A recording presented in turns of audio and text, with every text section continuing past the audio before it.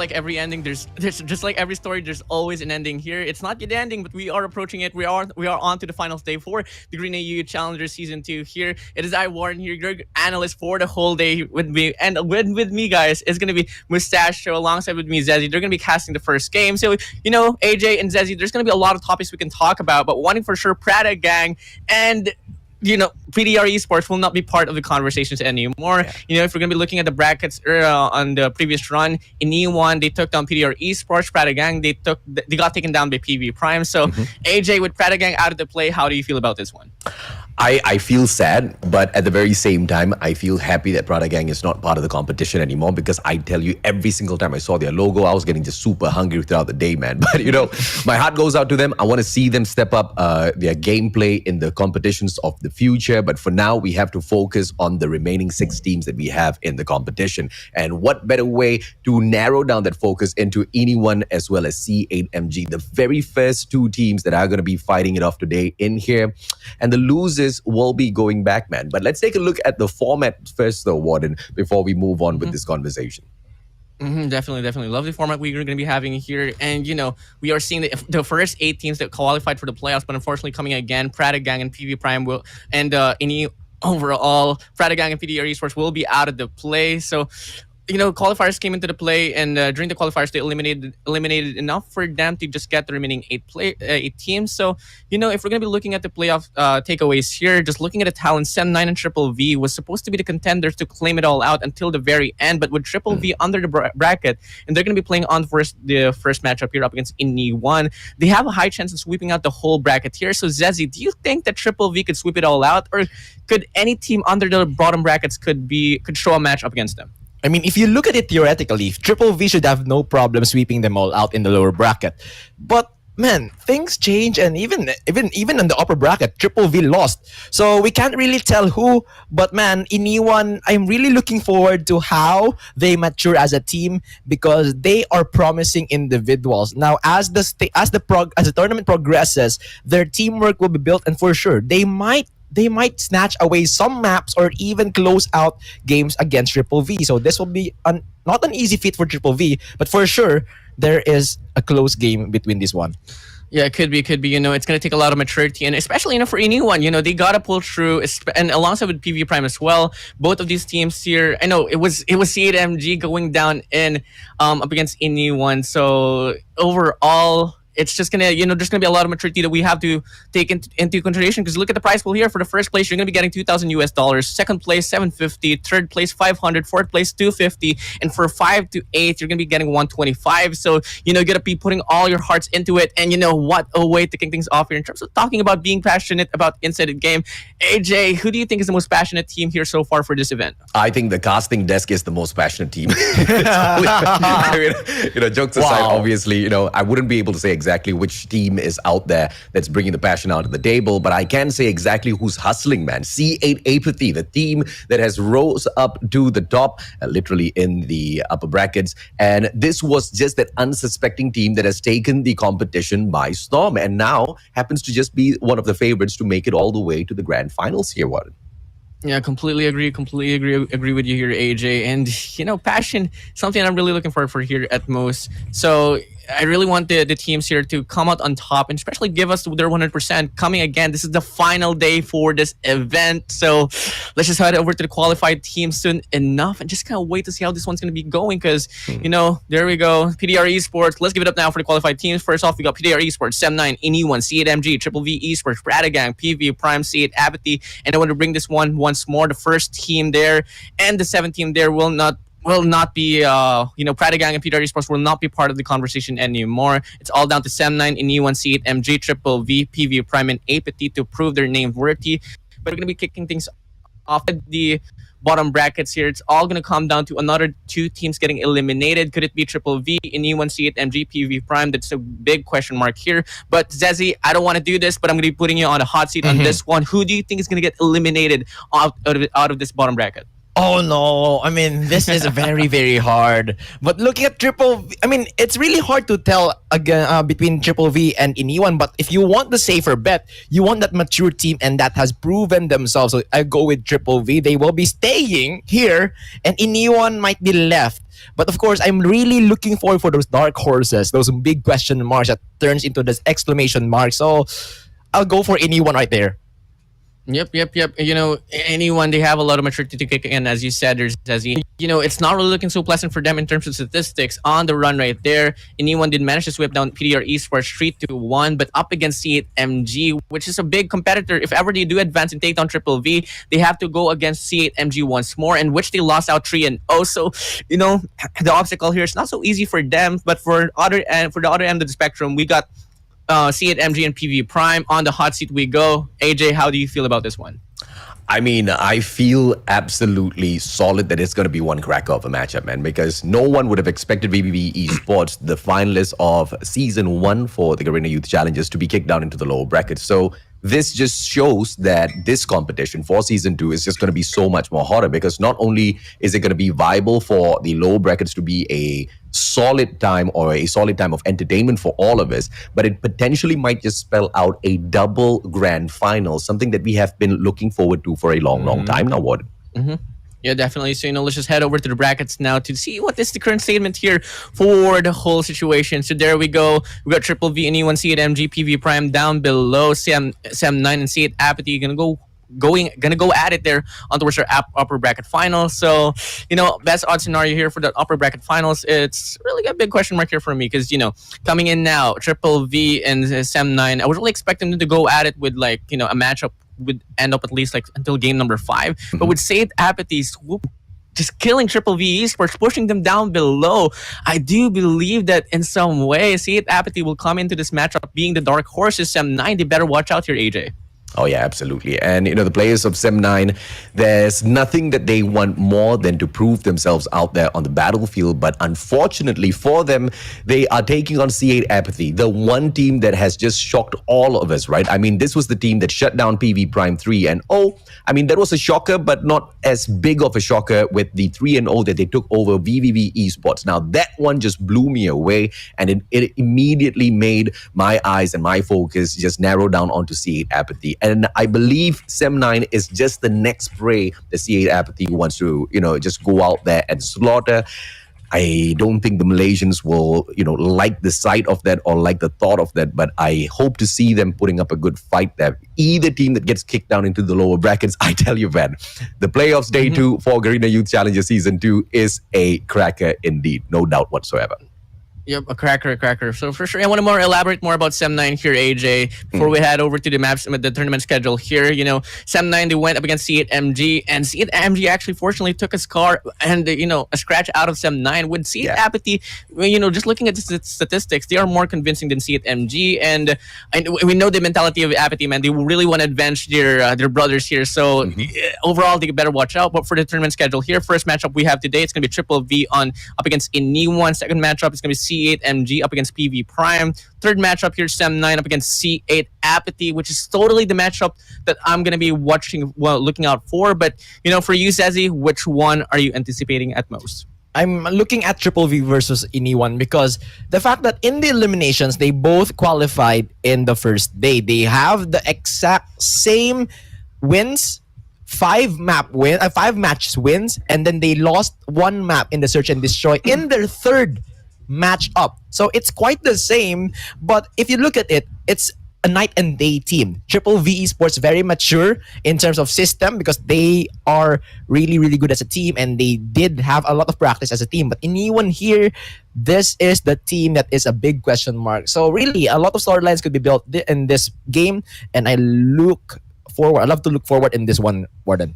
Yeah, look forward on towards this one. Could be the same case here up, with C8 Apathy and Triple V, anyone here coming again. If we're going to be asking all around the Call of Duty mobile community, we are going to be betting on Triple V. So, but, at this state of the competition and just looking at how the outcome came into the play for the side of C8 Apathy, anything could surely happen here. And, let's just head over to the lineups here for Triple V because, I want to talk about them more here, AJ. And it has been such a very, really convincing team. But then again, they're on the bottom bracket. So, I need to point out a little bit more on towards this one. So soon enough, let's just head over to the roster lineup here because it's really getting heated here, and I just want to head over it and talk about like Genus, because Genus coming again, he is really notable in the community for basically building up a nuke up against Almighty at one point of his career. It was in Hacienda domination, I do believe, but fortunately not enough time for him to pull through, and till then it didn't happen. But on the other end of the spectrum, we got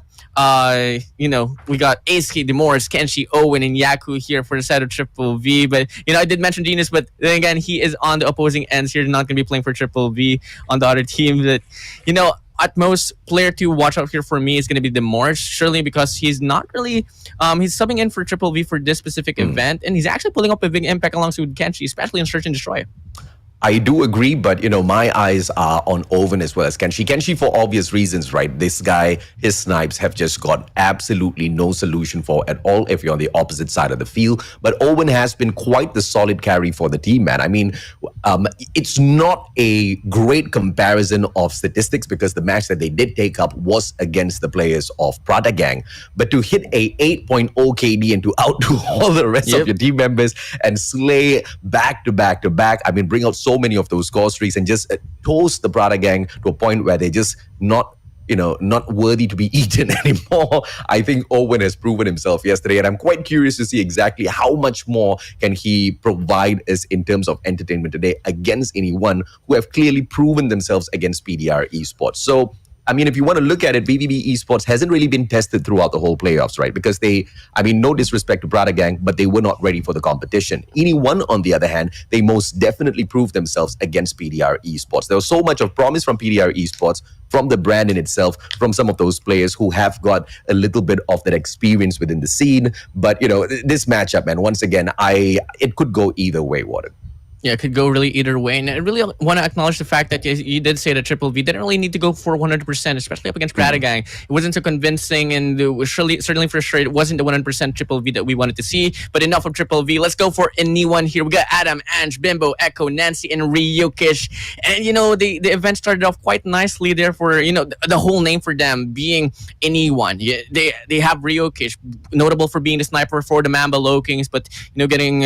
subbed out, then there we go. The whole team here is just formed by just teams all over the place. We got a player from Tyrant, we got a player from C8, we got a player from the Mamba Low Kings, and this team was just formed all together, I think, right before the whole event started here, Sezzy. So a little bit on the very questionable takeaway here because, Triple V, if you're going to be looking at the roster, yeah, for sure, Demorge is not in Triple V for as a whole, but the experience is a really big boundary here, and I do believe that could put up in a big impact. What do you think, Zezzy? Yep, definitely. The experience will be a main factor. This is the main strength of Triple V. This is the bread and butter against this newly formed team, which is Anyone. So what Anyone needs to do is not to build any strategies. Instead, they should be the one breaking the strategy of Triple V with their individual gunfights, because that will be their greatest strength, if ever, that they can surpass Triple V. So if I were Anyone here, I would not cram a strategy, but instead I will be improving my individual skills here and break the defenses, break the strategies of Triple V in order for these two teams to play on the same field, which is the strategy-less gameplay. Yep, strategy-less gameplay here. More than strategy-less here, because at this point of the game here for Anyone, we got a specialist for the S&D gameplay, Ryoki. He needs to step up big time, double down his efforts, because, he was a big factor in how they've been missing the shots. They played Search and Destroy once, ended 7-5, and if ever he could have hit his shots, maybe till then it could have put up an impact and could have gotten more rounds and could have secured at least, forced the game furthermore. But what is done has been done. Hopefully, Ryukish will gather himself up. That's the key to win first set of Anyone. But first set of Triple V, man, they can't just be complacent. They have to play 100% this time around because they're actually going up against, a very formidable team here, and they are on the rise. But not really necessarily on the rise because, they're on the bottom brackets, but they want to rise here, AJ. So, soon enough, head-to-head here, we are about to see, and I want you to run this one down. But before that, let's just look at the players to watch out for here. We got Demorse and Bimbo. AJ, take Demorse away. Oh yeah, man. I mean, Dimos, like you said, he is on loan from the side of Low King so far, and he is doing a lot of damage for these players, right? 24.67 on the average skills. Doesn't really fall all that too much out there on the battlefield. Having an overall 1.6 KD average makes him a beast that Bimbo and the rest of the players of anyone need to fear. And not only is he proficient in picking up those KDs, this guy is a perfect sub for some of those objective players that do get downed as well. He's just all over the place, man. If you want someone on loan to support your squad within a competition like this, Demos clearly is the kind of player you have to look out for, Warren. Yeah, it's a big factor, loaning a player in this competitive scene, and really it's really a big statement for Demorts. That's how good he is. No, you wouldn't take a team, you wouldn't take a player from one team and put them onto your team for a specific tournament if you didn't need them. And really, Demorts proving himself crucial for the team. But on the other end of the spectrum, we got Tyrant Bimbo. Here's Zezzy, take it away.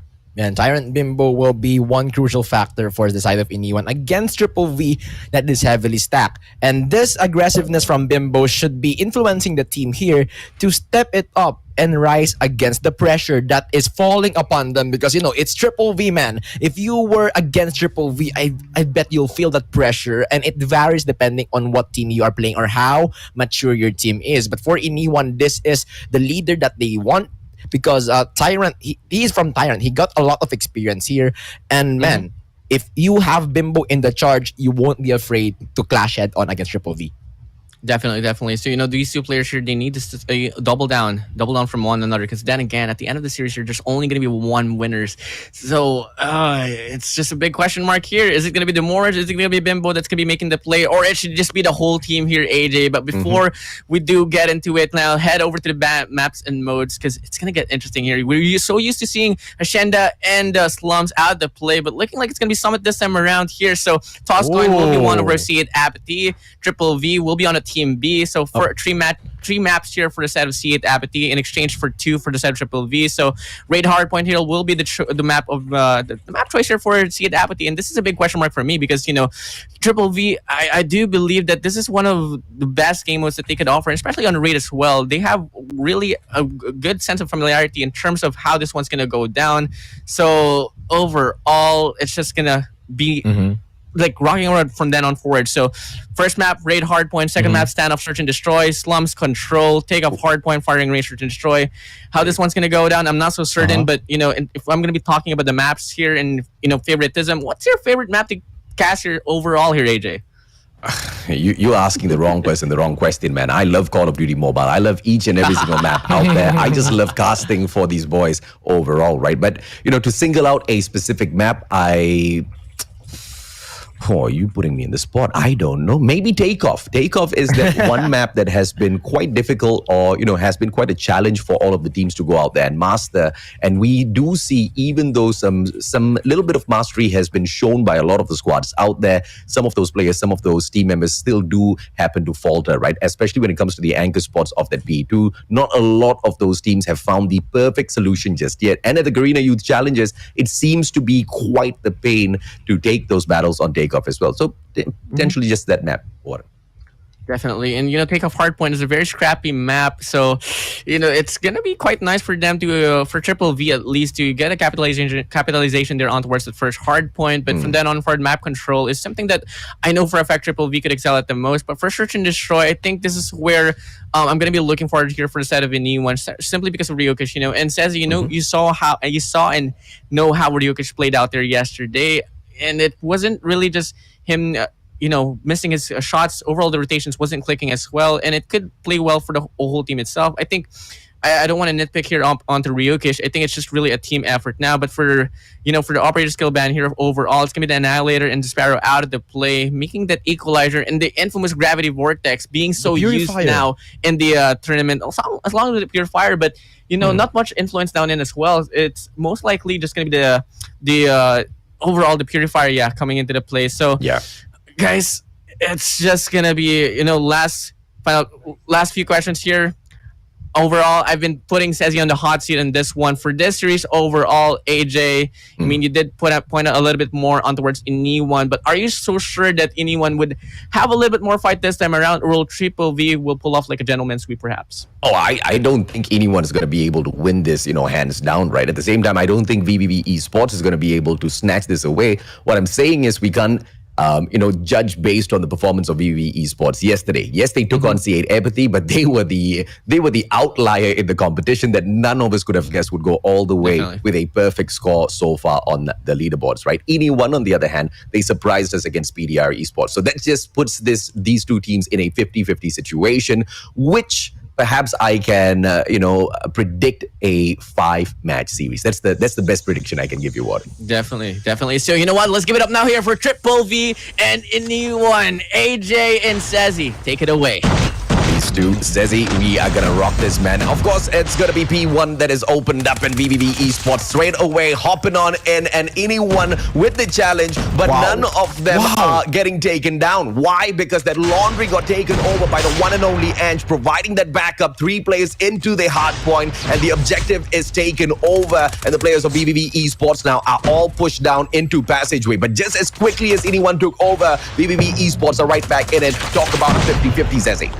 Yeah, 50-50 indeed. Iniwan, what they did there is to have that one big push, but they have this spread out defense offense here. That is why they have consumed and encircled Triple V on that first half. And now Kenshi and the rest of the Triple V squad, they are the ones defending, but they are in a dangerous spot because the pincer will be on. Triple V will be trapped like a rat inside, but Yako trying to hold on. But in the end, Iniwan will be getting this hard point. Now 2 breaks coming from Iniwan, 1 break coming from Triple V, and that will leave Triple V going on to the next hard point, where Iniwan is slowly but silently getting onto the preparation. Aski just trailing, making sure he gets all of those crap points away from that hard point as all of the other team members on the side of VVV rush on over to take over P2. But they falter halfway there because the rotations in from Garden is all sniffed out by anyone. They get kill after kill. The hard point is just broken for a moment, but it is nothing much for the players of anyone now to fear. But I love what VVV Esports is doing here. Instead of just barging in to that hard point, they're waiting for the rest of their team members to spawn out and make their approach towards this P2 before hopping on in, and that's the solid sort of strategy that is going to be putting VVV Esports over. But they're giving away way too much of time to anyone here, Zezzy. Yep, definitely. They are giving time against Iniwan, but very excellent analysis on that offense from Triple V. That is really on point, and that is what the bread and butter of Triple V is. The systematic play that it is, and that's why they have broken through this hard point. But Iniwan, because of the time spent by Triple V, they will be snatching points here, and that will give them the time to actually go into the next hard point, where this will be a hard hill to break. But with Triple V, they got the early aggression here, and Demors will be breaking this hill, so that will be softening and weakening the defense of Iniwan, but not for long because they are back in action, and Triple V, they need more time to set up their play.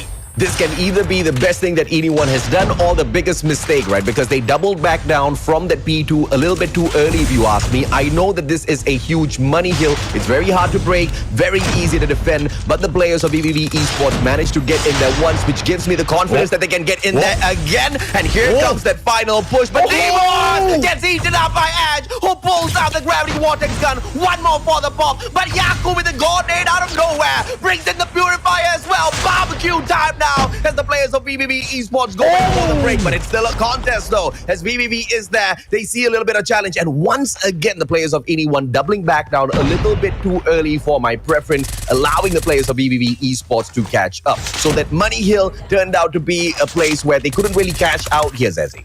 Yeah, definitely. That is very aggressive coming from Triple V, getting the purifier done and denying the gravity vortex. Now, Iniwan will be forced to get onto the early stages of the P4, and this is their strategy all over again. They are getting the initial time here, and Triple V is always the one breaking through the hill. But now this will be a hard entry for Triple V because the gravity vortex is there. Smokes will be popped off, grenades will be there, and Echo right now firing the lost vortex gun that will be preventing the push of Triple V. Now they will be getting all the points that they can while it will last, because Triple V, they are ready to burn it inside together with Demors as the operator skills, and we can get to see a bloodbath in this P4, AJ.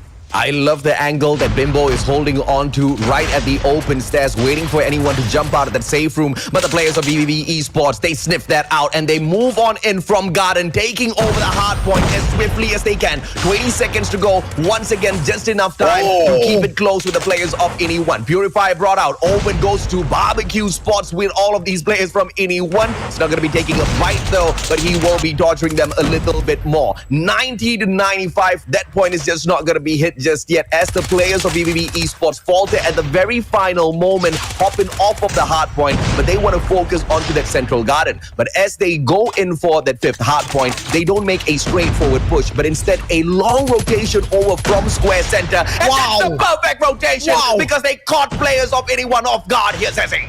And that is how you break the tempo of Ini1. Again and again, Ini1 gets the initial point, and now Triple V, this is their time to play their own tempo, but Bimbo is right there.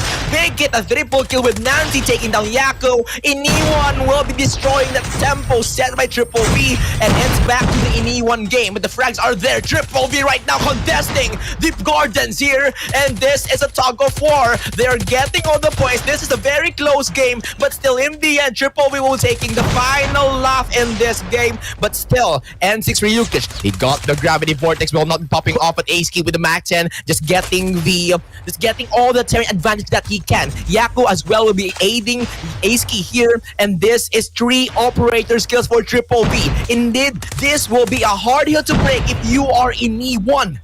Well, the players of Ini1, they were breaking that P1, one too many times earlier on, and VVV Esports, they knew that was coming, so that's exactly why they ate up all of those points at the P5 earlier on. But look at Ini1, as they hop on and they don't have the numbers, and unlike VVV Esports, they're not engaging as a squad. They barge in one after the other, and VVV Esports eats them all up. Thank heavens the new format leads us all the way down to 250 points, or else it would all be game over. The VVV Esports whooping Ini1, but now this is the time that Ini1 needs to apply some of those adjustments. They have to play together as a squad, Ceci. Yeah, they need to play together as a squad, and this is the greatest chance, the greatest strength of Triple V, the cohesiveness that will be bringing them to victory, and that is how you break the hill for P1. Now, momentum will be destroyed for the side of Ini1, and this is the Triple V Esports game, so now Ini1 will be the ones catching onto the lead, because throughout the game, it's always Ini1 who gets the lead. Yeah, I absolutely agree with you, Zezzy. But once again, that kind of shows the prowess of VVV Esports in a game like this, right? They know how much of time they have on the clock. They know how much of time they have to waste. So rushing towards the end goal isn't really one of the targets of VVV Esports. Securing that #1 spot, on the other hand, most definitely is. So prioritizing the strategy over just picking up initial few points, it shows exactly how crucial that is to break the momentum, to break the confidence of your opponents. And now Ini1, they are all in shambles, but they bring out the gravity vortex gun. Kenshi eats up Bimbo. Ryukish gets sucked up as well, and the players of VVV Esports finally now, not only do they have the lead, but they're breaking away from Ini1. The first one to start off the race fast does not necessarily end the race in the winning spot, Zezzy. Man, they were playing a marathon earlier, but now Triple V will be sprinting towards the final end. Ini1 will be left here. Triple V will be the first team to get on the 200 points. And now Ini1 will try to get the defense onto the P3. But unfortunately, Triple V, they do have the purifiers to burn them all. Timor starting the fight here. They are having this barbecue party with Ini1 getting on that stick and being burned, will be eaten by our Triple V Esports. Operator response comes through from Ryukish, and he manages to suck a few players into that gravity vortex, but the players of VVV Esports, as stellar as they are to break all of those hills, Ini1 slowly realizes that they are no match for VVV Esports. Super early rotation into this money hill once again comes crashing down. Echo, smart play, just hiding behind the Ferrari, but he is going to be taken out of the equation as well. Yaku there for the play. This spot being contested, and VVV Esports, they don't really care if they can't pick any points off. They just want to make sure anyone does not run away with the matchup. Man, Ace-Key from the back takes down 5 members, breaks the defense of In-E1, and this could be it. But the match will be definitely extended towards the next rotation. Ace-Key doing the job, the backstab, who will be breaking the defenses, and now In-E1 will be suffering from Ace-Key's big play. And because of this, In-E1 will be forced to get on to the early rotations towards the P5, the P4. But man, 11 points for Triple V. They do have the Purifier, and anyone has no resource to get this defense. Absolutely, sir. Ace-Key, he does manage to move on in with the assistance of Yaku. Yaku, I believe, has already brought out the Purifier. Cannot get the range, cannot reach any of those players inside of the locket just yet. Ryukesh holding down this angle alongside Nancy. None of the players on the side of VVV Esports have broken this. But once again, it shows exactly how solid the strategy of VVV Esports is. They are waiting for all of their players to get into position before hopping on in. But this time, anyone, they figure it out. They get the information. But it will be the Dragonfire that is brought in for the equation to get that extra piece of information. But barbecued out Ange with the master play to survive. But Demos responds with his own Purifier. What a matchup we've got in here, Zezzy, to open up the day. Yeah, fire versus fire. And now Triple V is defending this hard point. 3 more points. And anyone has no response. GG coming in from Triple V, snatching the game number 1 with an amazing Purifier place all over again. Just burning anyone and leaving them in the dust here, AJ. Oh yeah, I absolutely agree with you, Zezzy. And anyone just proving that it is going to be strategy over, the mechanical capabilities of those players out there, but also at the same time proving that the mechanical capabilities can take you a long, long way, man. And anyone, they just made one too many mistakes that VVV Esports capitalized on. I mean, remember I was touching on a few points where the players of anyone were going in for rotations a little bit too early. They kept giving away those scrap points to VVV, whereas they could have just stayed and contested. And because they kept repeating that mistake over and over and over again, the players of VVV Esports were allowed to, number 1, catch up with them, and then number 2, overtake them on the points. And the moment that started happening, it just broke their confidence, man. And their performance when we started off the match versus how they ended the match was so different, Zezzy. Yeah, it's very, very different. And I believe our analyst here is ready to break the game. Warden, take it away. I mean, phase 1 there for the game, their rotation's better for the side of an E1 at first, but early in the okay, I get it. Warden is busy because there's a lot of happenings in the game, and now Warden, you are back. What happened in that fight?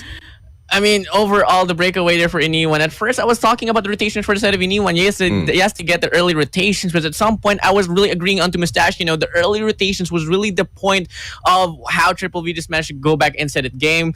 And, at first, for the first half of the game, it was really Iniwan making Triple V lead. But as soon as we head over to the last final hill for the first phase, for the hard point, that is where Triple V breaks the tempo. And, when rotations 2P1 came in, history was just made up to for side of Triple V, and it gave them the biggest lead inside the game. And once they got the lead, they never gave anyone back that lead out away to them, and it just went so flawlessly. When Triple V went for P1 rotations, they got laundry control, they got the spawns, pushing anyone down to Narnia, going over to P2 second phase. Another good hill for the side of Triple V, despite the fact that anyone went for the early rotations. This is just a big takeaway for me, because no matter if you hold on to the hill early compared to Triple V, it doesn't matter. They're just going to find that break. So you got to constantly contest the hill if you want to put up an impact inside this game. Oh, yeah. Absolutely agree, man. So overall, Hardpoint Raid here said and done. Standoff Search and Destroy up next. But a little bit more info there on towards Hardpoint. P4 rotation, that is where it all ended. Triple V only needed 11 points to claim. Anyone once again went for the early rotations, but the defense, it was quite locked on. And it was quite convincing at first. But, Triple V just waited for a coordinated play to make a break inside the hill. They went for a full-on specialist break, and that was game said and done. So overall, the coordination is something that is prevailing for the side of Triple V. Search and Destroy standoff will be the topic for this one here, and surely for sure coordination is something that you should look forward for here, especially in a very tactical game mode here, AJ. Oh yeah, and you spot on with the final sentence, right? A very tactical game mode. And, in S&D, perhaps the players of anyone will be able to bring on a little bit of a change, because they might not allow VVV Esports to run away with such a rampant match once again, right? I hope they learn from their mistakes if at all this stretches out into match number 4 a little bit later on. Because yes, it is important to hold on to some of those money hills. Yes, it's important to have all of those early rotations, but not too early. You see, VVV Esports, they didn't focus on the early rotations, but what they focused on was always having 1 or 2 players to eat up all of those scrap points when they were playing catch up, right? And that's the kind of strategy that brings you the distance, Ward. Yeah, definitely. The rotations is something that anyone would like to have, and for them, in terms of rotations, they meet casualties along the way, and they don't win this one out. If they want to win search and destroy, tacticalness is something that I'm looking for here, and also the gunfight. So casters, game is starting here. Take this one away. Says he, I think this one is going to be a wall bang galore from the side of Ryukesh. She's aiming for it already, but not getting very lucky there. But it's just a matter of time here, Zezzy. Yeah, it's a matter of time here. And now, speaking of time, Iniwan has no time left because Triple V, they are on a rush and they're leaving Iniwan. Clean sweep from Triple V. A very, very good opening for Triple V here. Pusangala, this is not a team deathmatch. They didn't even bother bringing the bomb over to the bomb side. They were just shutting down those plays. I mean, yes, they're on the attacking side, but they're taking the word attack a little bit too seriously. Anyone not really defending, they just got sniped out of they got the win sniped out of them. Kenshi obviously doing a lot of that initial damage earlier on, and then of course the finishes were coming through. But Ryukesh with the perfect shot onto Demos, and Nancy shutting down Ace-Key. Things quickly switch on over to the side of Anyone. And this might be the answer of Anyone. Ryukesh right now stepping up big with Bimbo right there, getting the CBR4. Now it's Yaku on the losing end. Will this be a karma? And yes, it is! Anyone will be revenging with a clean sweep of their own. My oh my, clean sweep response for a clean sweep. I feel. I mean, we started off the series with me pointing out one very simple thing, man. It's gonna be a 50-50 day in here today, and thankfully that's what it is. But Anyone, they cannot allow the players of VVV Esports to play catch up with this strategy. Earlier on, when they did allow them a little bit of space, VVV Esports grabbed that matchup. So hopefully Anyone keeps the pressure up this time around and keeps a little bit of consistency. Here, Ace-Key, the backstab, Ryukesh gets caught out, but hides behind the tank to play the head glitch. Echo was just a little too good for him. CBR4 a little too sharp. Wow.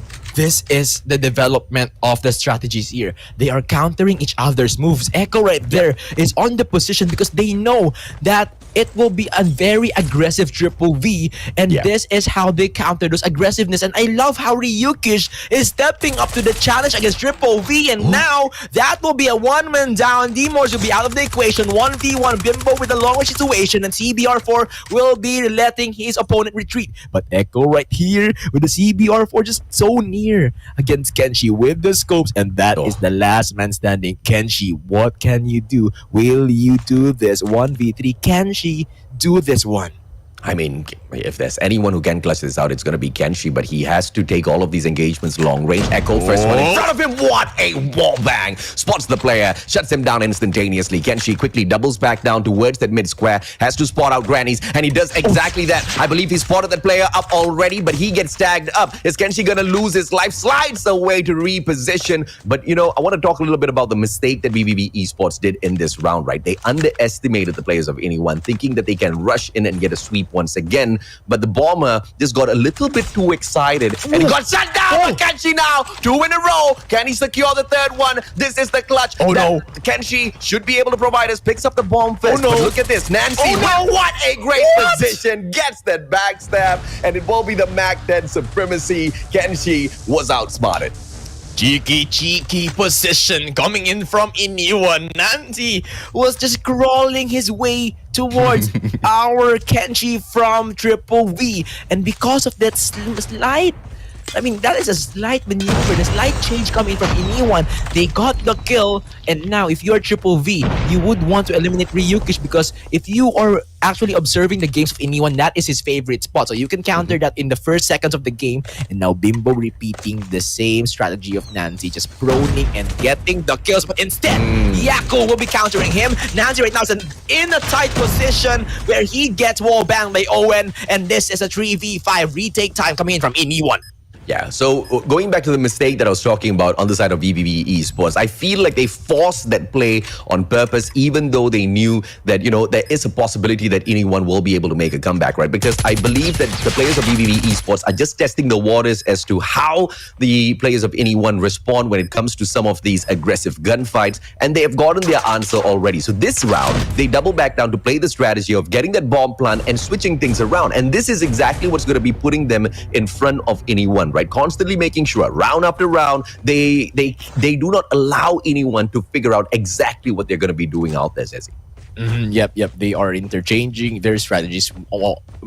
They could play the super aggressive, overextending towards the middle. They can go for the systematic push. They can go for the bomb plant. They can go for every single thing that they have prepared. And that is the advantage of a very systematic team, which is Triple V. And Ryukish will be taken down with a bomb explosion. The vehicle there will be putting his life at risk. And now he will be killed. This could be the signal of Triple V. This is a 4v2. And this is an easy heal to break with the numbers as long as you can play this well. But Kenji's lights out, and Tyrant, Bimbo, Ange will be taken down too. This is a 3 versus 3 situation. Now again, attacks versus attacks. They are bouncing back, and we are back on this 2v2 situation. Iniwan right now will be facing off against Triple V. Yaku takes down Echo. Ange left alone here, Mustachio. Oh, lonely. Also lonely. Ange can't really do anything. The bomb out there on the ground, and Kenshi immediately spots him out, takes that wall bang through those fences. A little too easy. VVV Esports showing exactly why they are one of the most feared teams out there on the battlefield. They want to get back into the grand finals here, Zezzy. Yeah, they want to get back on the grand finals, and they have snatched the lead against Triple V. Iniwan, and now they're looking to go for the back alley play. Ace right now will be catching off guard Echo, and this could be the push of Triple V. This is the strategies that were diversified by Triple V, and that's exactly what you said earlier, Mustachio. They are doing it, and this is the championship form of Triple V. And I really love VVV Esports pulling off this play, right? Because they already spotted out those players on the side of convenience store one too many times, playing that pressure. But I feel like they kind of are going with unconventional methods to take this attack. Not much of cover was given for that overextending player. And now the bomb has been dropped out at B. And, unconventional, not just because of that backstab, but because of the fact that they brought the bomb over to the B bomb side to get planted so open. And they hadn't really finished off all of those players from Granny's house as well. So just a little bit too big of a error here to recover from. And VVV Esports with Kenzie, my lord, close quarters comment pulls out the pistol. MW11 can't really do much in that situation. Anyone equalizes. Anyone was prepared, because again and again Triple V is aggressive, and they won't be counting out that possibility that there will be a backstab and there would be an aggressive push coming from Triple V. So now the sides have been switched. Iniwan right now will be the ones in question. Ryukish was quite weak on the sniper on the attacking side, and Triple V, they are the defenders, but they are now pushing towards the back alley. This is how aggressive Triple V, and that's why Iniwan has read them all over again. Absolutely, man. And VVV Esports now, as they are just taking the defense in here, not really wanting to overextend. They have pushed up quite far in towards the gas station. Ace-Key, very risky maneuver here, but thank goodness Lady Luck is on his side. The player who was spotting him out in that segment there has already continued to reposition, and Echo now might just be backstabbed, because look at Ace-Key and his positioning. He's just coming straight for him, spots out the player, spots out the bomb. Ace-Key not responding just yet. Mac 10, the distance is a little bit too long. Rookies will not be punished as Bimbo hears those gunshots. Ace-Key taken down, and once again Kenshi, the final player left. I wonder when is VVV Esports going to stop playing around with their food here, Zezzy? Yeah, this is Triple V, super aggressive, and Neon keeps on punishing them. The trigger discipline from Ace-Key was not there. Mac 10 on that range against a sniper, and you give the sniper to Bimbo of Tyrant. Tyrant is the home of snipers, and what would you expect right there? And now Kenshi is looking to repeat that same feat, but Echo will be canceling him out. Anyone snatches the lead back to their side, and Triple V will need to get on that 4-4 score. Yeah, I think VVV Esports is getting a little overconfident here after very quickly taking over that hardpoint matchup, right? Because some of these moves are really unnecessary. I mean, there was just no point whatsoever to go in for that overextension in the gas station. And on top of, because not only is that a very risky play, but you also no longer function on the side of your team when it comes to those defenses. So when there was that overextension from Aski, the rest of his team members just got dropped one after the other. He couldn't respond, and at the gas station, obviously he spots the players with the Mac 10, but those are very long angles, man. I mean, maybe Kenshi can go in for those overextensions, but Aski, on the other hand, he needs to get really lucky. But lucky in this way, where the bomb is just at the gas station, no engagements coming through just yet. Nancy, if Nancy makes this one mistake, it's going to be a GG for the players of anyone, but they hear the footsteps and they double back down towards that A bomb site. Now all taking that defense inside of Bakery, and the players of anyone, I prefer their plays much more than BBB Esports at this point of time. Yep. Anyone right here is playing tactically. They know when to retreat, when to move forward, and this is the perfect time to move forward in this bomb site A. Now, this will be the signal for Triple V to slowly creep up and get the encirclement ready, because they have confirmed the positions of our Iniwan. They are probably focused on the bomb site A, which gives the space for Triple V to roam around and execute their strategic plays, because this is where they excel at. The timing is there for Triple V, and one shot call. This could be it, AJ. Yeah, absolutely. But Nancy just equalizes it once again. Aski, now the team of VVV pushing in all together. Oh, there's not going to be fake defusals coming through, man. This is a GG. Anyone will go ahead and lose this round. Although Bimbo does win out that fantastic fight against Kenshi. The players of anyone did not see that coming. But VVV Esports once again has to be a little bit more tactful in this match approach against anyone. Because the moment they start to underestimate their opponents, I believe they will get shut down, and anyone is just that sort of a team that's capable of doing that, Sandy. Yep, anyone is capable of shutting down Triple V, and now they're playing strategically. Triple V right now is going for the aggressiveness. The unpredictability of Triple V will be once again countered by Iniwan punishes two members of Triple V, but now they will be tied 2-4-2. AC comes to the rescue, and that will leave Iniwan on a one-man disadvantage. They will be forced to stick together, and now Triple V, they got the bomb trapped here, and this is where their systematic play comes into action, AJ.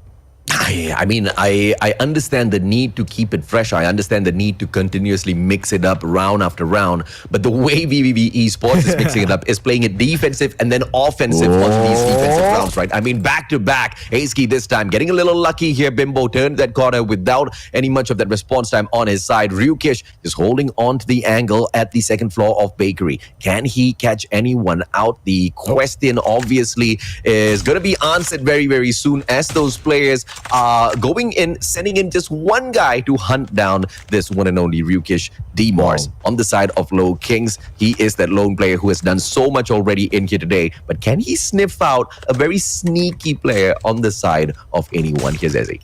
I think Ryukish is disconnected, but very excellent play. I mean, very excellent point right there. Yeah, Ryukish is disconnected. Now it is turn to Stern right there, but no, Demors will be getting the kill. But yeah, I really like your point here, AJ. Triple V, they are sending Demors here to go on a solo hunt 1v1, because Triple V, obviously, two Triple Vs here will have a better coordination, and when you work together with both Triple V, you get the power of a three-man.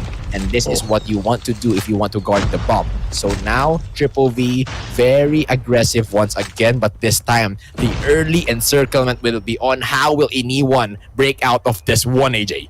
Yeah, both teams were aggressive. I mean, the attackers were aggressive to get to the bomb site, and VVV Esports were very aggressive in taking this backstab here. And backstab executed perfectly as AC gets one. Kenshi drops Ryukish. Yaku takes Echo down. Of course, gets raided out instantaneously, but the numbers on the side of VVV Esports. Nancy with a great grenade now tossed on in, but it does not tag anyone up, and the defusal once again comes through. The players of anyone just need to remember, once they plant the bomb, it is absolutely essential to stake your life and guard that bomb, man. This is 2 rounds in this game already that VVV Esports have found the bomb planted and confidently gone in there for the defusal.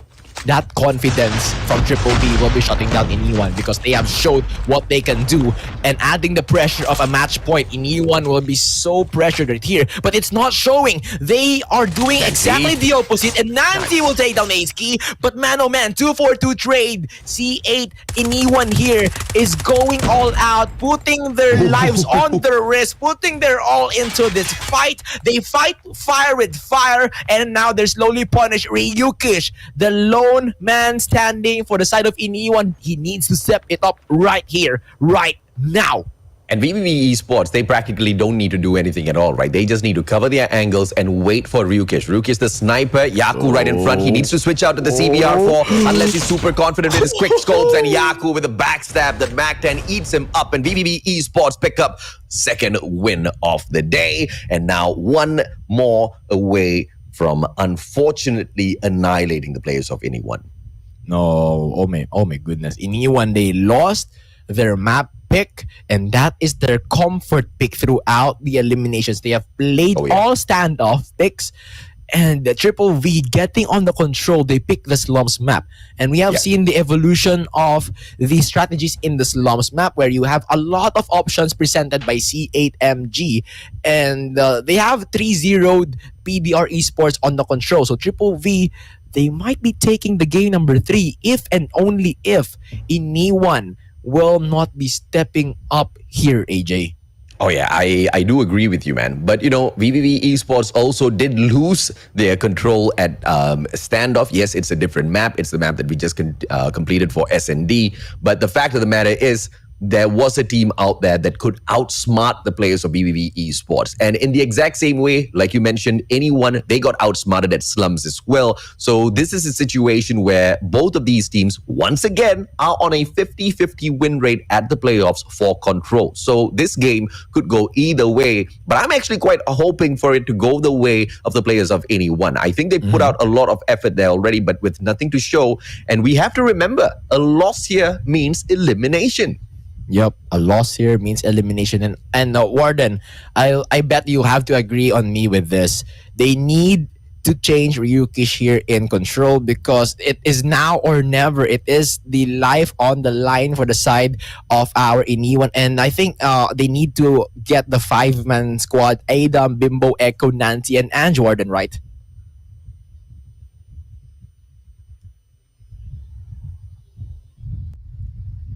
Yeah.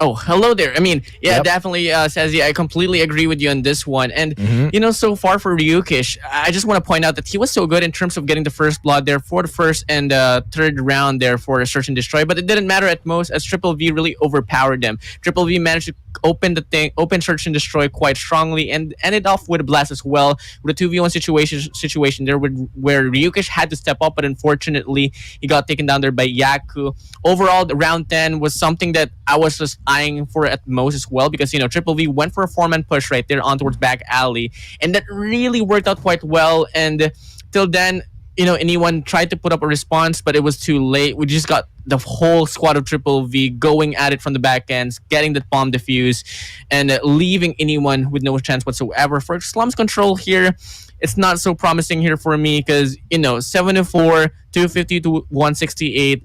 It's not really down to the wire. I would still put my bets on Triple V on this one. So, you know, anyone, it's about time for you all to prove us wrong because then again, if you do lose this one out, it's going to be game over for you. You're going to be finishing out from this event. So, you know, AJ, you love this one. I know for a fact that you would want to be in the situation right now. I'm going to be putting you on the hot seat in this one here, anyone.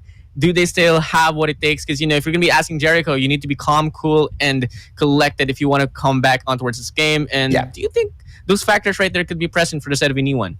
I think anyone is in a great position to win this outright because first of all, they play on the defensive, which means they get that A flag. And you guys know exactly how difficult it is to take away that A flag on slums when it comes to control, right? So they've got the advantage already. Let's hope they can run away with this game because at the end of the day, I still want them to prove me right that they are a team that is 50-50 against VVV Esports. Because if you look at the score right now, it doesn't seem to be 50-50, man. VVV Esports are whooping them clean. Yeah, definitely whooping them clean now. So, Control here starting off Triple V. They're up by 2 games. And Ningwan, they need to come off with a clean reverse sweep here if they want to stay in this competition. So, guys, let's give it up now here for Ningwan and Triple V going at it on Control Slums. Pastor, take it away. Thank you very much, Warden. And of course, the players of VVV Esports attacking 2 flags at the same time. What in the world is going on? They did not spot out Demos for such a long time. And Demos doing the impossible all on his own. And he serves up as the perfect distraction so that just one objective player can continue picking up that B flag. And now, just one final marker to go to conquer that B flag before they focus onto that A flag. But my oh my, brother, I said that A flag was going to be so difficult to take down, but anyone just proving to be players who have not really been paying attention to the competition so far. They should have just doubled back down and protected that A flag no matter what, because that's gonna be their bread and butter to win this out, Zezzy. Yeah, definitely. And that is new strategy unlocked. Triple V with a divide and conquer, showing to us how effective would that be in their hands because of the strategic pushes and their strategies here. They are working that one. Now Triple V, because of those seemingly small tactics or seemingly impossible tactics here, they're working it and they are on a 5 life advantage here for their side. And it's just 2 segments remaining for Triple V. Now what they need to do is have a big push, and they excel on this one.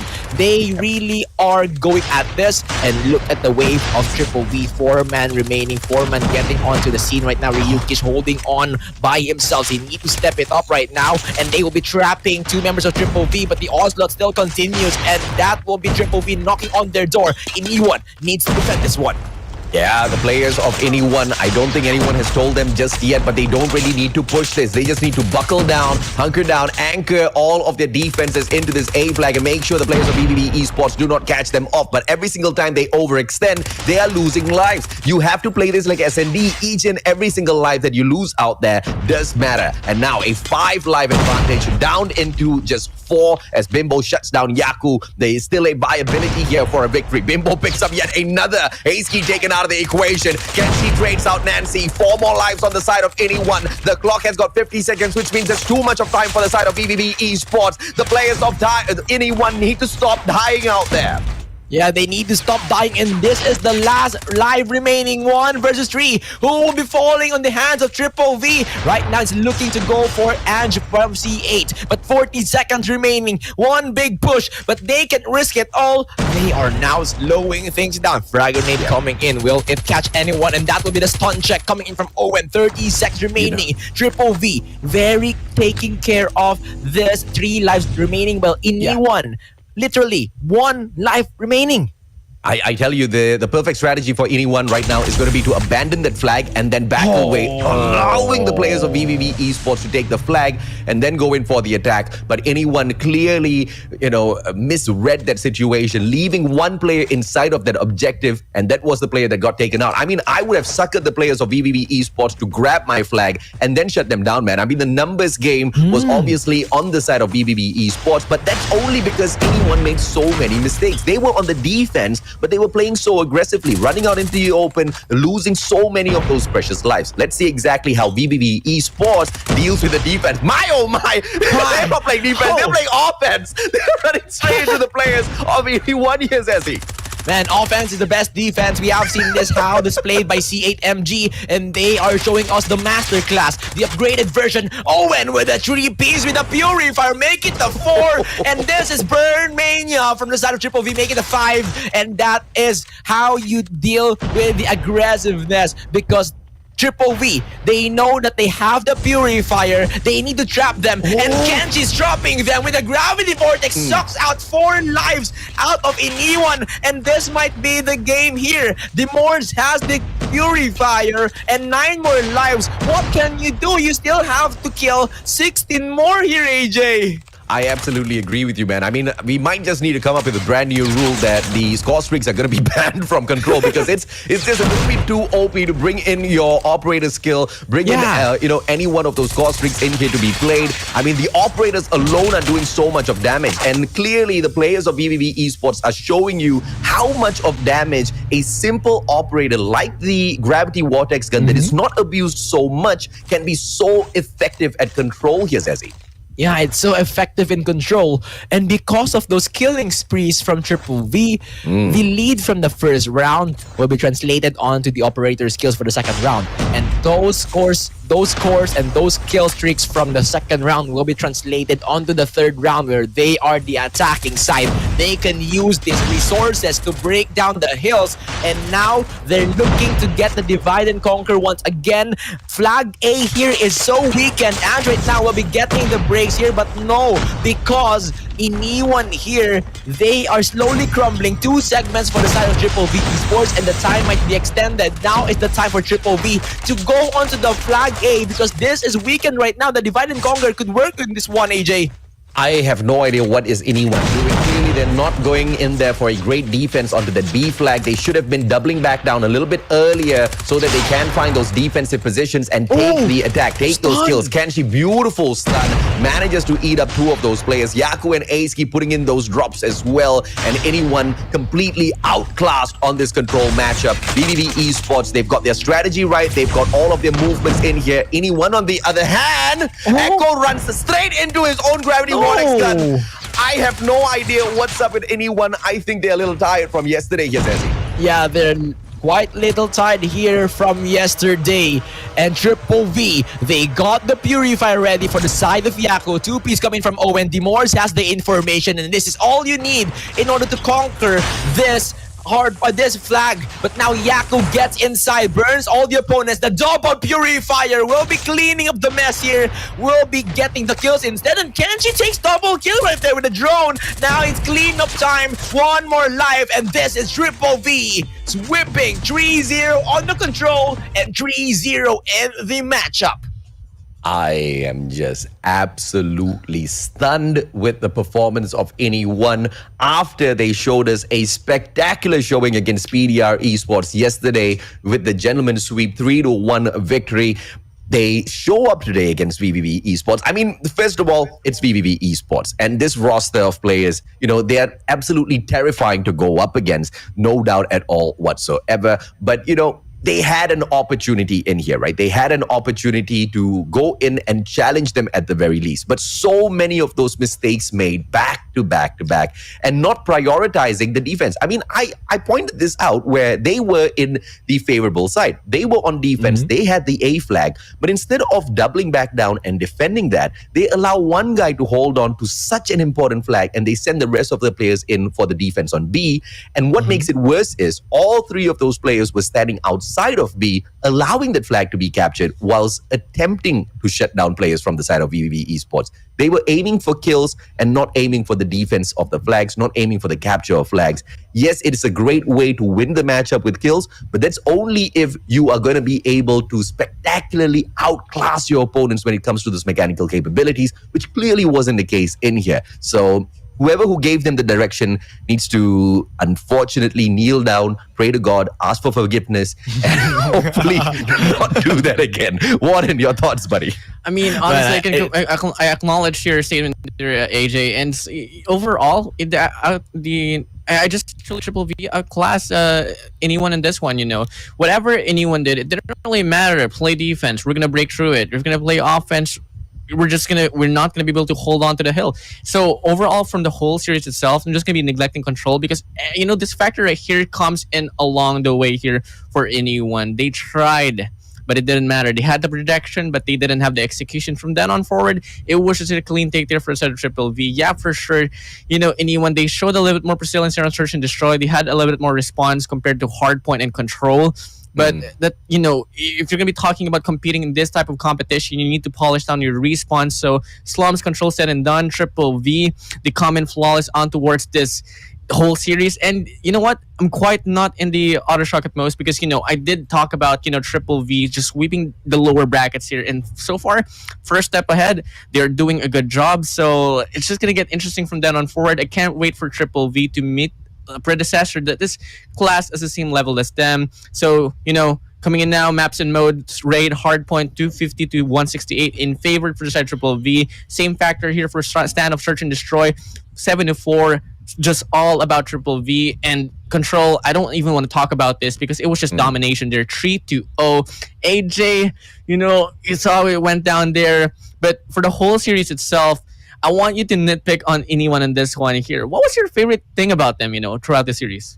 Favorite thing, brother, Yeah, exactly. I was counting on them to give me a series that I'm really gonna enjoy, and unfortunately all I saw was them getting annihilated by VVV, right? And this all started off with Hardpoint. They started off so well. They were holding on, but initial few mistakes. And usually when you make a mistake once, I don't hold it against you because that's exactly what mistakes are. You happen to make them, but you have to learn your lesson the second time round, right? But they make that exact same mistake again. And the mistake I'm talking about, Hardpoint, is those super early rotations that weren't giving them any extra value whatsoever. In fact, they could have just dedicated 3 players to play that anchor to go in for the early rotation, keep 2 players to play scrap points, because you have to understand when you take on a team with the quality of VVV Vici, you cannot take any chances whatsoever. So that's disappointment number 1.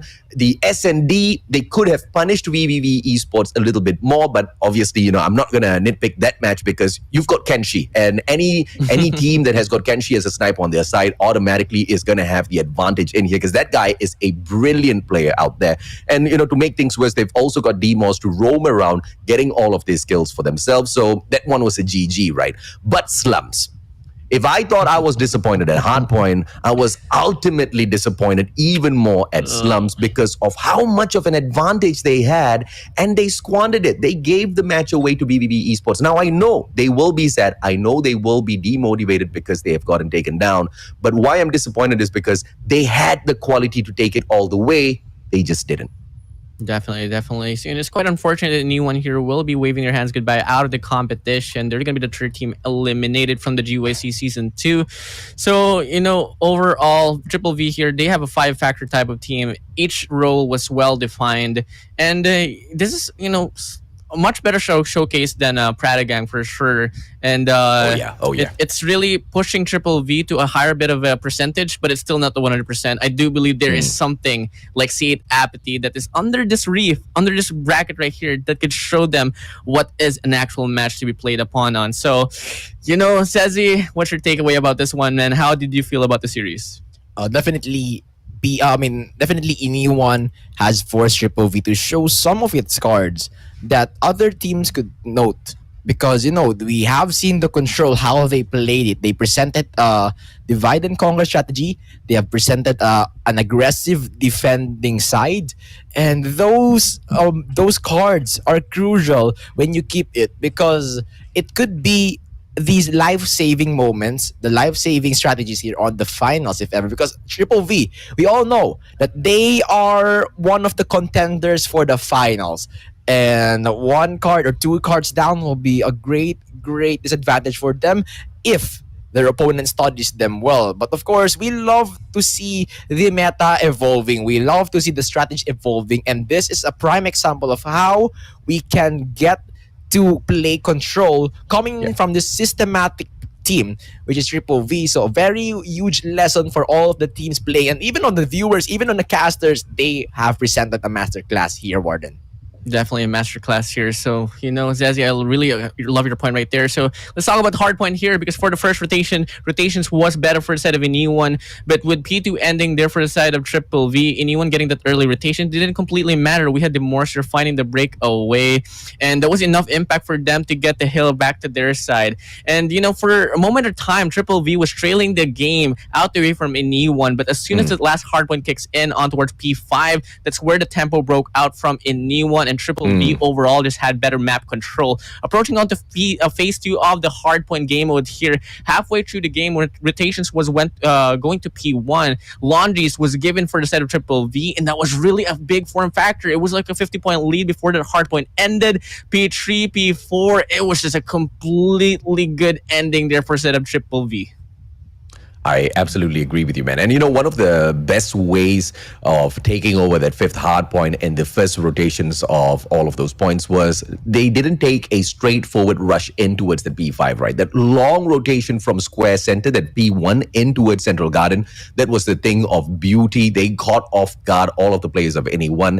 And you know, it was just such an exciting way to take or to pull your whole squad in front on the game of numbers, right? And of course, as we led it into S&D, I was so happy to see it being so equal at the very start of the matchup, Warden. But of course, that would soon change after round number 8. Definitely. I mean, and one key factor here for me, I'm not going to be putting anyone down on this one here, but one for sure, in terms of capitalization of the rounds, they were so reliant on Triple V pulling off those mistakes. But as you said, you know, and as we all would like to point out, Triple V is just so good at learning what they went wrong on, and they tried to improvise. They went for a very aggressive push on towards round number 3, but on round number 4, they played more disciplinedly. Until then, it was a clean take from then on forward. But for Control here, guys, you know how the takeaway is just going to go. Two-factor type of team, Triple V. They know how to play defense. They know how to play offense. So overall, I don't even think we can talk a lot more about Control because, you know, the game just moved in too fast. But Sazi, if you were to point out something about anyone, what is one thing that they just have to polish out? Maybe till then they would have stood a chance up against Triple V. The round number 1.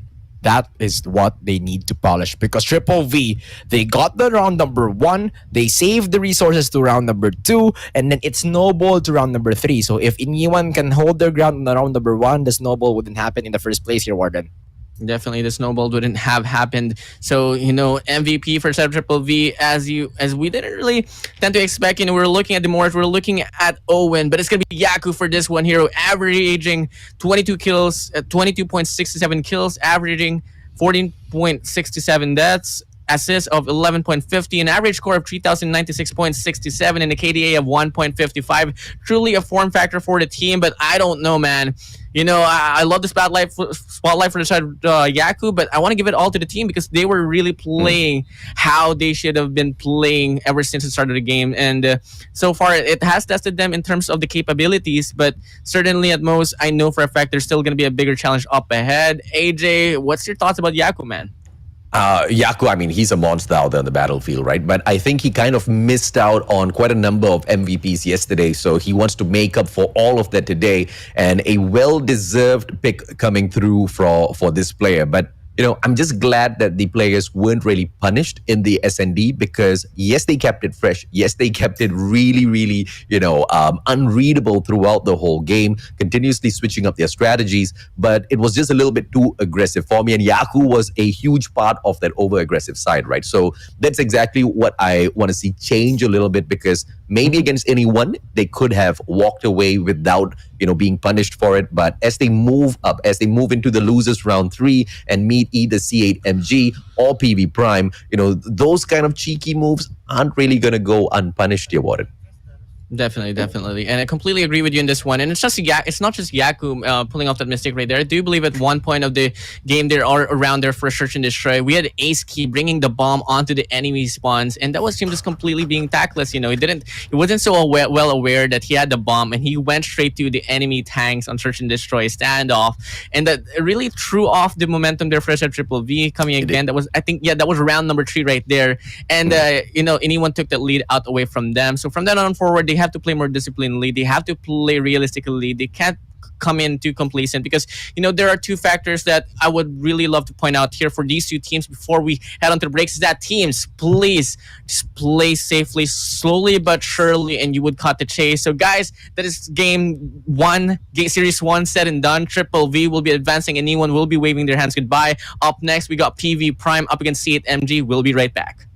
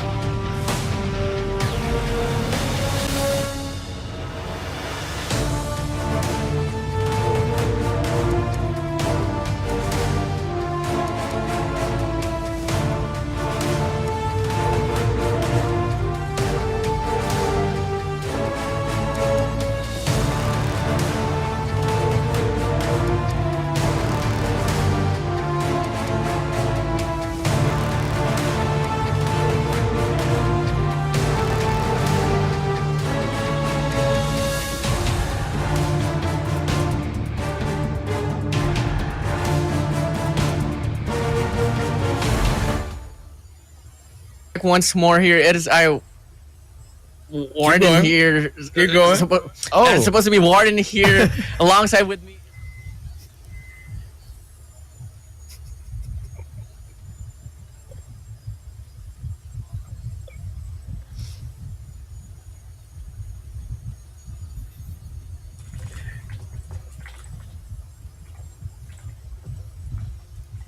Go down because PV Prime when going up against C8 and PV Prime went up against the Prada Gang. It's not really the full potential that they totally need. So, do you think that this is a match?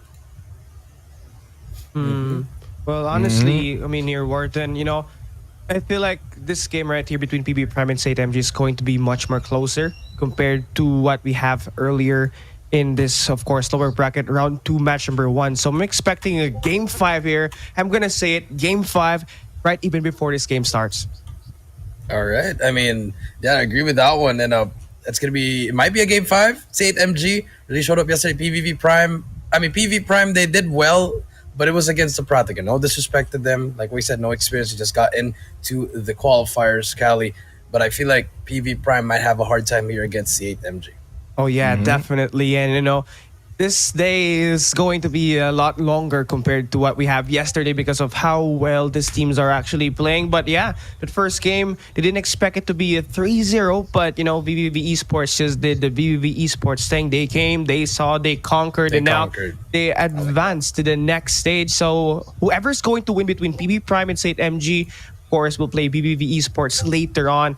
But, we're now about to see the schedule and to see what's going to be what's up next. And boy, oh boy, guys, make sure you follow, like, and share the official page of Garena Call of Duty Mobile and the Facebook page, and of course on YouTube, because you're watching the hottest competition of Call of Duty Mobile right now. Here we go, the first match officially set and done, and you do see it. VVV Esports clean sweeping E1 on that elimination match 3. So now we're moving into the second match up ahead, elimination match 4, and that's going to be C8 MG and PB Prime. And right after that will be the upper bracket final. But then again, we've seen already one team eliminated again here at day 2, and it's going to be E1. One more will come after this series ends between C8 MG and PB Prime, Coach Jay. Yeah, that is true. And for those watching, I just saw our stream. We weren't saying anything because Warder was talking, but his voice was not in the application. But yes, guys, welcome to the Green News Challengers. This is day number 2. This is the final day. And we just had a little bit of technical things, but we're back now. We're with Sezi, me, and Cali gaming. But Sezi, here you go. C8 MG versus VV Prime. I'm liking this matchup. Yep, you do like this matchup because they're quite this equal. And PV Prime here, they were promising but they fell short in the upper bracket. Now C8 MG, this is a team which is quite stacked, and they lost against J1 Cynic on the previous Garena Youth Challengers, so they will be fueled by this desire to have a comeback, to have a revenge, and to snatch the Garena Youth Challengers once and for all. But the winner of this game will be proceeding against Triple V, who is so formidable in that previous game against Iniwan. So now that looking at this matchup here, C8 MG and PV Prime against Triple V, and any winner right there. So I'm gonna ask you, Cali, who will be a better matchup against Triple V, or who will win this one? Oh, well, of course, a better matchup for me for VVV. I'm gonna say it. I'm not biased, but C8 MG showed a lot of promises yesterday, though, in a losing effort against SEM9 on that upper bracket semifinals.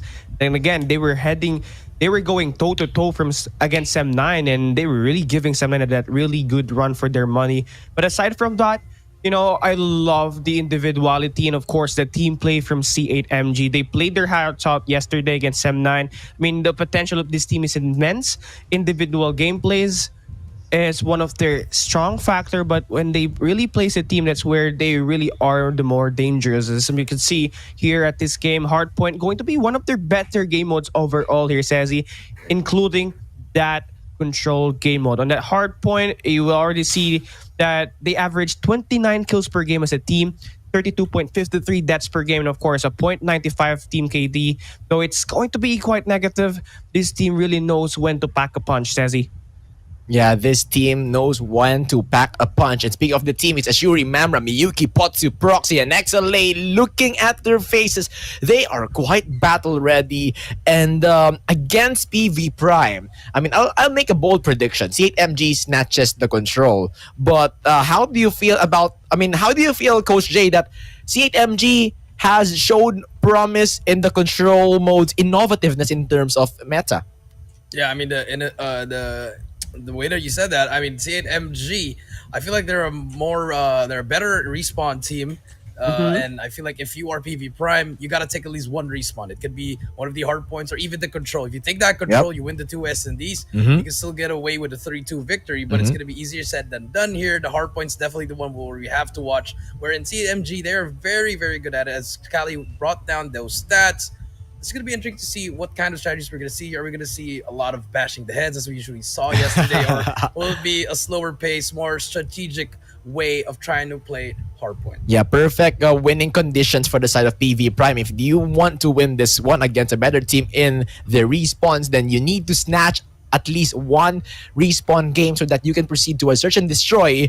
And that is two challenges. First is to snatch one respawn, and another one is to Win win two all SDs. search and destroys. And PV Prime, here it is. Your favorite names, your favorite IGNs. We got A, G, H, P, S, and X. And reminder again and again, these letters does not spell any word. It's just their IGN. That's it. They want to be mysterious. Even though you know or you see their faces, you can identify them, man. And this is what PV Prime does. Low-key, but slowly and surely, they are crawling up the lower bracket. But this is the final challenge because, lower bracket, you got one life here. It's do or die. So being in this do or die situation, if you are PV Prime Cali, what preparations will you need to do against C8MG?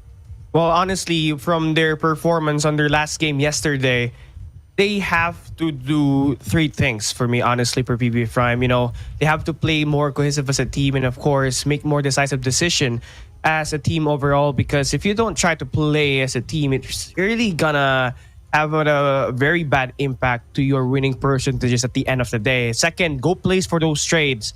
I mean, this team, they were attacking one by one, attacking in multiple entries, but they weren't really able to convert because they were getting picked up one by their opponent, and that's not really looking promising. But then again, their play style, their gameplay from Pratagang is actually promising. I hope that they continue that performance here against C8MG. But let's see in the first game.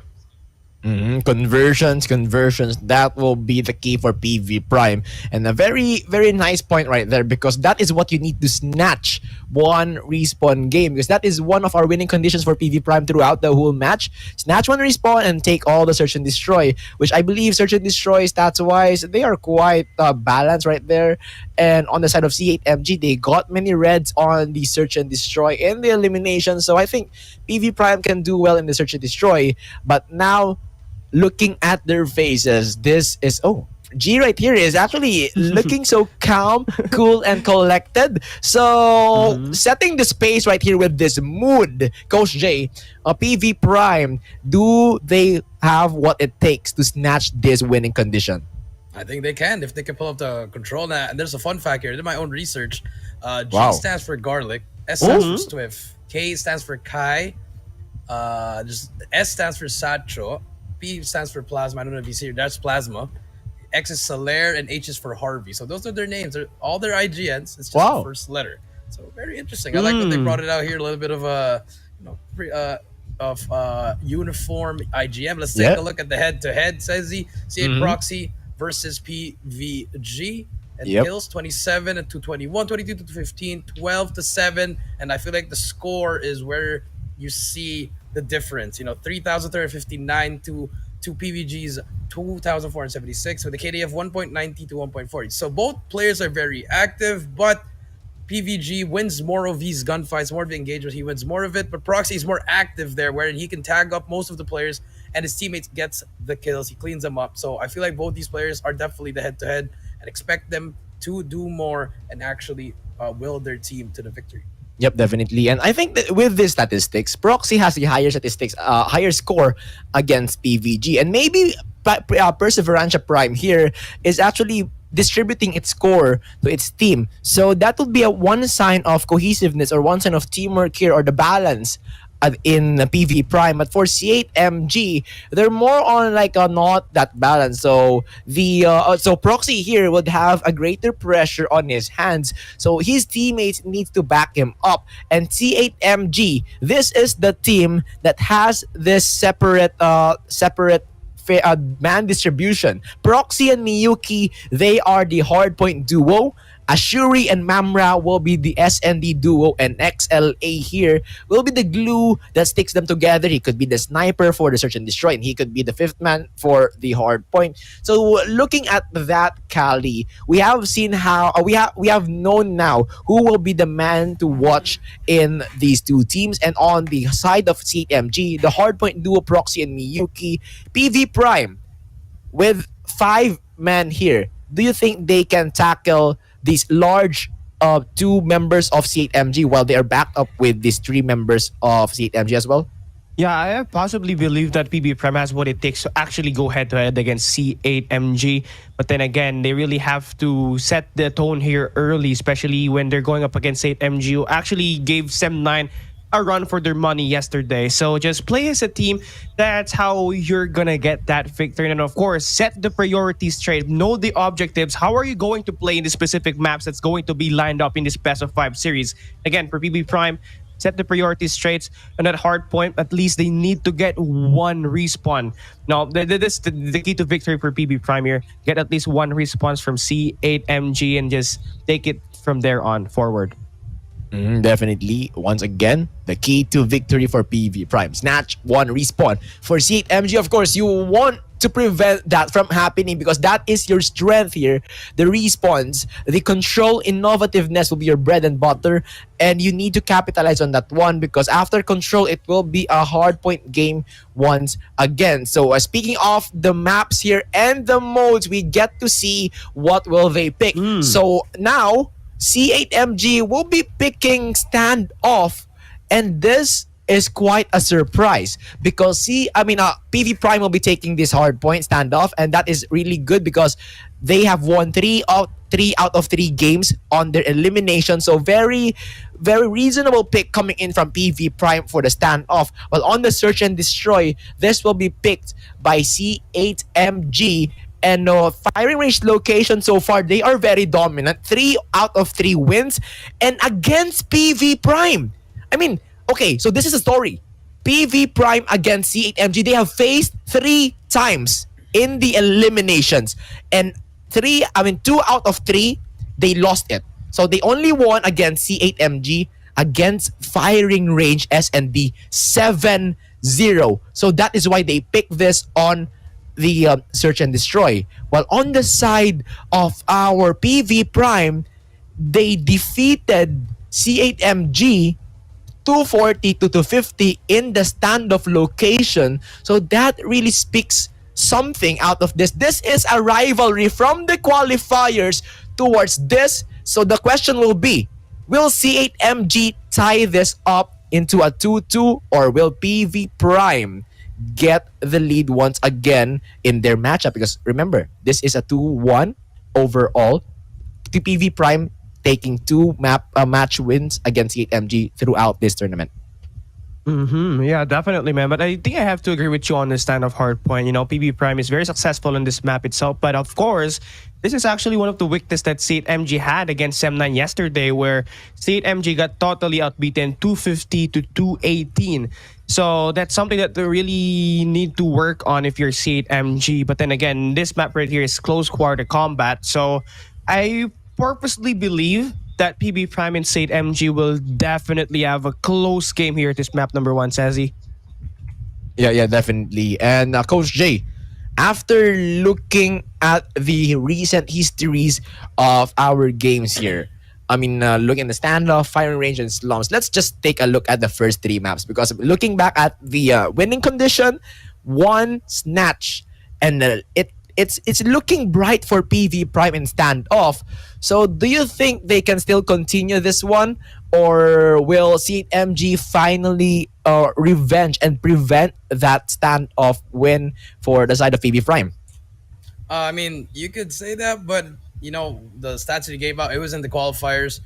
They were really playing hard, but this time this is a different kind of level. You are in the elimination game, so it could be anybody's game. Maybe VV Prime wants to take them here. We saw them play here yesterday against Prata, against a team that hasn't really gotten the experience, but I saw the way they were playing. They were playing very strategically. They had their rotations on point. They had the angles that they really want to look at. But say MG is a different kind of breed. We've seen these players in other terms. They face against the pros. They've scrimmed against the pros. So, you know, you would give the experience level to them, but it's anybody's ball game. This is a game 5 in the making, as Cali and as Cali would say a while ago. It's pretty much a game 5. It's, you know, if you are PV Prime, you take the 2 hard points and then hope for the best for the S&D. And if you are C8MG, you win all 3 game modes off the rip immediately, says he.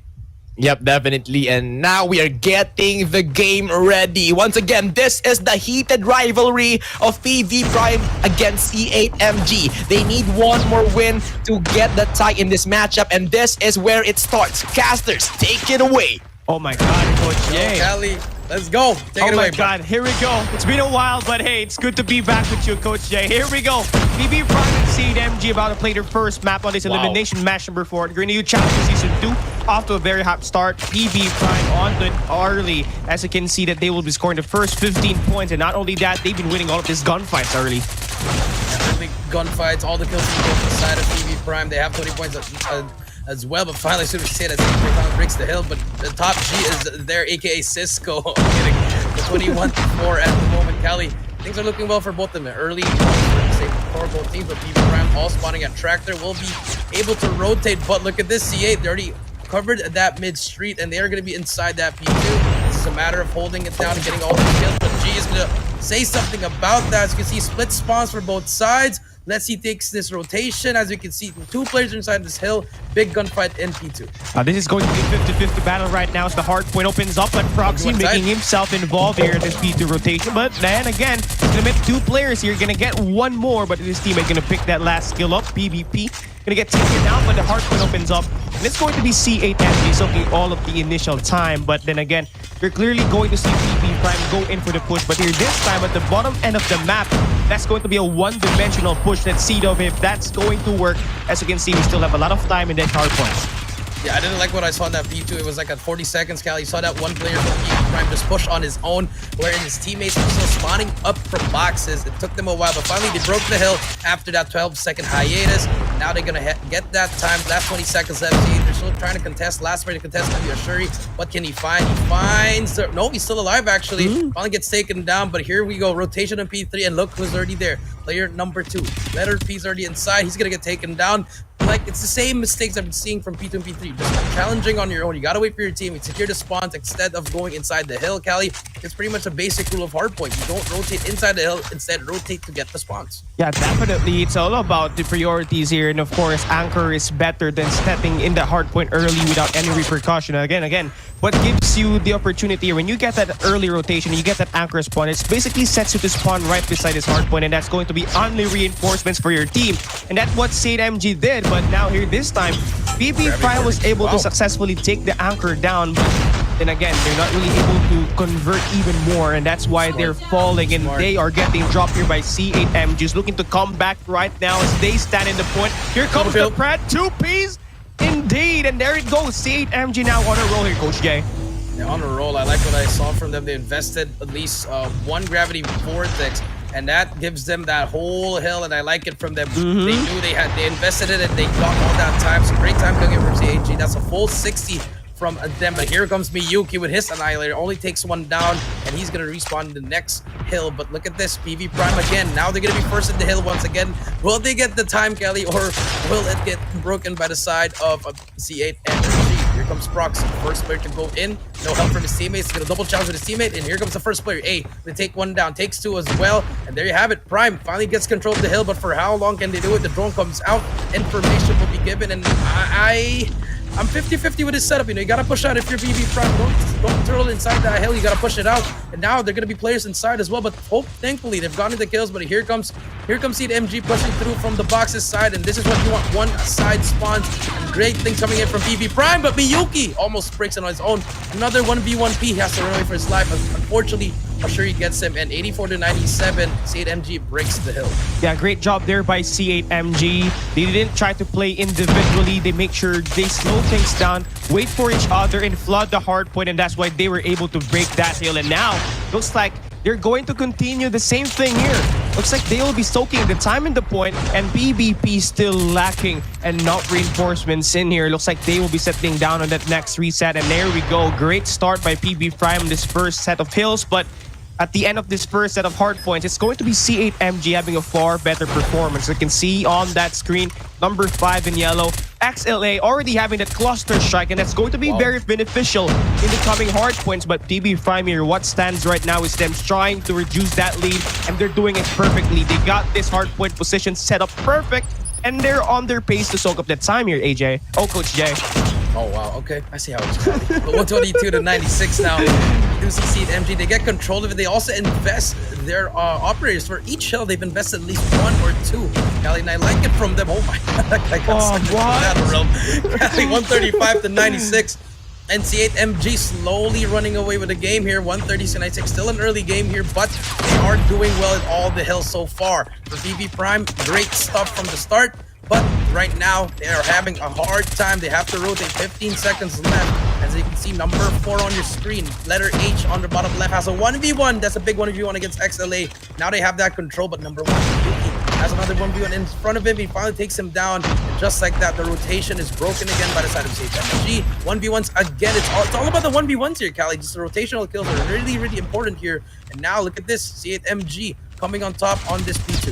Yeah, that's one thing that's separating C8MG right now against PB Prime, especially in these rotations. And when you're here going in for the early rotation, obviously you're gonna have to win your 1v1s. And individuality right now, C8MG is playing clearly a lot better. Miyuki is just so being annoying right at this hardpoint number 2, soaking in 7 kills, building up that score streak. And that's going to be more headache from PB Prime as they continue. Coach J, 8 in a row, looking to get 9, looking to get 10, 11. Do it, baby! 11. This guy is hot fire!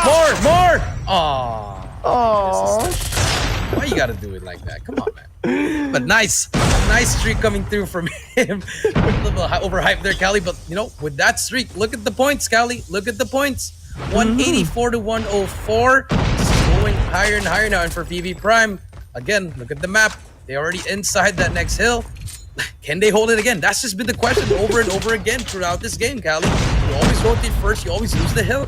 But now they have to be perfect here if they want to get back in this game. Get this whole 60. 164-196. Easier said than done. PBA is going to be the first one to make the play. But look at H. He has something to say about it. Gets 2 in a row. Can he get the third one as well? But look at the spawns. He has the best opportunity. But timing might be key. Does he spot him? He doesn't even get anyone there, and you hate to see. He didn't have to push it out with an Annihilator. And A, he has so many people to have take out, but S is there as well. More players. The Gravity Fire has been taken down, but more players from the side of C8MG is there. The contest comes through, and finally they break it momentarily. And the Gravity Fire sucks again. You really hate to see it. The Gravity Fire, that buff has been really great for them. But now look at this. They have this time, 25 seconds. If you are C8MG, one last push before you rotate to P4 and wherein he can end the game. Oh yeah, definitely. And Ashuri is making sure that it is going to storm these windows and is going to be successful with it. 3-piece here at this hard point. Final 10 seconds, and here is the good part for C8. They got another winning condition lined up for them. Miyuki is going to be in the X1 Goliath, but good engagement here by S with that Gravity Vortex, canceling out the X1 early, and that's going to give them the chance to get the break in the hard point, and they will do so right before the hard point opens up. But then again, C8MG, all of this score streaks that they have built it up will be used entirely for them to break this point, and G will do whatever it takes just to make sure his team gets enough time, and of course, himself contest this point as G will get taken out. The hard point will now be broken. C8MG gonna be in this hard point, but it's going to be contested here, Coach J. And it seems like it's going to still be 50-50, but finally we see one clear victor. It is going to be C8MG on this hard point number 4.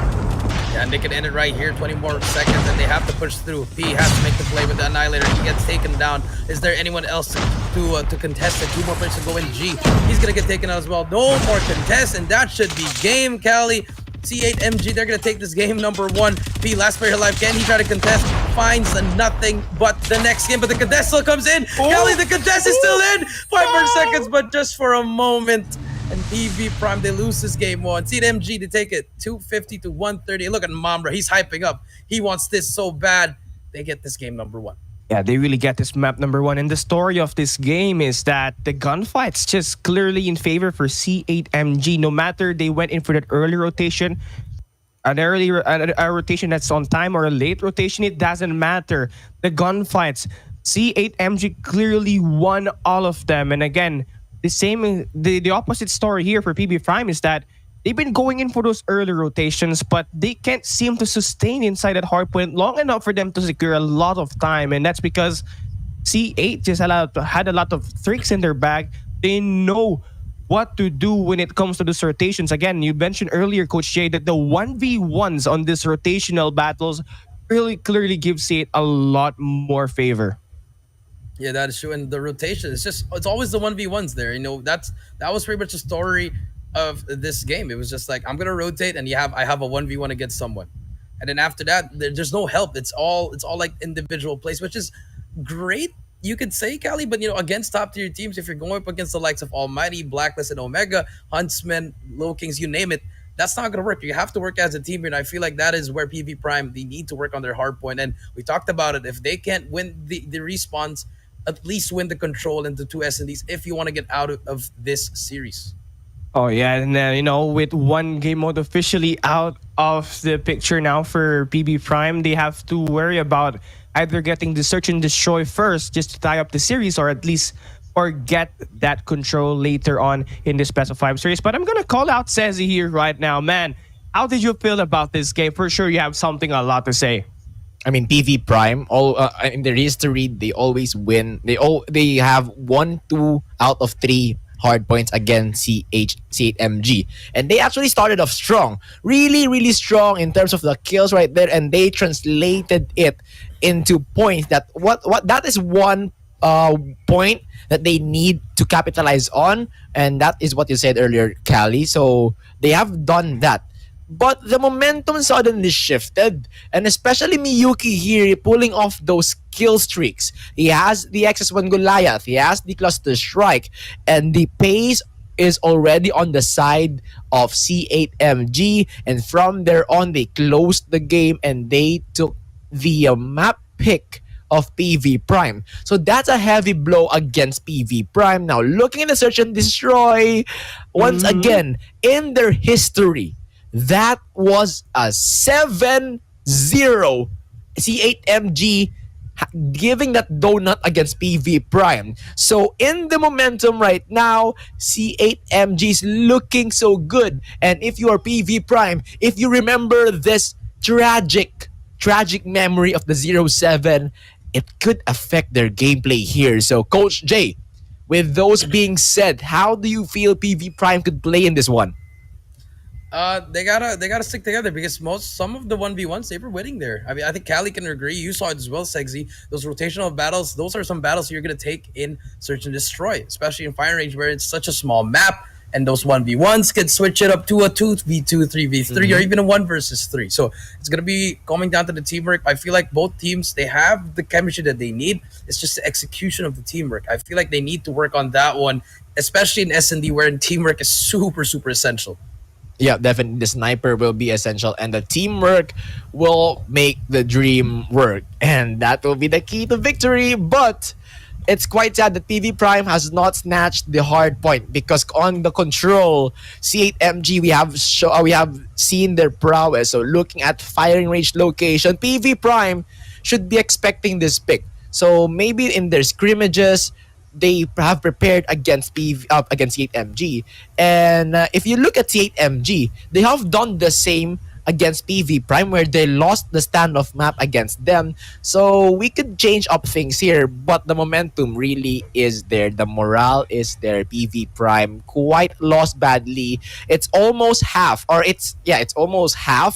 of the score here. So that will be dealing a huge blow to PV Prime. But now is the time to go for a comeback and to go for this game as PV Prime and C8 MG will be brawling once again. Take this away. Okay, here we go. Search and destroy, Coach Jay. Take it away. Yeah, game 2. S&D. S&D wins you championships. Remember that, kids? Mm-hmm. Or all those aspiring pros. If you win an S&D, it's going to bring you a championship. But now, S&D. We got PV Prime. We have another play. G is trying to spray down, but Miyuki takes him down. P spots him as well, but A trades him out. Now it's going to be a 4 versus 4 here. Bomb is not yet down, but they've already made their way into A. The entry has happened. XLA, Drush takes down H. I don't know what H was doing there. A little bit premature to go in there. And A spots him as well. Decides not to shoot. A little bit of miscommunication coming through from the boys of Prime. But here comes the play though. XLA takes down one. Mamra takes down one more. P missing all those shots. That is not what you want to see from your sniper, Cali. There's a very sloppy round from the side of Prime. I mean, they were pushing 1 by 1 on retake. And you know, that's the problem. You try to push 1 by 1 and you go in prematurely. That's going to be easy picks for C8 MG. That's going to be bread. As you can clearly see, when they go for that flood in inside that A bomb site, they always go in 2s or 3s. So they have the chance to double chow you or go triple chow on you and of course play for those trades. And I think that's the wonder of C8 MG, and that's why they win this first round. And now we're moving on to this round number 2, and it seems like Miyuki will do the first blood and PB Prime down in numbers once again. They gotta make a decision. Should they try to wait for that bomb to get planted, or should they go in and attack aggressively? I think that's one of the questions that they have to answer in right now. XLA with his scope. Look at the quick flick of that wrist, Coach Jay. Yeah, it reminds me of some Heaven Whoopee kind of snipe there. All right, I see you, XLA. Ashuri now doesn't check the corner. You have to check your corner. Ranzo, oh, still alive though, but finally H takes him down. Always got to check your corners, kids. And now it's going to be a 4 versus 3 Cali. The Proxy gets 1 though. He aggressively pushes on. They take 2 down. H takes on Proxy as well. H almost gets that kill, but Mamra is there to seal the deal for round number 2. And CDMG showing why they are also a great team in S&D. And like what we said, PV Prime, they gotta win this S&D, Cali. They gotta win this S&D, and just what Cezzy said earlier, it's the Mamra and the Proxy show here in the Search and Destroy, and they're definitely delivering. I love that take from Cezzy. And then again, he told us that C8 MG absolutely dismantled PB Prime on the qualifiers, winning Search and Destroy 7 round wins to 0 round wins from PB Prime. So that's definitely says a lot from what C8 MG could do in this firing range. And now here we go. We're going to see the bomb get planted, but BBP now making amends. They take 2 players down. I think that's going to be more than enough for them to win this round. But as soon as I say that, Mamra takes 2 players with that Mac 10, and Miyuki gets his own 2Ps, and C8MG just absolutely destroyed PB Prime with this round number 3. I mean, CDMG 3-0. What else can we say? Cali. I mean, XLA. He's getting the snipes going in, back and forth. Now, let's see what they can do here. They spot that player actually. Gonna try to go for this rush, Cali, and I like this from them. They're not trying to back down. They're just spraying down. But look at S. Hasn't got it. He finally taken 1 down as well. I'm sure he gets SG gets 2 in a row. Can he get the 3rd one? Yes, he can. The triple kill is there. And now it's all up to Proxy in a 1 versus 4. Great decision making from G. He knew his teammates were there. The bait and switch worked. The flank happened. Now it's all up to Proxy. 1 versus 4. If you can make it, I will buy Cali some chicken nuggets. Oh, I definitely would love that. Chicken nuggets to dip it in Szechuan sauce. I mean, that's going to be quite spicy. But then again, we're going into the game. And, you know, PB Prime, absolute defense on that B bomb side. He had the from S on that back of the firing range really clearly helped the team a lot. And of course, that absolutely distracted MG to play up front, and we're not worried about the back. But here we go. Oh. Hey, takes Proxy down, so they finally take their own round win. And C8 MG, they've been so successful at the A bombs that they wanted to spice things up and be unpredictable by going in for the push at the B side, but clearly did not work. Maybe because they lack utilities to actually to back them up to close down the gap on those head glitches located at that B bomb side. Coach Jay. Yeah, I mean, if it ain't broke, don't fix it, right? I think they should have stuck through A. But no, I guess they want to switch it up to B. Now 5v5 again, 3-1.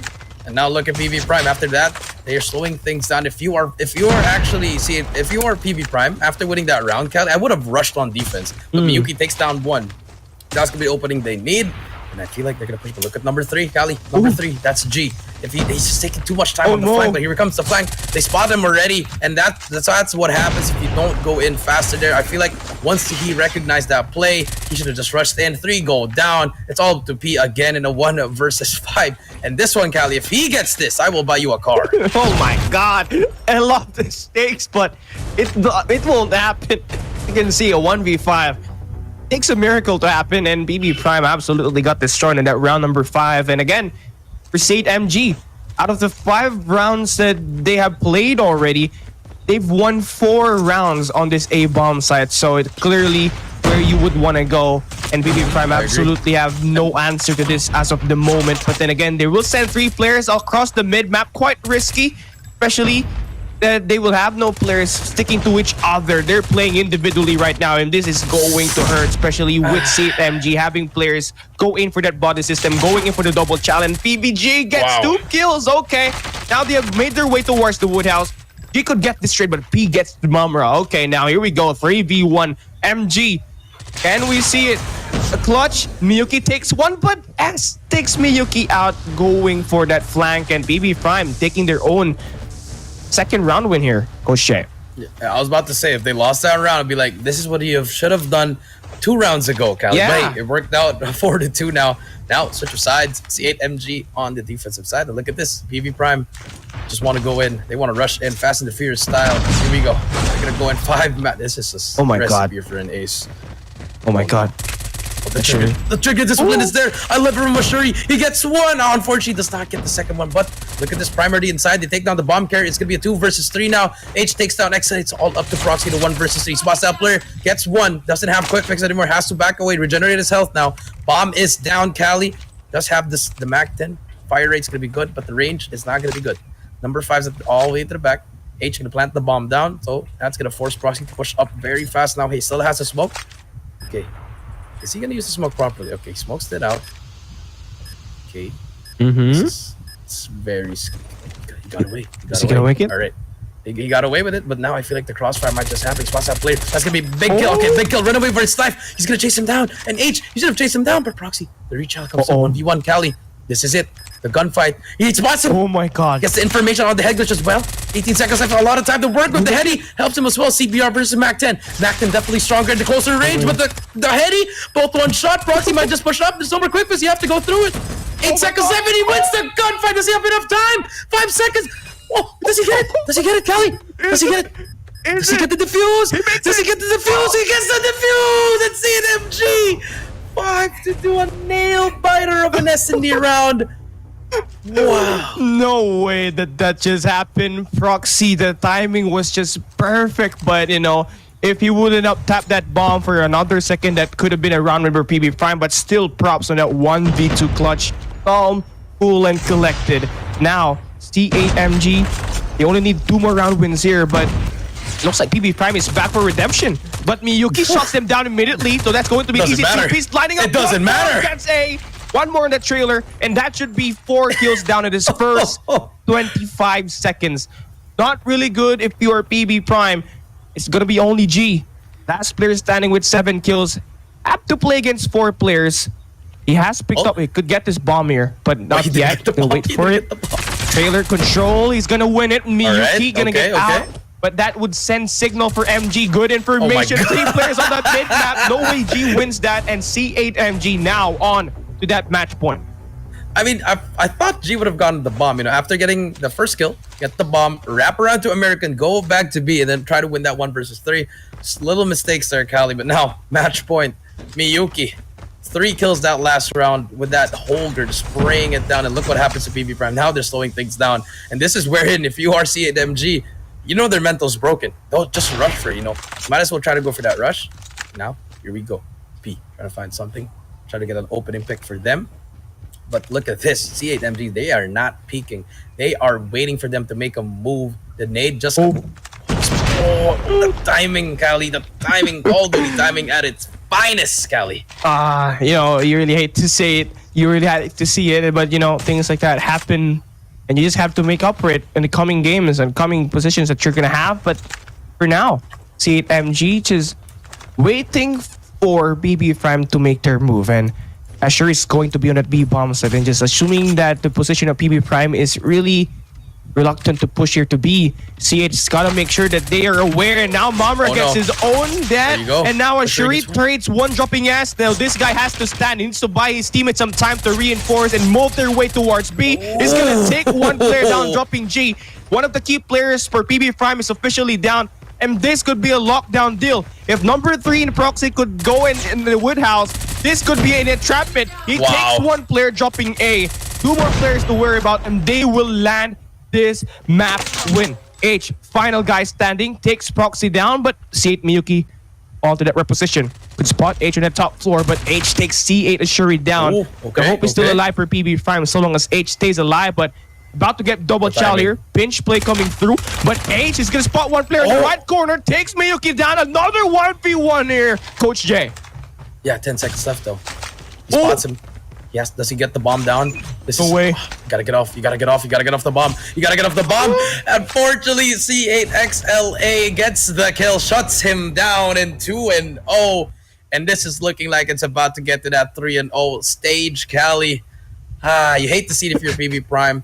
Like, you know their execution, you know the strategy they want to do, Cali. Just the execution isn't there. Let's bring in our analyst, Sezi. Sezi, it was PB Prime's game to lose. They were supposed to win this game, but the strategy was just not working. Yep, definitely. PV Prime, they showed some life actually. They showed some near highlights. Like that recent round that you have seen. H doing that near comeback or like near outplay. G right there has his own set of highlights as well. But the thing with PV is that these two guys are the only ones working for the team. If you compare them with C8, Miyuki takes the charge. Okay, it's one man. But looking at the kills of C8, Mamra, Proxy, Ashuri, and XLA, they are working together to deal damage against PV. And even though XLA is actually on the lowest from the bot frag, but his snipes are really on point and he's getting the kills that is so important for C8 to execute their plan. So that is how C8 decimated them, and this is quite expected because as we have mentioned earlier, they have defeated our PV Prime with a 7-0. So actually we got a glimpse of how they zeroed this PV Prime, but PV Prime, they showed some life and they bounced back a little bit. But it will be stopped by C8 MG because at the end of they're still the better team in the firing range location. And man, Miyuki, the man of this game. Kali, I know that you have seen him in this game. What are your thoughts about his gameplay right now? Well, honestly, for Miyuki, it's really one of the factors why C8 MG's been winning all of the engagements earlier, especially when they were the ones attacking. This guy scored a lot of multiple kills every round. You see him go in for those double kills, getting that triple kills, lining up every shot just to open up the bomb sites here for C8 MG. And I really love their take as a team.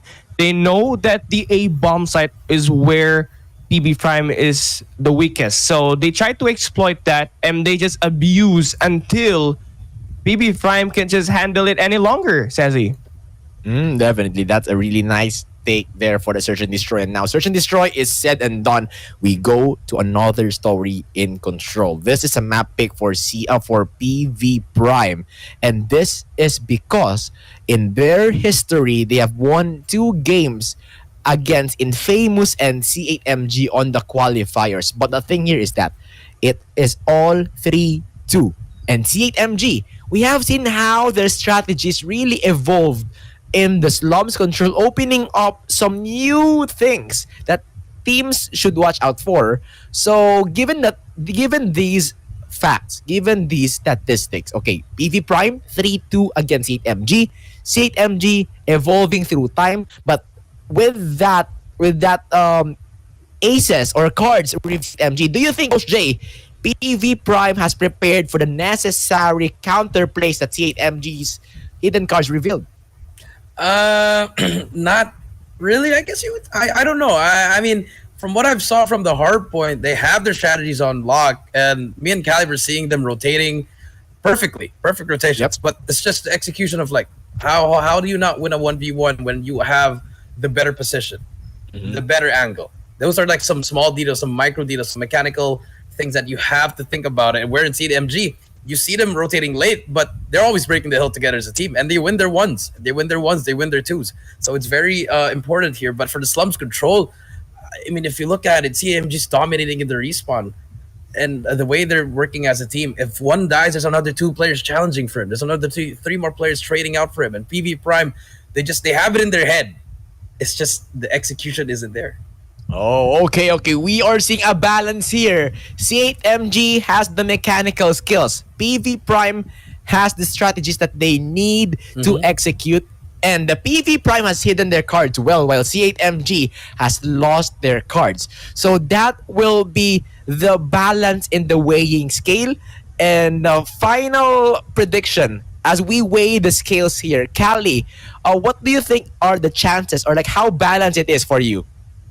Well, honestly, for me, it's going to be a 3 and 0. And, I mean, just looking at the stats here, Sassy, I mean, C8MG won against Sem9 yesterday on Slums Control, and I think that's a really great play from them. Yep, thank you so much, Cezzy. We'll get back to you after this match. Here we go, Cali. Game number 3, C8MG versus PV Prime. Will this be a 3-0? Will this be a hot glazed donut, Cali, or will we see a game number 4? Oh, honestly, this could be a hot glazed donut, but could also be a hot dog. But I don't know. Let's come and find out, though. As we move into this first round, it seems like PV Prime, look where Miyuki is already. as the attackers would like to go for a very split push here at this gameplay. As you can see, there's going to be a player on the A control point, and there's going to be 3 players on the control point. What do you think about that play, Coach Che? I mean, I like it. He got 1 kill off that, and look at teammate.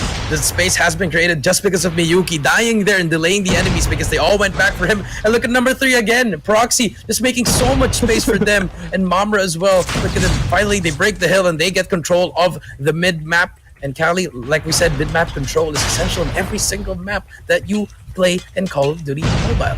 Oh yeah, I mean exactly. That's going to give you a lot of access to the A flag point or to the B flag point, and that's basically one of the key essential for you to win the games. And obviously for C8MG, they likely want to do the exact same thing we've mentioned, and of course they're definitely winning more of their gunfights here. So you can see 20 live count for C8MG, 13 live count for PV Prime.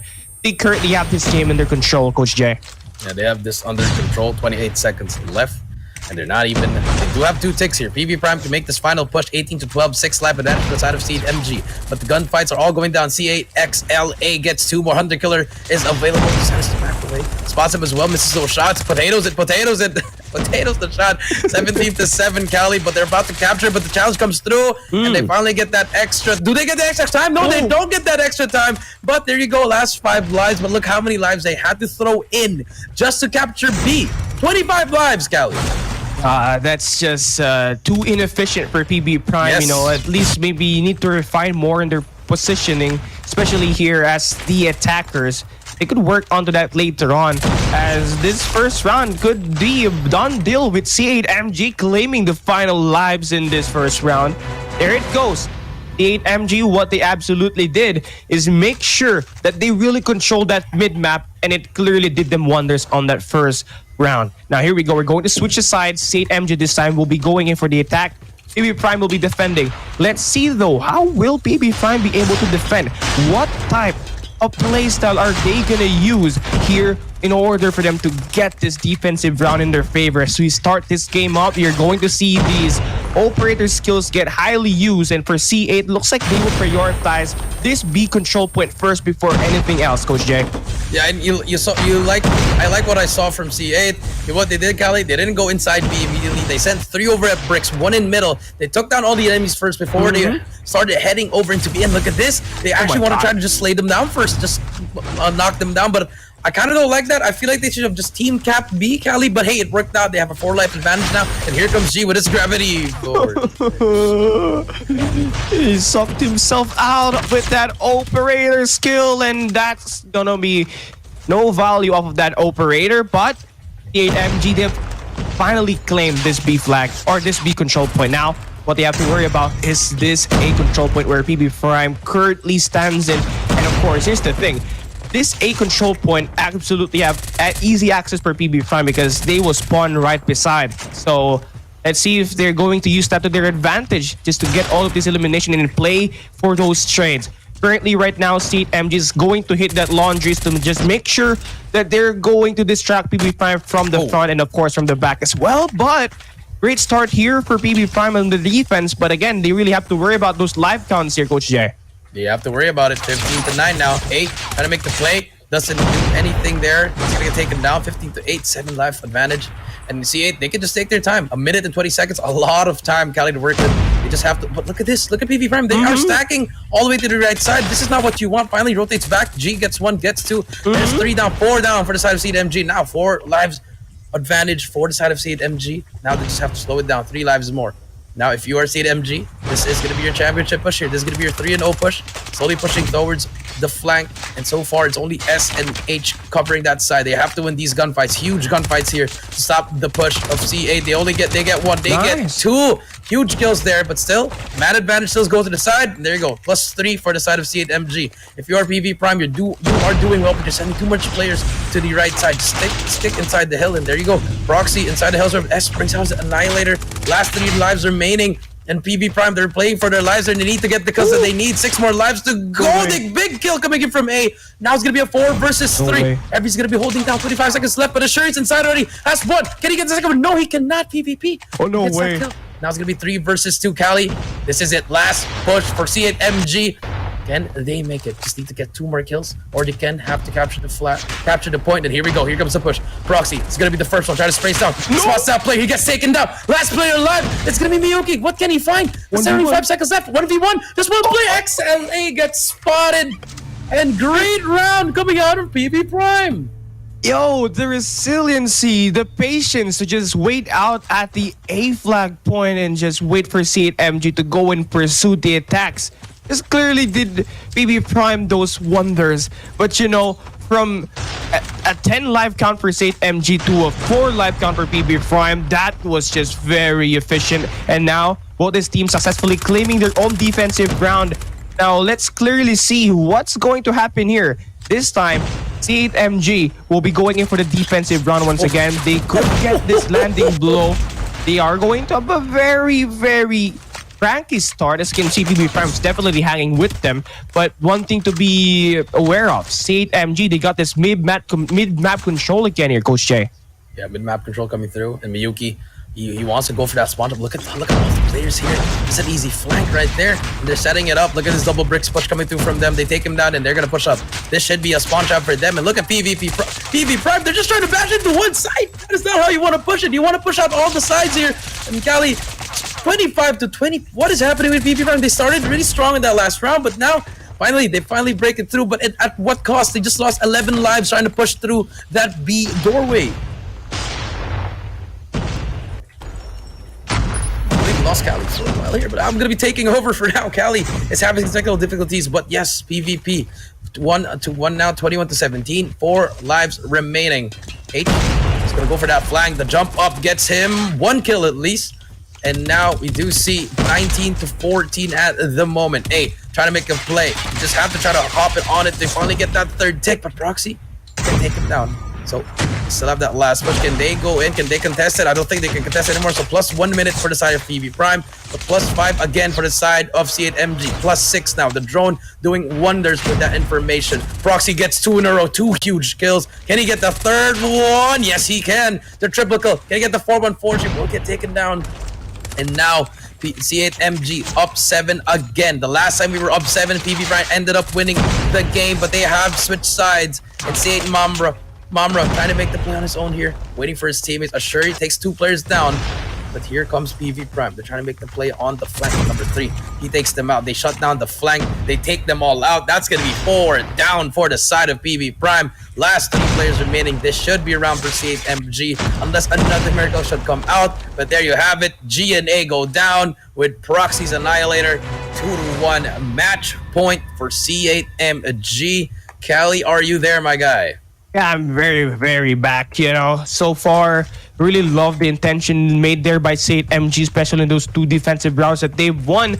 And Proxy, gonna be top player to actually lead the individuals in kills here at this current rounds that we have. And C8 XLA gets 1 kill on his own. And again, we're definitely seeing C8 control that mid map first, and they're not going to push for that A or that B control point just yet.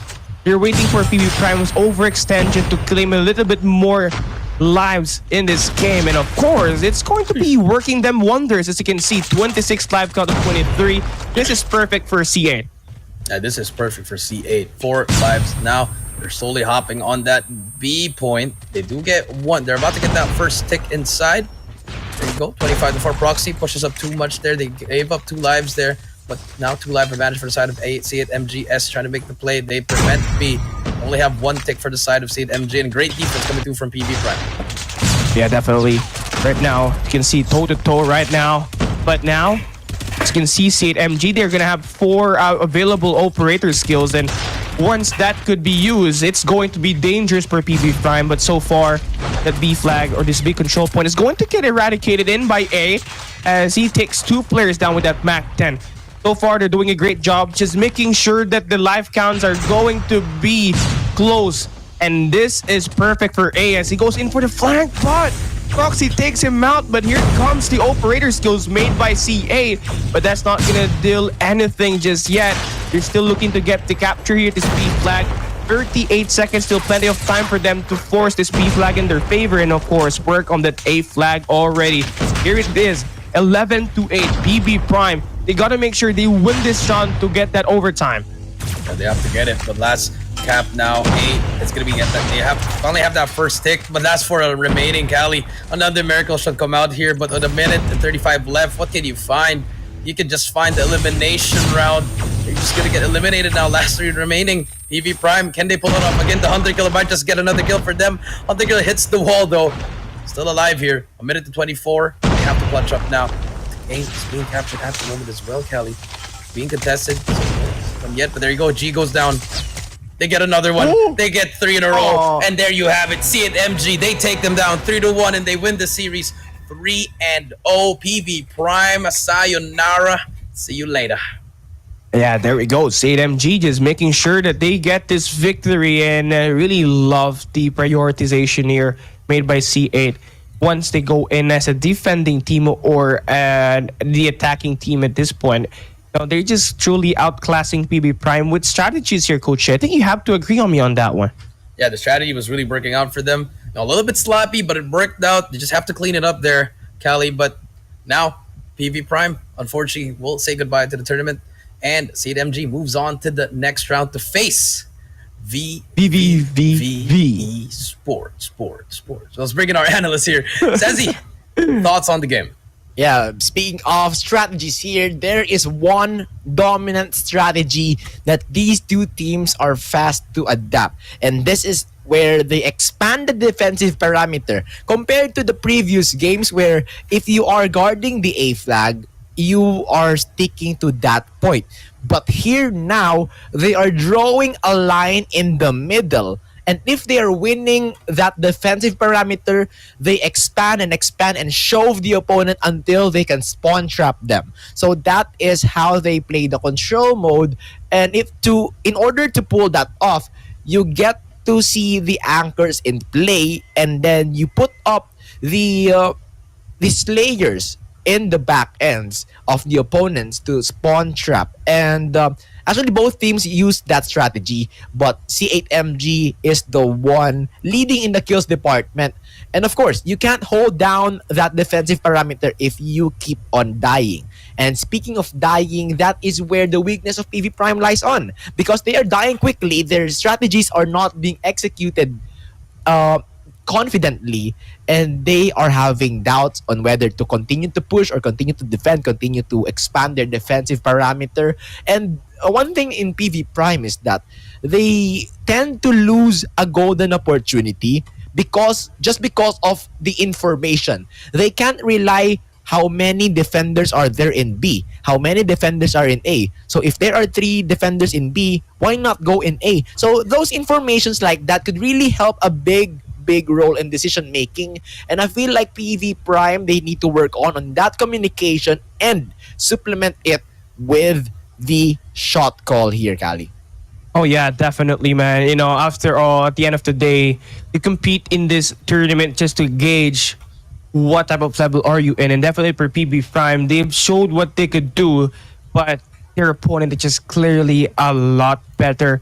But still, they have the opportunity to make amends on the next time that they are able to compete in any major competition held in Call of Duty Mobile. And you know, this team showed a lot of promise on their qualifying stage, but facing against C8 MG, they just got truly outclassed. But you know, this team's got the potential to be great. All they just have to do is go in another hours and hours of practice, days after days, weeks after weeks, just to make sure that they'll be able to outwork everybody that's trying to play competitively. But then again, here is it.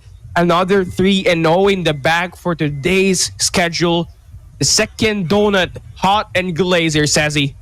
Yep, hot and glazed. And speaking of practice and practice, all teams needs to practice because Slums Control A point is yet to be broken. It's so unbreakable, and teams are raking up their heads how to break the A. And we have seen a couple of strategies right there, like getting 3 members on the spawn trap and then 2 attacking the A flag. So, like those strategies, Coach Jay, what do you think or what do you suggest on how to break A, or just like a hypothesis here, Coach Jay? I feel like the only way to break A, you got 2 choices. Either you build up some score streaks and let the score streaks do the work for you, or you hit the flank together. I mean, that's the only way you can do it. The third one is operator skills. It's just the first one, though, is really hard, where you really have to work your way back. Because once you kill those players on the left side of the map, on P3 at Laundry, they're going to spawn immediately at Fountain. So there's a lot of angles you have to look at, and it just has to be really fast. You know, once your teammates go hit the flank, you gotta be ready. Once they make that space, you gotta push up immediately into A and starting getting those 6. And Sezi, that is how you have to play Slums Control.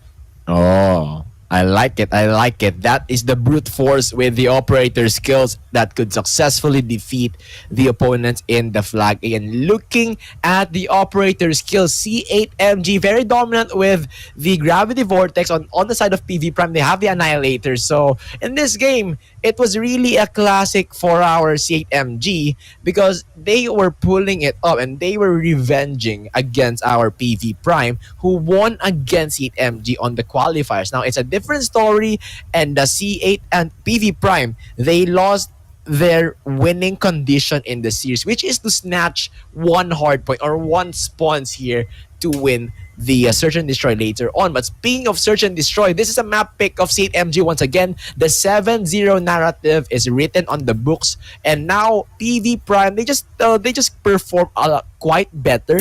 Instead of a donut, they made a 2-7, so that's quite better, but still it doesn't change the state of the game. And bringing that momentum onto Control, where we have seen a tug of war just for a little bit, because you know they are using new stuffs here, new strategies, and that is what I like for C8MG. Every single time you let them play, you learn a lot of things, you learn new things, and you get to see more flavors added to the table, which in turn develops the whole series, the whole tournament on how to play Control. Am I right, Callie?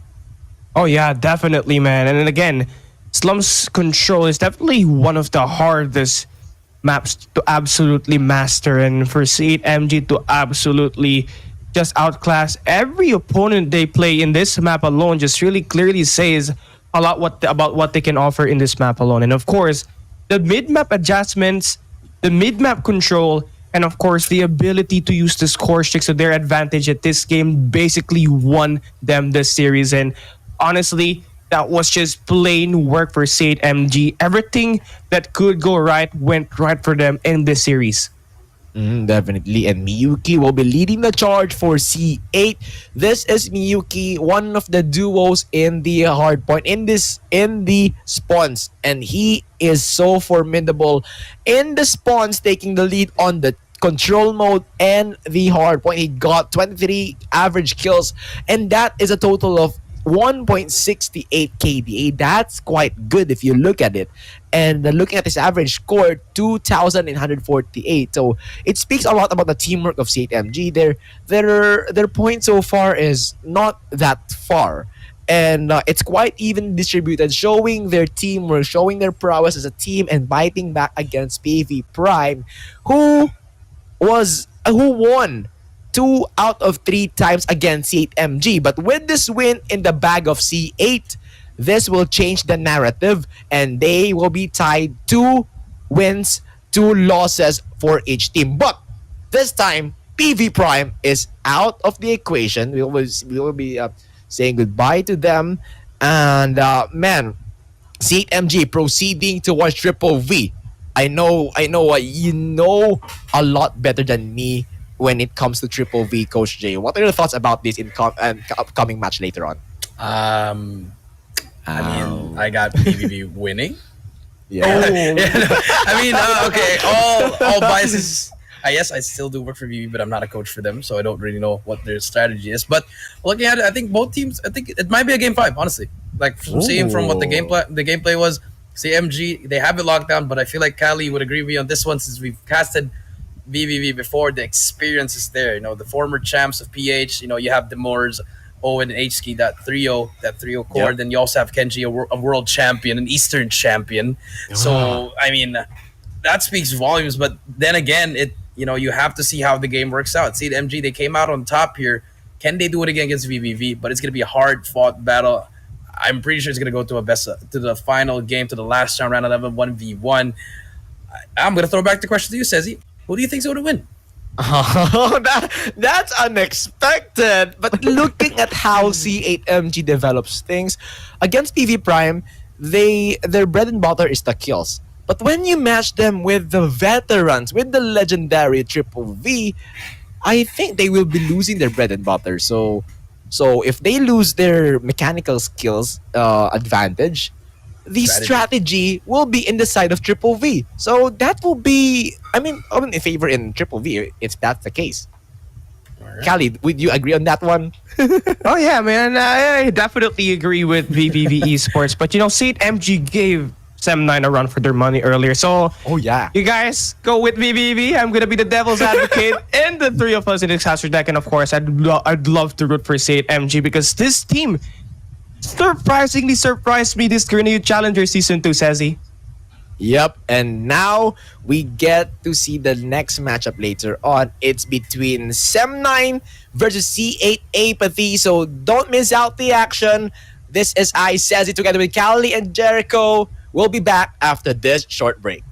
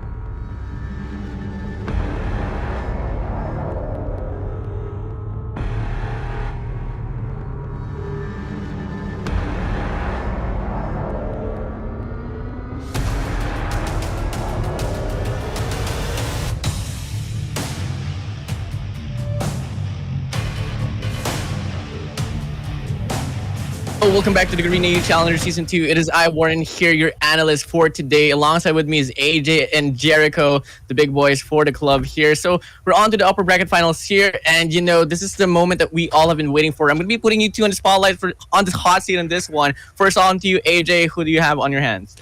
I've got my internet connection on my mine, first of all. So hopefully we get this blurry situation out. But, although I do not want to pick sides, I want to bet on Sem9 because unfortunately they have turned into the underdogs of this series, right? Because C8 AEIPATHY, they came out of nowhere and they seem to be dominating the competition. The only team right now with a perfect streak, bro. They have not dropped a single map. So I'm going to pick Sem9 just because they are the ones who are most likely to get eaten up by C8 right after this. Definitely. And, I completely agree with you in that one, AJ. And in some way, just looking at the statistics here, they did drop one game up against MG, 3-1. They managed to advance, yeah, for sure. But, a scar is a scar there. In comparison to AEIPATHY, they have been... Coach Ray, AJ is going to be going for the side of Sem9. Safe to bet that you're going to be going for AEIPATHY. What do you think? Yep, I'm gonna go with C8 AEIPATHY. I mean, they beat my clan. Shout out to them. And they're nasty. That's the only word I can describe. They are freaking nasty. The way that they shut them down. These are players that have been in a lot of teams. Like you could say they're scraps. No disrespect with scraps, but they were all the misfits from their team. They fit together now.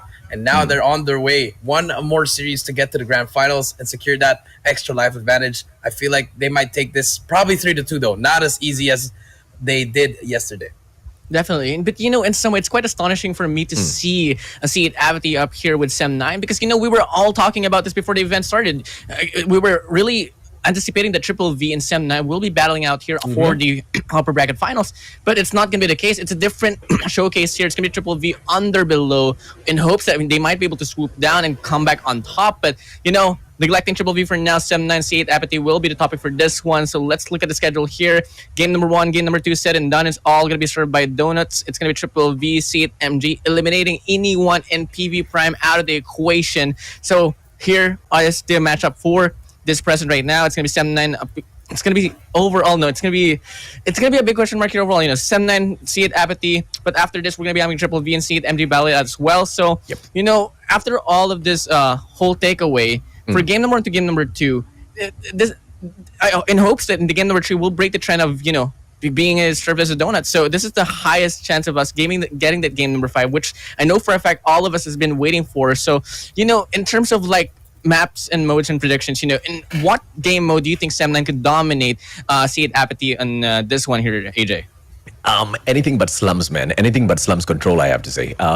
Because of exactly how unwell they performed on that particular game mode. But in terms of where they can dominate, oh, bro, that's such a tough question that you're putting me on the spot for, man. I have to say... There's no game mode that they're going to be dominating that one, bro. I apologize, man. I apologize.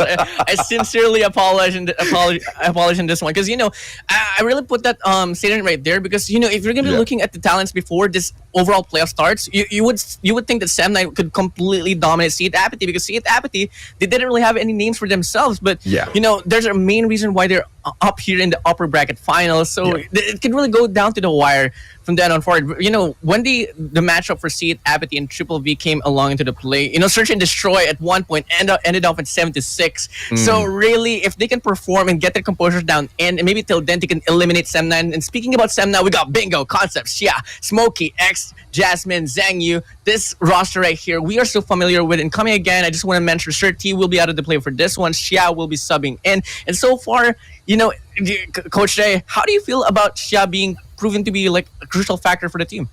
I think he has a crucial factor because yesterday in their first series, he struggled. He struggled in the respawns and the hardpoints, and I think I can answer it for you, AJ.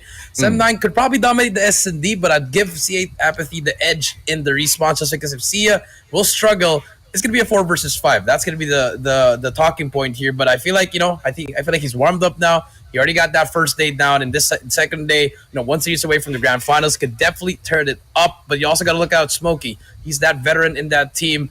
He's gonna lead this team to victory. One of the best IGLs out there, just trying to get his way back into that pro league.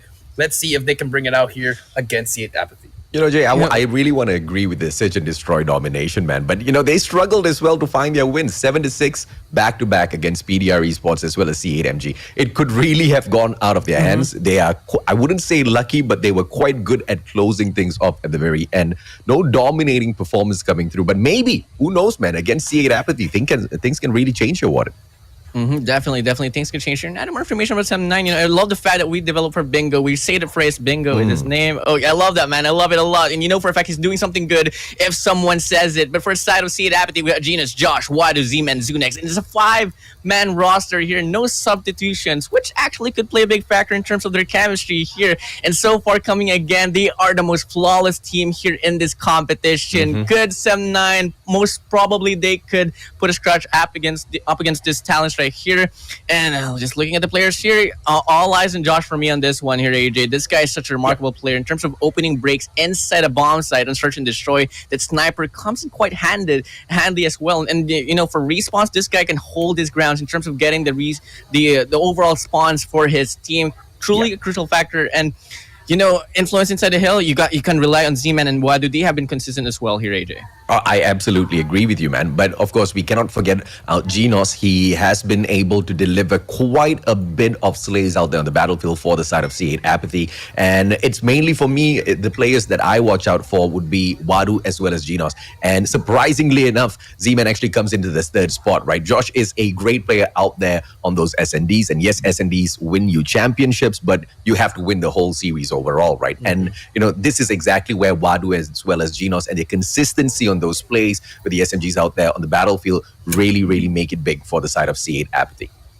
Yeah, really big. And first out next here, Spotlight's not really for him right now. It needs to step up a little bit in terms of consistency. But for the head-to-head showcase here, we got for the SEM9, we got Bingo here, a very averaging 35 kills, 22.57 deaths, 11.60 assists, 4,104 and 0.29 average score, and a KDA of 1.55 on the positive ends. Not going to be a big contrast here up against Z-Man with only having 1.57 KDA, an average score of 3,169.17, an assist of 9.17, averaging that's of 16.67, kills will be 26.17. A little bit more, Slay here will be more favorable for them. In terms of the factor here, Jericho, playing department much better here in terms of like the whole takeaway here for SEM9. Could this really might be the hardest gunfight matchup that C8 Apathy could have here, AJ? I mean Jericho. I feel like it could be. It could be their hardest one. We thought it was going to be VVV. It wasn't. I feel like SEM9 is definitely, I would say, better than VVV here, and especially just Bingo alone. The amount of engagement he's getting every game. That's a 57 engagement per game. This man is always on the mission. He's getting 3 kills per live, so they have to shut that down. And I feel like Z-Man, he has to be in his A game. You saw him holding that Rubik's Cube a while ago. He is focused. When you see a man with a Rubik's Cube, you run away. This guy is ready to fight. And I feel like you guys mentioned everyone except for Zunix. I feel like Zunix is my X factor. I feel like he's been really quiet so far from those 2 series. Definitely. And this series, remember, he was from VVV Esports, and that team took a lot of teams to their limits. And I feel like with him being in this new team, he has to find a spotlight here, especially in this series. This is where he has to step it up. So it's going to be a whole team effort here for both these players. But Bingo and Z-Man expect them to drop huge numbers and those respawns. Definitely. I completely agree with you here, Jericho. And the keys to winning the game here for C8 Apathy is Unix needs to step up. And overall, Apathy just needs to stay consistent in terms of map control and just play overall as a team. But for the side of Bingo, for the side of SEM9 overall, Bingo just needs to continue making those plays, and maybe till then they can drive all the way. But maps and modes, here we go. C8 Apathy will win out the coin cost. We'll be choosing 3 maps here. It's going to be Take Off, Raid, and Standoff. For the side of SEM9, they're going to be going for Firing Range and Summit here. First game for today, we're going to be having Takeoff on Hardpoint, and this is where C8 Apathy excelled at most. This is a very ego-challenging pick here for the side of overall, SEM9 here. It's gonna be hard for them here, AJ, because we know for a fact how good C8 Apathy is in terms of playing Takeoff Hardpoint. I hope C8 Apathy doesn't pay a huge price for this, man, because number 1, C8 Apathy can play Slums. Number 2, SEM9 has already been proven to be a little bit weak on their Slums Control. So I thought that was going to be the winning factor for C8 Apathy as they take this fight up against SEM9. But weirdly enough, C8 Apathy actually bans out Slums. So I have no idea exactly what's going on there. But, I like to see the fact that they threw out the bait. They take the Annihilator out of the equation. But obviously, the players of Sem9 not wanting to deal with the Purifier at all will have to, of course, bring in the Sparrow later on to see if they can take over some of these situations. But the ban from C8 Apathy, that was something that I was really not expecting. I was expecting them to ban, a totally different map, maybe even Summit, because that's exactly where Sem9 loves to jump into for some hardpoint matches, right? And once you take away a confident map away from Sem9, allow them to then make the decision: do you want to play Hacienda, which you don't so much favor, or do you want to play Slums, where you've already been taken down? That's the only a negative rate on their playoffs card so far. So really weird setup coming through here for C8 Apathy on my end.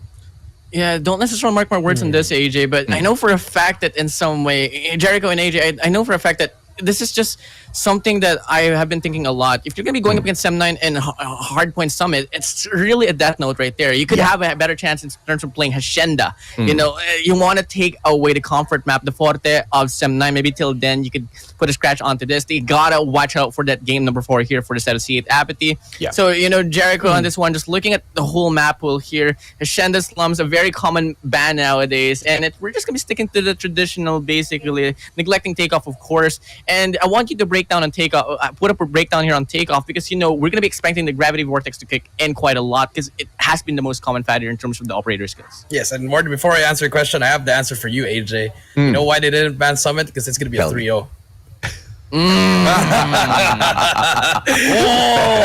Fair call. Let's see if the MYSG boys pull it off, man. That's true. But going back to your question, Warden, yeah, the gravity vortex recently had a buff. I feel like now it shoots 3 dark matters at least. Yep. So Correct.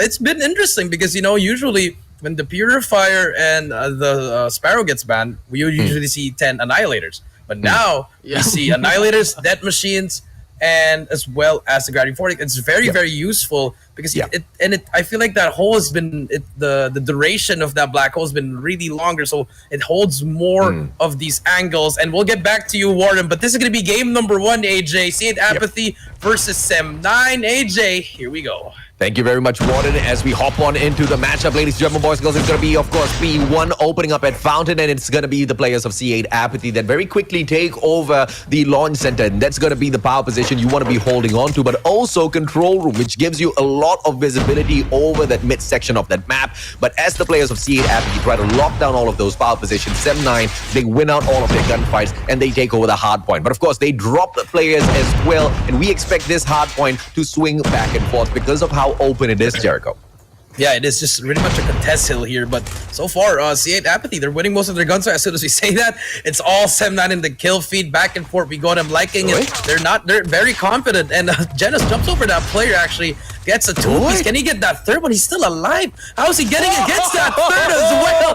Genos turning it up in this first hard point. I like what I'm seeing for Apathy. This is what you want. This is what you need. The 4 kills spree from Genos, working on his streaks, working on that Goliath. C as well, already on the rotation, but Sem9, they have that set up properly. But C8 Apathy, they have a 22-point lead. They can just slowly take their time here before they hop on this P2.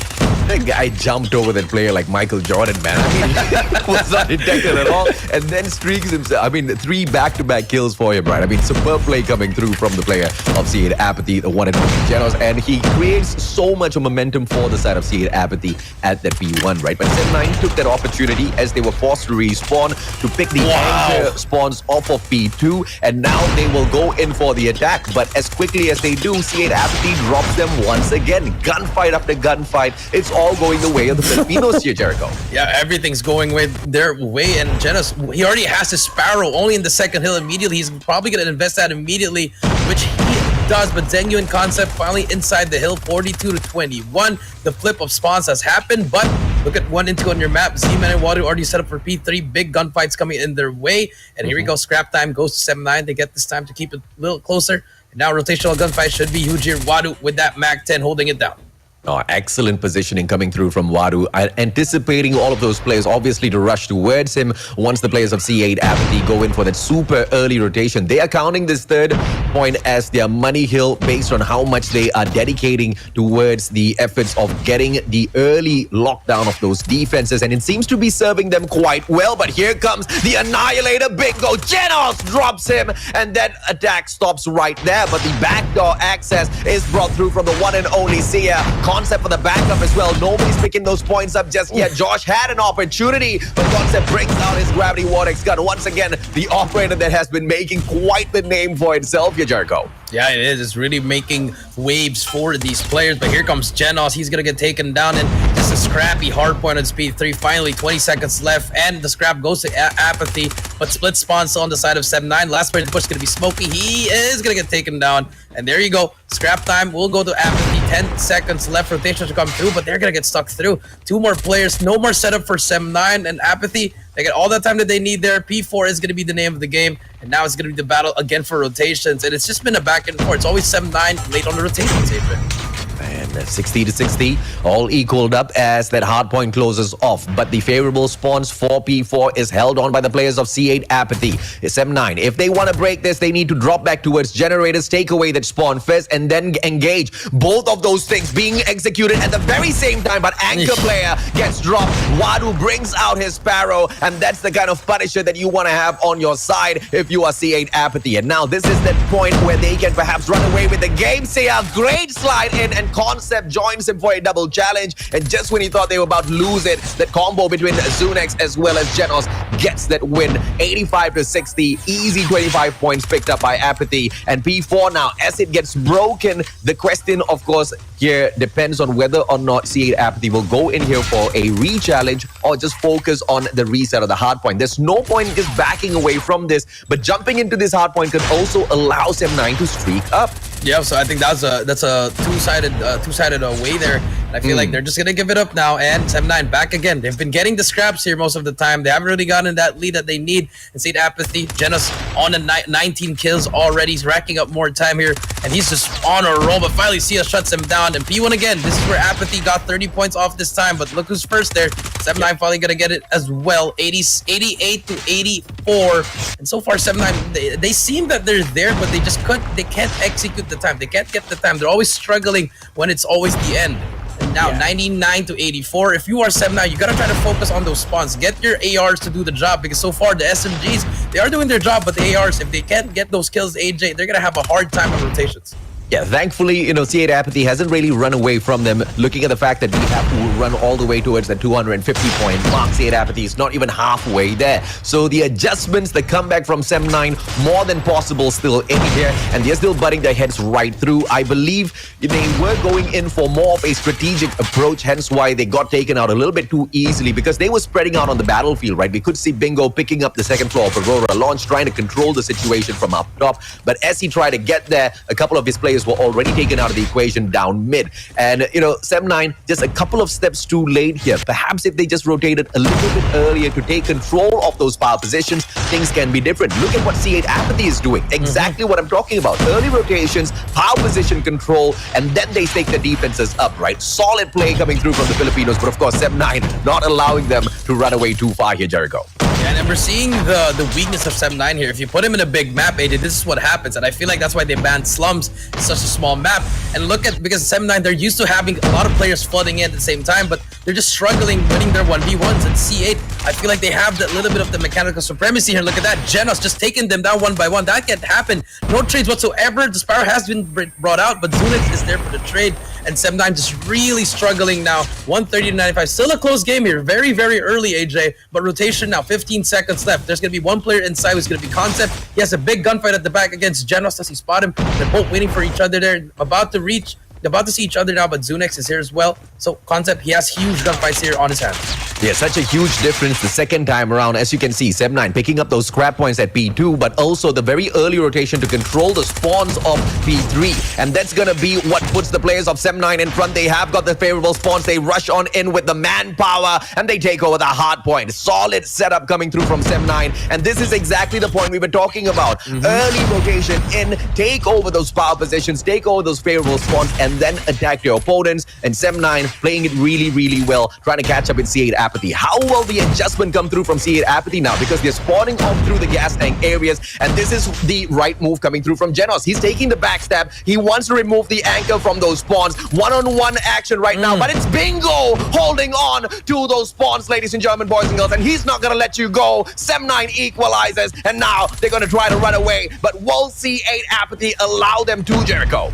Yeah, I don't think they will allow to, but Sem9, this is what happens if you give them enough time to set up. This is what happens. They get control of everything that they need. They get the trades that they want, and they also have the rotation for P4. Last 5 seconds go to their side, but look at C8 Apathy, not even trying to bash in their heads for P3. They just want to rotate immediately. Last Spirit Life is going to be Bingo. They clear it out. They get the spawns, AJ, and now they say it's our turn to get this P4. Yeah, Concept just wastes his hunter-killer drone, sends it straight in towards the silo. Smokey almost took one down, and she actually does take one down. Poor thing, Zunex actually got distracted just before engaging there. Smokey moving on to string this up, but it's just a little bit of a confusion in there inside of P4. Sem9 not really adjusting well to C8 Apathy, pulling off their exact same strategy with this early rotations, right? And now as they try to recover, they're falling apart both at generators as well as the visitor center. But now the gods of RNG give them all the spawns at visitor centers, so they've got the numbers to rush on in. But Wadu goes to town with all of them. Genos brings out his Sparrow once again to toast the players of Sem9. Nobody's holding on to those points, but the favorable spawn still with C8 Apathy gives them the opportunity to hop right back in there, Jericho. Yeah, they get that opportunity. They get that scrap time again. 163 to 165. This is coming down to the wire. Third rotation of the game already. Back to P1 we go. No one has streaks here, AJ. It's just all gunfights. As we see now, Zhengyu has a big gunfight in front of him. They're gonna cut him down. They all have the power position that they need, and now for C8 Apathy, they're slowing things down now. They need to take out those power positions first before they hop on that hill. Throw some smokes, throw some stunts first, just to disorient them. But look at this, Sem9, everything's going their way. All the kill feed yellow now, and C8 Apathy having a hard time right now. Yep, C8 Apathy, they slowly falter, they slowly fall back as Sem9 finds the momentum in this matchup. P1 looks so much more different the third time around as the MYSG squad runs the show, dealing so much of damage, even though we can see Josh holding on to the power position at Aurora launch. He's on the second floor, he's trying to provide all of that backup, and it needed the one and only Genos to hop right back in there to take those close quarters combat to shut down all of these players. Genos, man, he's been doing so much for the squad in here today. Yeah, he's doing so much, but his teammates also have to help him. You know, everyone has to step up now, because look at this 40-point lead for the side of Sem9. They're going to be getting this P2 as well, but look at this, the huge kills from Wadu. That is what you need now. Now they need to get this time for P2. Wadu again trying to just cut him off. The lady enemy gets 3 in a row there. Fred will take out the anchor. That might give them RNG spawns, but they still have the spawns. They managed to gather it back, but that gives space for the side of Sem9. But Zunex has a huge gunfight here with the Sparrow. Can he make something out of it? Gets one. Can he get the second? Zhengyu spots him as well. And now C8, they're just trying to play for their lives there. And look at Sem9, they're just taking their time. About to hit that pinch. Number 2 at the back. Smokey gets that first player. Can anyone take him down? 3 players already inside. 185 to 217. Smokey's still alive. Who needs help from C8? They finally break the hill. But Wadu, they don't take out Smokey. He's been so alive, so instrumental in this hardpoint. Oh yeah, absolutely, man. And it took a Sparrow just to break that play, and Smokey breaks up the Sparrow yet again, and he will go to town with all of these players. But the break comes through from the side of C8 Apathy. The backstab from the one and only Z-Man was exactly what that play required. Now Sem9, they don't really need to rush the process here. They can double back down towards P3, which is usually the money hill on takeoff, and play for their lives right there. Scrap points not picked up by either of the squads, but C8 Apathy are already on the way. Sem9 are so close to closing this off. They've managed to catch up, but can they now go the distance? What in the world? One final couple of points picked up here by Concept, but he gets dropped outside. But the spawns held on by the players of Sem9, and Genos, once again the man to take the fight to the players of Sem9, breaking the spawns, breaking the anchor, but he doesn't take it over for the team just yet. His team members are all over the place. No backup. 5 more points for Sem9 to secure this, Jericho, and the break comes right back through. This is the fight of their lives. C8 Apathy needs to give their all, but they falter, and Sem9 take the first win. You hate to see it. That Sem9, they pretty much dominated that second half of the game, AJ. And you see Sia, he's pretty happy because he played really, really well. Yeah. But the heroics of Bingo and Concept, those two players just running around, just being a nuisance pretty much on the spawns. Look at Pickle, 43 kills. 43. Warden, I'm going to bring you in here. What went wrong with C8? I mean, overall, they had good intentions as well, but mechanically, shockingly, I have to say this: they actually fell short. I'm not gonna say it's gonna be outclassing them at all. It came down to the wires, but it all came down to that one takeaway there on towards P4 second deck, and ever since Sem9 got that lead, they never gave it back to the side of C8 Apathy. And I do believe that this is where C8 Apathy comes in like quite in a very wishy-washy situation, because they're not so used to in terms of trailing. Once Sem9 got that lead, they were like, oh no, what are we gonna do? What do we have to do? They went in for the same play. They tried to compose themselves, but unfortunately, once again, P2 being the strongest hill, it didn't really matter if they had the spawns. Sem9, they just had good aim. I really need to salute Genos here, man. Not only does he slay so much out there on the battlefield, he's also the objective player on the side of C8 Apathy that did so much in this matchup, right? But talking about mechanical supremacy, look at the kills, guys. It's almost matched up side by side. Genos hits the 38 and 39 picked up by Smokey. The only outlier here, as usual, is Bingo. I mean, just taking it up to another level with the 43 kills. But as for the rest of the players on both sides, they seem pretty equal. And it was a 50-50 all down to the wire. And it was those very minute adjustments that Sem9 needed to bring in terms of the early rotations to take over those power positions, hold on to those corners, and shut down the players of C8 Apathy from afar, which they played to perfection. And I'm mind blown as to how quickly they managed to bring the adjustment. And we all have to thank Garena Call of Duty Mobile for this, for bringing in the change for the Garena Youth Challenges, right? Because increasing the target from 150 to 250 at Hardpoint makes such a huge difference in these matches here, Warden. Yeah, definitely. I mean, overall, I completely agree with you, AJ. But I just want to add up on towards the whole factor and the impact on the kills here, man. Because the kills that Sem9 was mostly getting was inside the objective, and that is where the cruciality comes into the play. You would want to get those kills. You want to injure the runs there inside the hard point, because at the end of the day, you win by the objective there. So Sem9 did it much better, but they're only gonna be pushing C8 Apathy. It's gonna be trailing by 51 points. Not gonna be much of a big deal. Firing Range, Search and Destroy up next. And this is where it's going to be possibly another map here for Sem9, because we saw how Firing Range, Search and Destroy went into the play for their side, and you just got Bingo. You just get Bingo roaming around on towards the mid lane, fearing no one at all. So, C8 Apathy, I'm really hoping that they could respond back on towards this. Jericho, Search and Destroy, Firing Range. I know this is your forte as a player yourself back in the days. How do you think C8 Apathy should play this one out up against Sem9? I feel like they should just double down on the pace. Because if they can go toe-in-toe with Takeoff in that hard point against Sem9, I feel like they have to double the pace. Don't get scared. You have to be confident. That's what they did during the first half of the game, AJ. I think you could agree with me. They were very, very aggressive. But as soon as that third rotation, that third P1, AJ, you saw them falling apart. You saw them a little bit shaky. I feel like once they get into that zone, they need to get out of there fast. They got to get snapback. They got to get Thanos there immediately. So I feel like in S&D, they need to be really, really aggressive, Warden. They need to show who's the boss here. They need to set the pace. Yeah. Definitely.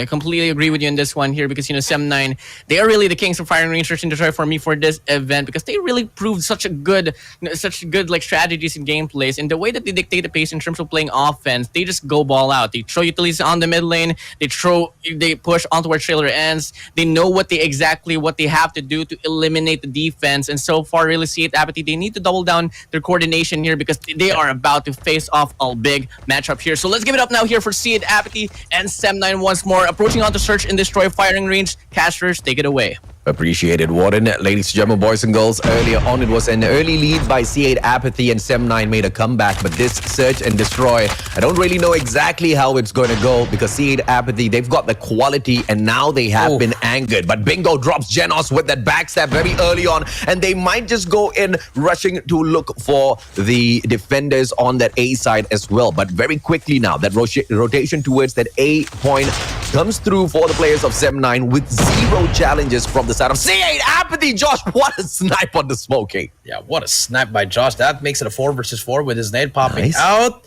No trophy. Nice. There's no trophy. He gets a hit marker. He gets him. That is why you need to drop a trophy. Z-Man gets one as well. Bingo gets. How does he get that kill? How do you get that kill? That's what it. 1v1, and Jasmine is there to clean it up. How did Bingo get those two? What happened in that round?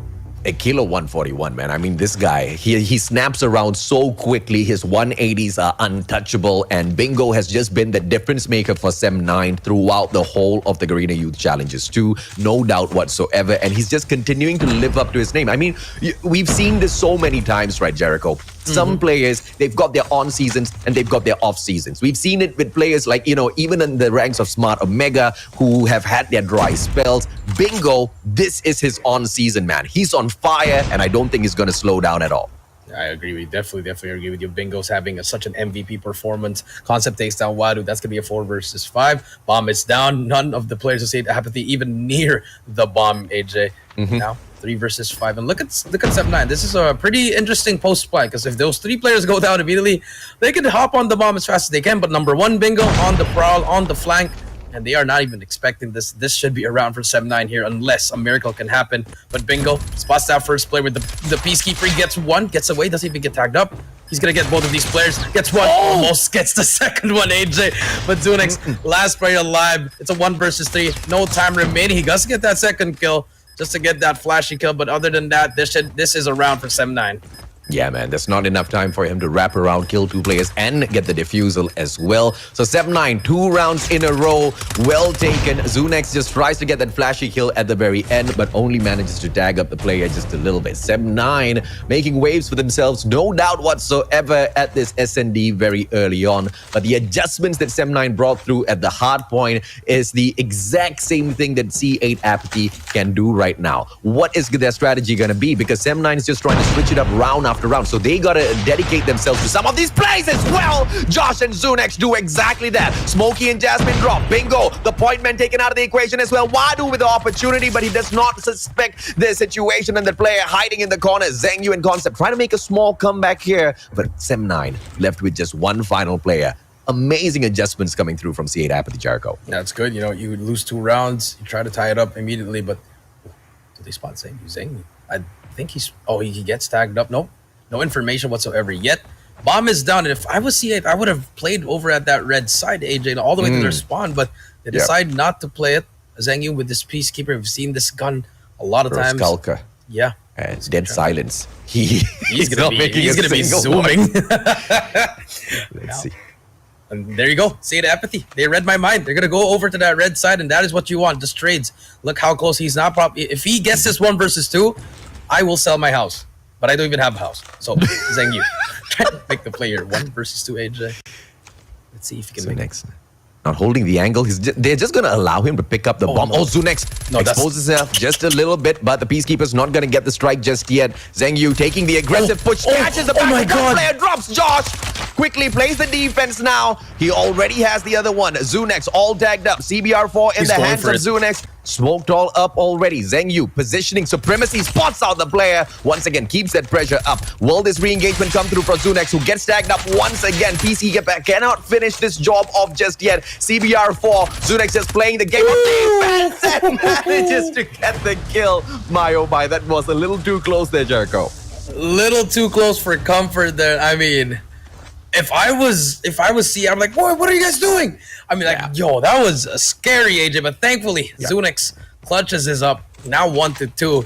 But Zunex almost gets that clutch. But now, here we go. Sem9 on the offensive side, trying to make the play here over at A.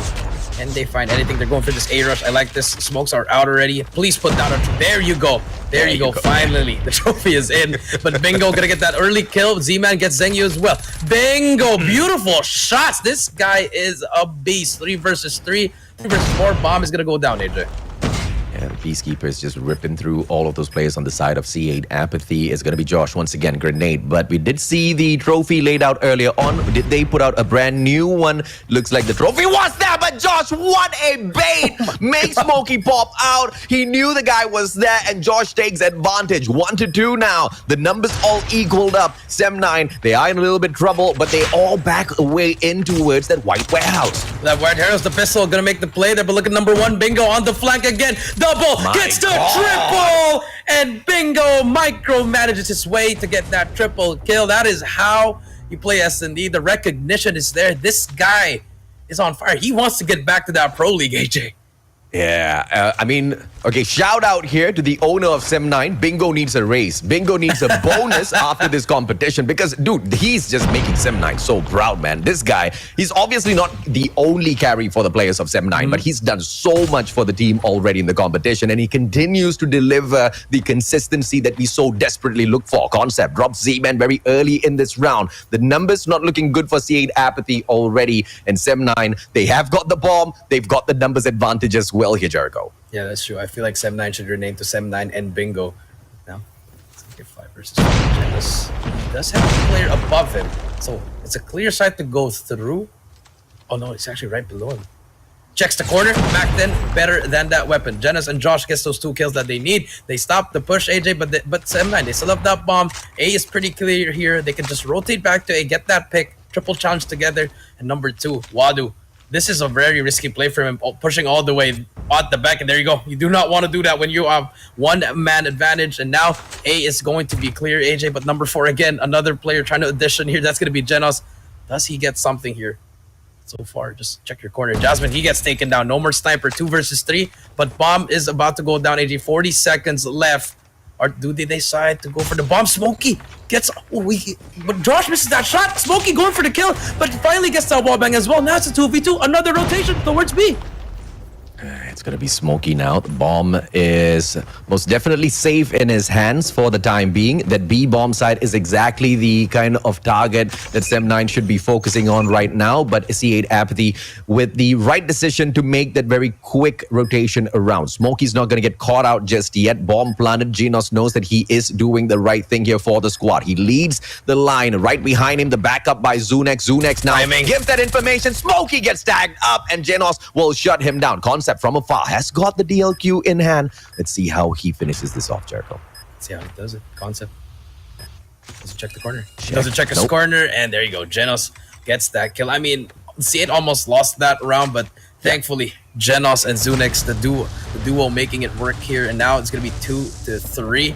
And AJ, finally, C8 Apathy finally unlocking their strategy here. They're finally playing on that pace that we talked about during our analyst. But now, the Sem9, they have to try to make the play. Josh, does he get a kill here? Please. Oh, so close. Please.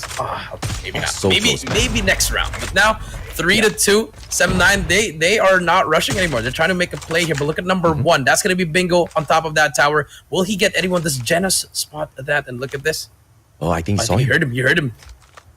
Does he jump over? Yeah, Genos is looking up. He heard Bingo hop on into the tower.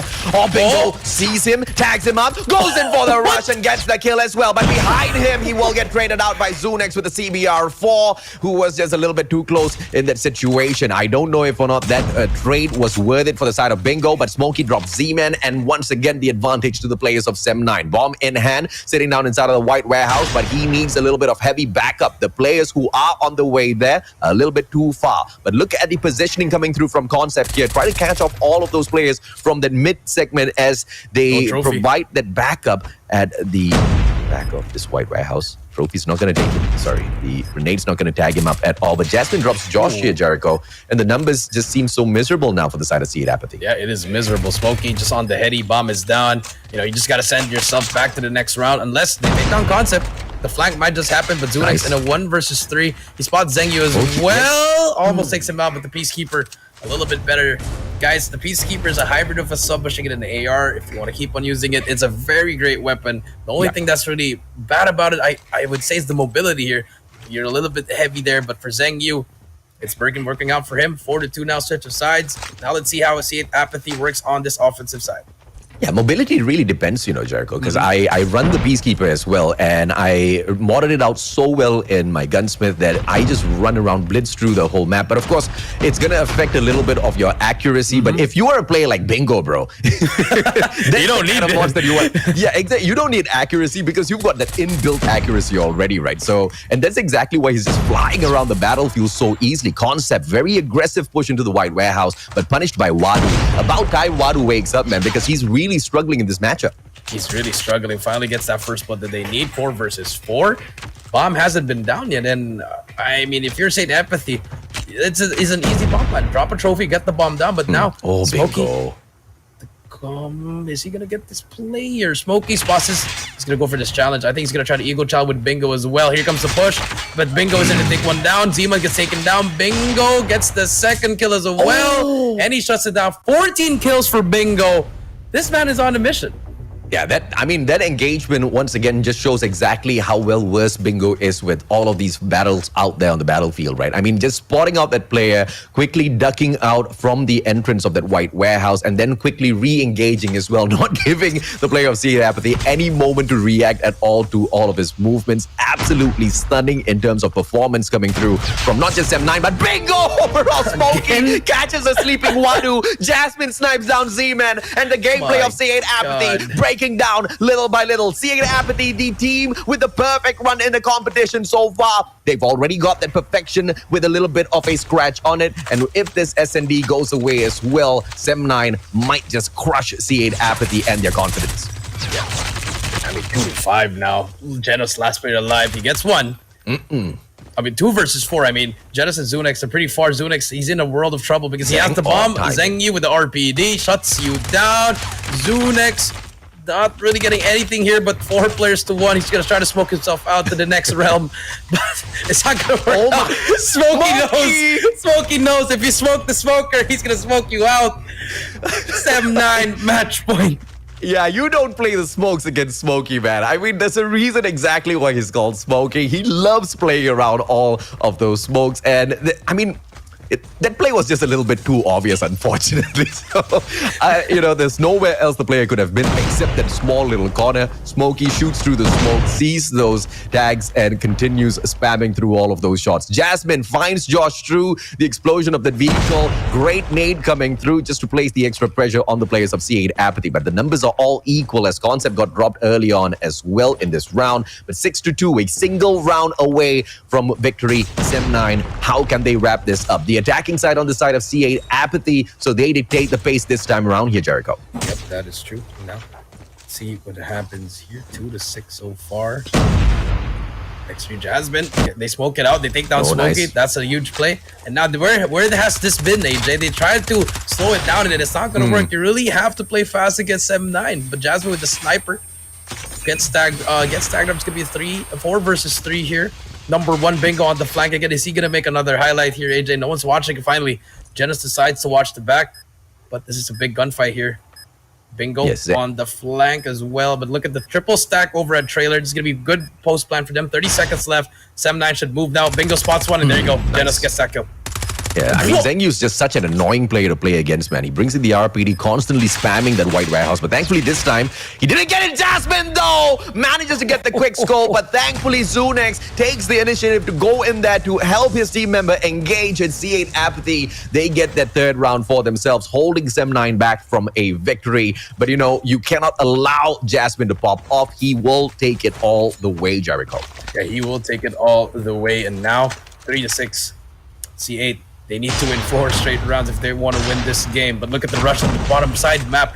2-1-4. They're going to go for it. But look at this. The 5-man stack. No one's actually watching that side. And they might be able to get some kills. Z-Man gets 2. Smokey gets 1 as well. So it's going to be a 2 versus 3. Jasmine gets 1. 2 versus 3 again. Smokey, does he spot anyone else? But actually, no. It's a 3v3. Zeng is all the way at the back. What is he doing all the way back at B? He should be playing with his teammates here. But Smokey still there. Jasmine, a beautiful kill on Genos, AJ. Now it's going to be a 2 versus 3. And if you are seeing Apathy, you need to find something. You might just get pinched by Zengyu and Smokey. And this is not a good thing. But Zengyu with the RPD gets sprayed down. But unfortunately, brings out his stun. Can he stun anyone else? But he's going to get pushed from the back. Will not get any bullet down. And there you go. Free bomb site for them. But Smokey, as well as Jasmine, they have the information. And Z-Man has a 1v1 right in front of him. Jasmine, though, shuts him now with a quick scope. And it's all up to Zunex to continue this game number 2. Thankfully, he's got the bomb on him, so Zunex can go in for that long rotation, but he has to worry about Jasmine, who reads that play instantaneously and doubles back down for that rotation as well to catch Zunex off in that mid-ground. Jasmine! Oh, but Zunex engages Smokey! The double challenge was perfect, and Sem9 get their victory. 2 back-to-back matches now, Sem9 has managed to continuously dent the performance of C8 Apathy. One more game away from kicking the players with the perfect record so far in the playoffs down into the lower bracket finals. Yeah, that is true, AJ. And I feel like my prediction is right. It's just the wrong team. I'm sorry, Sem9. But you still need one more game. How could it be right if it was the wrong team, Jacob? You cute boy. Anyway, Sem9, beautiful stuff coming out from them. And as usual, Bingo continues to step it up. I'm so gonna get flack for this. I forgot the name of the owner of Sem9. I wanted to call him out, but it's okay. I'll Google it later. But I'm sorry for forgetting your name, bro. But you better give Bingo a raise, because this boy has clearly put in so much of effort in terms of improving his gameplay out there on the battlefield for the whole squad, to step up in the absence of Sir T, to make sure Sem9 still sustains as one of the heavy hitters out there on the battlefield. And his consistency is mind-blowing here, Jericho. Yeah, it's just mind blowing. I mean, I think he's been the MVP for what? For the past 8 games, he's always been on top. Yeah, if he's not first, he's second. So this guy is just super, super consistent. For the side of C8, the only time when we saw Wado get that kill, that was his only kill for the game, AJ. And you can't have that from one of your top players as well. And now we see C8 struggling when they're down. When they lose that first game, that momentum, the composure isn't there, and that shows the experience of Sem9. They've been through so many. They've faced the best of the best, and this is why they just might get this 3-0 against C8. And, this one result that perhaps not a lot we're expecting for Sem9 to be able to pull this off. They might just have a brilliant upper bracket run all the way to the grand finals. And if that actually happens, Sem9 will end up with a double life in the grand finals. Obviously, that's exactly what everybody wants. And in order for C8 Apathy instead to get that for themselves, they now need to reverse sweep the players of Sem9. Now, this is exactly where that Slums ban could have really come in handy if they did not take that map out of the equation. If only they had still allowed it to be inside. If only they had brought Slums in to be played for this next map at Control. Things I'm pretty sure can be different, man. Because Sem9 has clearly shown a little bit of a lack of mastery at Control Slums. And that's exactly why I expected C8 Apathy to take advantage. But, GGWP with the bans here, Jericho. Yeah, GGWP indeed. I mean, what else can you say? It was just pretty much a Sem9 show. I mean, Bingo... Yeah. Alone, start of the game, 0-0. He got one kill, turns around, gets another kill. They end up getting the game. I mean, it's just the small details, and that's as you would say, the mechanical supremacy of Sem9 is just beyond C8 now. I mean, yes, C8 they defeated VVV, but now against a different kind of animal, it's not going to be that easy. And now for Raid Control, they picked this map, but the last time we were in their map, they lost it 199-50, a little bit closer in the respawn. So. Let's see if they can bring it back here in Raid Control. But as we saw with Sem9 playing their controls yesterday, we saw them play Raid Control, and we saw them dominate against that team. Yeah, and when Sem9 took the control at Slums, it wasn't really all that too flashy of a performance. But I agree with you. Raid Control, on the other hand, this is the place where they really stepped up, right? This is the moment where Bingo hit that 1.7 KD and he blitzed through the players of PDR Esports. But on that note, let's bring Warden right back in. Warden, your thoughts on this amazing victory of Sem9 over the players who have been so perfect in the competition so far? See it Apathy, Warden. Search and destroy right there wasn't so pleasant here for set of We'll be joined by Warden in a little bit, ladies and gentlemen. Hello there. Oh, there you go. Hello. There you go. Guys, C8 Apathy, unfortunately for them, their MVP, Wad, is supposedly the MVP for Search and Destroy. It should have been promising, but it took him round number 7 for him to get that first kill, while Bingo already had 14. That's such a big factor for the whole takeaway there. So, and in some way, C8, they always have this fad where they lose one player along the process with no sense of casualties being given for the set of Sem9. And the only time that I saw them fix their mistakes was putting that trophy on that A bomb side. So far, there's gonna be a lot of fixes that C8 Apathy needs to fix down on Control. They are the only team here that has the highest chance in terms of taking Sem9 down to the bottom bracket. So let's see and come and find out. Could this be the story that Sem9 would want to break into, or C8 Apathy can pull through a reverse sweep here? Sem9, C8 Apathy going at it now. Control Raid. Catchers, take it away.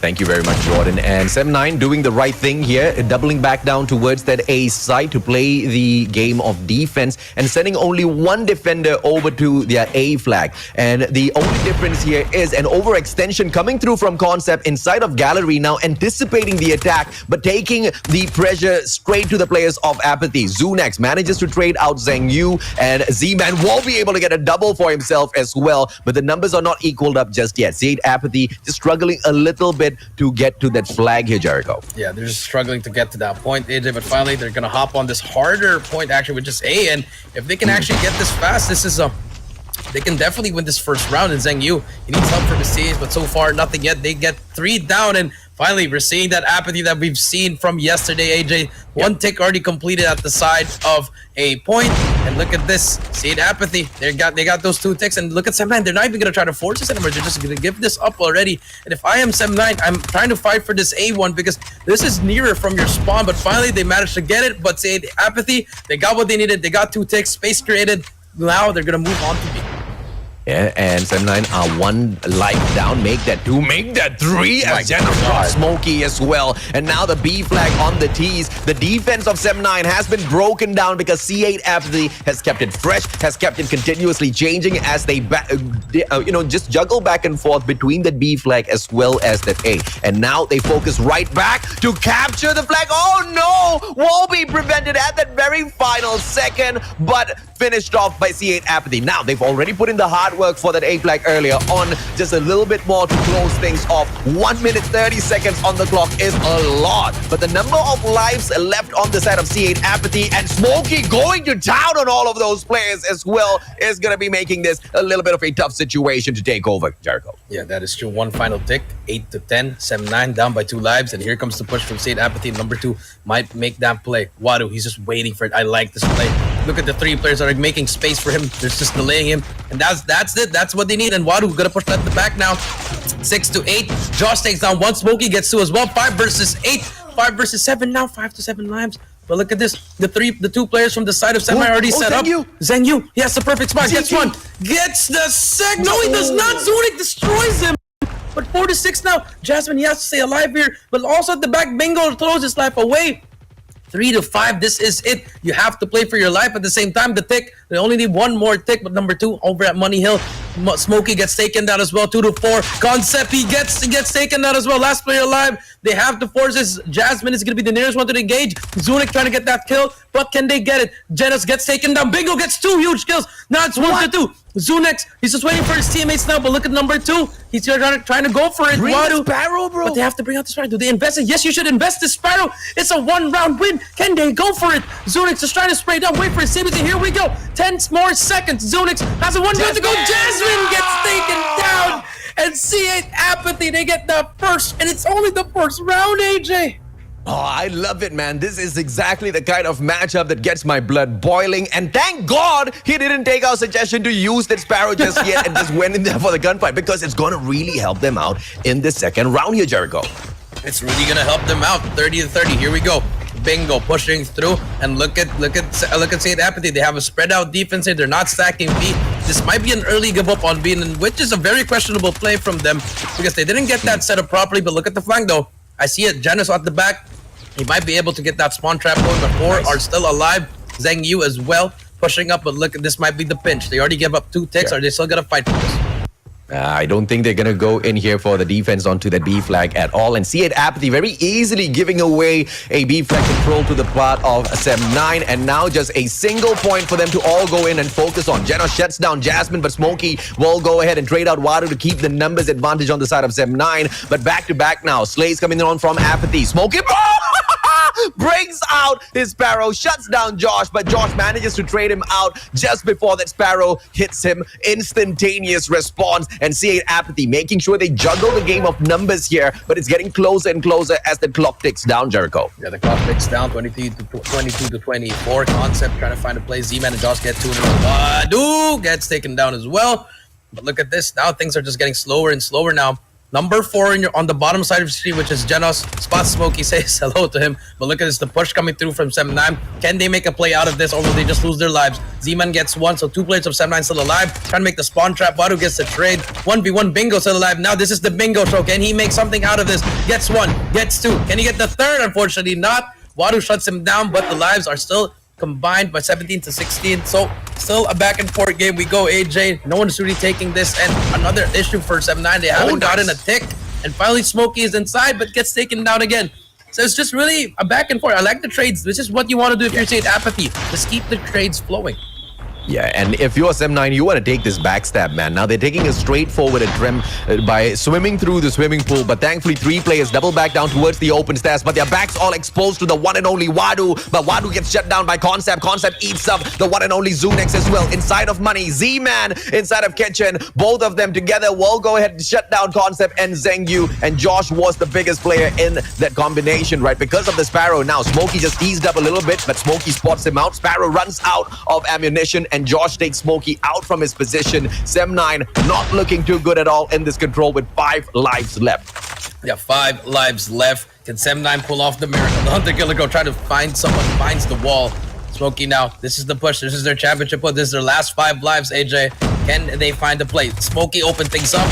Doesn't not get anyone. Jetus gets 2. And this should be a round for C8 Apathy unless a miracle can happen. With 8 seconds left, I don't think it's going to happen. This is a round for C8 Apathy. Excellent play by C8 Apathy, and they managed to buy themselves a lot of time here. So it all depends as to how Sem9 wants to take this. Do they want to throw away control?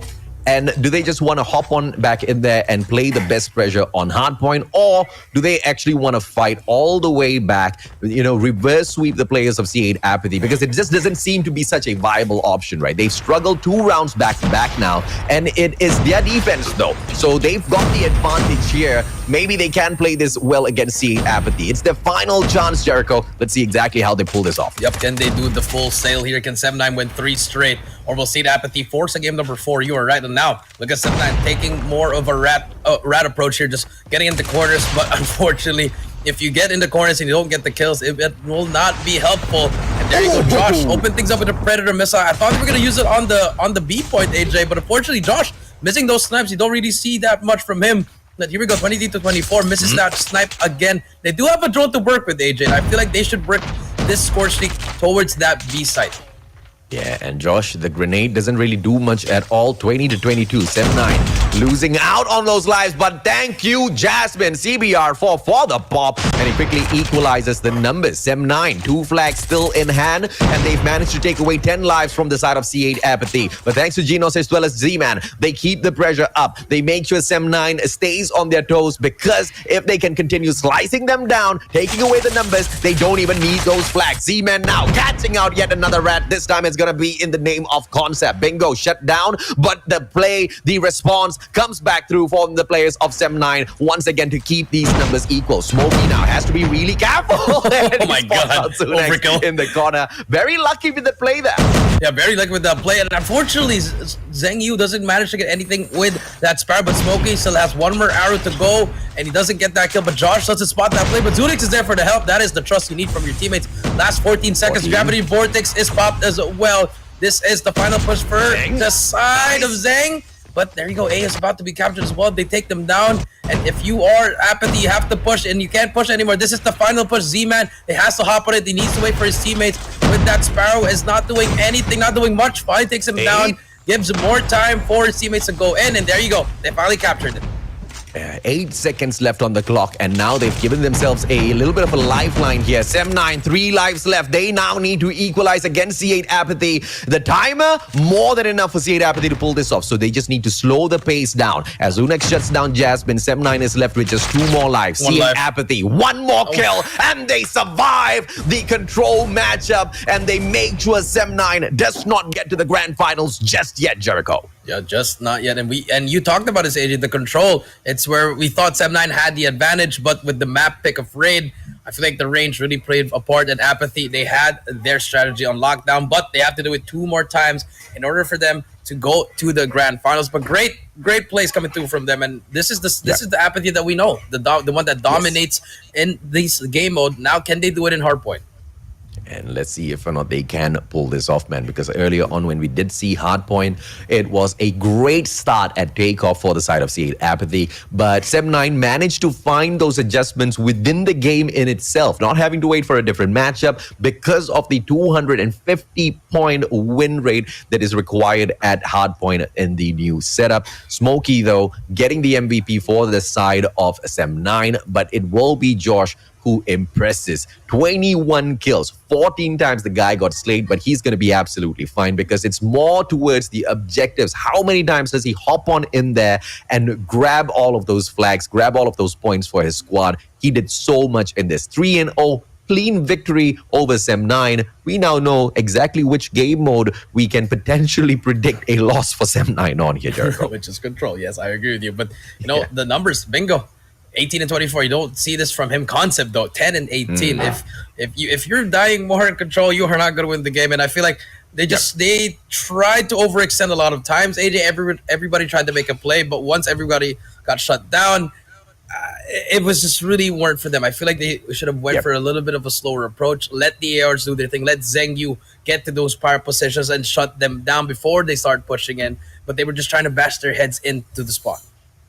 But now we head on into Hardpoint in the home of Sem9. Sem9. Yes, they have already gotten 2 victories here, but C8MG took them the distance. C8MG almost ripped the game away from them, but it was in the exact same matchup, Summit Hardpoint against C8MG, that we saw Sem9 in their truest forms as they made one of the most stellar comebacks at the Garena Youth Challenges Season 2. And I will not put it past them from, playing those exact same types of stellar plays out there on Summit once again. But I will be happy if they do not keep us on the edge of our seats because, I'm sick and tired of the comeback gameplays from Sem9. I just want to see them take it all the way from the get-go here, Jericho. I agree with you. I want someone to beat Sem9. But, there's a fun factor before I pass it to you, Warden.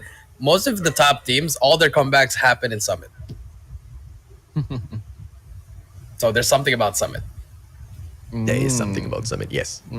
Well, it's quite interesting. I mean, the last final run there, for Omega, for them to pull through and come back exactly the combat coming in. It was in Summit, and Omega pulled through with that one up against Blacklist. But we're talking about the youths here. So, I mean, Jericho, I don't know if I can say this one now. Unfortunately, despite that, the theory right there that comebacks happens in Summit, I'm not going to be leaning for the side of C8 Apathy here. This is the hometown of Sem9, and they better watch out. The odds here is not looking so bright for them. They need to come up flawless here. So it's going to take a miracle for me, at least, for C8 Apathy to pull through up against Sem9. We're approaching onto Summit Hardpoint here. Let's give it away for Sem9 and C8 Apathy. Caster, take it away. Thank you very much, Warden. We'll catch up with you in a little bit. C8 Apathy trying to open up this Hardpoint, but just like that, Sem9 from the second floor drops those players one after the other and quickly picks up all of those initial points. Bingo will continuously improve his gameplay after the miserable performance onto Control, and he's mad. Hold on. Yeah, exactly, man. He's absolutely mad. But now the break will come through from Wadu from up top. This is a challenge. Concept takes that backstab, but the players of C8 Apathy not allowing Sem9 to run away with this P1. Usually we see it swinging back and forth, but Sem9 really wants to close this off and move on to the grand finals here, Jericho. Yeah, that's true. But you see the different kind of Sem9 after that Control L. They don't want to go to a game 5. They want to end it here and 31-1. And you don't see this usually in P1. Like you said, AJ, it's always a contest, but so far, no contest whatsoever from C8 Apathy. And if I were them, I would focus up on those spawns for P3 already. Get over to that green radar station, try to hold it down first, get some spawns for that P2 as well to get some time off, because so far it's been a perfect hill for the side of Sem9. 48-1. Let's see if they can continue it in P2.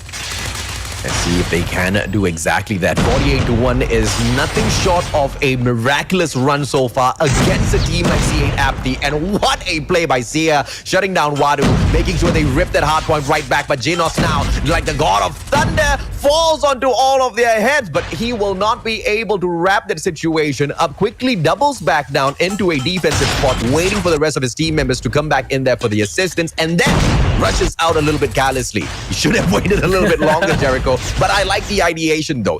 I mean, that's exactly what he should have done, but just misplayed it towards the very end. C8 Apathy making their way back into P2. 23 seconds to go. So an early rotation's obviously going to be way too early now. But with Sem9 taking the final 15 seconds, C8 Apathy needs to head down for the cable car platform. Yeah, they have to head down, but there's already a player at the back, which is going to be Josh and Z-Man. They have control, and the 3 players going to Snowman, but number 2, Smokey on the flank, takes 1 down, takes 2 down as well, so that shuts down the flank, but Josh is still alive at the back. Z-Man as well, making work of Sem9, so big kills for Zheng Yu and number 4, Concept. They both spawn up. Zheng Yu wins that big 1 gunfight. Josh as well, another 1v1 at the back. Let's see who gets control of it. Sem9, they finally got the time, but Apathy, they brought out their Sparrows, and here we go. A split spawn for the side of Sem9 for a moment there, and now they're all spawning at P3. This should be a huge hill for C8 if they want to make a comeback. This is the P3, always making the comeback here, but the Gravity Vortex sucks 1 down. Bingo on the flank as well with the Sparrow, takes 1 down, takes Zunic with him as well,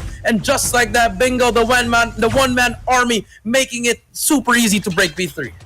And this is once again, where we highlight the strategy from the side of Sem9, right? Not rushing in, not sending in the numbers, but mainly focusing on the strategy of Summit, the map in itself. Taking the spawns first, and then with that anchor, they've got unlimited lives. All of their players are just spawning from the back. They just need to rush on in there. But also the investment into the operator skills at the right time. Bringing out the Sparrow, bringing out the Gravity Vortex gun for this Money Hill, truly a great play. But C8 Apathy, as they double back down into P4 now, the blue radar station, they hold on to the spawns, which is the right move, but Sem9, early rotations coming through from them as well. They want to take away the spawns. 1 final player for the stand, but Josh gets taken out, and the spawns go over to Sem9.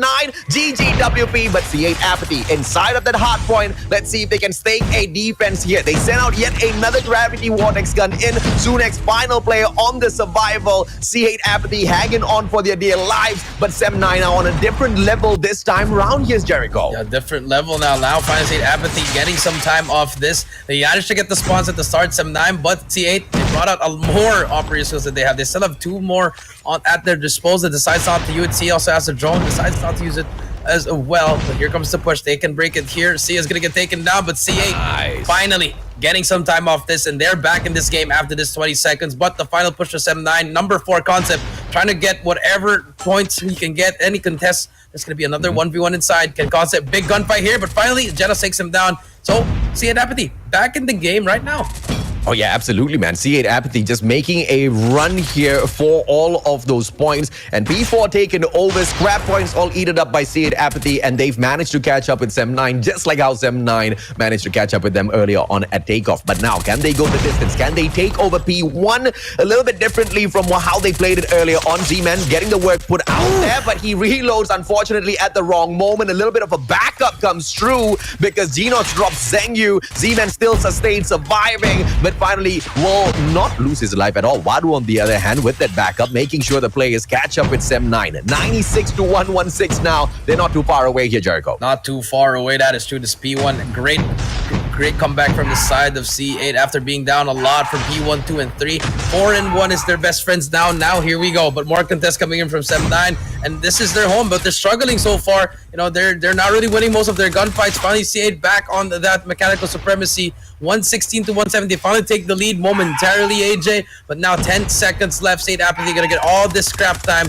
Now the battle for P2 commences, and Sem9, they have control of the spawns for 2 and 3. Yeah, but in the recent times, man, I've just noticed holding on to the spawns for P2 over at the green radar station doesn't really bring in a lot of benefits, especially when the teams play super aggressively from the spawns out of the container area, right? Because hopping on in, they can go in there for an easy challenge, but they need to be really well versed with their mechanical capabilities out there on the battlefield, which seems to be the case here for C8 Apathy. They've all of a sudden improved all of their gunfights, and they're taking the fight up now to the players of Sem9. Genos with the smart investment of the Gravity Vortex gun sends out the Hunter Killer drone as well, which hunts down the one and only Seiya. 145 to 117. C8 Apathy, not only have they made their way back in, now they seem to be dominating the matchup, Jericho. Yeah, but this was the same story from that first game, AJ. Remember, they have that huge lead, and Sem9 managed to adjust the next hill, and let's see if they can keep it up. Now they finally break that hill. 20 seconds will go to their side. They're gonna get that final 19, but look at this CA. They were like, you can take that 19, we'll take this whole 60 in P3. That is what you want to do. They have a full setup, AJ, and this is a whole lot of enemies that Sem9 have to go through. But here we go. Z-Man's gonna be the first line of defense here, and they are gonna invest their operator skills here, but Bingo's gonna be the first one. That's gonna be the first line of defense. Z-Man does not got anyone, but information is given, and now here comes the break. 140 to 157. One would have not expected Sem9 to make a quick catch-up, but the players of C8 Apathy really need to understand now. They cannot allow Sem9 to get any closer. Wadu with the stand-up play, but gets shut down by Zheng Yu as he takes a very aggressive stance outside of the cable car platform. An aggressive move that was just not needed, but the spawns now held on by the Filipinos. But once again, Sem9, they this time do not care about the spawns. They rush in with the numbers and they take over the cable car platform. What a standout performance by the MYST squad. Smokey, can he take the fight of his life? Yes, he can. Nobody making a play for the spawns just yet. So Captain Smokey will go on to take that role. Zunax, the next one to shut out of this equation, but he still remains surviving. Smokey cannot make good work of him just yet. And in the meantime, the rest of his team members play that objective so well, Jericho. What a fantastic comeback by Sem9. A fantastic comeback, but with 20 seconds left from that time, they managed not to rotate actually, but that's how confident they are that they can break it with brute force, and that's gonna be Bingo, the first player to get in there to try to take out some players. And here comes the pinch. If he wins this next gunfight, this is gonna be huge. And here comes the push. Sia as well as Smokey already inside the hill. Bingo gets taken down by Genos. That's a huge kill. But the flank might just happen, which is going to be number 2. He also gets taken down. It's all up to Sia to try to make the play. Bingo now, they're just pushing through, and Sem9 finally near that hardpoint. But C8, their defense is just too strong. Plus, they have the spawns as well, AJ. But Sem9 breaks the hill. Yep, but the spawns now still held on by C8 Apathy. They've got the numbers advantage here as they will be able to send back reinforcements back to back. Bingo with the smart play. Backstab as he takes away that hardpoint once again. Quickly hops on over, tries to tag up the red garage, but nobody is taken out of the equation. Z-Man brings in his Sparrow. Great investment as C8 Apathy once again takes back the site, but Bingo with the constant pressure has to face off against Josh, but gets stunned halfway through. And Sem9 with the fight of their lives, but they discover that C8 Apathy are fighting for the exact same thing as well, to stay in the upper brackets, to not get kicked down into the lower brackets finals. 197 to 190. This matchup is just way too close, man.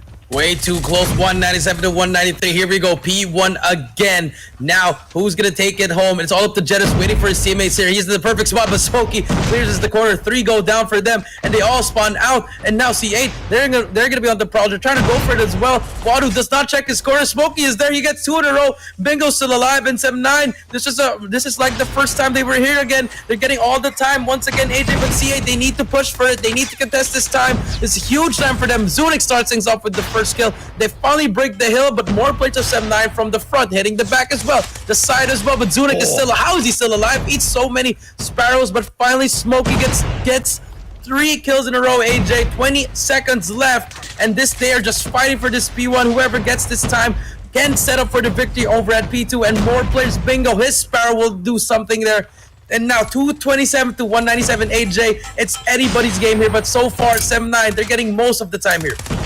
Josh, as he drops down, manages to find a kill. No, make that 3 kills back to back. And just through Josh, as he hits his 4th slice right there, C8 Apathy picks up 203 points. It is gonna be the edge platform now. On to P2. And I've lost count as to how many times we've visited this spot already, but it doesn't really matter now. This fight so hot between these two squads. C8 Apathy, they've got a great chance because they hold on to the favorable spawns of P2 as well. They send in the hunter-killer drone, Genos, but finds absolutely no one. Josh with the investment on the Sparrow, on the other hand, finds a lot for himself. Backstab, but the sticky from the one and only Sia finds Josh and takes him out of the equation. Smokey will be smoked out, but 215 to 235, C8 Apathy slowly catching right back up here.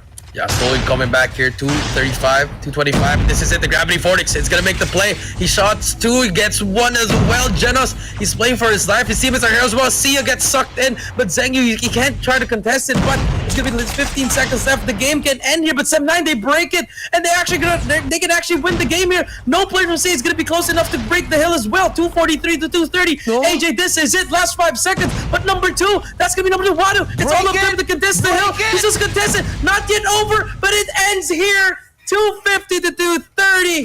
Sem9, the final push. They send C8 Apathy down to the losers bracket, and they secure their spot in the grand finals. with the extra life advantage. AJ, what a series by 7-9. What a play. Absolutely, man. I mean, getting into the grand finals, yep, that's a huge thing. It's a huge deal, but getting that extra life just gives you the extra bit of security. And who else but the one and only Bingo picking up that MVP once again, playing a little bit of the objectives. In fact, all of the players on the side of 7-9 had to play the objectives to a certain degree, but Bingo, being the Slayer, being the roamer, continuously slicing out the players of a C8 Apathy, and on top of that being able to provide those very essential points to the side of 7-9 as well, just shows how useful he is to this particular side of 7-9. But C8 Apathy, valiant effort indeed, taking it all the way, but unfortunately just lost control at those very final moments. I at one point thought at that P2 on that rotation early on as they opened it up, they had the favorable spawns, that they were going to take this all the way, at the very least in towards P3, and then grab the win as well. But 7-9 just didn't allow them to, Jericho. Yep, that is true. I mean, 7-9 pretty much just ran away with it. It almost ran away with it, but C8, they managed to get back at the second and the third half of the game, AJ. But that last push, that was the final push, the championship push for 7-9. They all just went to one side, and unfortunately for C8 Apathy, they left it there. Everyone wanted to rotate, but 7-9, they had the last 13 seconds. You know, Wadu tried to contest it, but it was just enough. 2 more seconds left. 7-9 closed it out, and like you said, that was their home. But their summit, it's getting exposed now. AJ, they're not really as dominant as before.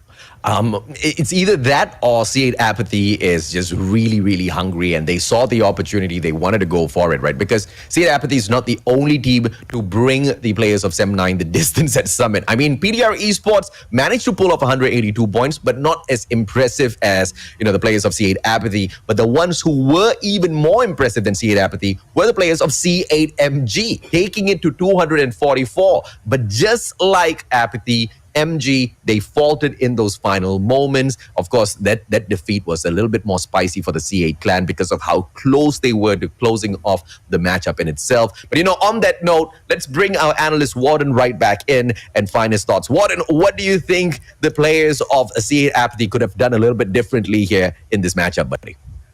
I mean, you know, if you're going to be looking at the statistics here for the set of 7-9, there was at least 4 players having like 3 players around a minute inside a hill. We got, you know, Shao just balling all out there inside the hill itself. So overall, the battles between the inside a hardpoint itself was just more, you know, it was more cohesive for the set of 7-9. C8 Apathy, they were struggling getting that influence until the middle stage of the game, and you know, the first rotation there on towards P4, that was where C8 Apathy showed a little bit more life. Until then, from then on forward, I was really impressed. You know, I was really impressed on how C8 Apathy pulled this one out. They did pull a little bit more of, you know, a match here. You know, only the 20 points that they had to claim out away from 7-9, that was the biggest like factor for me, because I was really expecting 7-9 to ball out and just close this one out. It was just really the gunfights inside a hill, inside a hard point here, AJ, that really mattered the most. Yeah, I do agree, man. And, you know, valiant effort from the players of C8 Apathy. But the run here is not over just yet. C8 Apathy is a team that has earned a lot of respect at the Garena Youth Challenges Season 2,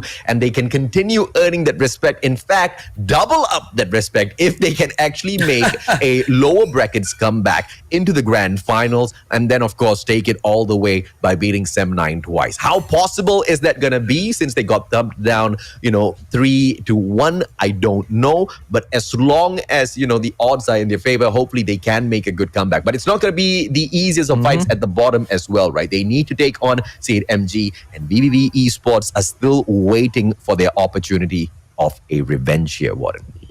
Yep, definitely waiting for the revenge here, and it's gonna be C8 MG, you know, and Triple V. That's gonna be all eyes on them here. So, you know, coming in from this matchup right here, this is the same scenario here for the side of, you know, like C8 MG. C8 MG put his car up against 7-9, just like the brothers Apathy here. Now I'm starting to question if Apathy can beat Triple V and 7-9 can beat C8, does that mean that they can beat Triple V? I mean, I know for a fact there's like a different type of factor in terms of like, you know, these are Triple V and C8 Apathy are completely both different teams. Yeah. So that's going to be a big question mark for me from then on forward, especially if coming again, if 7-9 and Triple V will get the matchup that we were we have been anticipating for. But looking at the highlights here on towards Hardpoint, I'm going to take this one away once more. P1 ended with a 22-point lead here for the set of C8, but in some ways Sem9 did manage to get a break, despite the fact that the spawns was rocking for the side of C8, and this is where they were exactly good at. It doesn't matter if the spawns will be given to you. What matters is for us is going to be getting the gunfights inside that hill, Jericho. Yeah, that is true. Pretty much it was C8's game. They were pretty much winning it at the start, but when Sem9 adjusted, and that's what's beautiful about this 250, AJ and Warden, they are actually, you can actually take your time here. Once you reach that 100-point mark, it's not yet over. It's not the end of the world here. And finally, when Sem9 managed to crack the code, once they adjusted, that's when they started clicking. And here in S&D, I mean, it was just a Sem9 show from start to finish. They pretty much ran away with this one. And for C8 Apathy, they slowed down. They were really in panic mode. They couldn't do what they wanted to do. And like we said, they had to push the pace, but they just played super, super slow, Warden. Definitely really slow, honestly. And it wasn't just that at all. Playing slow is not so bad, but if you're gonna be playing slow and actually losing lives with no sense of casualties being put up against for your predecessors, it's really a bad thing. You would want to go at those trades, and C8 Apathy really lack at that at most. Now approaching on towards Control here, AJ, we saw this one went down. C8 Apathy, this was their glimpse in terms of making a comeback for this series here. They got a 3-0, which is quite shocking for me for the side of Sem9, but then again, C8 Apathy really proving to us what is the weakness or what is the kryptonite of Sem9. So, there's not really a lot of factors that we can pull through for this one here. It was just Sem9 really getting scattered around, but this is the ending here, AJ. And honestly, you weren't expecting this to come out this close, right? Oh, yeah. I mean, it's really hard, right? Because I was expecting C8 Apathy to take this all the way through, maybe even a match number 5, looking at how great these two teams are. But, I'll have to say, Warren, great question if or not Sem9 can defeat VVV, since C8 Apathy has already shown that they can very easily take down a squad like VVV ESPORTS. But I feel like it's not a direct comparison, because the team that we saw out there on the battlefield for C8 Apathy yesterday is very different from the squad that we are spotting out there on the battlefield today. They seem a little bit subdued. They seem a little bit disturbed. And hopefully this is just the playoffs day 2 jitters for them, maybe, because they were so nervous of getting into the grand finals. But the adjustments I'm hoping to see down there at the lower brackets finals. But of course, bringing our attention to the MVP of the series, at this point, I'm not surprised anymore that we are seeing Bingo again, Warden. He definitely, I mean, I'm just looking at the consistency of Bingo. He's being like Yato for Blacklist, just so consistent in terms of getting the points for his side now. But for the statement here for this series here, Jericho, we talked about, Apathy going up against Triple V on the lower brackets again, and it's most likely going to happen, especially if ever Triple V can take down MG out from the equation. Yeah, that is true. But VVV, it's the same story for them. The last time they were in the Green Challengers, they went down to the losers bracket all the way back to the grand final. So the revenge tour is still on for them. But let's talk. That's gonna be for later. Let's talk about Bingo here. I was doing some research while you guys were doing some talking. I feel like Bingo, if you're gonna compare him to the Philippines, you can compare it to a lot of players. Kebs, Yato. Yes. I think you could also put Whoopi as there as well. A little bit of Adapt. It reminds me a lot of Adapt from Almighty, just an all-around player, always annoying. So I feel like Bingo, he has a long way to go, but the job is not yet done for them. They have secured their spot in grand finals, but they have to wait now for who's going to be their opponent at the grand finals. Definitely. So what is done has been done now. Here, yes. Nah, I was gonna say that we can compare him to everyone except Whoopi, man. I mean, Whoopi, not only is he like the best sniper in the Philippines, all the around. guy's also a great flex player now, bro. Unless we see Bingo picking up the sniper, then yeah, Whoopi's in the list as well. Definitely. Good takeaways here for both of these casters, guys. But we're gonna be moving on to the next game here. But before that, we're gonna be having a short break. We'll be right back.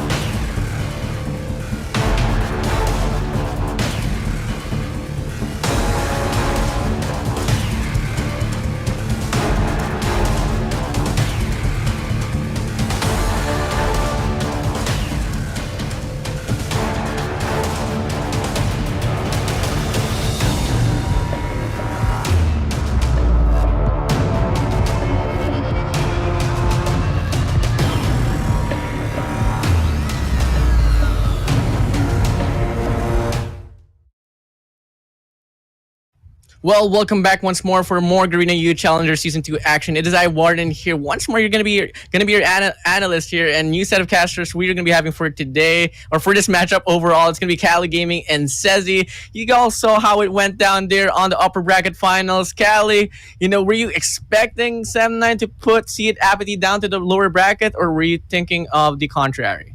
I was actually thinking that State Apathy will be able to remove and, of course, dethrone Sem9 on that upper bracket finals. But, it was the opposite that happened, and Sem9 just really had a far better result today compared to when they did yesterday against C8MG. And again, they're able to adapt and they're able to adjust their playstyle, which really is great because now that they are on the grand finals, they have a twice to beat advantage, Warden. Definitely. And this matchup right here, Triple 8 MG, they're down in here. They're down here in brackets and coming again. They only have one life to prove for this one here. One run to prove for this one. And Sezi, on the hot seat we go. I know you love this position. Who do you think is going to be able to pull through and get this one out, judging by your own preference here? Is it going to be Triple V or is it going to be C8 MG? I'm gonna bet on Triple V because it's Triple V, man. I mean, they are looking so good in this tournament. You want those systematic plays, you want those polished plays against C8MG, where they're kinda adjusting to each other. So yeah, in terms of the systems, it's Triple V. But of course, you know that I love underdog. So yep, it's still Triple V.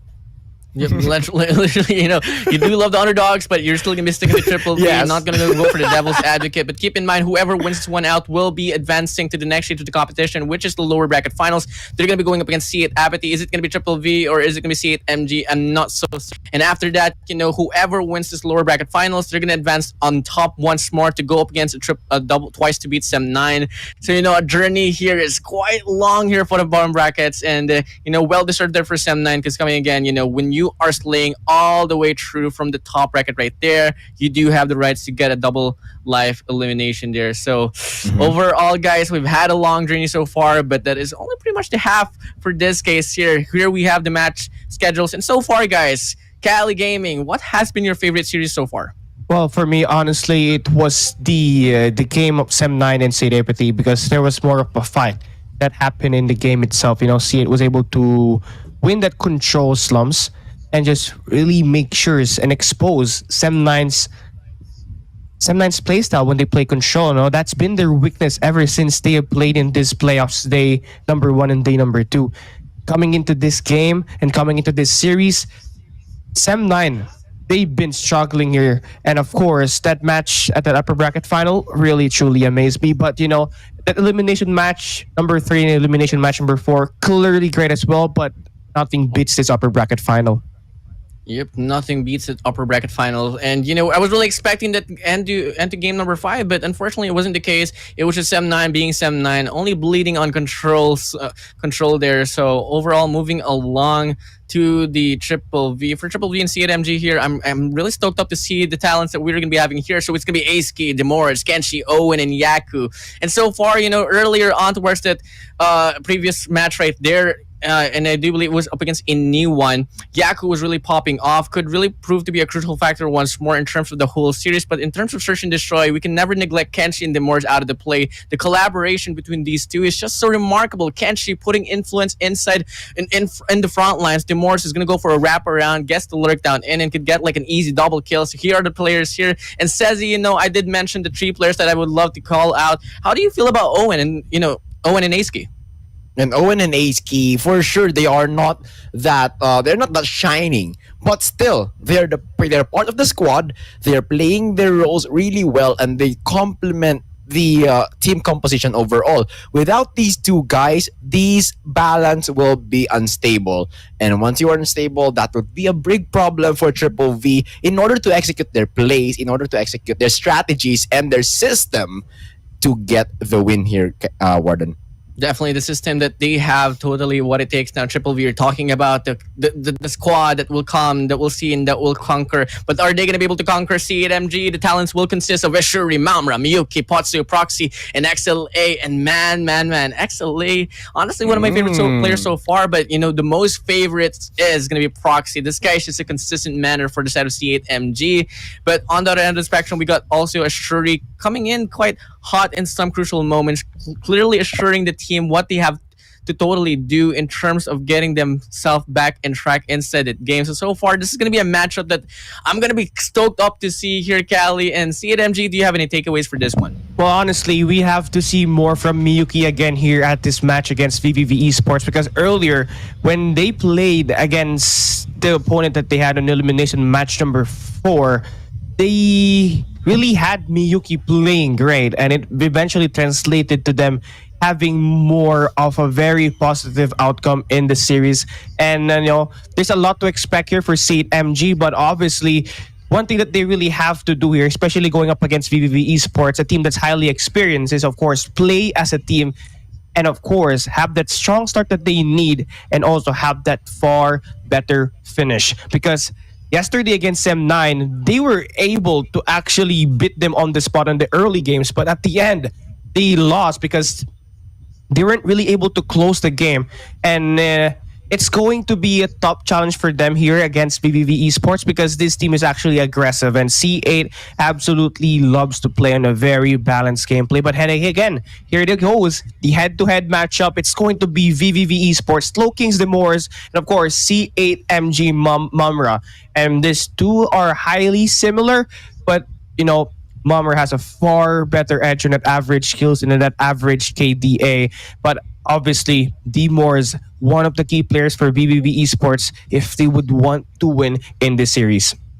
Definitely. I mean, I can't neglect the fact that, the Mars this time around, quite shockingly, will be suffering a much worse statistics than Maumra. But it's not going to be a big contrast after all. It was just really, the previous matchup they did for Triple V that really forced them to, have a wishy-washy situation. But then again, it's only going to be the statistics of one individual. I really want to look on to forward and how this one's going to go down in terms of the team play. Soon enough, we're going to be heading over to rare maps and mobs. And this is where it's going to get more interesting, because Triple V, they're going to be able to win that map pick. Wow. And for the first time in forever, guys, we're going to be having a Hacienda Hardpoint here. What a way to kick things off. And that's going to be a map chosen by Triple V. C8MG will be choosing Raid on Search and Destroy and Standoff on Hardpoint, which is going to be a big question mark for me as well. But then again, I do believe that Triple V relies more on towards the long distance quad combat. But for the operator skills, we got the Annihilator and the Purifier out of the play. And that's actually quite nice, honestly. Sparrow will be open, and Triple V do love to play around with a bow and arrow. Gravity Vortex will come into the play as well. I'm quite surprised that Gravity Vortex is not getting banned at all, as it has been such a big, a fad for the specialists in terms of the pools. Now, Sezi, I heard your reaction at first. Hacienda Hardpoint. Because they haven't played the Hacienda. I mean, Triple V, they haven't played the Hacienda, and they know that their opponent is not playing Hacienda on the qualifiers. And because this is a novel map, maybe Triple V, this is included in their systematic training, and that gives them the edge over C8MG in this unfamiliar map in the competitive scene. So that will give them a surprise. But C8MG, this raid map also is not being played by C8MG through the qualifiers. They mainly play Standoff and Firing Range location. Now, I think this is one hidden ace also for C8MG. So you can see that on the maps here, on the choices of the maps, they are using their hidden aces, and this is where it gets exciting here, Warden. Could it be the hidden aces, or is it just going to be a very questionable takeaway here in terms of the maps and modes here? Because honestly here, it's not looking so promising here for me for the side of C8MG, but I do want them to prove me wrong. But for Hacienda here, I'm expecting Triple V to just go all at it, because you know who is the mentor of Triple V, and you know who is the master of Hacienda. It's Jericho himself. So, guys, I don't think this is going to go pleasant here for the side of C8MG, but I do want them to prove me wrong. All bets here for the side of C8MG as in some way, devil's advocate choice for me as an analyst here. C8MG will have the worst odds, but, with the firepower and the mentality of C8 overall as an organization, I do believe they have what it takes to pull this one out. Cali on the hot seat. Who do you think is going to be able to pull through on the whole series? And how is the scores going to be? Honestly, man, this could be a 3-1 for me, and it's going to favor VVV Esports.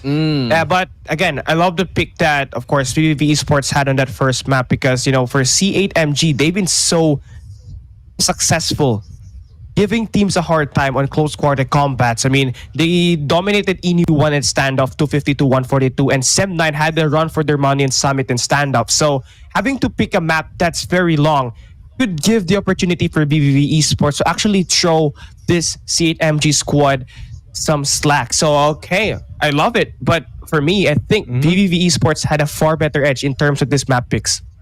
I'm going to be having that gentleman sweep, not a clean sweep. I know for a fact that C8MG could pull off a fight out away from Triple V.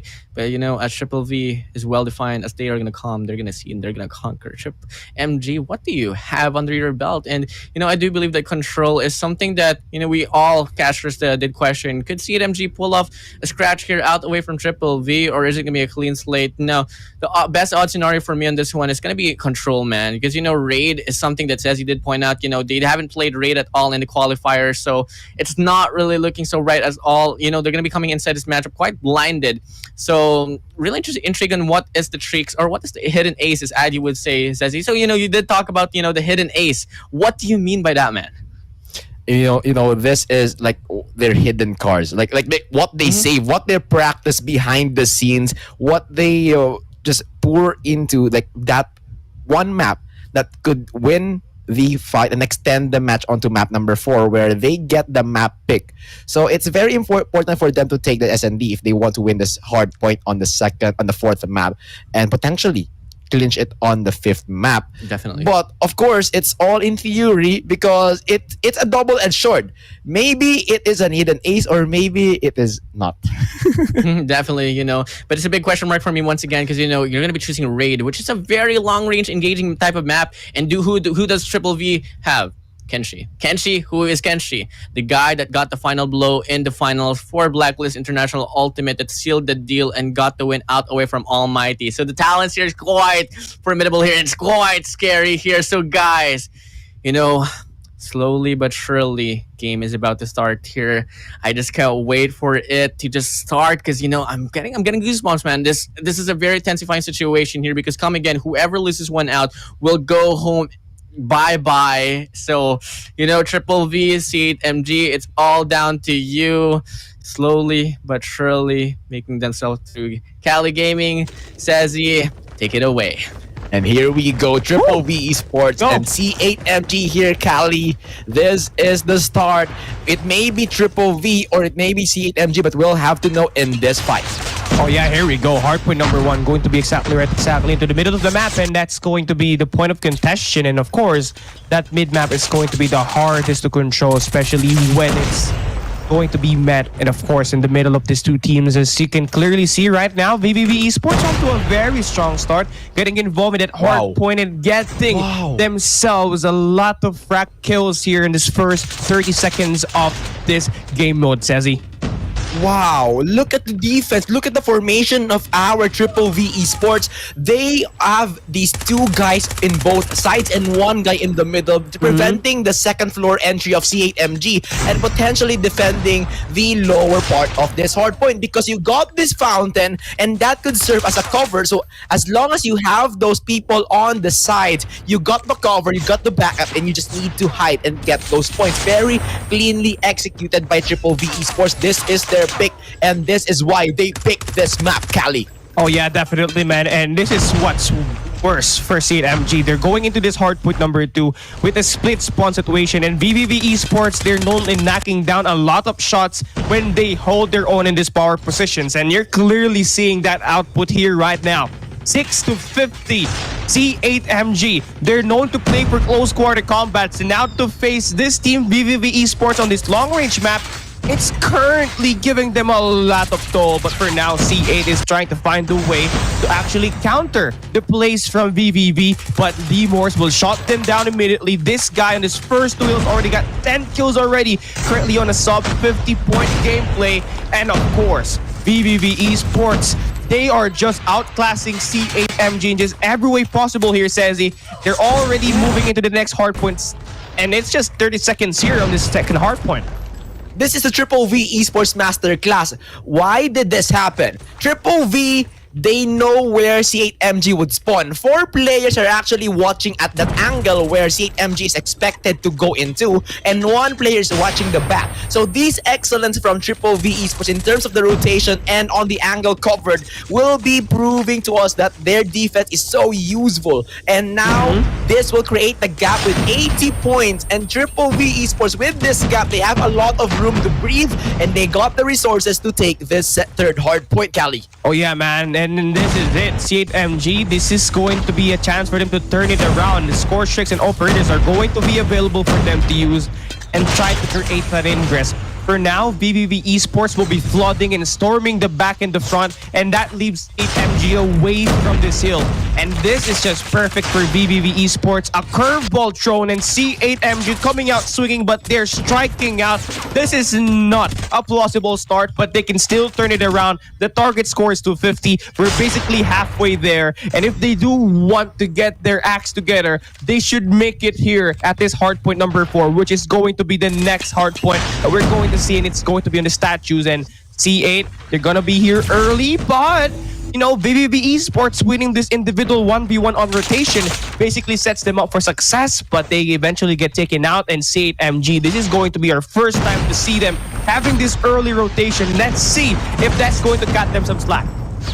And now Triple V will be breaking that rotation. This is deadly for C8MG because if they are once on the retake, Triple V has their eyes set on where would they be going. So C8MG, they need to be unpredictable. They need to go for the long distance. They might take a long time, but it will be worth it because Triple V Esports won't be watching at the back where it is unexpected, and that's the only way for C8MG to cut off the lead of Triple V Esports. This is the utmost map mastery of Triple V Esports in the play, and add in that individual prowess, that mechanical skills, that will solidify the wall that Triple V Esports is building. Thus, C8MG is so struggling in this fight. This is a 40-point club for C8MG, and this is the lower bracket. One more loss for C8MG, they might be out of the tournament. And yeah, honestly, man, C8MG having a very rough start, but they could still turn it around. I'm very hopeful that they could do. I mean, these guys fought their way towards this playoffs. They have made their way here. I don't see a reason why they would just give up that easily. As you can see here right now, VVV Esports currently in front of your screen, and looking at that kill feed on the top left side of the minimap, that's just amazing, man. Look at the way they involve themselves in this hard point and cover all these power positions just to anticipate and eliminate C8MG all of the time. Kenshi with 13 kills going to be annoying as he scavenged the players on the top side of the minimap. Honestly, man, this is just perfect for PvV. Yeah, this is perfect for Triple V, and C8MG is playing it wrong. They are prioritizing the lower part of this hard point. And if you are inside this lower part, you are wide open to the second floor. And the second floor is the priority you want if you want to break the P1. And this is why C8MG, although they got the numbers inside the hill, but they just only managed to snatch 5 points, exactly 5 points, because they had the wrong attack, and because of that, Triple V can capitalize on that, and XS1 Good Life will be solidifying this, and this is a money hill. So Triple V Esports, they do have 5 operator skills, they do have cluster strike, and it's nigh impossible for C8MG to even step on the 50 points. Oh man, this is just, you know, a total massacre made by VVV Esports. They have been able to build up their score streak. HQ with that 3-piece with that Sparrow. And you know, the attention to details right now for VVV Esports in this game is just seamless. They just thread the needle like it's easy, but it's not. And they just make sure that C8MG after this game will be demoralized just by looking at the scoreboard. 214 to 44 at this point in time. VVV Esports, they will still stand in this hard point for the final 20 seconds, but they will also allocate 3 players to move into the next hill. Number 2 and number 1 on rotation, and Kenshi's just slaying also as well here at the garage with 5 kills in a row. And that's going to build up the streaks, and it's going to use the Predator missile out right now. That's going to be 1 taken out. 2 more players to worry about moving into the next hard point. But then again, C8, this is it. This is the end. If someone doesn't pop off, this is just going to be an easy win for VVV Esports, and to add more inflict to the damage, VVV will allocate that cluster strike to this open field. Very efficient usage, and this could be the game. They got two players Another one. inside the point. C8 AEIPATHY is helpless. They will not be able to come back. VVV with the win, 250-44. And that is the effect of the ace map that Triple V has hidden up their sleeves together with their Hacienda Master. That is Hacienda Master class coming from Triple V. And you know, that ace map's effect was so devastating, and I think Warden would agree on me in this one. Quite devastating here, but quite expected at least as well. You know, it was really just the choice right there, Hacienda. Once we saw that chosen down by the side of Triple V, I heard the reactions to Cali and Zezzy. It was like, whoa, wow. You know, it's the first time that we're gonna be seeing Hacienda being played out here, and you know, Triple V they didn't fail to perform at all, and they really proved crucial in terms of like how familiar they were in terms of playing the map, you know, rotations, gunfights, how they play inside the hill, how they know the angles, they know the timings. Everything was just working so well for the side of Triple V. And yeah, for sure, C8 MG, they had it influenced 44 points out away from 250. But honestly speaking for you all, it's not so convincing. And 44 points, you know, you'd expect that to be contested just like, you know, being considered as scrap time. So overall, the takeaway here is that Triple V just knew exactly what they were doing. C8 MG, I don't think Hacienda was part of their arsenal as a team itself. So Cali, you saw how it went down. Triple V annihilated C8 for this one, and Raid is coming up next. Search and Destroy, on the hot seat we go. How do you feel about this one? Well, this is going to be another long-range map here. So if this is going to be, honestly, for me, well, looking at the map right now, Raid S&D, C8 MG, they will be picking this map. But then again, VVV Esports will be able to pick their side. So they will pick that blue base. So they eventually have a far better advantage starting off this game because they have Kenshi backing them up in this game. And you obviously know what Kenshi could offer on the table when you play Search and Destroy. Constantly aggressive sniping, could also play it passively, and of course hold down lanes and create those pressure. And I believe VVV Esports is in line to win this Raid S&D, but I do love C8 MG to prove me wrong here. Now's the time for them to actually even out the series. They can't afford to go down 2-0. They can't risk playing takeoff control with VVV Esports map pick in that map number 3. So right now, this is the moment to win for C8 MG. If they do not, we might see VVV Esports get this clean sweep.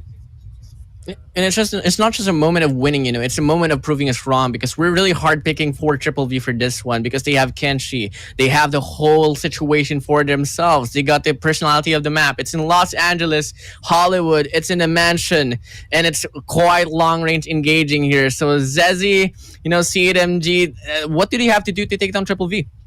They need to slow this down. They need to dismantle the strategies of Triple V Esports and not let them play at their best. But this is harder to do because Triple V, basically their plays are solidified, and we can see this later on. Triple V Esports has this history of winning in Raid, and this could be deadly for C8 MG. Definitely deadly. Now, so, you know, game starting up quite quickly here, and just like that, guys, casters, please take this away.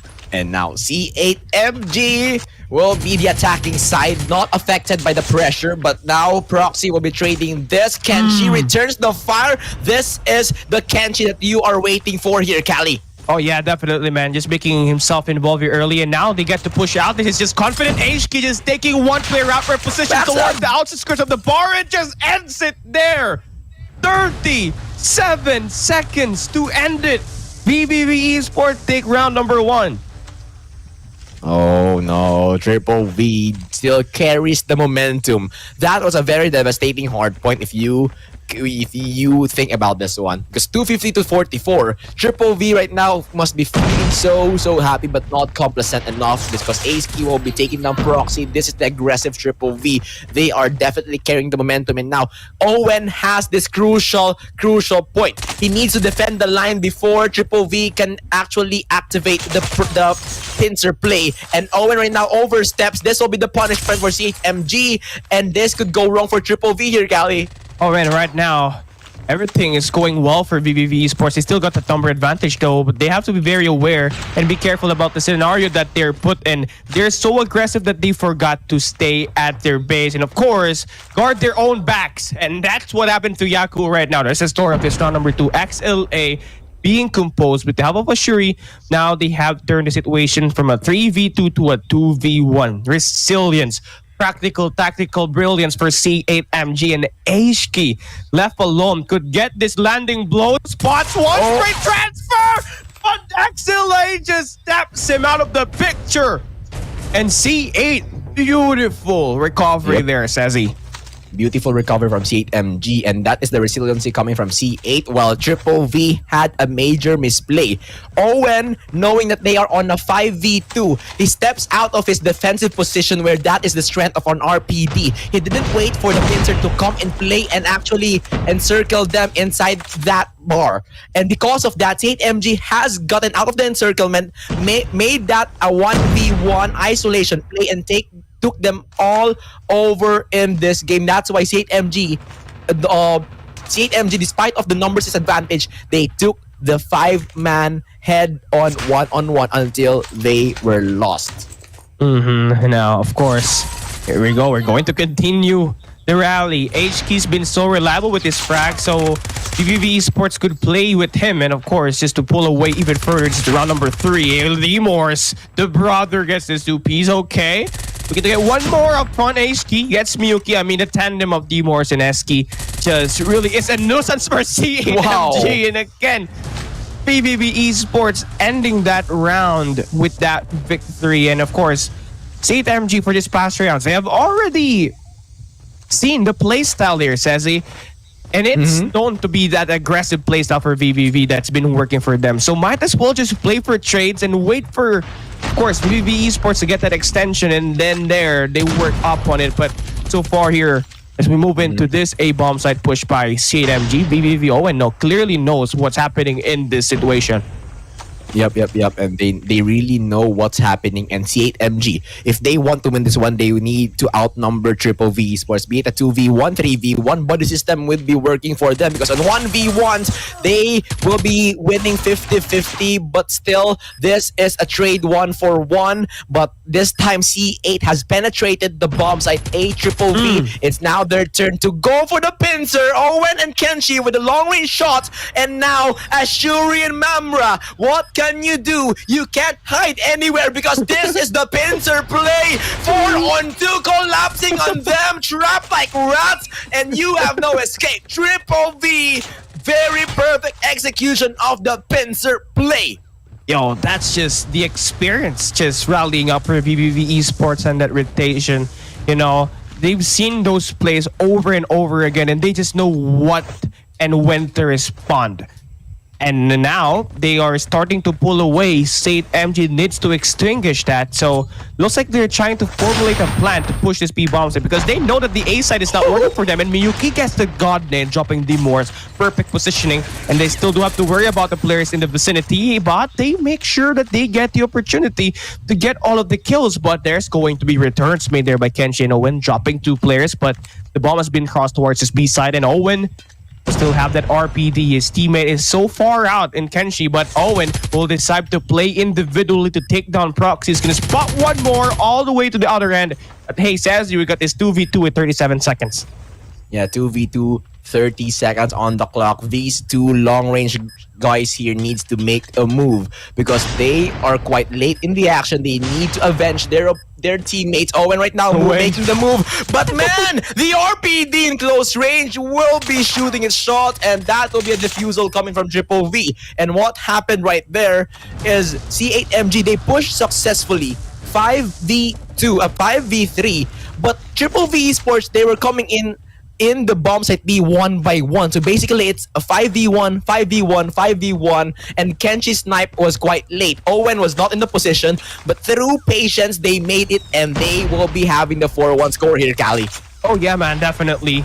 So now, the current standing is a 3-round lead by VVV Esports, and Lemors has been so good alongside Eski, getting all these first bloods.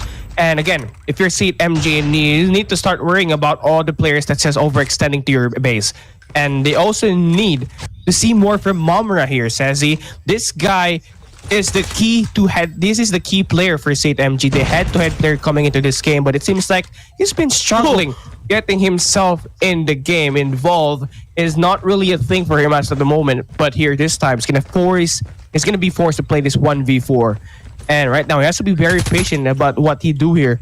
But again, he gets tagged down by Kenshi. And there it goes.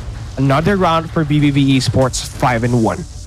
There was no hope for C8 MG right there because Triple V, they were playing buddy system. They're making sure that they can cover each other at a nick of time. And if you are C8 MG, if you want to win that 1v4, you need to capitalize on isolation plays. And now C8 MG is looking to repeat the same strategy of Triple V Esports. But Triple V, this is a solid push. 5-man stack. Kenshi starts the fight here. Miyuki takes down 2. And the entry of Triple V will be denied. Here comes the backstab. And the cleanup will be successful. C8 MG utilizing the strategy of Triple V Esports, letting them taste the medicine of their own. Yeah, I know. VVV Esports just got too worked up with their confidence there at that push. And C8 MG, never say die attitude, just clearly worked. And great play for Miyuki. Of course, getting those early 2Ps. And of course, one of their player at the back, Ashuri, getting that backstab. But here this time, gonna be in this gallery. He's gonna spot one, but Demorse tags him immediately. The first blood is exchanged, but again, Demorse follows up with 1 kill for VVV Esports, and now they have the number advantage. They still looking to push here at this B bomb side, and the B side is free at the open, and Yaku getting the information up front, but Proxy, with the help of his teammate, the double chow will happen, and that's going to be more than enough for Yaku to get taken out. So VVV Esports not really planning that bomb at the moment. They're looking to play and wait for some overextension here at this game, Sassy. We will see right now. And Triple V, I mean, they're quite successful, but XLA steps up his game, eliminating the sniper of the opponent. Through the head it goes, and the bomb will still be pressured under the hands of Owen. Now, C8 MG, they didn't expect Triple V to change their strategies, and their flank will be met with a resistance from Triple V. Now, Demorse will need to back it off and will need to join Owen for that buddy system, or they could win this one through isolation plays. But I doubt that option because these C8 guys is going for the buddy system, but Miyuki will be taken down. Demorse utilizes the head glitch, and we are now back to square one where it is a 2v2. Got 50-50 here right now for these two teams, but the bomb is actually planted, so there's only 20 seconds left for C8 MG to work around. And with VVV Owen having the power position at the laundries, basically sets VVV the chance for success. But XLA with the scope, but Owen sprays, but completely denied. Almost a double kill there, Sassy. Too close for my liking, but C8 MG, they played it slow, they were steady, and that's more than enough for them to take down VVV Esports at that round number 8. Yep, and XLA here steps up at the right time because he will compensate for the mistake of his teammates on that push towards the art gallery. And now Triple V will be looking to push on the bomb site A, but this time C8 MG, they are not that confident for the flank, and this could be a successful push for Triple V if this continues. But of course, Triple V is quite wary right now. They're looking first for the flank before entering the bomb site A, and time is ticking. This is an available bomb site A. They are not trapped inside the bomb site A, and this is the perfect setup if you are Triple V here, Callie. Oh yeah, definitely, man. This is just setup that's making them having the chance to, of course, work. Kenshi guarding the back, taking down a Shuri, a player guarding the swimming pool, and of course, 2 players guarding on the copy, but Proxy getting eliminated. So that basically gives VVV Esports more playing time and, of course, more confidence to get all of these kills. Owen sprays it down, knocks it down. LA going out. And VVV only needs to worry about one more player. They could just milk the clock here on his final 15 seconds, and this should be a win under their bag. But, you know, Momra just trying to create a play. And here's a surprising thing for me. Come here, Sassy.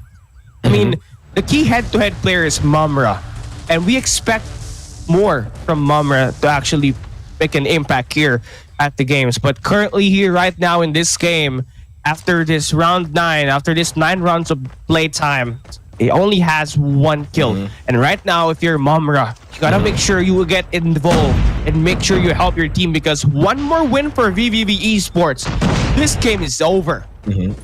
Yep, definitely one more win. And now going back to that play earlier, Triple V, they had the perfect setup. C8 MG, they cannot execute the pincer strategy because their confidence is lost, and that is where Triple V can capitalize. The confidence of Triple V will be lying on this one, and XLA will be taken down. Triple V marching with that morale, marching with that confidence, stomps over C8MG. And man, oh man, if you are C8MG, you need to recover right here, right now.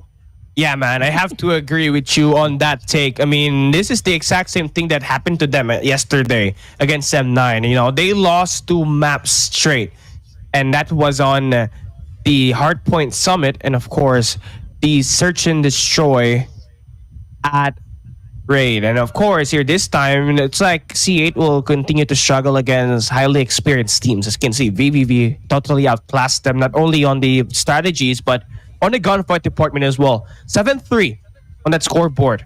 Owen with 9, HQ with 9, Dimors with 9, Kenshi with 11. The only player that really lacked the firepower here for VVV Esports is Yaku, but it's fine. The team just played so well, and they covered for Yaku for this game itself. And, they have been able to combine for a whopping 44 kills in this 10 rounds of gameplay. And, I mean, I feel like Sezi, the reason why VVV Esports won this game is because they were so good at knocking down the players on the initial rounds. Yep, definitely. The kills is the key to build that confidence and destroy the strategy of C8MG. And I think our analysts will be liking that and will be agreeing on that one on me, right, Warden? I definitely agree with you here, Zezzy. And it has so far, just the same outcome there for Hacienda Hardpoint. It's just going to be Triple V really proving us right here, in C8MG proving us right as well, that they're just going to fall down under the belt of Triple V. So, I do want to take back on what Callie said. Yaku, I completely agree with you. I mean, yeah, for sure, Yaku was at the bottom of the scoreboard, but it didn't really matter. If you get a team that's just going to be rocking like Kenshi, having 11 kills alongside with a top fragger himself, 11 kills as well. It's, you can just sit pretty right there on the very bottom, and you can just really rely on your team to make the play. But for a set of C8MG, all honesty for you all, each and every player has to step up here big time, especially in takeoff control. This is where we projected that in some way they could have a better chance in terms of winning a game in comparison to Hacienda Hardpoint and Raid, Search and Destroy. This is really a map going to be chosen for Triple V coming again. So, it's not so pleasant. It's not so pleasant, but, the series is not over until it's over. And just looking at the whole map itself, takeoff control, this is the laboratory of the Call of Duty mobile universe. And, it's a very long range engaging map. And the only time that the factor will change is as soon as we move over to game number 4. But before that even happens, really, C8MG needs to endure the run here for Triple V. So, Sezi, I got a question for you. What do you have to do to take down Triple V? And in some way, how do you bring the morale back to the team if you're on the side of C8MG? You need a convincing speech if you are a captain. Like, it really helps. It's either you need something to reset the mentality, either a strong speech, either food, either exercise, or whatever fits in that team. And as a captain, you have that duty to maintain the morale and execute the plays. But looking at the momentum of Triple V, they are looking so good, and this is their map pick. So the future for this game for C8MG is really looking so bleak here, Warden. Yeah, looking quite bleak, and it's not so pleasant for the side of C8MG. But let's give it up now here for both of these teams. Could this be the Cinderella story of C8MG, or could Triple V close this one out and eliminate C8MG out of the equation? Casters, take it away. And now this is it. The the possible final round for C8MG. They need to do their best, but looking at the entry of Triple V right here, they have taken 2 kills and they are slowing down their attack. So this is the strategic play once again of Triple V, a strategic push, and as you can see, they are on the outskirts of the building waiting for that one big push to commence against the B flag. Oh man, yeah, definitely. You know, this B flag, this B control point is actually one of the easier hard points or the control point to actually capture in this takeoff map. And with this about to get captured, that's one less thing to worry about. But C8MG will completely try to deny them. Currently, even on that live count, oh, Team Morris just suddenly popped out. Oh my God, Ashuri on that ladder. But then again, looking good so far for both of these two teams. It's just a pretty back and forth here, Sazi. Yeah, definitely. It's pretty back and forth because C8MG, they are in the state where they can execute the plays. But because of that, because of their cohesiveness, they left the A flag open. And Triple V, they are snatching 2 segments on flag A and flag B. This is a disaster if you are C8MG here. Oh man, yeah, definitely. I mean, you know, here's a couple of facts here right now, Sazi. Out of all the control game modes that we've seen so far in this tournament, there hasn't been any complete, total, aggressive takedown. There's no A and B full flag captures yet. So VVV ESPORTS, they are in line to actually do that here against C8MG. But then again, too close for my liking. C8 Miyuki right here, right now on the staircase. Spots one, but the double chance from D-Morris and Eski more than enough for that guy to get taken care of. But if you're VVV, you gotta make sure you got to move fast. 27 seconds left. They take the A flag first. All right, they still got the numbers in their advantage as well. So they're currently doing well. But now as we approach this late stage of the game, C8MG, they gotta divert that attention towards that B control point. VVV ESPORTS only has to worry about 1 more segment and 5 more lives, and this should be a game under their bag. Kenshi now looking to add a more inflict to the damage that has been done already, but missing all of these shots. And now C8MG, the last player standing, and it's going to be over. And it seems like VVV ESPORTS, they take this map or this round number 1. And Inigo says he'd love to add more information about why the VVV ESPORTS has been so successful. And you know, one key observation, like for the past 2 maps that we've seen already, you got that Hacienda Hardpoint, you got that Raid S&D. Both of these 2 maps have something in common. It is long engagements. range. And VVV ESPORTS having to bring this takeoff map as well, which is going to be focused more on this long range engagement, especially when you would like to get control on the top floor. That basically gives them more opportunity to have a higher percentages in winning, because C8MG, out of all the matches that they have played in this competition, they haven't played any long range maps. And now to play 3 maps that's long, it's really exposing their weakness here right now, Sazi. Yeah, exposing their weaknesses indeed, and I really like that emphasis, that analysis on point, because C8MG, you're seeing the traces of those weaknesses showing, but now they seemingly slowly come back. But it's still far from over. It's still based on kills, but on the flags itself, they have yet to take the second segment of the A flag. And now C8MG, they're losing lives rapidly. Triple V has the verticalities, and now C8MG seemingly trapped in their home. Now Yaku comes into the action. Ashuri will be breaking through that encirclement, and Triple V, they got the operator skills ready, and they will be investing it, devouring the numbers of C8MG, thus leading in terms of kills and denying the A capture. Oh yeah, man, and this is just great plays right now for this team, and I hope that they keep it up. But you know, for C8, they're down to their last 3 players, and they gotta make sure that they get a point control, or else this game is going to be in favor for VVV ESPORTS once again. Proxy gets eliminated. VVV, 2 more players to worry about, as Shuri will get eliminated, and HK gets one of his own, and Yaku deals the final blow with the help of the Moors. 2-0. VVV ESPORTS just completely outclassing C8MG on this takeoff classic. And here's some more facts. Honestly, coming into this game, C8MG has a 100% win rate, especially on that Slums map.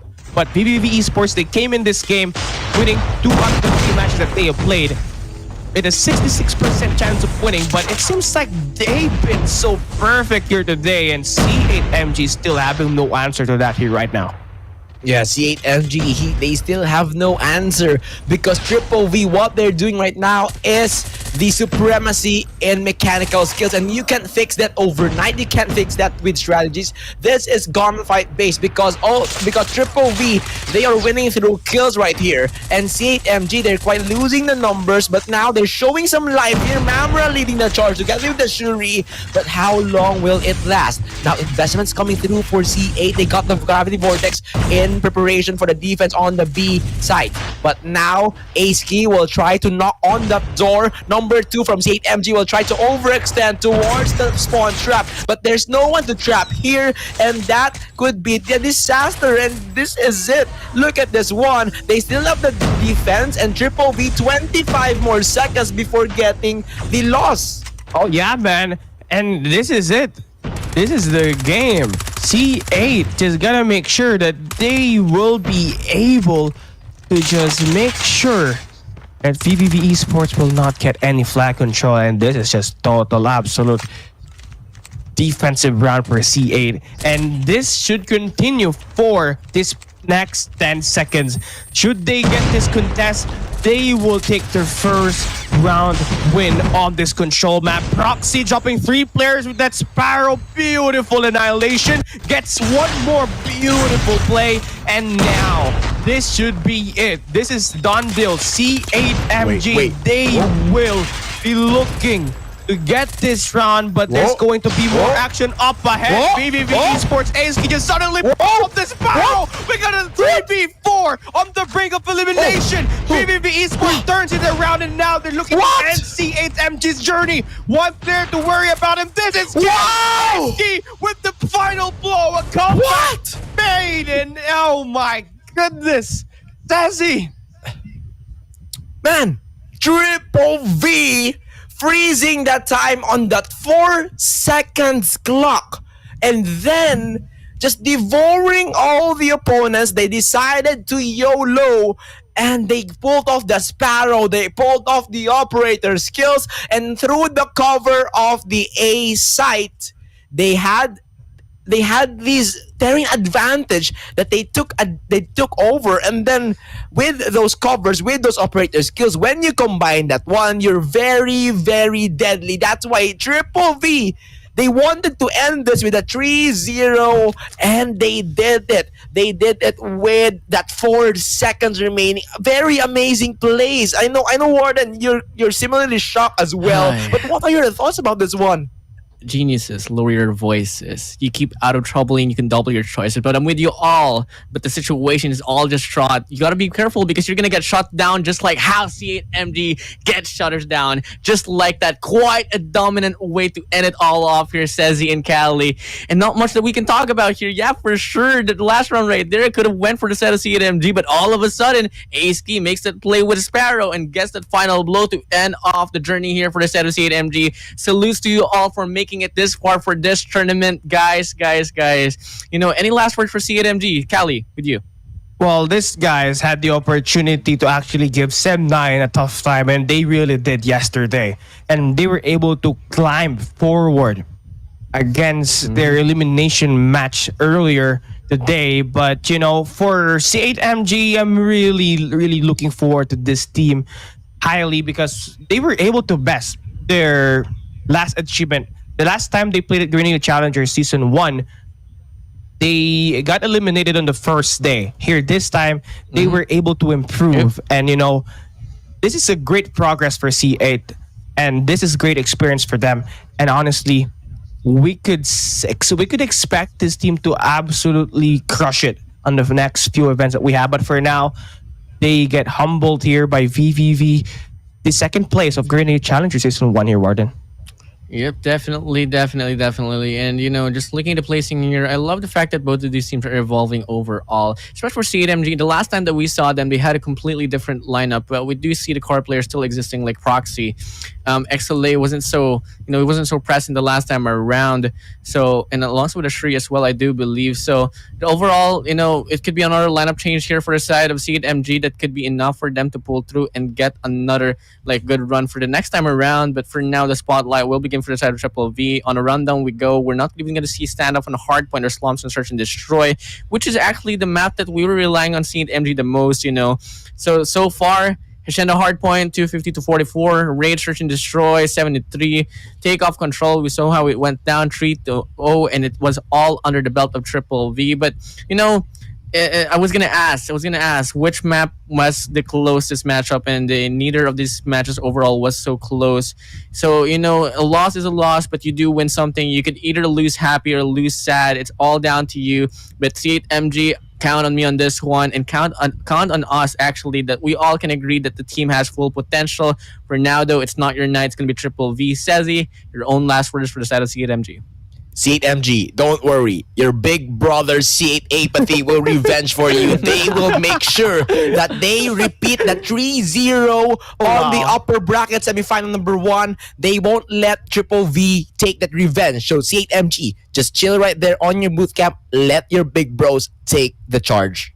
Yep, big bros take the charge. So aggressive, hey, Kuya, hey brother, hey big brother. We just got beaten down. It's all down to you. So Triple V is heading towards you. C8 AEIPATHY, you're gonna be going up against Triple V. So we're gonna be seeing that matchup right after this. So guys, C8 AMG, they had a pretty decent run. They took down Iniwan on the first matchup for their side. They went up against M9, took a blowout from them in one game mode, but they went down on the lower bracket and they went up against PV Prime. They managed to get themselves into that.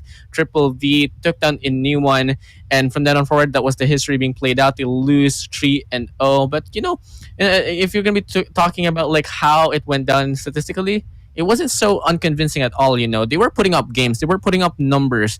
First side of Triple V, they were exactly doing the same thing, and I was really anticipating that in some way that this matchup could have been on par. But then again, it wasn't the case, and I was really hoping that either C8MG or Triple V could make it far.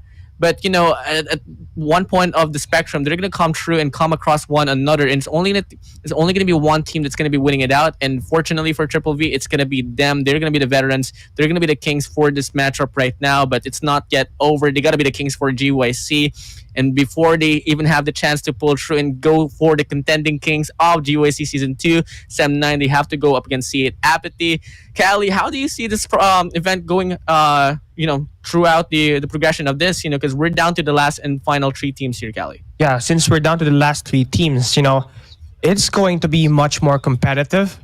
And we need to expect that from this on out, games are going to be much more closer. We might expect that game 4, and we might see our very first game number 5 with the final 3 teams that we have in here today. But you know what? After concluding this match right here, right now, Sezi and Warden, this match at the Hardpoint just clearly states that VVV is arguably the best Hardpoint team in this competition. This team has only allowed 103 points average for every match that they have played here. And now, honestly, this is something that they should bring moving on against C8 AEIPATHY later in the series. Definitely something you should bring out now. We're moving over to the highlight segment here, guys, and I'd be damned if I see a moment or two where C8MG, a player from C8MG, will make a play, because honestly, I wasn't really seeing anything at all. Yeah, for sure, XLA will pull up the Sparrow, will only take nothing at all. So overall, it was just a rundown. It was just Triple V. They were a walking highlight reel for the whole game, not just the whole game, for the whole series itself. It was quite dominant at most. Moving over to Search and Destroy, story won't change at all. It was just them balling all out. The game even moved up. We only got one segment in terms of the highlights there for that specific game. Until then, Control, this is where a little bit more fight was showcased here for C8MG. But then again, if you were looking at the whole overall statistics, there was no scars at all for the set of Triple V, and that is exactly what Triple V needs. They can't come out with a blow, they can't come out with a scratch at all. They need to be 100% on the 100% state, because they're gonna be going up against C8 AEIPATHY once more, which is the team that took them out with no sense of casualties being put up. Yeah, for sure, games was down to the wire, and Triple V, they need to bounce back. They need to have a response because it was a really big like morale downer for their side, Zazi. Yep, definitely. That is where the revenge plays, and that is where the story spices up later on. That's why I'm very, very excited to see how C8 Apathy will have a revenge for how will they avenge their C8 MG, their little bros, and at the same time, how Triple V can exact the revenge against C8 Apathy. So if I were you guys, the viewers out there, you better watch out for the storylines later on. Yep, better watch out for the storylines now. Here we go. MVP for the series is going to be Triple V Aski here, averaging 19.33 kills with a 12.33 average of death, 7.67 assists, with an average score of 2,740, KDA of 1.57, truly proving to be a crucial factor for the team. I was only expecting him to be the factor for, being that MVP. I was really eyeing for Kenshi. I was really eyeing for Owen or Yaku. Aski, you really proved me wrong in this one. Salutes to you. I'm gonna give you a fist bump on this one on my screen right now. Hope you receive it. I hope you give it back to me. So overall, do you have any insights here for Aski, Kali? Well, absolutely, man. Aski is one of the more familiar player for VVV for me, and this guy has been around the community for so long. And his playstyle always adapt to whatever update is given in the CODM competitive scene. The Aski could land you with that sniper before. He could also land you with that AR, but here right now, so effective with the SMG. And this guy is just a total package for me, man. He could give you solid gameplays from that hardpoint and of course in that control plays. But I feel like Aski stands out the most on that search and destroy. Earlier against C8MG, you clearly saw how he's able to easily nitpick players and get those first blood. And right now, for Aski, getting this MVP, this is going to be huge for him. This could be a huge boost on his morale just to give his team an even more edge against C8 Apathy later on as they play on that lower bracket finals. Aski, Callie got your back, my guy. I also got yours. Desi got yours as well. We can completely agree that you are really a foreign factor for the team. So, the play right there on control, that was really a complete shocker, We were like, okay, C8MG is going to force this one to another round. And all of a sudden, Aski from the sky, acting like Green Hawk or something, like Hawkeye or something, just balling it out there with Sparrow. And it only came down to the last final life right there. And Aski just swoop around from the corner, getting that kill. Really a guy that has no fear at all. And, could sit pretty as well. As, they had 4 lives in comparison to 1. So, really good situation for overall for the set of Triple V. But what is done has been done. Aski and overall the Morris, Owen, Yaku, Kenshi, you all are making it true. The revenge tour continues for the set of Triple V. And this is not the first time coming again that they appeared in GYC. And this is not the first time as well that they are on the bottom brackets. The last time they went up against Tyrant on the finals itself, they went down quite harshly. So for them to pull through, a lot of pride is really involved on towards this one. They really want to get a title out away from GYC. And I'm loving the passion that they have to it in. And also the endurance, man. Because, coming in, if they do beat Apathy, they have to beat them quite fast because they can't afford to push it to game number 5 because they're going to be going up against M9 if ever they want to do so. If ever they want to go up against M9, it's going to be twice to beat. So, Kali, in terms of endurance, do you think Triple V has what it takes? Yeah, I mean, if Smart Omega could do it on the Garena Master Season 2, I believe the revenge tour for VVV Esports could be highly possible so long as they are able to maintain their composure and endure for much longer time. And honestly, VVV Esports, they were the second place of Garena Youth Challenger Season 1. There's a reason why they're back here, and they're back for that blood, Warden. Revenge tour continues. And it's only going to continue after the short break. We'll be right back. Kali Gaming and Warden. Be right back.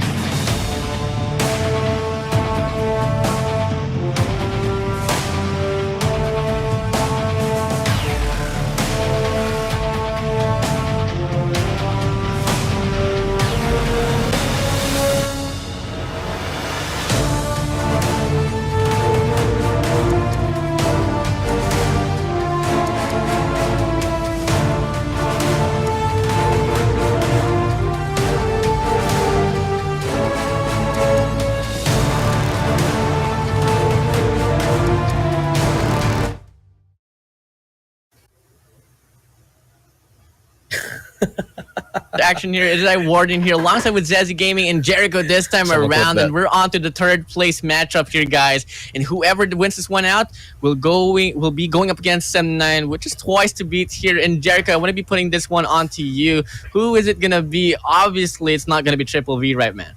It's obviously going to be Triple V. But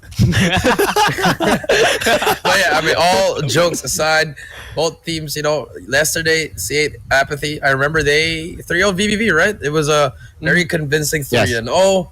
But would you say it was close game? I feel like it was a little bit closer. And at the same time, you would put it factored at the time. It was already, 1 a.m.?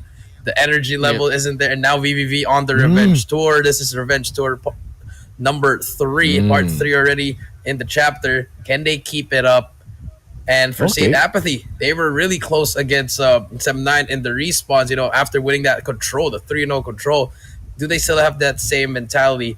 This is where it's going to come down to, but I'm still going to go with VVV, probably 3-1 or 3-0. Definitely. And I do believe that, the Triple V, they really want to go up against 7-9 once more. And it's not just going to be the first time that they're going to be going up against in terms of the tournament. We did see them on the first run for the Masters. They had the same bracket with Triple V alongside with Low Kings and Gaijin Rogue, I do believe.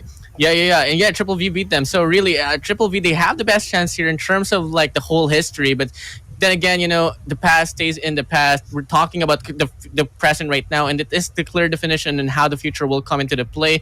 Zazzy, on you for this one here. Who is it going to be? Well, speaking of energy that Coach J brought up, VVV Esports, they just came out from a game. So that could take a toll on them just slightly. And I don't know if that could affect their game, but hopefully not, because this will be a long game for Triple V if they want to get on that revenge road. Because if Triple V wins this one, they will be proceeding towards Sem9, and then if they want to win again against Sem9, they will have to go for a grand final. So this will be a marathon for Triple V, potential for straight games if they want to snatch the trophy here, Warden.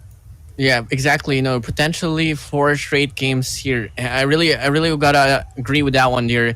And overall, just looking at the whole spectrum here, Triple V and for the side of C8 Apathy at least, they need to make their wins more convincing here. Because then again, yeah, for sure, they have went up against each other previously, and really C8 Apathy did come out with a 3-0 win, and that's a very dominant win. That's very convincing. But it could have went both ways. Search and Destroy second game really ended up 7-6 on towards Control 3-2. It's not so convincing, and it could have still went for the side of Triple V. But fortunately for the side of C8 Apathy, they did get that final adjustment. Now we are getting a fully conditioned Triple V and a fully conditioned C8 Apathy, and I do believe C8 Apathy needs to double down their efforts now, because they can't afford to do this. Triple V, they know the stakes alongside with Apathy as well. They're on the same page here. It's just all going to come down to how this one's going to play out. It's all about that final adjustment once more. I do believe, and I'm going to be projecting this game to end up at least 3-1 or 3-2. Not going to be in favoring one from one another, because I really don't want to neglect the fact that the first matchup for these two teams was going for the side of C8 Apathy. But Triple V, they have that momentum buff. They have that momentum that they totally have been needing, and they took down C8 MG and they used it as food, as like energy for them to pull through. But enough of MG. Let's talk about Apathy. They got Genus, Josh, Wadu, Z-Man, and Zunix. And for the players to watch out for here, Jericho, take it away. I mean, just to watch here, pretty much just Genus here. Genus formerly from VVV as well, but he was the highlight player for Apathy against Sem9, as well as Josh. But the people that has to step up, Wadu and Zunix again. Wadu not doing well in the S&Ds, but the Respawn can hold his own. Zunix very inconsistent in this tournament so far, so expect them to turn it up, because against VVV, they did it already, but can they do it again? Can they do it again? It's the big question mark right there, and it's going to take a lot of composure for them to pull through and get this one out. They suffered a defeat from Sem9, but they do have the guaranteed chance now to finish off third for this event. So far, they're like quite, having fun, but the smiles right there could turn into a frown, especially if the game might start. And Zazzy here, your own takeaway for C8 Apathy. C8 Apathy here. I really love their confidence and their teamwork, because comparing to Triple V, where Triple V is very established on their teamwork, C8 Apathy still managed to snatch a 3-0, and the things could get better, because Triple V, it's either they are quite affected by fatigue, or that served as their warm up. So if the latter is the case, then C8 Apathy could be in danger. And looking at the lineup of Triple V, we got Ace Key, Demors, Kenshi, Owen, Yako. The way for them is the long range, as we have said earlier in the previous game.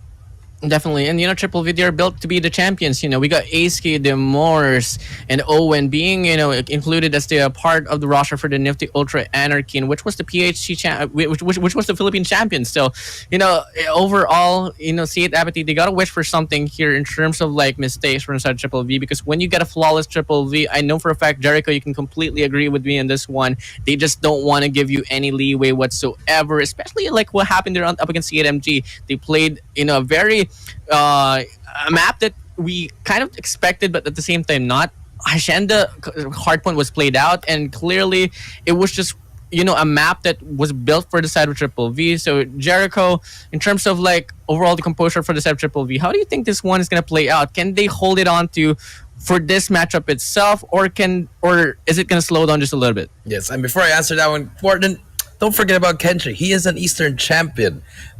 Don't forget about that. He's one of the world champs here now. The head-to-head here. I feel like they just have to stick together. VVV, they are running through this as a team. And if you look at Demors' numbers as well, Z-Man 22 to 25, 13 to 18, 10 to 9. Scores are pretty close with each other, and the KDA is 1.67. So expect Demors to have the same kind of numbers. 35 engagement so far from every single game. Again, gets 2 to 3 kills per life. And for the side of Z-Man, same numbers, but hasn't been really showing in that series against M9. Expect him to rise up again from the ashes here against VVV, but it's not going to be the same VVV that they faced against yesterday. I feel like this VVV is more warmed up. They're more prepared. They've done the scouting, and this is going to be a great series here. Word. Definitely. Great series here. Z-Man, I think overall, I'm going to be neglecting the Z-Man here for this one. I'm going to be talking about Wadu, because, Wadu was underperforming quite heavily up against, earlier up against M9. And, reaching to round number 7 and only having 1 kill is something that I really want Wadu to fix up. And he did try to show up on the response on Control, but then again, it was a bit too late for my liking. They have to stay composed here. They have to be 100% at the very start and until the very end. So maps and modes coming in quite quickly, and this is the exciting part that will kick in.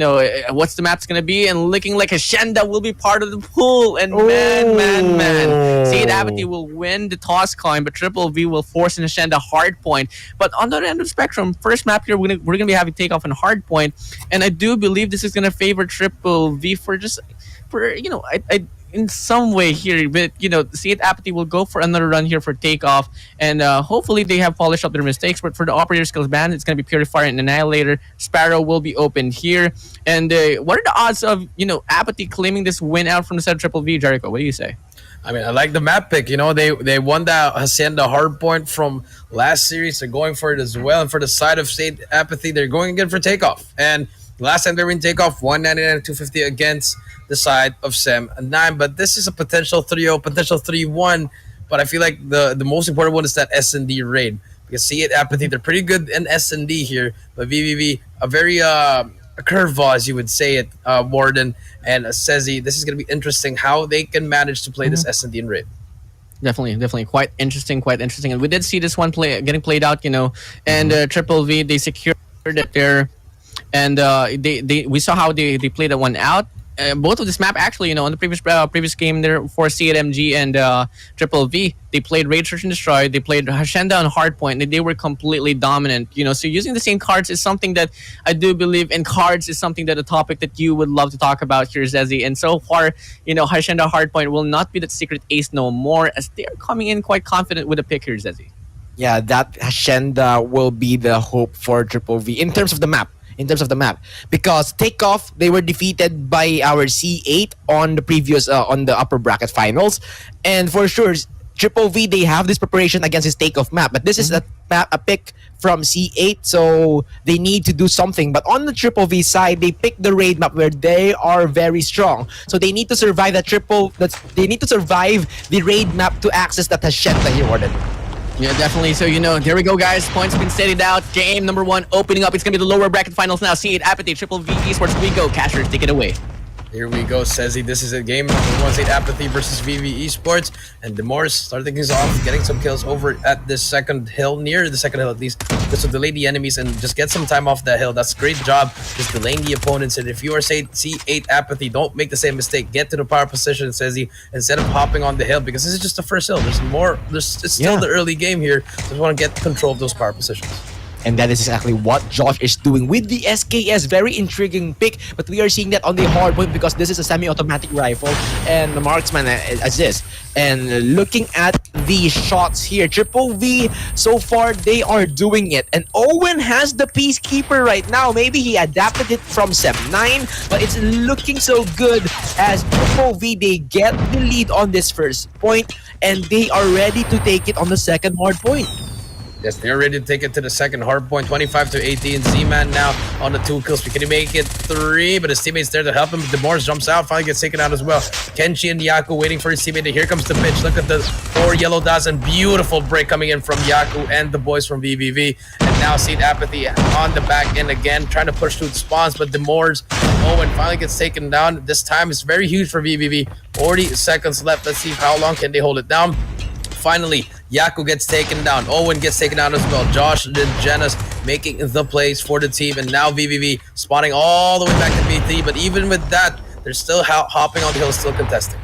Yeah, now this is a frontal assault for 3-man stack. The Moors will try to stop the onslaught of C8, but instead, it will be C8 very successful in that stack. Now on the other side, here comes a new challenger. Owen with the Peacekeeper, perfect for the short range. Will be challenging this, gets that 1 kill, but will be denied with the Mac 10 of Wadu. And because of this, C8 will be getting those points, but not enough to get Triple V. And at the end of the day, Triple V will have the setup for the P3, and they will have the lead. Very successful for Triple V so far. That's very successful for them, 43-35. Rotations are on point, but this time AEIPATHY, they get control of it, but Owen and Nation get the God spawns, they get tagged up. Information is given, Wadu will take him down, but number 2 still alive. Owen can definitely make the play for the team, decides to go in from the front, and Wadu gets 3 in a row, and this is the Wadu that we know. He is finally turning it up, getting his weight on the team, and Wadu gets the 4th one as well. Has to start to bring out, finally brings it out. Does he find anyone so far? None yet. And VV again setting up for another pitch, but he gets sucked in by the gravity vortex. Z-Man takes himself out as well. Very unfortunate for him, but 61-43, and here comes C8 with the operator skills, getting a lot of time here. 25 seconds left. Rotations for VV should be in their mind now. Look at them, but look at the spawns. It's just giving to the side of AEIPATHY. Yeah, and this is investments after investments. C8 AEIPATHY will be countering the investments of Triple V ESports, therefore maintaining the lead on the P3. Now, this will force Triple V ESports to rotate on the next hard point. But unfortunately, C8 is there ahead of time. So Triple V right now, they will be the ones making the break, and Aski will be leading the charge with the Sparrow. But will he be successful? Yes, he is. But Wadu is still there, and he will be sacrificing himself. Kenshi goes on a 1v1. The pincer is there. And C8 AEIPATHY might be broken here. Yeah, it might be broken here. 86-46, 40-point lead for the side of C8 AEIPATHY. But for now, VVV, they have control of the hill. Demores has a 1v1 against Wadu. Decides not to, tries to get that kill, but only tags him up. He's still 1 shot, but delays the enemies. But after that, he decides to try to break it on his own. Gets 1, gets the 2nd one as well. Demores is a 1-man army, 91-60. Z-Man as well gets taken out. They finally get control of the hill once more, but this time AEIPATHY, they get the spawns of the gods. But Kenji has something to say, gets 2. Aishi gets 2 as well. That's a 4 players down for the side of AEIPATHY, and VVV finally getting that scrap time. And now we are heading over to our second rotation of this hill. Back to P1 we go. Man, Kenshi and Aski, the man who will be preventing the push of C8 AEIPATHY, and because of that, they will be forced to go on the P1 where they don't have any vertical spots, and this will be a headache. But on the bottom ground of this event, on this map, they are rocking it with the Slayers and they are decimating Triple V. Now, this is the perfect opportunity, the time frame that they have created to go for the verticalities and actually take the lead. But the Moors is destroying that. Wadu will try to answer with the Mac 10, but so far this is a very chaotic play and both teams are destroying each other's strategy. Yes, they are true. And now 102 to 92. Here comes the reset. Owen misses that a Sparrow shot, but Zunix is there to trade him out. 102 to 97. Now VVV about to tie it up. Finally, they tie it up and momentarily will get the lead, but the contest comes in.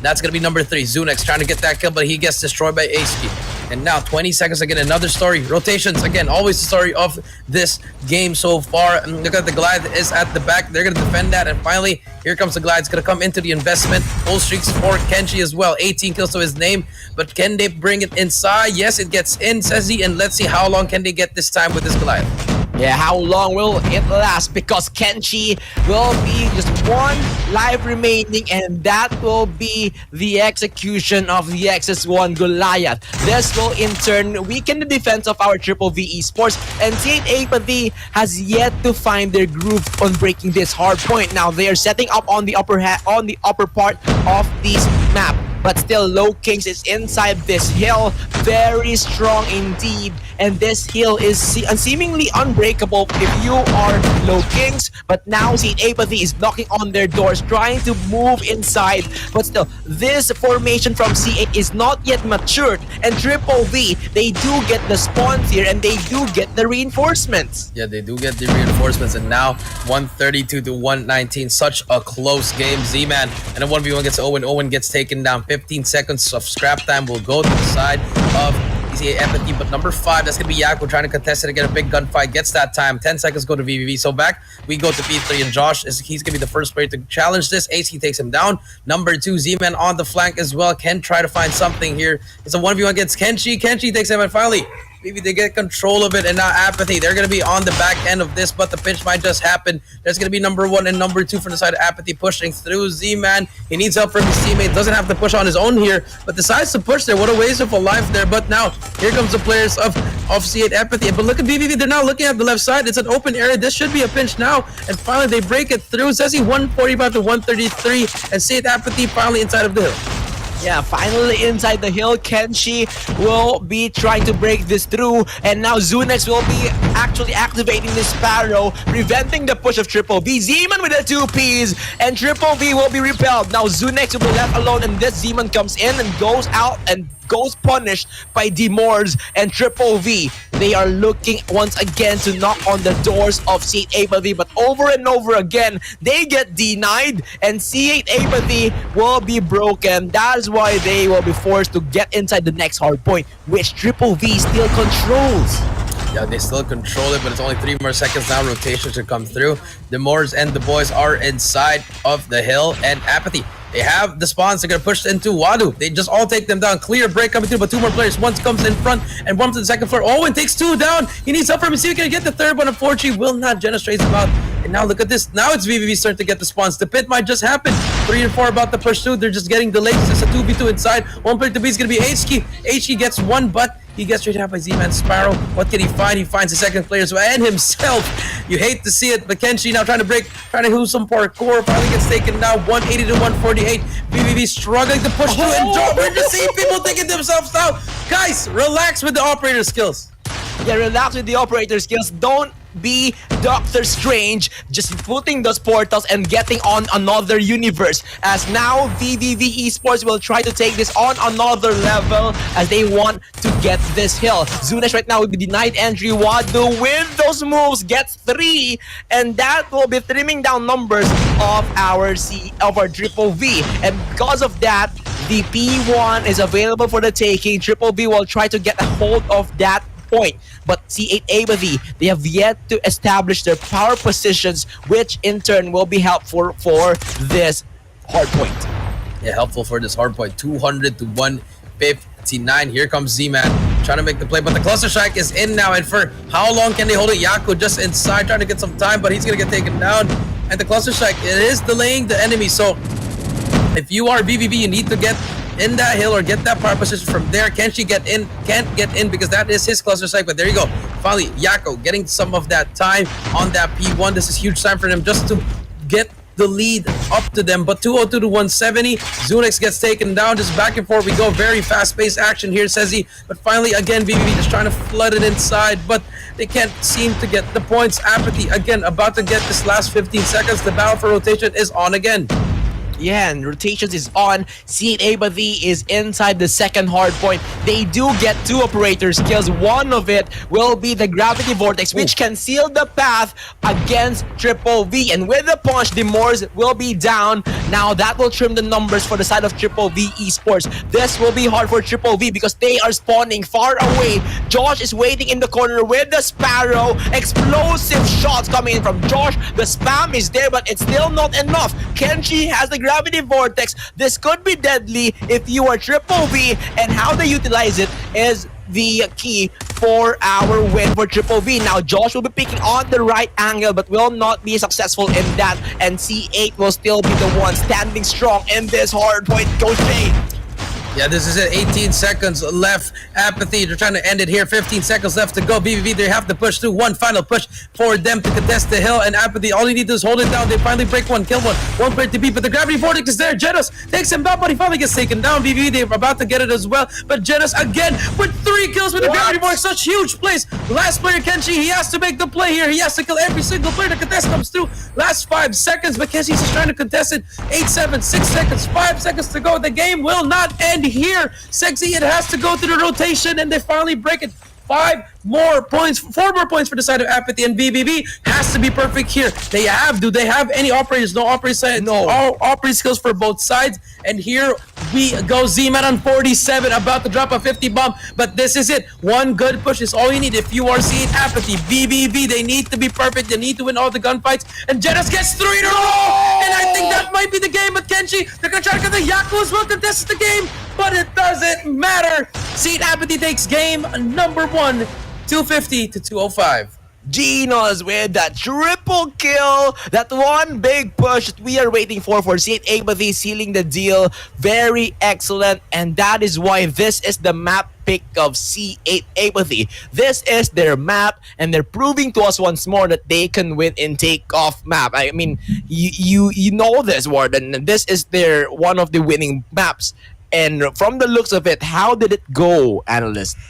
I mean, overall, it was different. You know, they know how to play takeoff overall. The rotations were just spot on. And overall, I mean, Triple V, they had a good fight. But, you know, this is really the territory of C8 Apathy. And I'm quite really happy for them, you know, because the last time they went for takeoff, they lost up against M9 quite horrifically. So it's a good bounce back for them. And the pride winning this map overall is just constant for the side of C8 Apathy. But for side of Triple V, honestly, we were really vouching that, you know, this is a complete, this might be a different Triple V, but looking to be not the same case here at all. Not to be the case at all. You know, C8 Apathy completely still the same C8 Apathy in terms of the first matchup that they had. The first time that they went up against Triple V, they're going to be leading the series by 1. And, you know, just looking at the game itself, I mean, I love the hustle there for Aski and Yaku, but it wasn't so enough for me. Like the thing that Sem9 and C8 Apathy had in contrast was really the time inside that hill. And clearly Genos here alongside with Zunex and Wadu played a big factor in terms of bouncing back. But I want to give the MVP overall, obviously, to Z-Man because he really popped off for this one. Only 1 kill away from getting that 50 bomb. So that impact right there for the whole team will come in on top from C8 Apathy, and just like that, the result right here will come into the place. 250 to 205. Raid Search and Destroy up next, and it's gonna be a big question mark here. You know, Triple V, they have won this map earlier, and it was quite in a dominant manner. But could they show the same case here? As really, C8 Apathy, they have the momentum here, Jericho. Yes, they do have the momentum here so far. 250 to 205.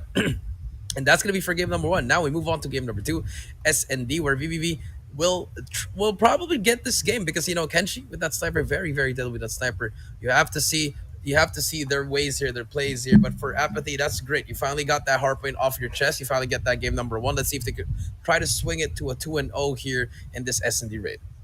Definitely could try to swing it, and it's going to be a big factor. I mean, you did say that C8 Apathy is one of the best search and destroy teams out there, but we did see what is the offerment of Triple V as well, and I do believe that that could also play a big factor in how could C8 Apathy win. You know, maybe they could be the observers for that match itself and check out the plays for Triple V. It's all going to come down to that factor right there, and I just can't wait to see how this one's gonna go down. And I'm really vouching for Triple V to win this one out, and also in game number 4, as we have seen their offerment in. But they have to pierce one more game here in terms of the whole series. And Zezzy, what game do you think is it gonna be aside from game number 2 and game number 4?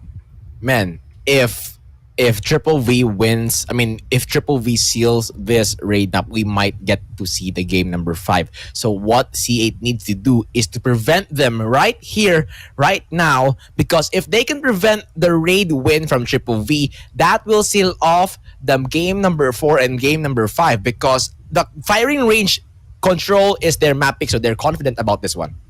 Definitely confident about this one here. It's all going to come down to the confidence and the composure. Does C8 Apathy have what it takes to close this one out and push this to a 2-game lead here? Or is it going to be Triple V having their own sense of response? We're moving over to Raid now in Los Angeles, Hollywood. The mansion it is. And we've seen how this one's going to go out here onwards for Triple V. But can C8 Apathy have their own sense of response as well? Casters, take it away. Here we go. Before things start, just want to say a quick shout out to my friend and Guzman. Thank you for that. Love ya.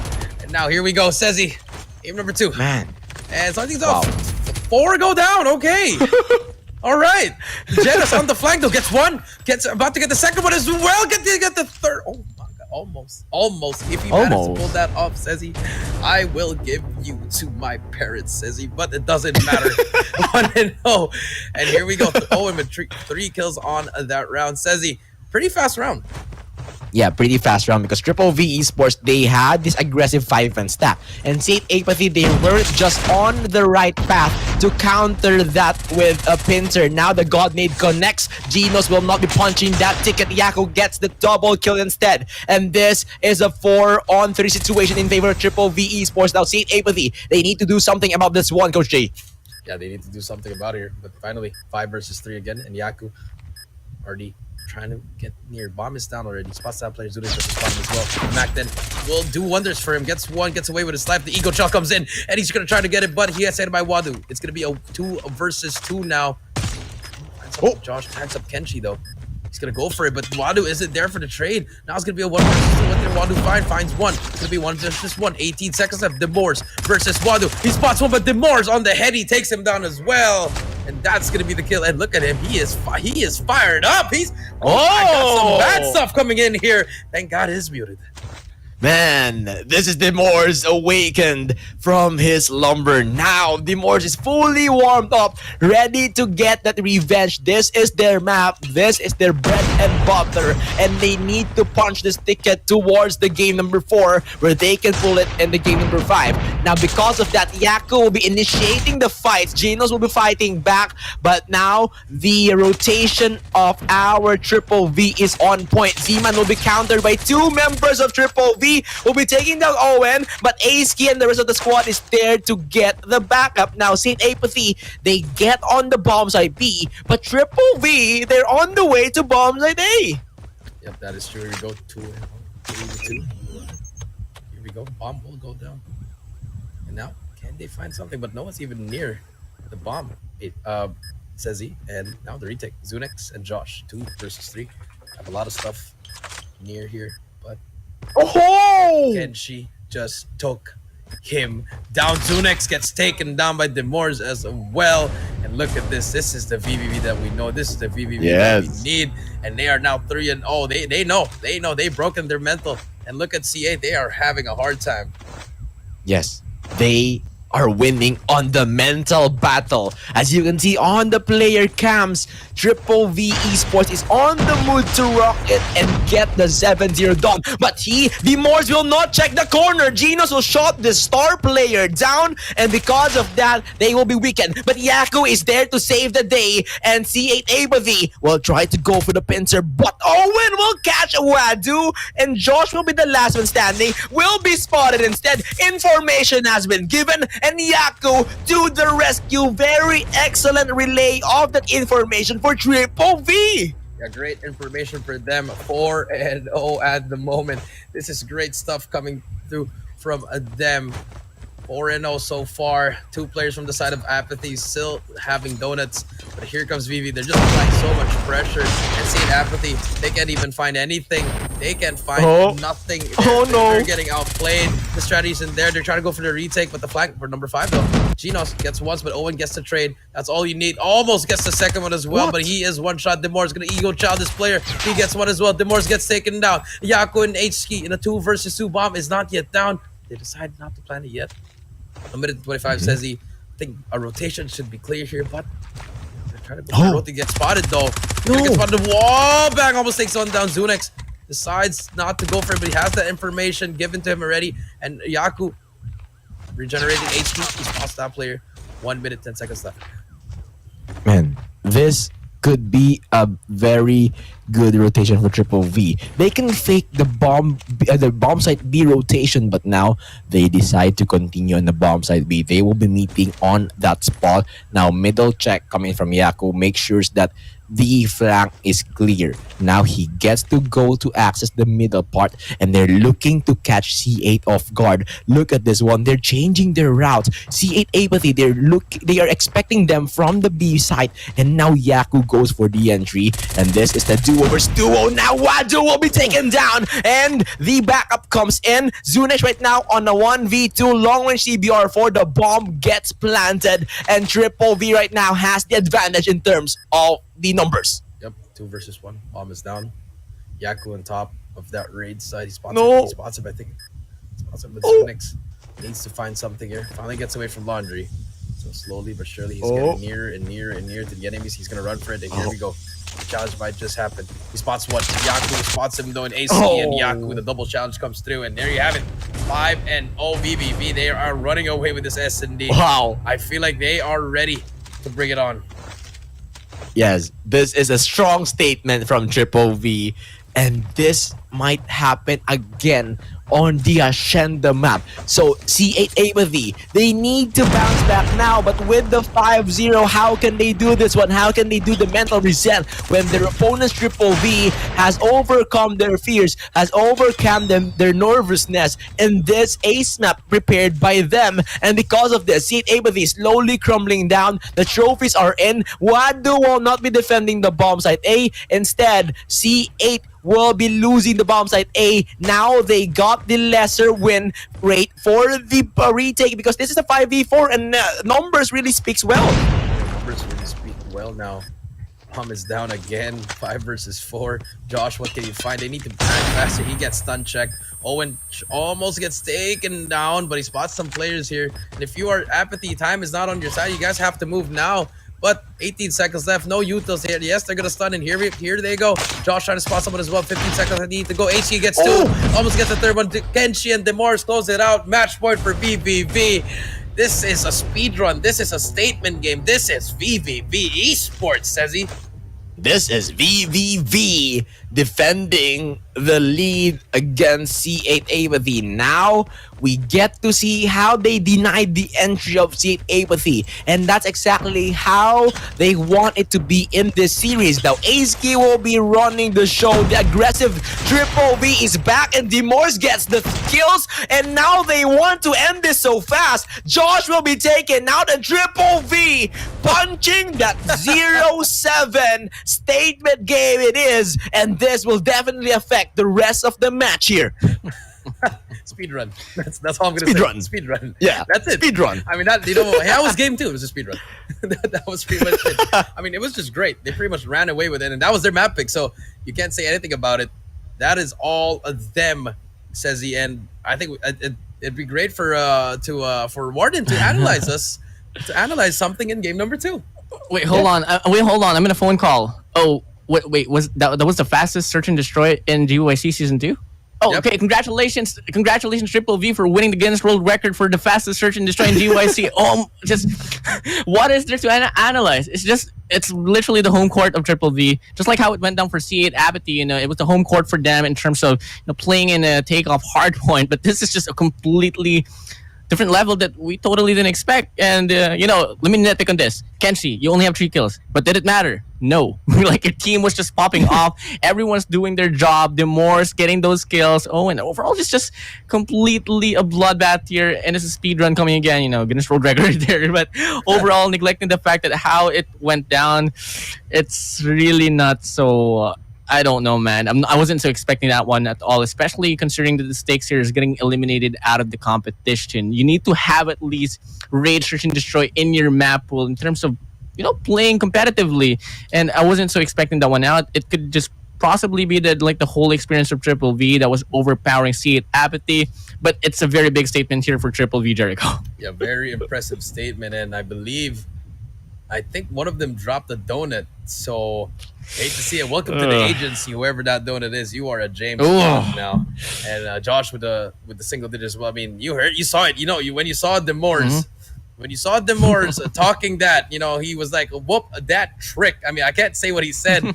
It's not appropriate here, but that's the hype you need. That's the energy you need. And I feel like maybe they're like, you know what, you 3-0 us.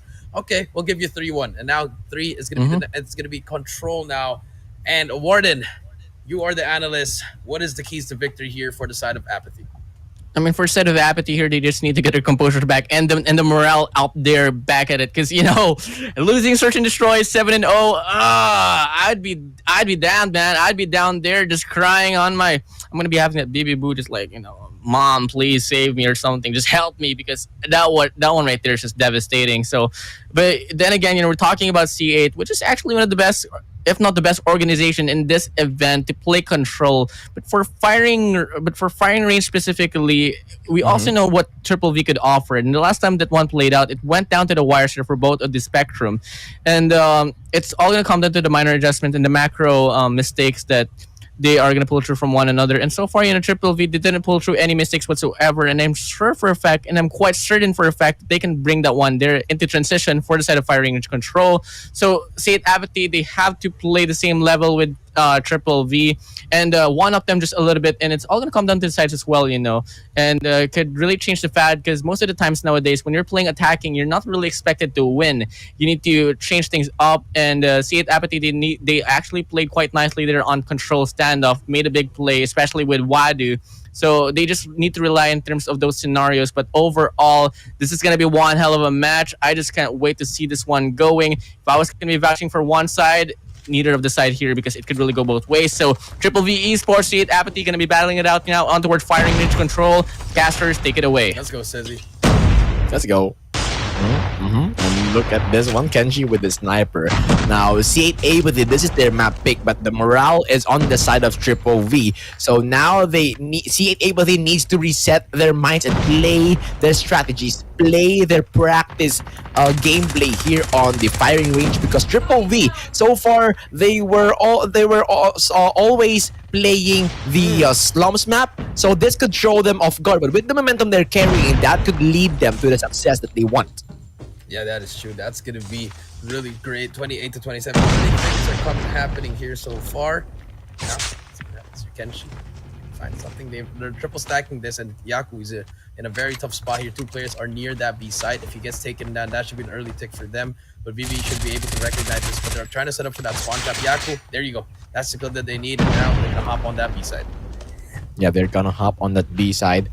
And now, Low Kings, the Moors, they will be getting the showers. Ace Key will be having the Macan as well. But so far, C8 Apathy, they have yet to take any point here. The time is frozen, but they need more translations. Now, B side is being captured by C8 Apathy. Yaku is just waiting in the signal for our Triple V. But now, 2 segments will be taken by C8, and this could throw the momentum. But still, the lives is in the favor of Triple V.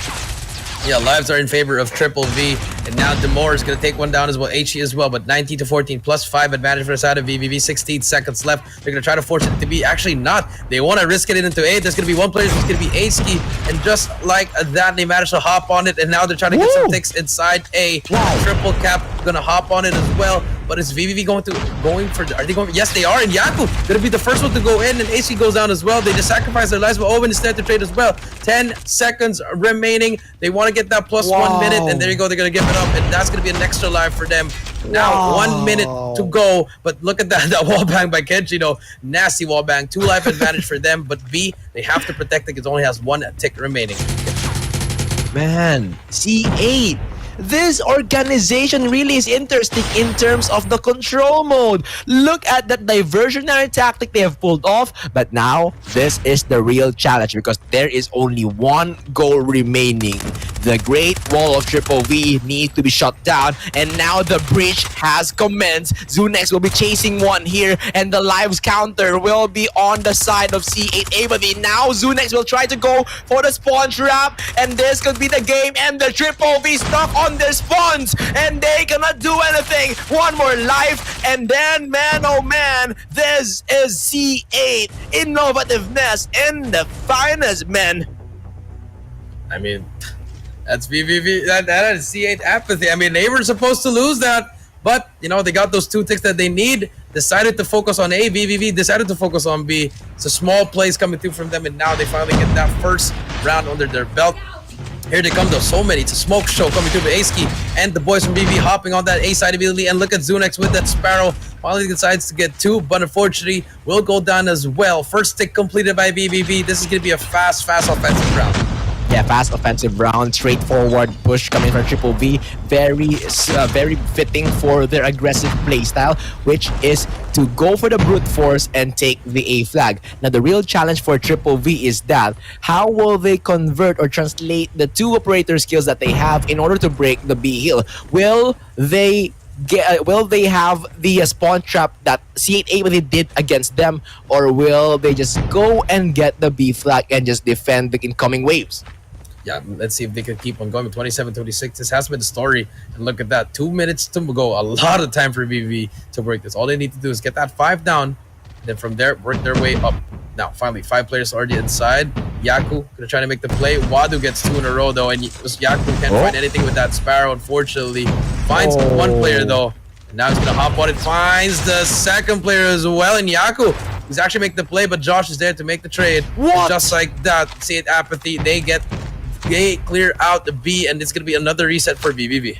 Z-Man will be clearing that with a double kill and prevents the push of our Triple V. Now, C8 AEIPATHY will need to recover again because this is another wave from Triple V. Now, they need to wait for the timing. This is not the proper timing, but now they're letting it work, and still they will be punished heavily. And this is Z-Man all over by himself. Will be forced to retreat, and C8 AEIPATHY is on the outskirts. They are the ones going for the retake. Triple V's numbers is very low. And look at the cohesiveness of these both teams. They are playing tug of war.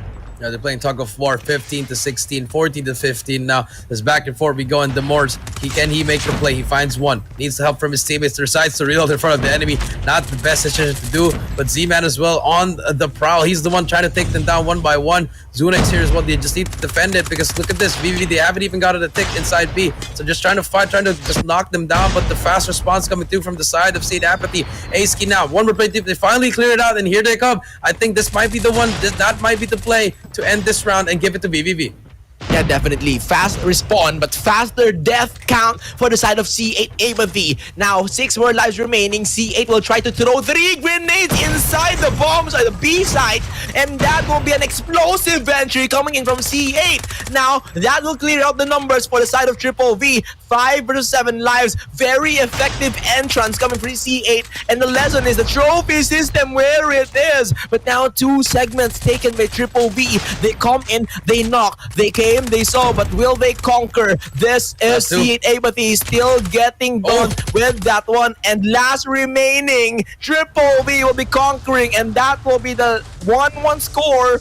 They have found their way, and it is brute force. That is true, but that took so long, and it's such a grit and grind game. Says he now round number 3. Who's going to take the lead here? 1-1 so far. Aski going to be defending immediately, and look at that. Josh gets 1, Kenshi gets 1 as well. Early frags coming through from them. They're trying to defend. They're trying to get that mid-map control, says he, so that no one's going to get spawn trapped here, but Aski pushing through all the way to the back here. He's going to spot 2 more players. Gets 1, but Zunik gets the trade. And just like that, 4 lives advantage for the side of VVV. Yeah, this is the man advantage coming from Triple V. Now the question will be, how will they translate it to more points as man, I mean C8 Apathy here, they are struggling, and because they have lower death, when they have lower lives remaining, this could affect how will they push. Now the gap is in the 10 numbers. This is very huge gap, and C8 Apathy, they need to focus on their strategies because every life counts. They cannot ram their head through the wall, and Zoo next year will be tying up with Triple V. Now 10, 12 lives remaining. This is very deadly if you are C8 Apathy. Yeah, this is very, very deadly. 9-12 now. Wadu trying to find one. They did give that call out, but they're finally capturing a 26 seconds again. Can they do it again?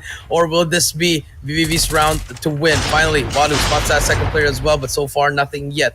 26 seconds, they're about to get it. I feel like VVV's just going to give this up. 5 life advantage. No one's going to contest it. And there you go. 1 more minute to the side of C8 Apathy. Let's see if they can clutch it up. Yeah, let's see if they can clutch this up. This is the operator skills ready for Wadu. And Zeman also, Josh has the underkiller drone. And this could be the equalizing grounds for the side of C8 Apathy if they will invest it. But that will be the question. Will they invest that on this 14 lives remaining? It's quite a risk.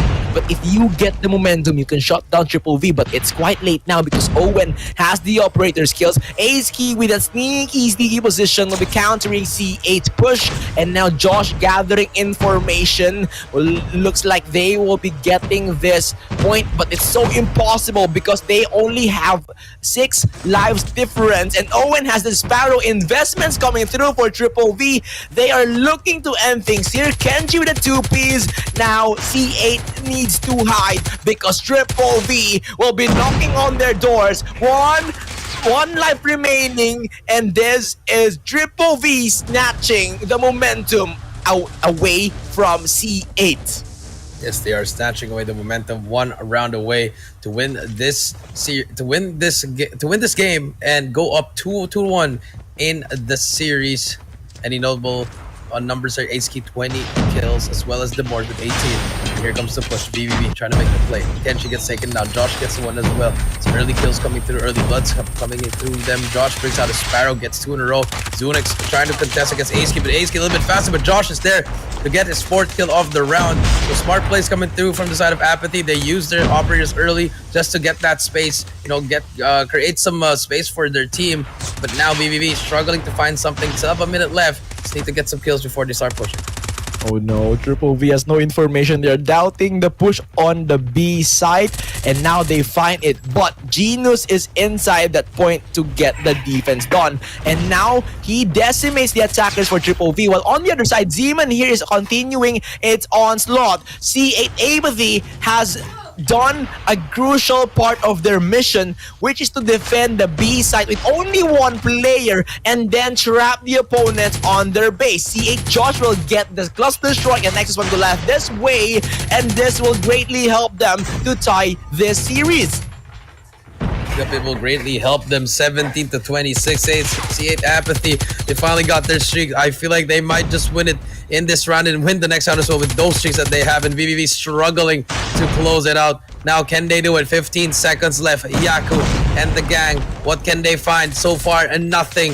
Yaku here trying to hop on it, trying his best to do something, but he takes himself out as well. But they cleared it out though, so they can hop on it. The double cap is going to happen now for VVV. They need to hop on it, get some time off that. 7 seconds left, 6 seconds left. They're not hopping on it. Ace Key finally decides to hop on it. The double cap has happened. First tick is complete. 2 more ticks to go. And I feel like Apathy, they might just invest this. They might just go in that. You can use your streaks if you are Apathy to tie it up, but they decide not to. They decide to keep it slow, but the push from Owen. 9-17. Okay, so the game's going to be extended, says he, but the life advantage a lot on the side of C8 Apathy.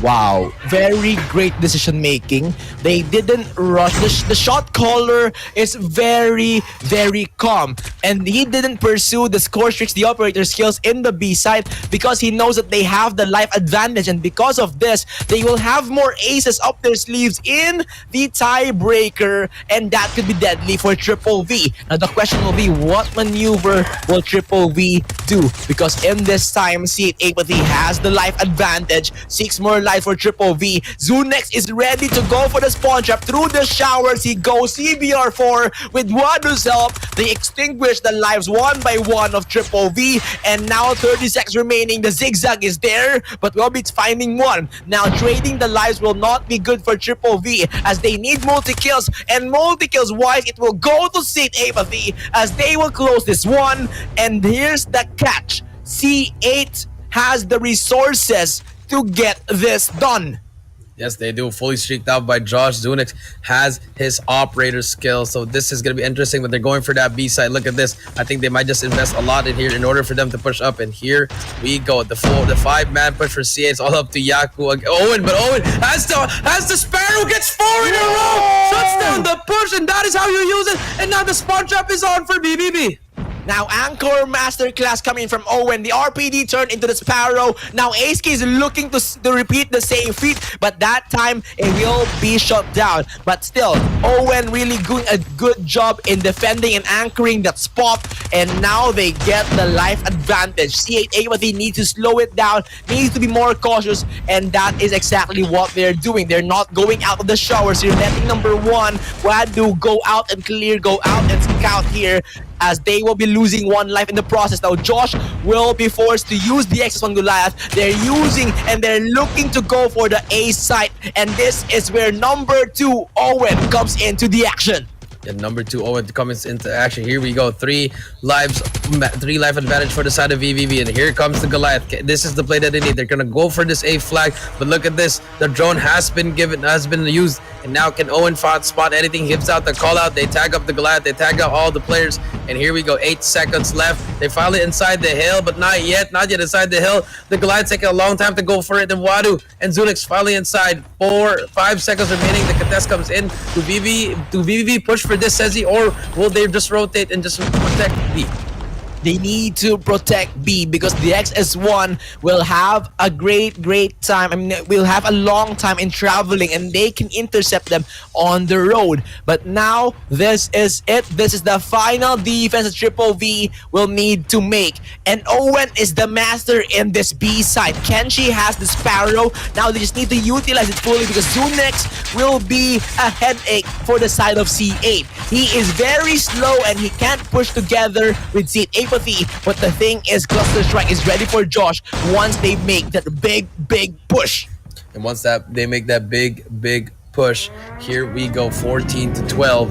Can they make the Cluster Strike comes in though? But no one's dead yet from the side of VVV. Are they that confident they're gonna get some kills off this? And so far, that's already at least 5 seconds wasted for the Cluster Strike. That is a waste of a streak. They're smart plays from VVV. They're not trying to get taken down. And look at that, says he. No one even gets touched by the Cluster Strike. Yeah, no one gets touched by the Cluster Strike, and what a wasteful Cluster Strike indeed. And now C8 AEIPATHY is missing on the action. 7 more seconds. They need to step it up right now. Z-Man will try to go for the entry. He needs to be alive, and now the clock continues to strike. 1 more second. They will save it, but not for a long time. 0 seconds will be frozen, but Triple V will be breaking the strategy of C8 AEIPATHY, and because of this, the game number 5 might not be seen here, Coach Jay. Yep, this might be we might not see that game 5 anymore. Just one more game to close it out for VVV, and it's gonna be their map. It's gonna be Hacienda Hardpoint, and this is scary. This is scary times. It says the end for the side of C8 AEIPATHY. Valiant effort for them, but what was that? The score streak usage, says he. Man, it really was not. It was not really efficient, and they didn't back it up with a strong push, because that could have been the game-changing play if you were the C8. But I mean, C8. If you can observe, their play style is always on the late game, on the late round, and I think our analysts here could agree on that. Yeah, I definitely agree with you on this one now. And it's completely something that you don't want to see, especially if you're going to be going up against Triple V. But then again, it did work out for 2 rounds for their side as they really put this one down to the wire. It could have still went for their way, but unfortunately, the last round right there could be I think the most detrimental factor in how they lost it one out, the cluster strike was misused. Investment was coming to the play on towards the B control point, but unfortunately for them, it was and they're just scoring it all out. And I was questioning, why do they only have one player for the side of Triple V on that B control point? And just like that, the Spyro came in and swooped out 4 players and stopped the push right there. And from then on forward, it really shocked C8. Yeah, for sure.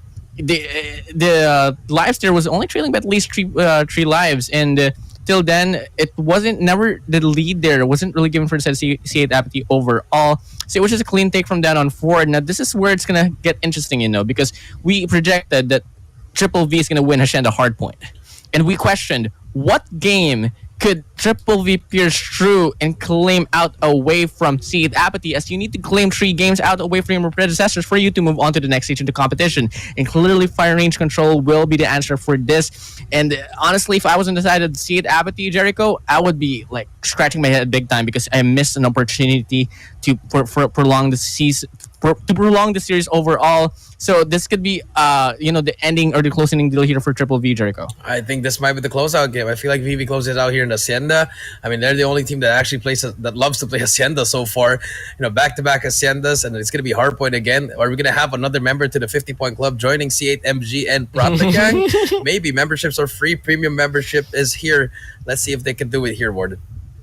Yep, let's just see if they can do it here. And just looking at the performance that they pulled through up against C8 MG, Triple V, I'm going to be putting out the statement right now. 70% Triple V, 30% C8 Apathy. I don't want you all to be down by that projection right now, but you all have been banning Hacienda for a reason, and Triple V, they chose it for a reason as well. So it's gonna get interesting. It gives you the same factor for the side of Raid Search and Destroy on, why you don't really want to play a map where Triple V excels at the most, and for a fact they excel at this specific map if they choose this one out. We're talking about brilliant minds here in this team. We got the Morris, Ace Owen, Yaku, Kenshi. And overall, these players, they know exactly what they have to do. So, it's gonna be a big statement if ever C8 Apathy can push this one to a game number 5. Jericho, Zezzy, I know what Jericho would want to say. Zezzy, I know what you would want to say as well. The game is starting now here. This could be the last and final game if ever C8 Apathy can put up a response. We're heading over to Hacienda, the mansion it is. It's gonna be a hard point once again. Casters, take it away. Here we go, Sezzy. This is it. Is this the final game, or are we going to see a game number 5, Sezzy? Yeah, will we see a game number 5 so far? C8 AEIPATHY is starting strong with the kills department. Now what they need to do is actually translate that into points by stepping on the hard point. Now Zeman and Josh gets the pincer on the corner and lets their objective player get all the kills. Genos is having an easy time on that one. But now comes another wave for the Triple V, as they will be entering on an unexpected angle to cut off the points of C8 AEIPATHY. Of C8 AEIPATHY, that is right. And now, let's see what happens here so far to exceed the 15 early games. And I feel like C8 Apathy, they've read the scouting report. Here comes a rotation over at Garage. Demor's here also at that stairs. Ken's trying to find something. Finds one. Finds the second as well. 3 go down. Kenji goes out as well, but the rotation has been set by Wadu already on that jump up as well. And a 1v1. Demor still alive, but barely breathing. But Stanley gets taken down. And the spawns will go to the side of C8. They do have those P2 spawns, but VVV spawning all over at Tiles as well as Top Secret. Now here comes the push from Tiles. It's the front pass push, but C8, they have the advantage. They can get on that top Lambo, get that heady, but the smoke is perfect. I love this from VVV. They almost break it. They finally break it. One point to beat is going to be Zunix, and they clear it out. And this will be a disaster if Triple V will be breaking this. As C8 AEIPATHY will be on the losing side, but look at this power push coming in. The heady will not be effective because C8 is ready to brawl it. But Owen, the anchor of the moment, the anchor of the game, since the control, he is very, very reliant. And now, this is so good from Triple V. C8 needs to get back inside or settle for the next hardpoint, because Hacienda, this is very big, and instead of the traditional 10 seconds travel time, you would want the 20 seconds instead. Yeah, you wanted to get that 20 seconds of scrap time, and VVV, they managed to get that time. Now, rotation overhead fences. And now this time, look at Apathy. They are set up at that barn side. They have the spots that they need again. Let's see if they can hold it on. Ryako gonna be the first one to get over that ledge. G-Slides goes in. Yaku again. But Zeman gets the trade, and now barn will be clear, as well as top plat. Now they have control. Now they're spawning over at well side, but they managed to break it as well. Now this time VV they have the spawn, but number one you see on your screen, that is going to be the Kenshi on the flank from Connector. Finally gets taken down, but VVV they get control of the hill. Now for momentarily 70-37, St. Apathy struggling to get in. And now this is the perfect spot for Triple V Esports. They get these spawns, they get these positions here, but now the spawns has been flipped. C8 will be occupying this one instead, and no one will try to clear that out. With the Sparrow will not find anyone though. Zeman from above with the Macton takes down Ace-Key, and this is a mess in this hardpoint. Now no one's really stepping in because they want to transition towards the next hardpoint. Now both teams here will be struggling, will be actually brawling on the way towards the hardpoint, and the winner of that brawl will be C8 so far. Yeah, but if the ball is C8 so far now over at P4, the Tiles Hill. This is one of the most craziest hill in this map. It's another contest, so just like P1 and P4. And so far, Z-Man is making it look easy. He eats another arrow, and there you have it. They break the hill. Split spawns go to the side of actually no split spawns. They're gonna be spawning at garage side, and VVV they have the better spawns, which is the front house spawn over at water. Here we go. If you are C8 Apathy, you need to hit water. Try to hit that connector as well from the middle. Here we go. Ace-Key gets one. Zunik gets traded out as well. This is an interesting matchup, and so far VVV are still holding on to that lead, even though Apathy is getting most of the kills. Yeah, definitely they are still holding on to this. They have the better position, they have the better spawns, and Yaku here will be raided by C8. The very strong push, the stack is there, and in the face of numbers, no one is mighty. Now, Triple V, they need to reclaim that one, but 15 seconds on the clock. They better go on to the P1. They better go and position themselves in the verticalities, the 2-1-2 formation that they did against their previous opponent, CMG, and they're looking to repeat that feat, but this time C8 Apathy, they exactly know, or they know somehow how to play against Triple V. Yeah, they know how to play against Triple V, but you know, VVV, they just executed very well because they're holding all the angles. But now, St. Apathy, they have control of that second floor, they have control of the windows, and that is how you want to hold this P1. Ace-Key just trying to stay alive, running around in that P1 and just flooding it over and over and over again. Demores, he's holding it down now. It's his turn to run around here, and he's getting the kills that he needs. Great shots coming from Demores. One more to beat, he gets wall banged, and Demores is on fire so far, but finally Z-Man shuts him down as well. And look, this is now how you want to push this. You want to get that second floor control. Stop pushing from connector if you are on the side of both of the teams.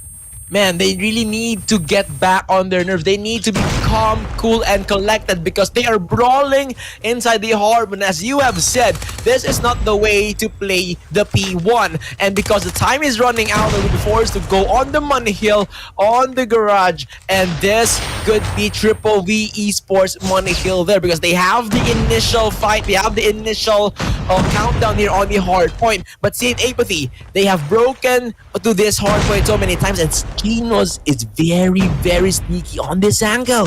Yeah, he has to wait for his teammate. Why would no? Oh, okay, they didn't see that trophy. He gets that first kill. Finally drops in his trophy. Now the call has happened, and there you go. The break has happened. One more break to beat. That's gonna be number 5. Yaku gets taken down, but spawns have been flipped down. Now for the side of VP, they're the ones spotting at P2 and Apathy. They have all the angles that they need. They have their side door. They have their front garage clear as well. And here we go. Oh, it's spraying down, spraying like it's his last match already. Yaku finally breaks out his Sparrow, but Iwadu gets the trade as well. And 33 seconds left. You know, key for this one is very, very early rotation. 24-25. You gotta go already to the next one. Ace-Key spraying, praying, getting the triple, almost gets it, but the trades are there. And here we go. The 20 seconds getting scrappier and scrappier as we go. C8 Apathy back in the game, but VVV, they get that scrap time. Yeah, C8 Apathy is back in the game, and I believe that they are well prepared against Triple V. Now, it all comes to the execution. How will they defend this one? The corner will not be peaked. Owen will try to go for the backstab here, but the slide will be just delaying the kill. And now Triple V, once again, they will be getting on the tug of war in this fight. This could be a frontal assault because of the spawns here. It's very, very frontal, left and right. And now this is it. Triple V will try to go for the breakthrough. The Sparrow from C8 will be denied. Gravity Vortex is there, and now the Sparrow of Triple V will be instead deployed with a triple kill. And now Triple V, they are establishing themselves in this hard point. They need to break through against C8. Yeah, they need to break through against C8. Here we go. Yaku again, trying to make the play here. And this is it, 155 to 117.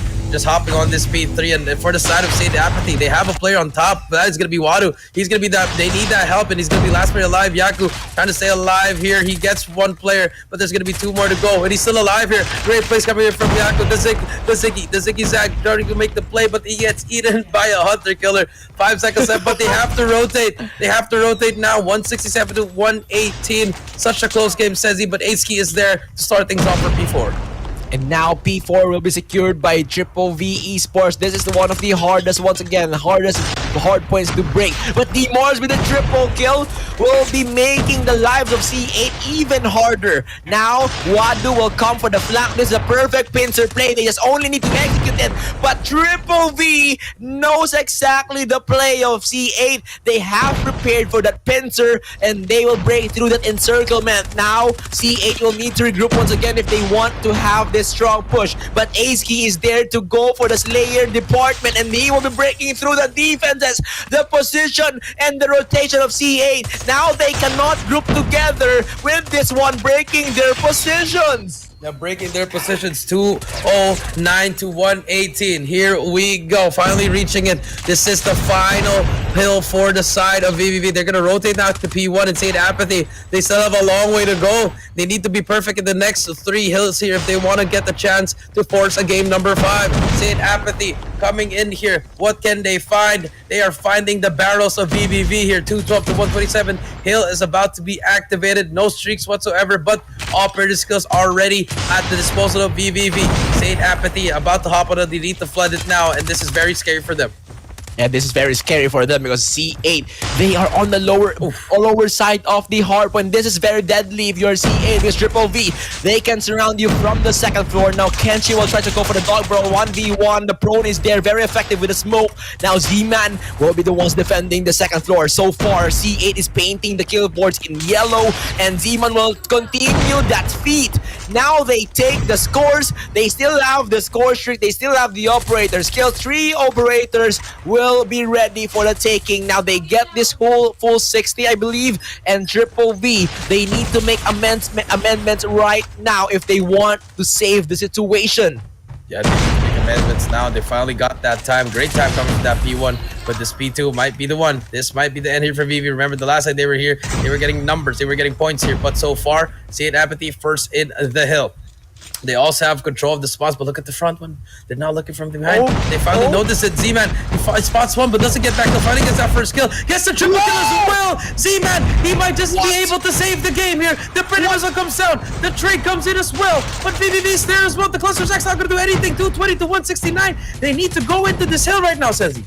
Yeah, they need to go on this hill, and C8 but they're losing time. They need to go back ASAP. Now Yaku has a Sparrow. This could be a breakthrough coming in from Triple V. C8 but what can you do? Now Gravity Vortex Genius will take down 3. Owen will try to go for the information. C8 is fully stacked on this hard point. They might get the 25 seconds, but Triple V, they're ready for the double Sparrow setup, and they might save it for the next hard point. Now this goes in for C8 because they have the cluster strike. And next hardpoint is perfect for that. This could be anyone's ball game. This is cluster strike versus double Sparrow setup come Triple V.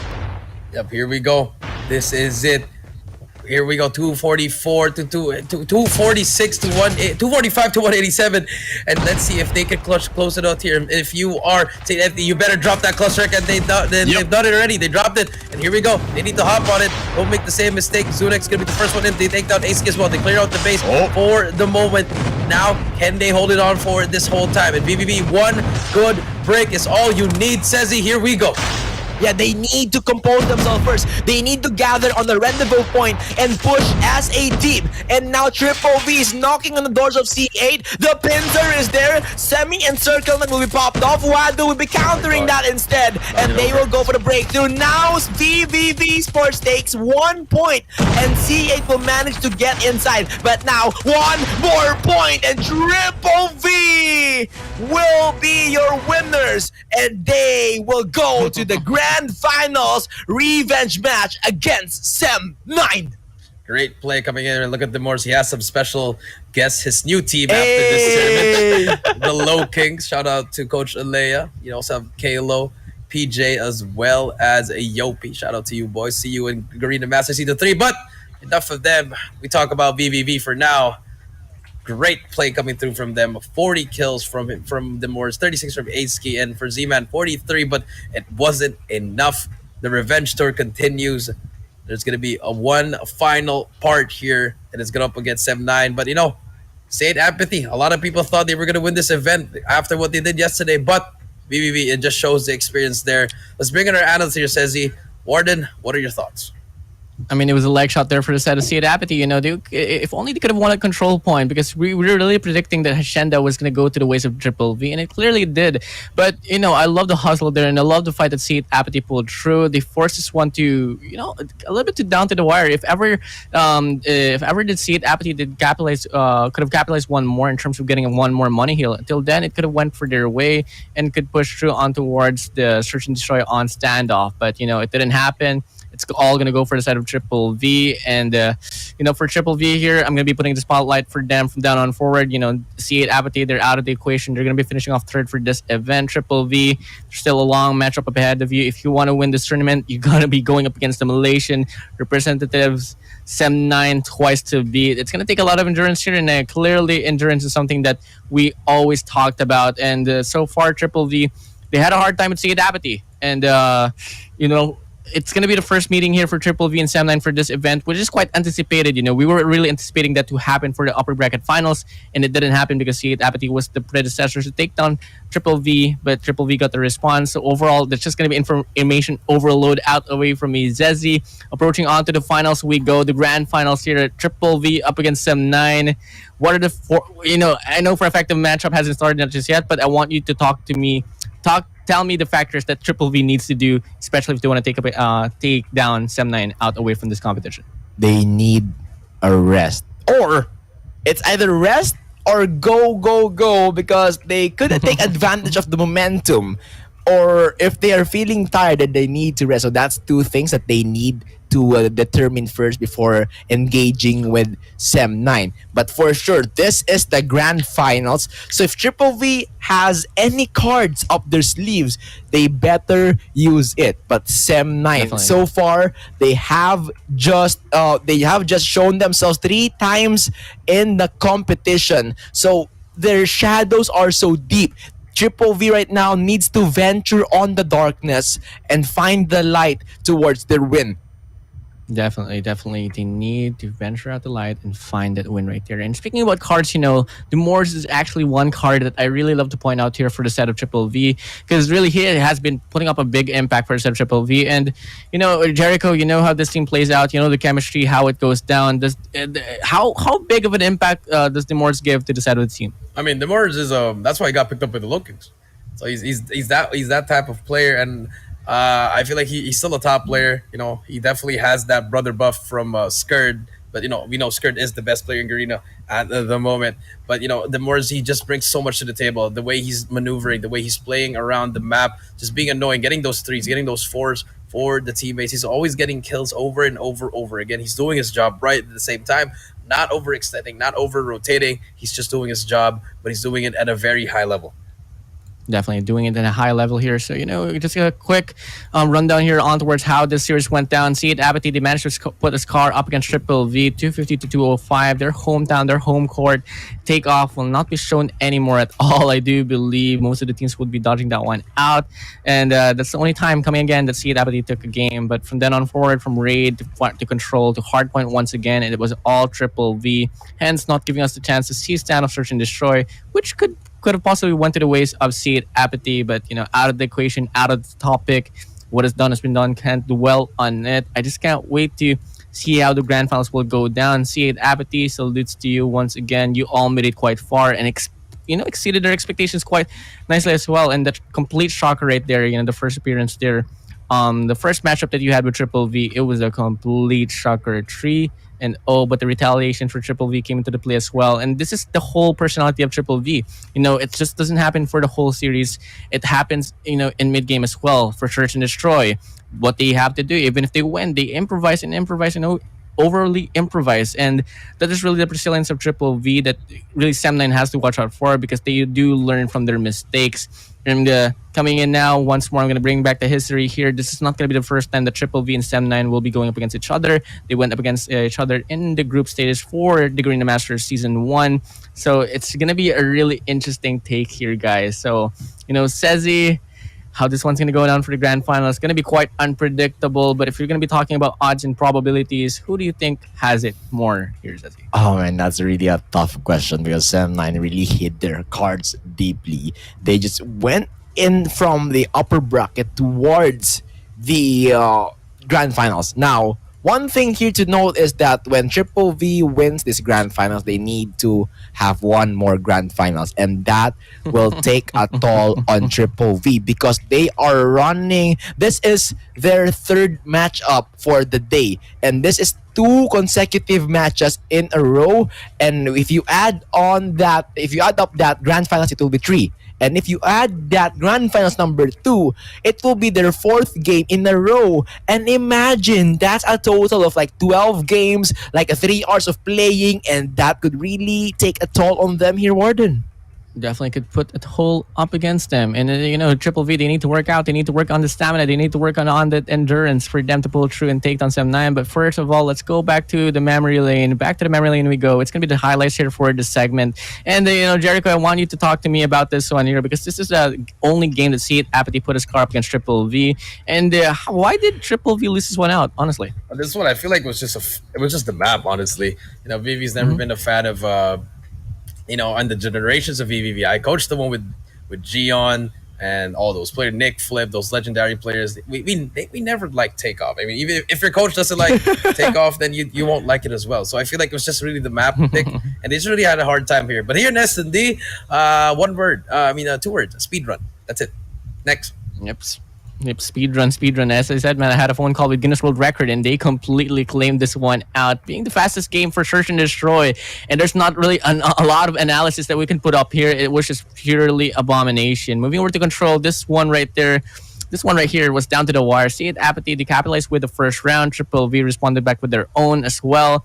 And that micro mistake right there, not really micro, it could be major now, considering the fact that it could have been the factor on if they could have stayed or have departed out away from the tournament.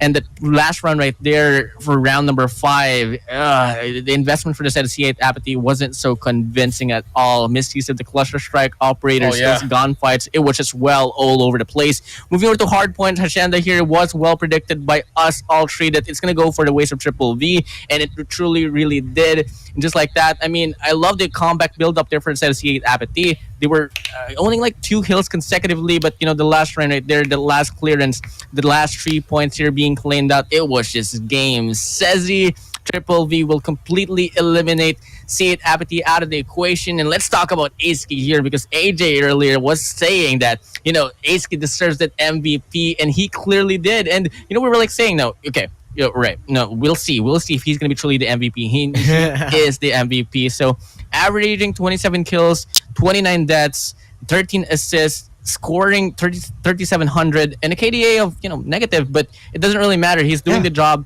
He's doing enough job at all in terms of getting that influence inside that hill. It's basically like sacrificing himself to get the spot, to get the hard point, and to block the opponents in entering the hard point. So he's the front line, but he is the man who is preventing the entry of our C8 AEIPATHY, and that is why Aski is one of the key players for Triple V, because of him, the other members can have this easier time defending the hard point, taking the points and taking all the resources that they can, because Aski is taking all the deaths, and basically Aski cannot get the kill streaks, the score streak. So yeah, he's making his teammates' lives easier.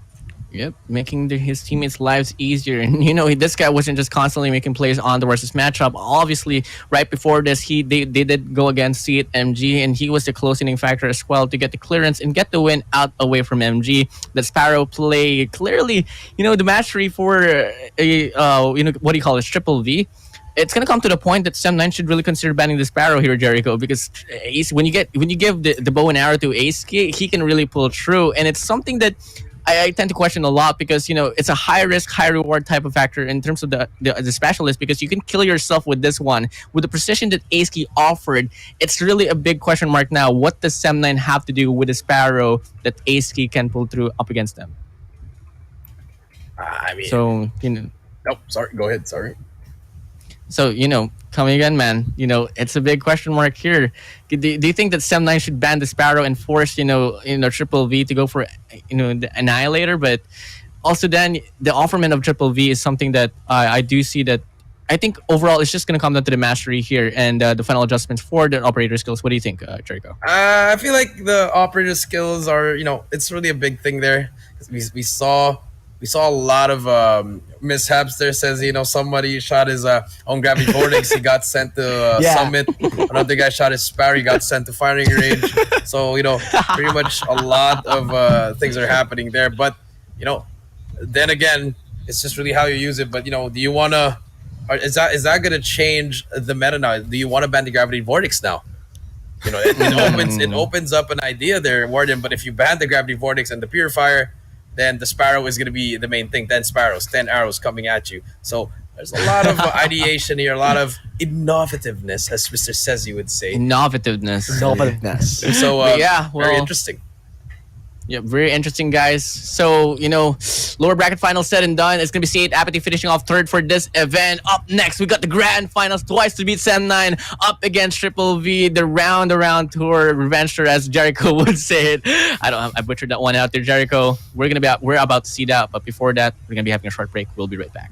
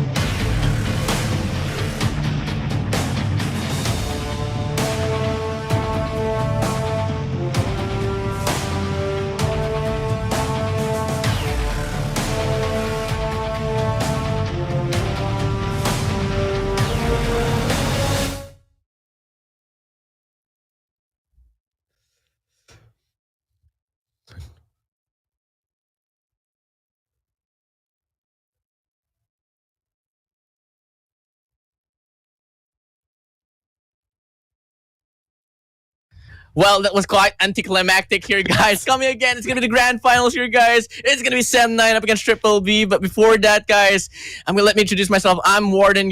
I'm gonna be the analyst for this one right here. Alongside with me is AJ and Cali Gaming. And coming in now, there's gonna be a lot of topics we can talk about. But one thing for sure, guys, PDR Esports, INI1, C8 MG, Pradagang, PV Prime, C8 Apathy will not be part of the conversations anymore.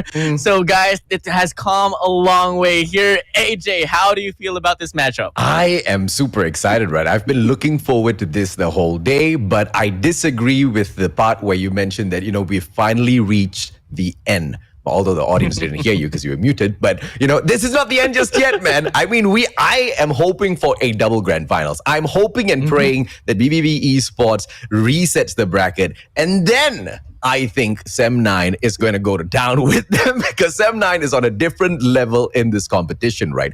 But you gotta accept the fact that it is most definitely taxing for the players of VVV Esports. So either way, whatever happens tonight, I'm super excited because what we have on our hands is just perfection in terms of Call of Duty Mobile Esports.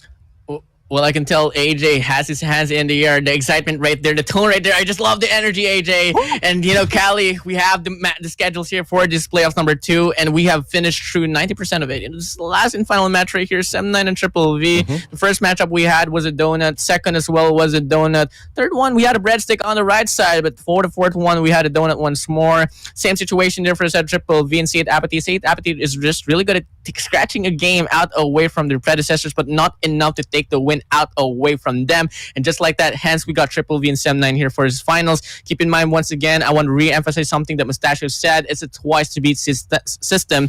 And the last time we saw this one out, it was Omega taking down Blacklist on the official Garena page here. So could Triple V pull off the same thing up against Sem9? What do you think, Cali? Well, I'd love the idea of that grand final reset. I mean, you mentioned that we've seen a lot of 3-0s, 3-1s, and I believe this grand finals is the first time that we will see that game number 5. I mean, Sem9 VVV, just looking at the talents that this team is composed of, you can clearly tell that they are really, really tied up from one another. So right now in this grand finals, you're clearly going to see Sem9 and VVV, but obviously, here's the question that I really want to get answered right after this grand finals. Who's going to be that far better team after this first series? It's a really tough question if the first here. series is Sem9 being the better team, then I guess we've got our answer, Cali. exactly. Only VVV Esports wins this, then we will have to kick it into the question, like who's going to be able to take it away, right? Exactly. So, and because I want you to be right with that, let's hope and pray that VVV Esports gets the first win, man. I mean, I don't care who gets the championship at the Garena Youth Challenges today, okay? I absolutely do not care. But what I know I care about is I want to see a double grand finals. That's what I care about. Exactly. So, we're going to be vouching for Triple V for this one. We really needed to see Triple V to put up a score. And keep in mind, guys, when this event came into the play and playoffs started, we saw the talent, Sem9, Triple V, and we really projected these two teams here to finish off as the champions for the competition. It's looking to be the same case here, guys. So I love the projection that we all put up as casters. And just overall, this is the first time that they're going to be going up against each other. So it's completely fresh strategies, completely fresh from one another. I would love to see what is the offerment of Triple V and vice versa for Sem9. So this could really go both ways. But then again, a lot of pressure here will be put to case here for the side of Triple V. They had to play like 2 matches before this has happened. Sem9, they have been resting. They've been sitting pretty. They're going to come into this matchup quite cold. But is it going to matter, AJ? It's not going to matter at all, man. I mean, yes, they haven't really warmed up their fingers just yet, but these are all pro players who scrim on a daily basis. They always keep themselves in tip-top shape. And with them playing the lesser number of series overall, obviously is going to have them a little bit more ready to take the championship away, right? And also they've got the extra bit of confidence that they are the twice to beat team in the competition. So I don't think it's going to affect them in a negative way at all in the following series squad.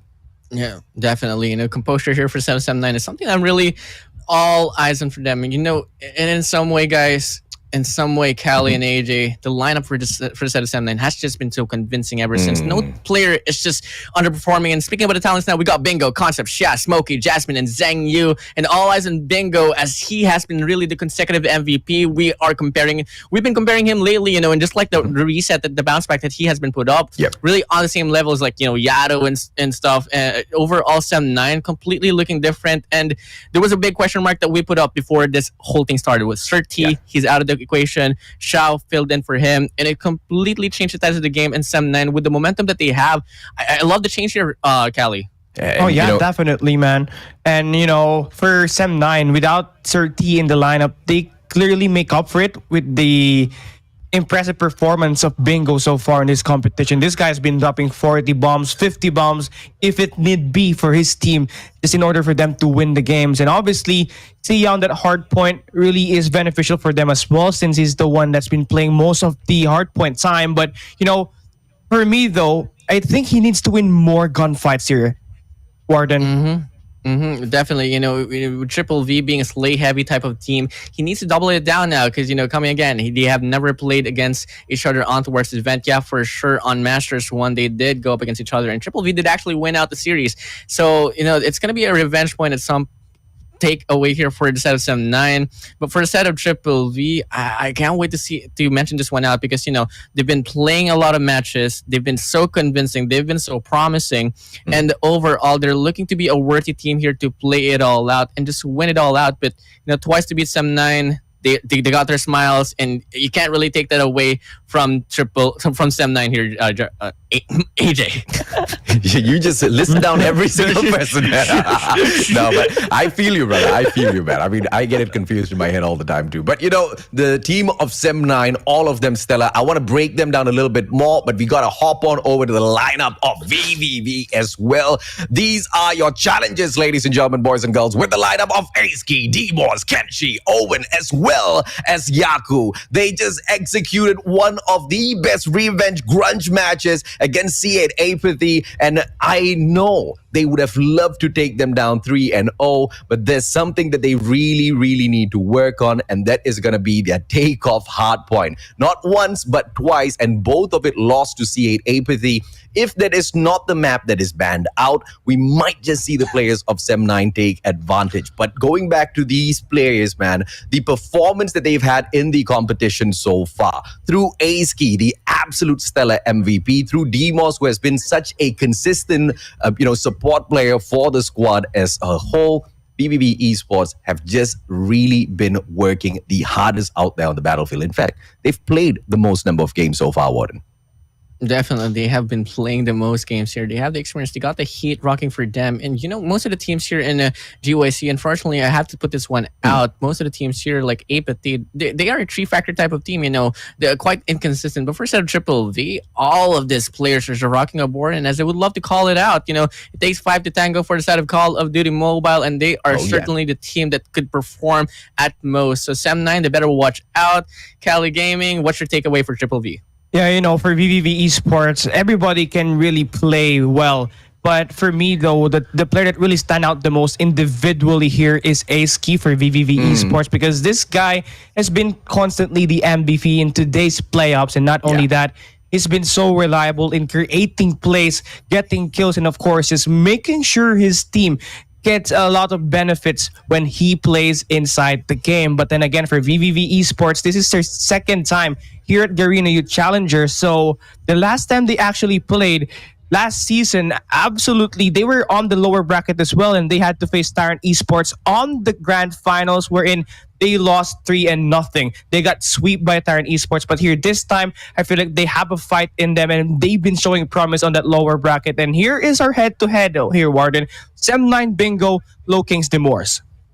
Wow, the statistics here are just rocking the board. And we're so used to the Morse here being on top of the feed here in terms of getting that average kills. But when you got Bingo, it's his name. 33 kills, averaging 22 deaths, 12 assists, 3,900 score, and a KDA of 1.46, much more convincing to the Morse. But then again, these are high numbers here, AJ. And, these two are just powerhouses from one another. But, Bingo has that slight upper edge. But I don't think it's going to matter at most most because this is going to be a team-based game, and if you're going to be looking at Sem9 and Triple V, it's a five-factor type of teams for both ends of the spectrum. No one here is going to be lacking. I know that for a fact here, AJ. I agree, but at the same time, I just disagree slightly, right? Because it will make a difference. You see, Bingo has been the most consistent player at the playoffs so far. Demars, on the other hand, he sometimes hits hard. He sometimes allows Ace-Key to, go out there and get the job done.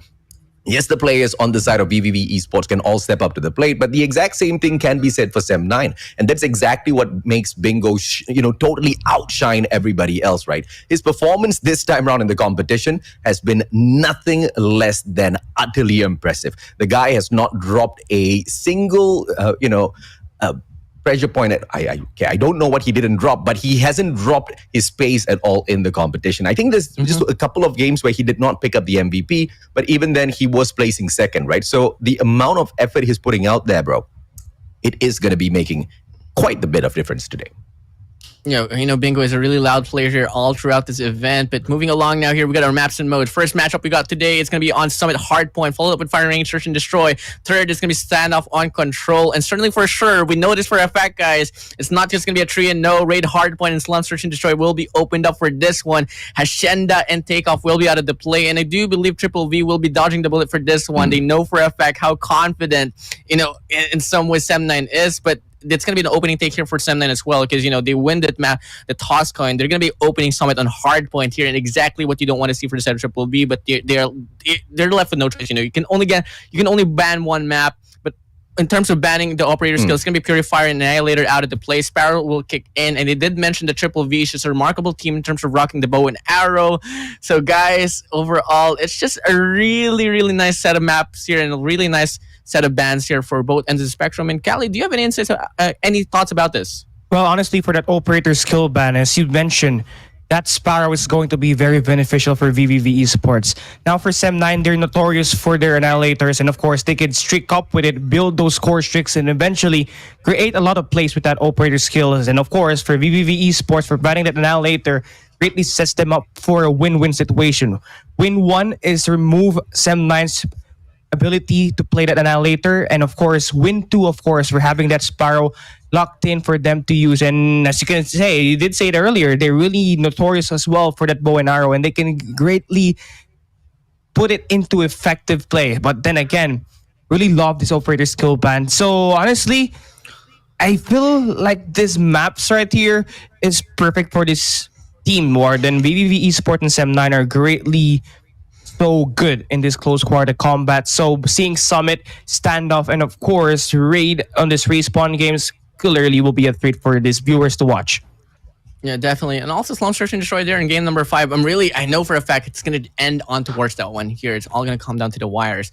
But overall, guys, I'm just going to be, I want to put this one to both of you all. On the hot seat we go. AJ, first of all, is it going to be Sem9 or is it going to be Triple V? It's really tough, right? Because the map picks are a game of chess between the two teams, right? Sem9 really going in, hitting hard with the Summit pull.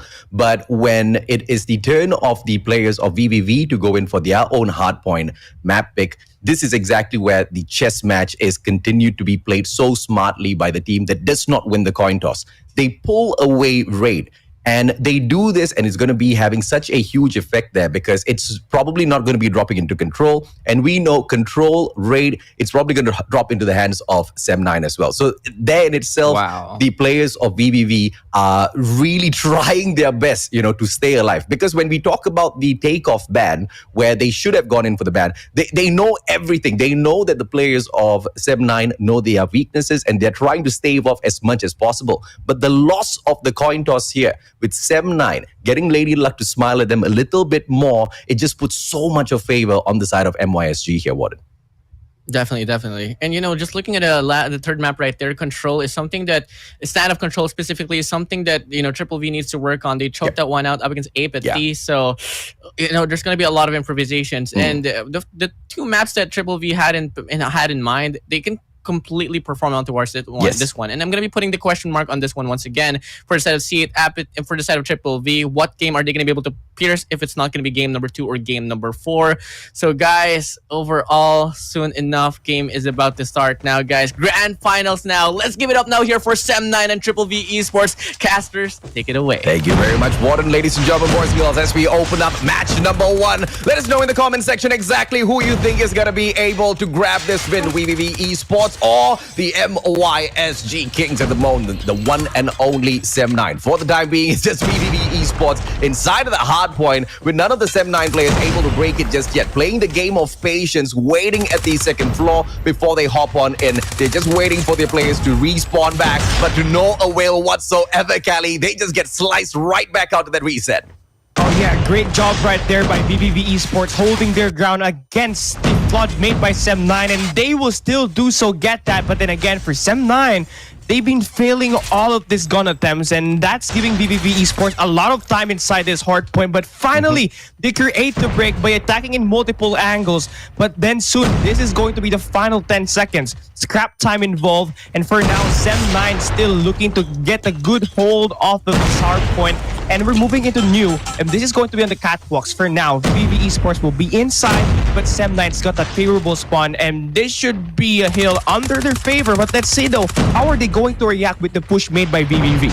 Yeah, VVV Esports now hopping on in, and they play their own game of patience. Ace Key from the top, and he's got a little bit of assistance from inside a control room as well. And at the very same time, a very well-timed execution by the side of VVV Esports to take over P2. Backstab by the players of Sem9. And you see what VVV Esports is doing here. Yes, they are running away with the points. On Hardpoint, it doesn't really matter with this sort of a lead because one single solid money hill for yourself can get you about 50 or 60 points, right? And to make things worse, 250 points. That's the kind of target that has been set by the new format. And if there's one statistic that is going to be playing towards the side of MYSG, is that Sem9 has a 100% win rate at Hardpoint during the playoffs. VVV Esports, on the other hand, just a 67% win rate. And all of those summit matches that the players of Sem9 have taken, they've made such huge comebacks at. And this is what VVV Esports needs to be really careful with here, Cali. Yeah, and I have to agree with you, a great start is great, but it's far better when you have that strong finish to back you up, and Sem9 to just bite you whenever you least expect to. I mean, Sem9 against the boys of C8 MG, they were down by 85 points, and they were able to win it 250 to 244, coming back from the dead. And now here, this time, VVV Esports has to take that into consideration. Start strong, end it with consistency. And for now, they will keep their priorities straight. Make sure they get the anchor position, reinforce players, swarm that hard point, and make sure that no one from Sem9 is able to enter. And they've done so great so far. H-key on that perimeter gameplay going to be very, very beneficial. But we got the split spawn to happen here right now. Sem9, they will get that anchor position and they will be able to break that hill, but to no avail. That's only the scrap time here, AJ. And notice how VVV Esports, as soon as the clock hits 20 seconds, they only put 2 players inside that point, and they rotated 3 players all the way to the right side. And right now, they're playing this by a field. Yeah, I don't know if or not that was the right move, man, because number one, they could have just played that but left one player onto the anchor spot of that cable car platform, right? Because they did not do that, because they threw both of the objective players inside of cable car itself, the players of Sem9 started spawning off right behind them. So scrap points very easily taken by Sem9, and that could have been very, very conveniently prevented if at all VVV Esports had one anchor player still holding that spot. So a little bit of an error there in terms of strategy. Hopefully that does not give the opening for the players of Sem9 to make a comeback. But the super early rotation into this money hill while holding on to the spawns is exactly where VVV Esports is able to run away just a little bit more from the players of Sem9, but they break it either way. 20 seconds to go, and it doesn't seem like VVV Esports has an easy entrance here. Therefore, they stake a defense at control room. But that one is just a little bit too early here, Kelly. Oh yeah, a little bit too early, and that will be taxing on that scoreboard. Sem9 is just decreasing that numbers time after time. Every second hits, That's every point Sem9 gets with this Hardpoint number 4. And I love the take that they did though. Despite having that late rotation, they were able to make up for it by attacking the spawn, which is plausible. That's how you play Hardpoint. You break the spawns, then you reinforce right after in that Hardpoint, and they were able to do successfully. And VVV Esports, they only had to do is just forfeit the Hardpoint and just focus on to the next one, which is good. And right now they're soaking all the time, and all they just have to do is make sure that they cover all of the entries, which they are currently doing right now, and they are stretching that lead even further here, AJ. Yeah, excellent play coming through from VVV Esports. When you take such a high risk, you better be able to deliver. And this time around, very, very Vici, they do exactly that. They deliver. They put up the greatest defense at the control room, slicing out the players of Sem9. But at the very end, once again, towards the final 20 seconds, their defenses falter. But this time around, they've got the positioning, they've got the time to still make a final try. But you do not see them going in for that, giving away those final 20 seconds again and again and again to the players of Sem9 without going in for a recontest. VVV Esports, you better hope and pray that does not bite you in the back.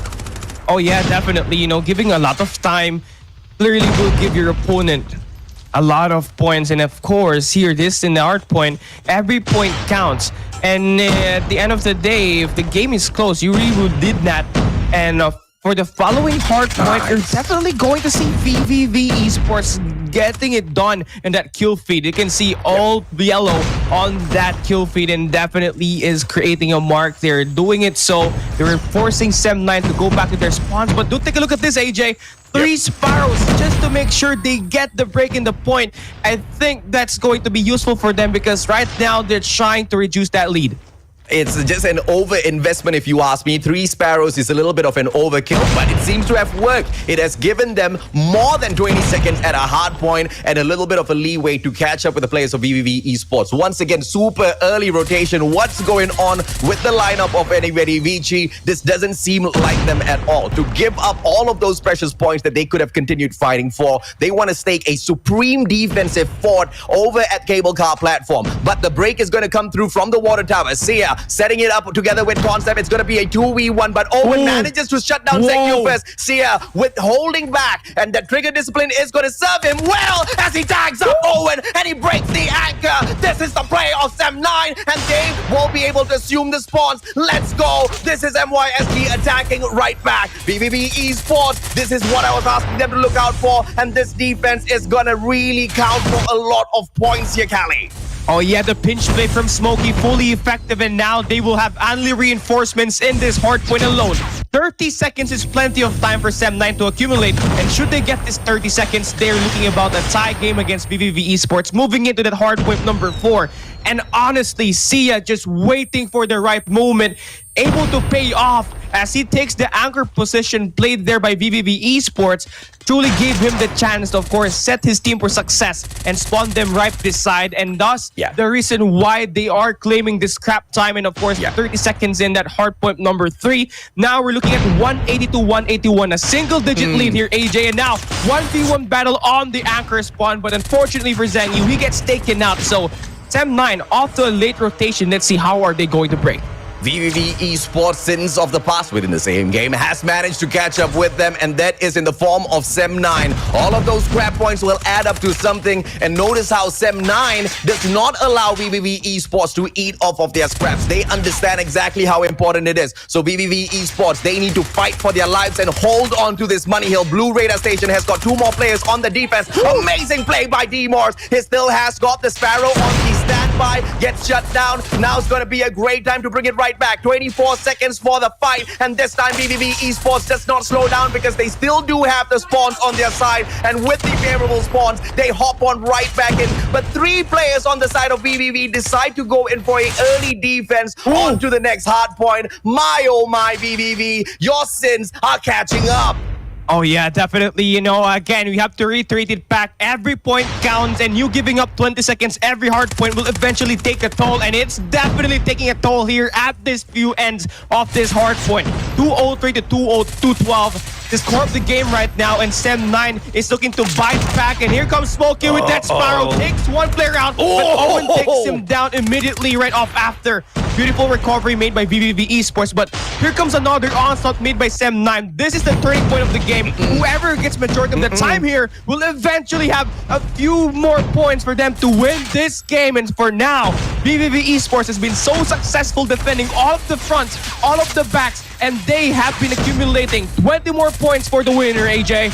Hunter-Killer Drone activated by VVV Esports. Ace-Key can bring that into play, but he needs to be a little bit more patient, more effective onto that second hard point. But for the time being, once again, Sem9 eating up the final 20 seconds of the hard point. Owen bravely steps on in for the challenge, and this is what we needed out of VVV Esports a little bit earlier on. Allowing Sem9 to catch up, obviously not going to be good for them, but fighting for those final few points will go quite a long way. And now Sem9 has managed to bridge the gap, only 10 points between them. That next hard point clearly not going to be the final one of this matchup. And if once again the dismay of P3, the dismay at Cable Car platform falls again, VVV Esports won't be taking away the victory. It will be the Gravity Vortex now. A double pop does not hit anybody whatsoever. And Sem9, God Nate dropped on in. They come through, but Yaku's still surviving. Owen, it's broken. 40 seconds to go with 2 more points desperately needed by VVV Esports. Sem9 breaks the hole, taken back by them, but Sem9's not letting go just yet, Callie. Whoa, the board stuck in right from the back. VVV Esports, like a snake, they slither around it, and they entrap Sem9, winning that game in hardpoint number 2, AJ. And you know what? VVV Esports, everything was just perfect on that last hardpoint, AJ. Everything that went right for them, and they were lucky enough to have 4 operator skills available. 3 Sparrows, 1 Gravity Vortex, and that was more than enough to remove Sem9 off of the hardpoint, and they were able to manage to break that hill.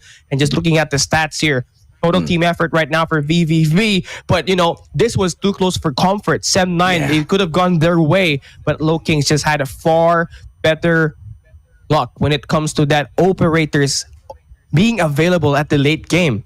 Yeah, I absolutely agree with you, Callie, but my oh my, VVV Esports managing to find that adjustment towards the very end, but because they were able to continuously make up for those early rotations, right, by holding on a majority of the points at each and every single hard point, they forced the players of Sem9 to play catch up. And usually we've seen this happen time and time again, where Sem9 is catching up, and at one point they turn things around and run away with that matchup. That is something that VVV did not allow to happen. You see, some of these super early rotations are very, very risky, because when you do go in, we see teams getting taken down before the next timer even starts. And that is where the weaknesses of those early rotations comes in. But VVV Esports, with the experience that they have in the competition, double back down for those early rotations, pick such great hiding spots, such great defensive positions, and hold their ground as long as they can, man. Not allowing Sem9 to bridge that gap. And even if they do, not get to a point where they overtake them, where they won't be able to find that comeback anymore. Superb plays by both teams, and this is exactly what sort of a series we want to see at the Garena Youth Challenges. Warden, your opinions and your thoughts, please. I mean, overall, it's a big statement here for Triple V to take away the home court out away from Sem9. Someone Hardpoint under their name. Jeez. And followed up with Firing Range, Search and Destroy, where they excel at most. I could see them leading the series by 2, especially if they can maintain the momentum. But then again, you know, yeah, for sure, this is a map chosen by VVV, but we also have seen Sem9 prevailing and overall showing us a good performance here on towards Firing Range. Coming in now, one of my favorite places was Bingo, you know, just roaming around from the trailer ends. This is his playground. He can just smoke in that mid lane, take away, and just go for a lurking play. Until then, could get like 2 to 3 frags, even an ace possibly.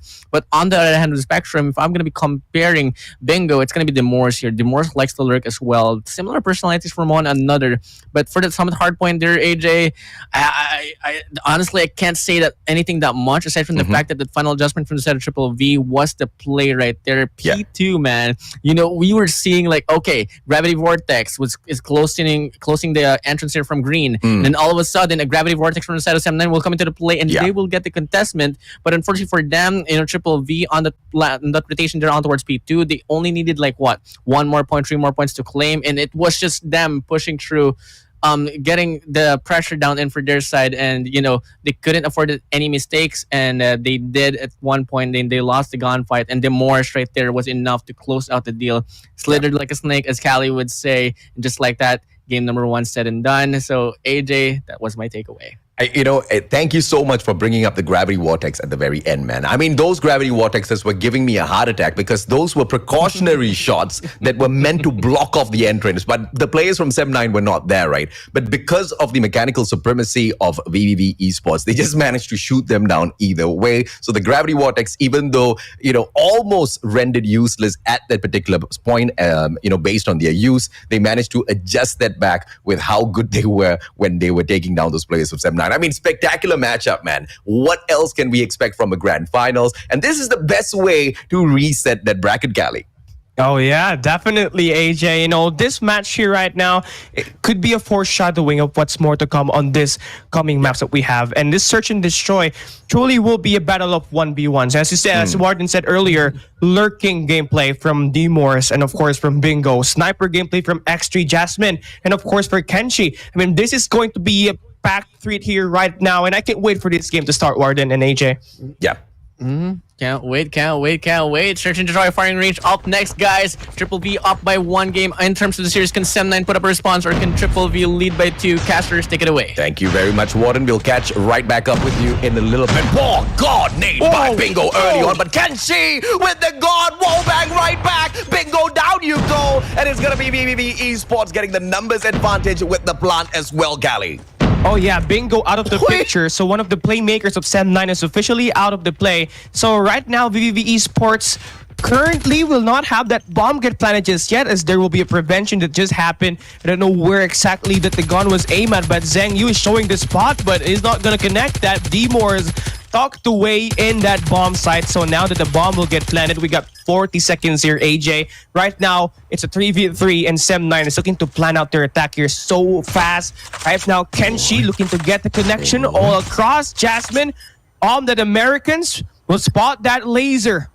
Kenshi still missing the shot, AJ. Oh, but Zhang Yu shuts Kenshi down with the information provided by Jasmine. Concept backs up Zhang Yu, bags a 2-piece for himself, and goes in for the defusal as well. Concept, you deserve it, my man. But Jasmine out-tricking the one and only Kenshi, one of the most dangerous snipers out there on the Call of Duty mobile battlefield. And that brings me to the point that I wanted to bring up when we were looking at the lineup of 7-9, right? Each and every single player, they play their role. And I have to say, X3 Jasmine, he has very quickly become one of the best snipers in MYSG. Oh yeah, definitely. This guy used to rock that SVD and create a lot of headache for the opponent, but here with the DLQ, is going to be really, really reliable for 7-9. As the rounds progress here this time, looks like we're going to see 7-9 trying to wait for that bomb plant to happen with one of their player down in Smokey. They're gonna have to make sure that they wait it out and wait for VVV Esports to create their move, and now you're gonna see it here. Bomb gets planted, AJ. 42 seconds.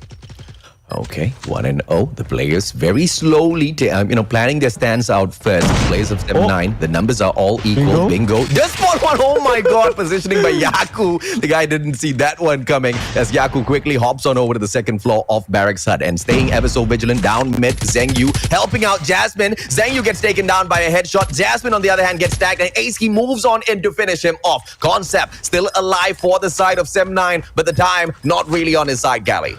Oh yeah, 1v3 situation with 10 seconds left. This guy could get triple challenge right now. 3 players aiming down the side towards the back of the back trailers, and that's going to be a quick recovery made by VVV Esports. And for 7-9, losing Smokey for that earlier round of that second round really gives them a really tough break there, AJ. they were not really able to create any sort of plays because that they're down for the count, and eventually VVV Esports having to get that bomb plant were able to milk that clock. And again, Jasmine, though we've mentioned that he's actually one of the better players in the snipers for Sem9. He's really struggling here right now in his first 3 rounds. Still got no kills, and hopefully he turns it around. But Bingo on the flank, looking to get this time perfectly. Kenshi gets taken out, so there it goes. Sem9 and the numbers advantage. Yeah, Bingo taking Kenshi out of the equation is a great move, and now the numbers advantage to the players of Sem9. But Demos finds one player, tries to tag him out. Bingo holds on to the corner, and gets shut down. The one and only Demos could not flick around to the left quick enough, but Owen does manage to recover just a little bit for the squad, just for Zheng Yu to take him out with his own LMG. This is the play of Sem9 that VVV Esports just wasn't expecting at this S&D here, Cali. Oh yeah, definitely. You know, Sem9 can really pack a punch, especially Bingo, who you clearly saw when alive at the game could just create plays while lurking at the enemy base without even getting hurt. But Kenshi drops X3 Jasmine. No kills yet made by Jasmine as he gets completely shot down by Kenshi all the time. But then again, information's been resolved, and you obviously know VVV Esports is at that A-bomb site. Sem9, they stack 2 players from the back, and Yakov needs to stop one, but he gets completely eradicated. Bingo lurking once again, needs to get stopped, and he won't be stopped here, AJ. 2 kills already, looking to make that 3, and there it goes. Another conversion made. VVV Esports needs to stand at 2v4.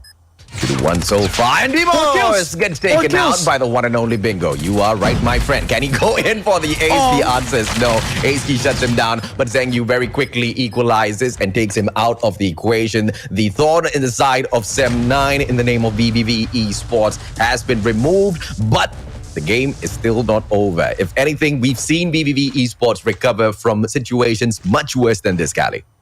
Oh yeah, definitely. They've seen far worse situations, AJ, and obviously they can still bounce back, and I love the take here. They know that they are having a rough time at that A-bomb site, so here this time they're looking to create a play for B, but Bingo with that nade drops Owen, and again the impact that Bingo put in this search and destroy clearly is giving VVV Esports a very rough time. And again, if VVV wants to win, they have to make sure that they do the same thing that they did in that first round, eliminate Bingo in that early game.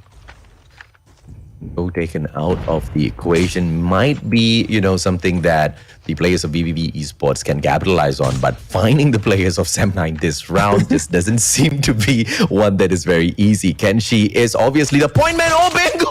That's exactly what they needed, and they managed to shut him down, but Zheng Yu recovers by trading out Yaku with a very clear, crazy wallbang. Demos, CBR4, can he catch out Zheng Yu? Concept takes Ace Key out with a beautiful headshot from afar, and Demos has got the angle to work against Zheng Yu now, but the timing's just not right, but the CBR4 will outperform the LMG, and Demos gets that shot. Smokey, backstab, Kenshi alongside with Demos, tags him up. Kenshi still has the opportunity to slide on out, and he does exactly that, taking a 2-piece back-to-back.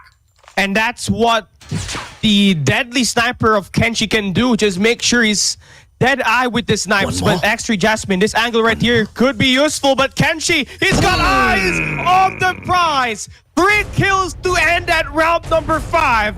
And VVV Esports will be able to retaliate back, but they need 1 more to tie the series, 2 more to get that lead. And again, the race is to 7.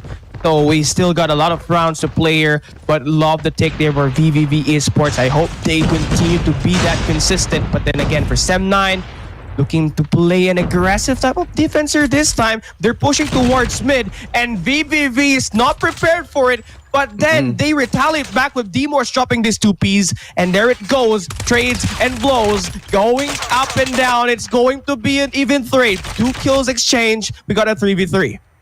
3v3 Concept all tagged up already, but very smartly gets away but doesn't run away. He waits for the player to come looking for him, but to no avail. VVV Esports are a little smarter than that, and they double back down onto their defenses because their numbers are already thinned down, and when you're on the attacking side, that's something that you do not want. Blessing in disguise, it is all equaled up 3v3, so the numbers game is not going to really be a disadvantage. That bomb slowly moving towards that A side. They have to deal with Concept. Concept out in the open with a CBR4. It's got range, but not that much of range. Open alongside Demos right now, straight in towards that A bomb side, and the one guy who can make a difference, Kenshi, watching down mid. But Jasmine, wallbang, please don't do it. Demos, he needs to stay alive a little bit longer, Callie. Oh yeah, that's one tap away, and Jasmine could land that blow, but he's not gonna pull that trigger, just to make sure that the enemies would not spot his information. But then again, 2v3 situation here. Kenshi, that long range is gonna be deadly. Jasmine needs to connect his shots because right now he's got no kills. He needs to turn it around, but again, the timing will be perfect for him. He takes Kenshi out, and Low Kings now 4 is on a 1v2. They still have the advantage, and they take it on. I mean, AJ, D. Morris earlier got the 2 kills and follows it up with 2 more, combining for 4 kills on that round. And now they've been able to tie up the game. And there's a reason why D. Morris is the head-to-head player for VVV Esports. You can constantly feel the impact that this guy can put in the game. Amen, brother. And that's that's the exact same place where Bingo stands at the very moment as well, right? 9 kills in the 6 rounds so far. This is really taking his gameplay up against Demos, but Demos now shuts down Zheng Yu. God nade onto the head of the one and only player from the side of Sem9 in the name of Jasmine. But Bingo trying to equalize things here. Gets a 2-piece for himself. Smokey smokes out too as Demos shuts down Bingo, and the things don't really look great here for the side of VVV Esports, surviving with their one and only deadly sniper here, Callie. Oh yeah, let's see though if we can see a clutch here. 1v2, still a doable situation. All he has to do is find that perfect timing to take one player down at a time. And again, VVV Esports coming into this round number 7 at a very great start, dropping 3 players, but Sem9 able to be composed, win their gunfights one at a time, step by step. They're able to put the game now into their advantage. Now they have the opportunity to win the game. They have planted that bomb and only have to defeat one player or wait for that bomb to reach 0 seconds. And for Kenshi, this is going to be a tall order for him. But if anything he can do is just basically get one player at a time. But Sem9, they will make things hard. They will be close to proximity, looking to play for that trade. Now he slides. That could be heard.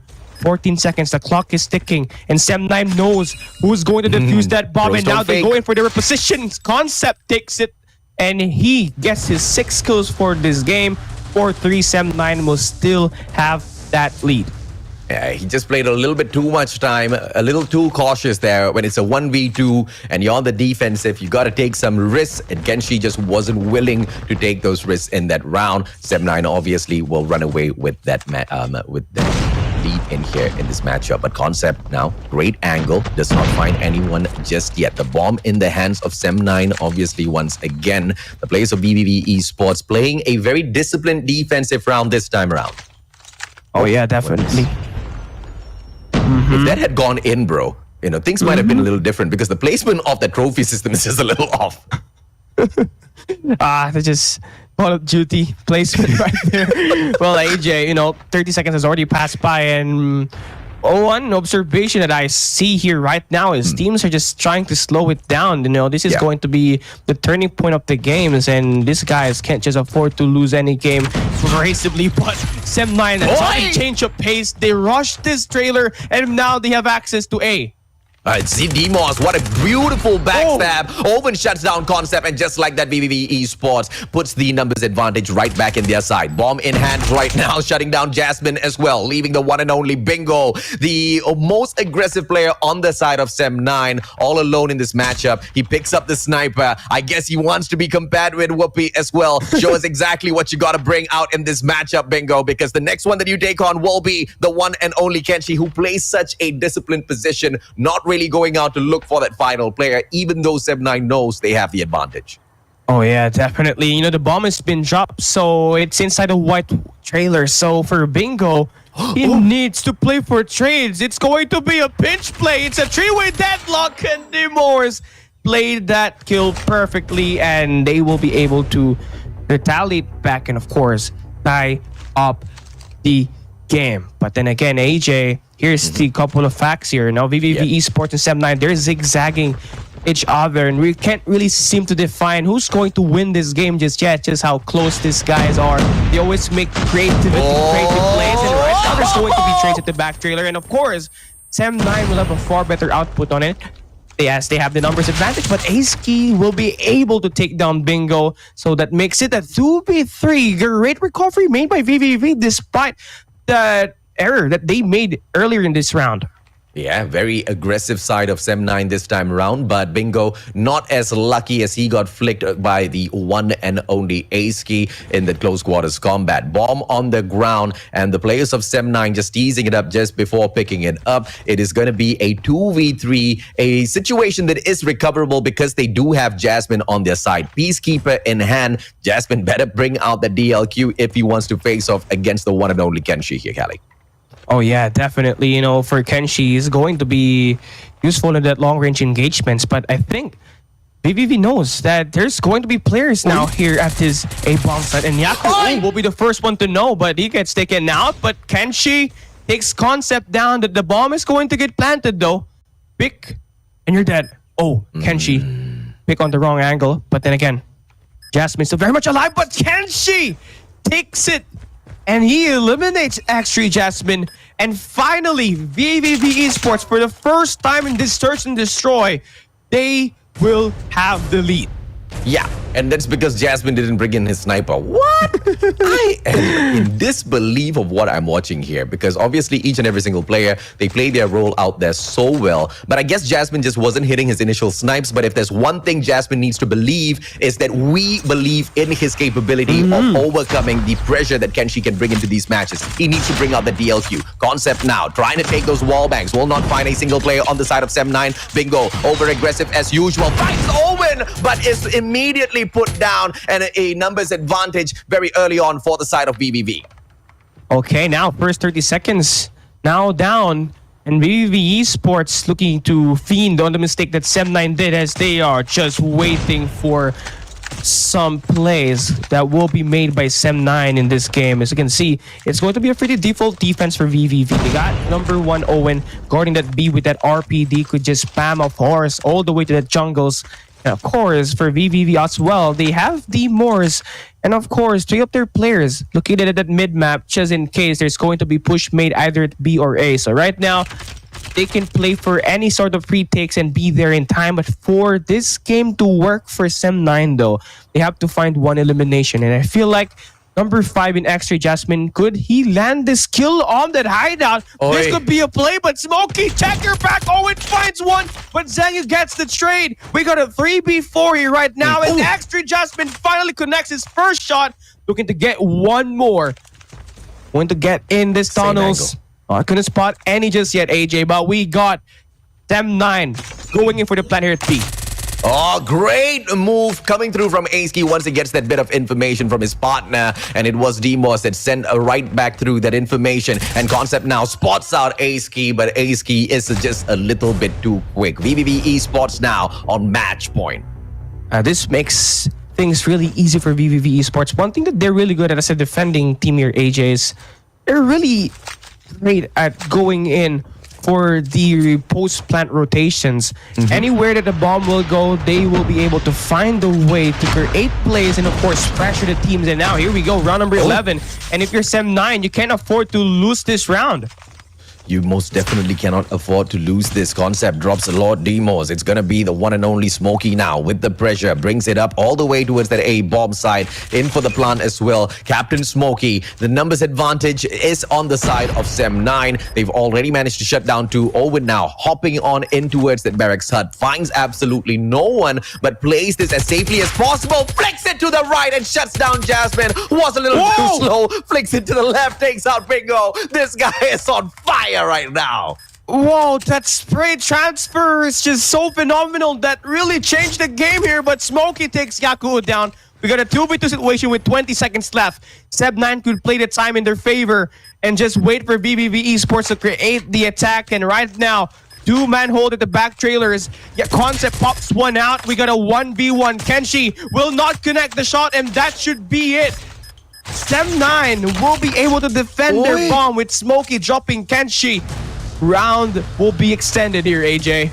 Round will be extended, and the one player that we need to build up a little bit of self-confidence in himself, the one and only X3 Jasmine. This guy, when he is on form, even VVV ESPORTS shake. You might even see a puddle where they stand. Let's see if or not the one and only X3 Jasmine can bring out those plays once again. This time it's a B line. It's a B line straight in here for that B bomb side, and the two players that will be there on the defense. The one that is most important here is Demos. He's got the angles now, goes in for the shot, shuts down Bingo. Big kill coming through, and Demos sends that information right back. The immediate rotations coming through from the rest of the players of VVV ESPORTS on that match point still. This is VVV ESPORTS to lose here, Cali. Oh yeah, definitely. D-Morse getting that kill will help his team buy some time to rotate, and they are able to do so. But Sem9's gunfight are just far way superior at this round. As you can see, we got a 4v3 situation. And Sem9 will not decide to go for the push at the B just yet. It's too risky, so they're looking to rotate all towards A. And I think this is really a very smart play for them. You know, just remove the risk of playing for trades and just make sure that you got the numbers as soon as that bomb gets planted. And this A site is completely free for them to use, and they will use it to their advantage. Let's see, though, how are they going to stand? Kenshi dropping X3 Jasmine. Two players around the jungles will be in it for VVV ESPORTS to flank. Yeah, the one and only Smokey teasing out the shots. But Zengyu, he waited behind to catch all of those flanking players, and he does his job extremely well, catching two players out in the open. And now the numbers game against one of the biggest, baddest snipers out there on the Call of Duty mobile battlefield, Kenshi. He now tosses the smoke out first to block the vision of the player playing the shooting range, but Concept walks right through it, and he will be able to find him through the opening of that white warehouse. VVV ESPORTS, they had the match point advantage for 2 rounds, but unfortunately for them, Sem9 has found a way right back into the matchup. And yeah, this is going to be it. Whoever wins this next round claims the map number 2 firing range, search and destroy. And the question is, will it be Sem9 or will it be VVV ESPORTS? It's a matter of adjustments. But Sem9, they are not afraid. They're looking to go for the push. Smokey almost takes down Kenshi, but he managed to remove Yakuo. But HK goes for the trade, but Bingo and his name, Owen, gets taken out. And Sem9, I love that aggressive play. They stun VVV ESPORTS right now. And VVV and FaZe here, AJ, they're looking to push towards B here. Yeah, I mean, that's a good plan coming through, man. Immediately just adjusting themselves to the situation. But Zengyu has got his eyes on this spot. He's waiting, but being spotted out by the one and only Demos from across. Zengyu repositions. Life not lost just yet. Jasmine holding on to a great angle here, expecting the one and only Kenshi to step out, and he does spot him. Kenshi will spot the guy out. Demos will spot him out as well. Will not get over aggressive. The grenade just bounces off that elevation of that little bit of a rock there, and Jasmine just wastes that lethal. But now for the stun as well, no one's going to be caught in it, and the backstab from Bingo is going to be executed. Here comes the boys of BB Sem9 now, Gali. Oh yeah, Concept though, trying to make it work. Drops HK. Jasmine follows up with D-Morse going down. And she gets one with the pistol. One more. Oh goodness. Mama Mia Kenshi. He made it, AJ.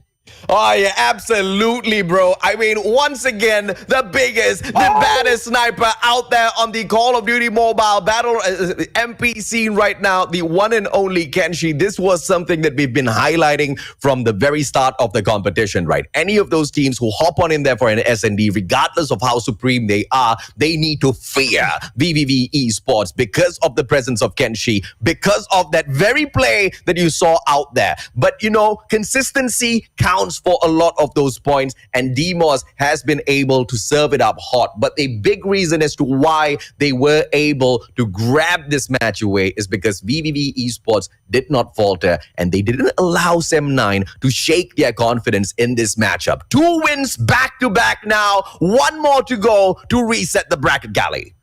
Oh, my knees are weak. My palms are sweaty. Oh my God. Still, I'm spaghetti. I'm so phased at what just happened there, AJ, because for those type of angles to work, you clearly need to have a lot of experience. And Kenshi, having enough of those experience, is able to put it to good use. I mean, knocking down 4 players at 1 round, and of course, the game tied at 6-6 with 1 round only to win. I mean, Kenshi just made it like a playground there with that scope. And, the one only disappointment for me in this matchup is Jasmine switching out to anything other than the DLQ that he rocks the battlefield with, right? I don't know why. Maybe those shots weren't connecting. Maybe he wasn't really seeing a lot of those moments on his side. But I just wanted him to stick to it a little bit more, right? Because if anyone could have taken this fight up to Kenshi, it has to be Jasmine, man. Once again, one of the best, if not at the very moment, apart from Heaven, has to be the best sniper in MYSG. Oh yeah, definitely, man. X3 Jasmine is very reliable, but right now it's not really having it. But hopefully, though, he gets to turn it around. He still has a chance. The game is still not yet done, and of course, Sem9 could still find the way to bounce back, but they have to win 3 straight maps. And Warden, how are you liking the odds here so far?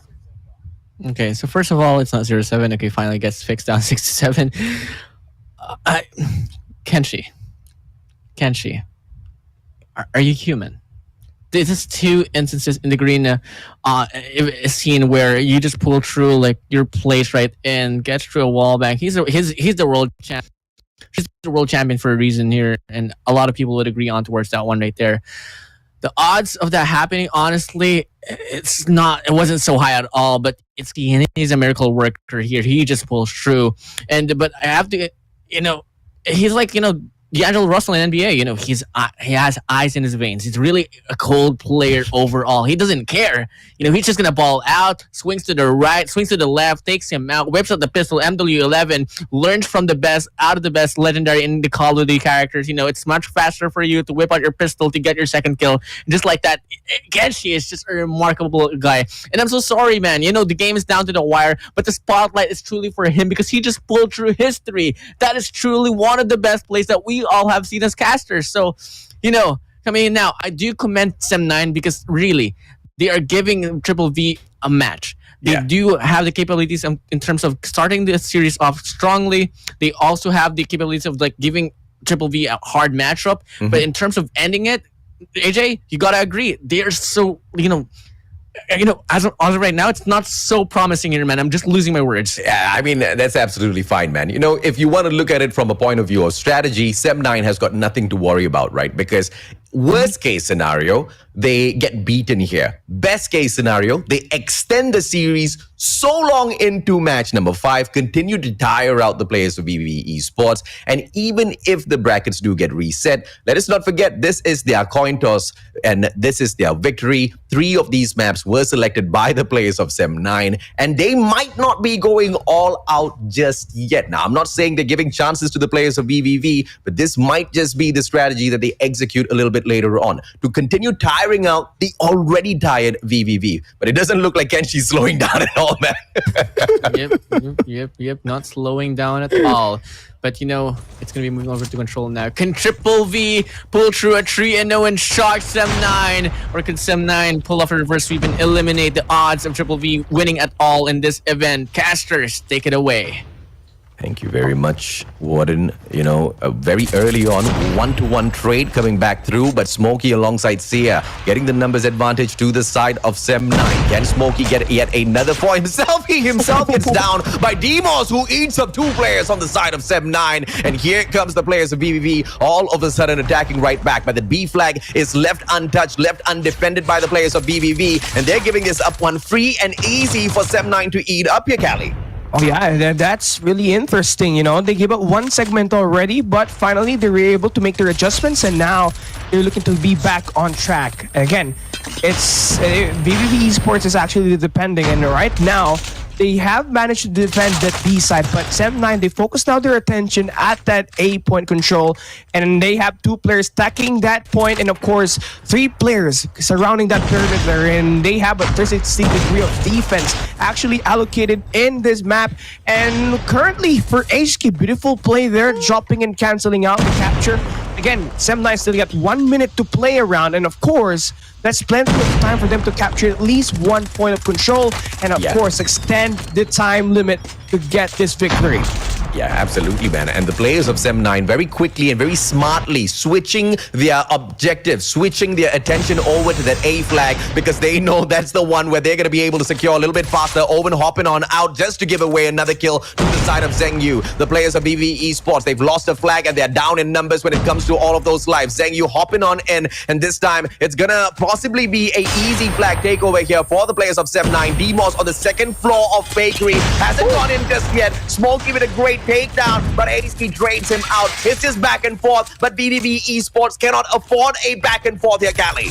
And yeah, they can't afford because right now they're down on their life count. They got a 5 life count difference against SEM9, and right now they have to play for a 3-for-1 trade just to make this game work. Now Zhengyu going in for the push will get taken out. Now VVV Esports down to their 5 life count. They gotta make a stand, and they will be fortifying their own defense here at this Bakeries. They got 2 players sent out of the boxes just to play for these trades, and they're waiting for SEM9 to create that push, and I think this is smart for them. They're trying to play for trades, and this is going to be very beneficial for them. And D-Morse lurking around the outside is going to get one more. So one more kill right now for VVV Esports, and they'll be able to tie the number in the life count department. And again, D-Morse also has that play to be worked on, but a flooded made by SEM9 will not work here, AJ. Yeah, numbers recovery here by VVV Esports. Triple challenge, not enough. But Zhengyu with a backstab takes down the one and only D-Morse. It's going to be SEM9 with 2 more lives left on in here, but with 40 seconds to work with. All out defense now set up by VVV Esports with a single player overextending the one and only Ace-Key. Concept now won't find him, Ace-Key. He gets sprayed up, but not taken down just yet. Concept, on the other hand, with a single life left for the side of SEM9. My God! With only 1 more life left on the line, VVV Esports secures that win. Amazing fight between the 2 teams. And you know, it's a battle of strategies here, AJ. In VVV Esports, they know that they were down to their 5 life count and they have to worry about 9 lives from SEM9. So they just stick as a team, and they were able to make the most out of it. Very efficient play and great execution for them. And for SEM9, you know, having to have the game to be supposed to be under their back, they just let go of that opportunity, and that could bite back and mess with their cycle for the moment. But looks like they are going head-to-head right now against VVV Esports. But, you know, currently at this point of this game, VVV Esports is about to capture this A control point, and that would give them 1 more point to contest. And SEM9, they gotta make that stand here right now.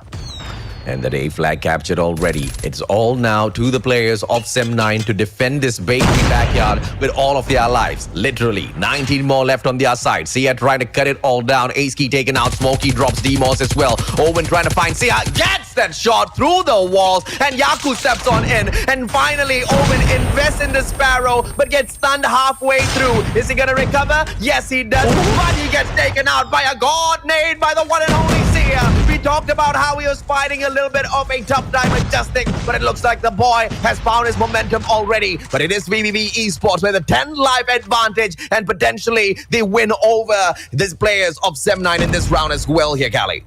And you know what's the interesting part here, AJ? VVV Esports actually have a 0% win rate percentages in this standoff. Standoff Control. They lost against C8 AEIPATHY on that upper bracket, but here this time they're looking so seamless with the way they execute. And looking at the point system right now that kills, it's very distributed for VVV. They really know when to play as a team and when to play individually. They just know when to turn it off. But if you're SEM9, this is it. 1 round and VVV Esports will get the victory. They have to make sure that they win this one consecutively. If not, they will be forced for that grand final reset. And Yaku has got the cluster strike and the XS1 Goliath to bring back in here. But you know, Callie, yes, they do have a 100% loss rate here on the side of Standoff, but they got really, really close with C8 AEIPATHY, right? It was an opportunity for them to take it away because that went all the way down to round number 5 at Control. And that's very, very rare for us to spot out. They almost stole it away. Against SEM9, they show no weaknesses at all. And that only shows exactly how how good VVV Esports Yeah. is. Clearly, they learned from that loss and they no longer want to drop Standoff ever again. And Sem9 clearly proving the positive out there for the side of VVV Esports, because they can't seem to approach this situation in a safe manner at all. Every time they show themselves, they get taken out. Kenshi very smartly, Dragonfire used for information, and it's gonna be one of those things that makes such a huge difference at control. And yes, Dragonfire assist takes one down. Predator supposed to get two, but the player just respawned out there. Demos needed to turn towards the right, but looks towards the left to allow Bingo to take him out of the equation. The players of Sem9, they've only got 7 more lives to work with, but 1 second is not enough, and the players of Sem9 will lose this as well. VVV Esports 2-0 up, and now it is a 3. Oh yeah, 3-0, hot donut glaze. Oh my God, man, AJ. VVV Esports, they mean business, and just like Jericho would say, the revenge season continues, and we're going for that grand final reset indeed. And I love the showcase that VVV Esports did, but they gotta make sure they continue, because Sem9 obviously will find a way for them to get the victory later. But Warden, I'd love to know your thoughts about this control standoff. I mean, just looking at the statistics here for Sem9, each and every control mode that they have played out, it has been not so pleasant for them. So it was quite expected for set Triple V. So, Adona has been serving. We had a phone call with Triple V earlier, and they were quite confident in terms of playing the series out. And I think they are really happy in terms of how this one played out overall. 3-0 and a 3-0 here. It really just... I was smiling at first, Okay, Sem9, the first round, they were giving a little bit of a match, but as soon as we move over to the latter stage, there the ending was just quite nicely done for Set Triple V. The adjustment, the change of pace, it goes in quite fast, but if ever Triple V, they decide to slow it down, Sem9 starts to question, wait, where are they? Okay, all of a sudden, it's just going to be Demorse going for a wrap around, Ace-Key trying to make that play. But overall, looking at the statistics here, it's on the even grounds in some way. It's just that final adjustment right there that came in. And, for each and every round, it didn't seem like it. And, for sure, at the latter stage, it really didn't seem like it. But Sem9, they had a little bit of a fight going on, but it didn't matter at most. 3-0 is the result for a reason here. In Triple V, they're going to be taking 1 life out away from Sem9. So yeah, I mean, 1 life out away. AJ, what do you have to say? I think the players of Sem9, even though they've taken a loss in here, it makes no difference to them. But the fashion of a victory for the side of VVV Esports really changes, the theory that I brought in a little bit earlier on, right? Yes, the players of Sem9 could be tiring out VVV Esports, but bro, they just got thumped 3-0. VVV Esports right now, Jericho usually says ice in their veins. They are having ice plus adrenaline pumping through their veins right now. It's a slushy of adrenaline, man, because ice slushy, it you get what I'm saying, man. So momentum in terms of whatever players of VVV Esports have been carrying through all the way from that lower brackets has managed to get them a easy 3-0 over the players of Sem9. But that is the exact same momentum that is going to be bringing them all the way through. So Sem9, if they weren't taking the players of VVV seriously enough, they need to find some way, form or other to make those crazy comebacks. Jasmine needs to find his snipes. Smokey needs to step up for the squad, and we need to see Bingo hit those 40, hit those 50 kills once again, or else this is going to be all over for the biggest upset at the Garena Youth Challenges, boys. Yep. Definitely the biggest upset here, and it's gonna be the second here for me. And overall, but that's really debatable here. So overall, Triple V, they got what it takes. And for SM9, I don't even think that we should question that. We should tell them to fix control, because really it's not the time. They don't have enough time no more. They really have to pierce through Triple V on the first, second game mode and onto the fourth for them to close it out. But then again, the odds is not so looking to be quite an improbable take, especially as coming again, if they don't improvise and take control out, this is basically just like a 3 game mode guaranteed for Triple V. They get to choose 2 maps. They also get it securement on towards control. And if ever Sem9, if they can't pull through like a miracle change here for Sev Control, I do believe this could really go to the hands of Triple V here, Cali.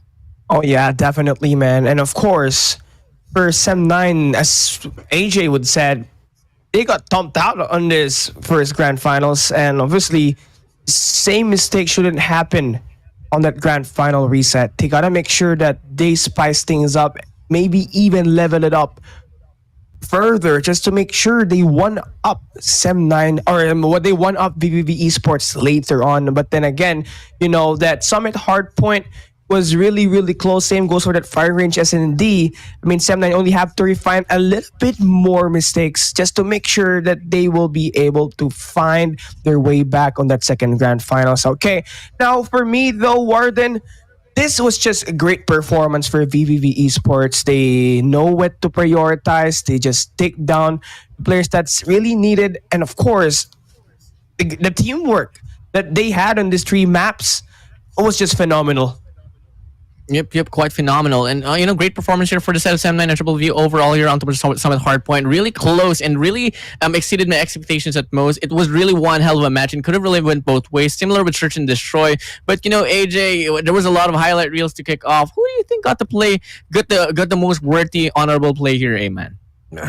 You're asking me the wrong question, man, because my eyes were all over the place. You know exactly how this hardpoint matchup went, man. It was just so high paced. It was players back and forth, just shoving it into each other's faces. But obviously, the players of VVV Esports managing to run away with it towards the very end, right? But if you ask me for the S&D, the one and only Kenshi, and not just with that one round where he hit those crazy flicks, brought out the MW11, it was also the rounds where he became the peeping Tom, where he took down X3 Jasmine from afar, holding down the angles right here at this map as well at firing range, right? Holding down the back angle of backyard. And that angle is so difficult to execute, man. We even saw Jasmine trying for it a little bit later on, but couldn't even find that viewpoint at all, right? And that's exactly how accurate Kenshi is as a sniper in this matchup.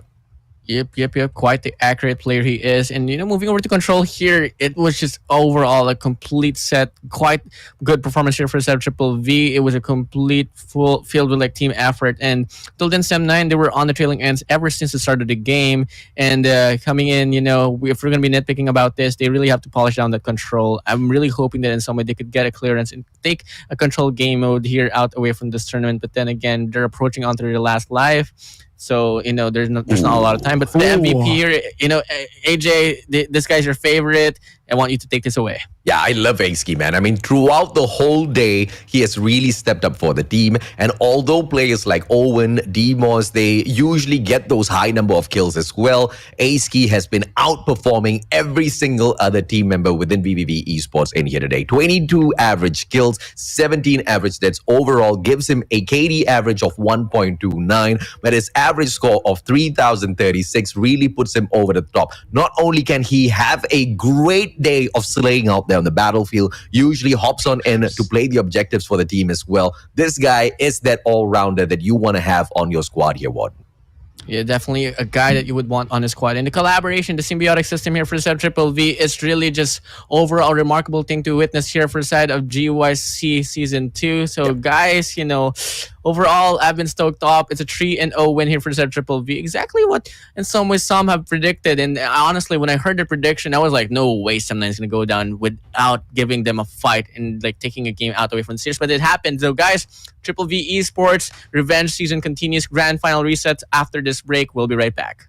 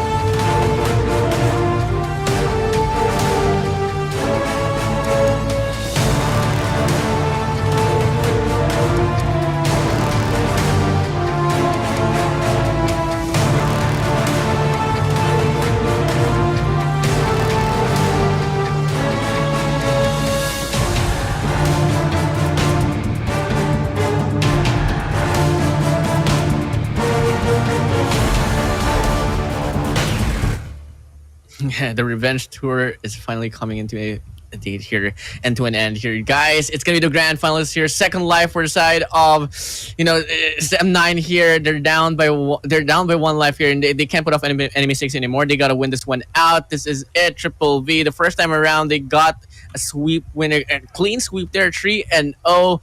And I'm gonna be the analyst once more and good for this last matchup right now. And together with me is gonna be Zazzy Gaming and Jericho. So first of all, Jericho, you saw how that one went down, and overall, Triple V, were you expecting them to go at it, winning every single match? I mean, yeah, game I saw conquered. We bleed red. That is VVV. I mean, you saw it. Hardpoint was super competitive. 250 to 333. S&D. I don't even know what to say. That was like a phase ill cam. If you know, you know. And then the control was 3-0. And now, schedule for today. We ran through everything, and now it's time for our final match. VVV versus M9 again. The revenge tour. It's the final date of the day. Please get your tickets. Grab your copper. Grab your water. Grab your sister, mother, father, animals, everything you have. This is our final match, Warden. Yep. Buckle your seatbelt because it's gonna be a long journey once more. Hopefully, gonna be a longer journey compared to the first matchup right there. It went up 3-0. We were really anticipating and projecting game number 5. No team should ever be able to dominate just like that, especially in grand finals. So Triple V here completely coming in with a shocker. But then again, endurance is something that I don't even want to question anymore because clearly they have the endurance here, Zezzy.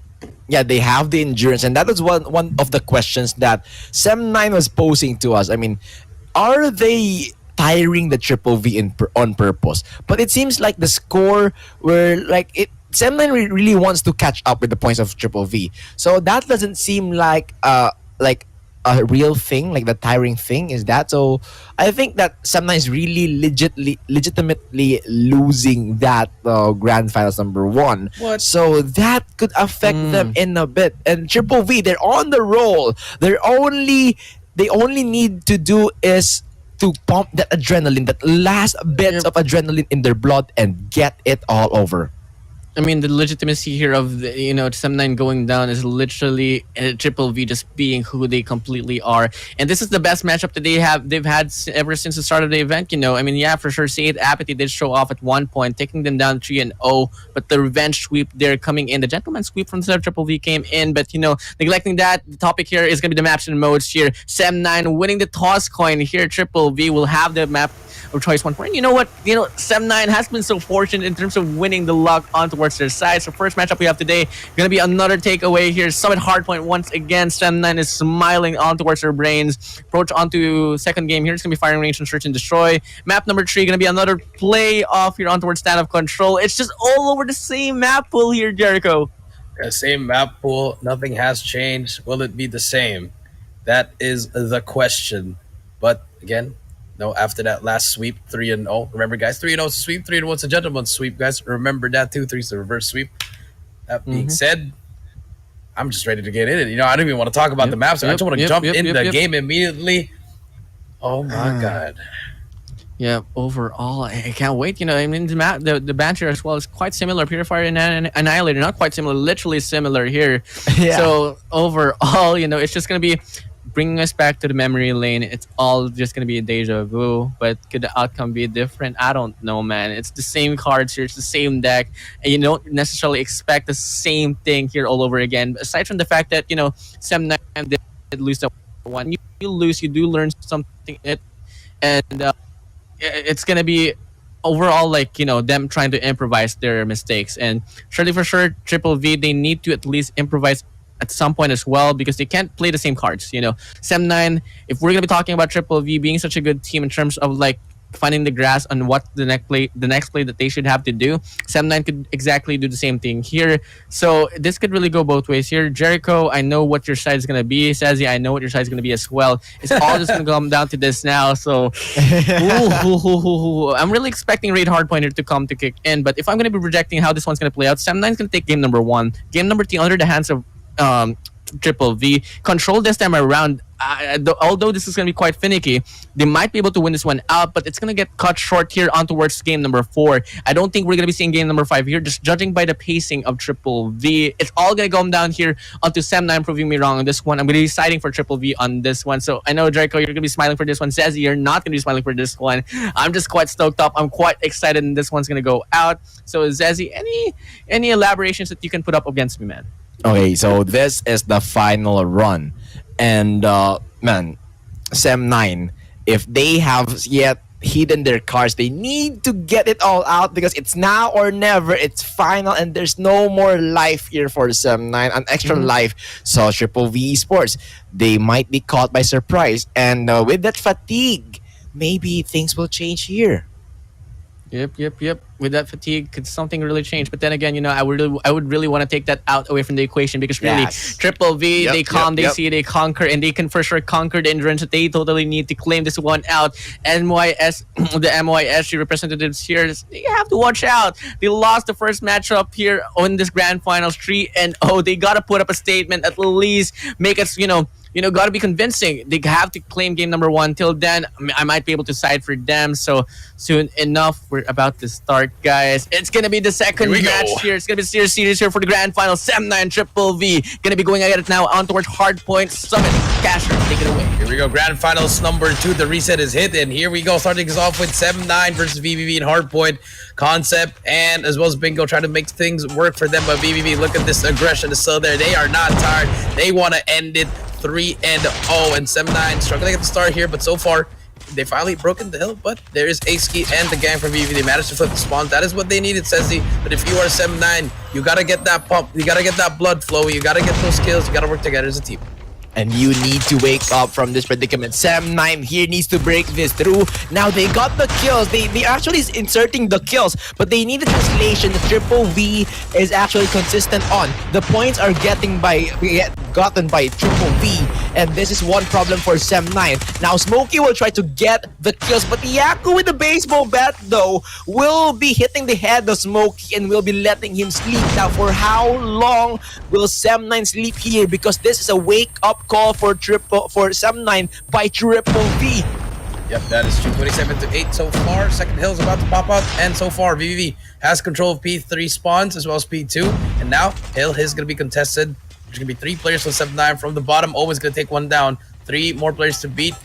Number 4 is going to try to make the play. The more than Yaku making the plays. Aski as well. Everyone's falling and down. All 5 go down. That's going to be a clean 5. Man, make that 6 in a row. Demor's on a roll. They do not want to lose this. Everything is going well for them. Demor's finally goes down, but the damage has been done, Sexy. And just look at this. Everything just going back and forth for them. 44-11 so far. Concept, what can you find? He finds Demor's barrel, Aski as well. And it's just all VVV in the kill feed. Yeah, it's all Triple V in the kill feed. Very clean break right there for the P2. And now with that space that's created, There you go. this will give them the initial standing on the next hard point. Now Aski is having that trap here laid down. Sia will try to get 2 members of our Triple V, and this is where Sia will be shining the most. He needs to make this break because this is a very, very heavily reliant play from him. But Sia right now will be missing the anchor spot. Sia needs to watch out for his left, and that will be the failed mission for Sem9. Now because of that play, Triple V will still continue to live another day in this hard point.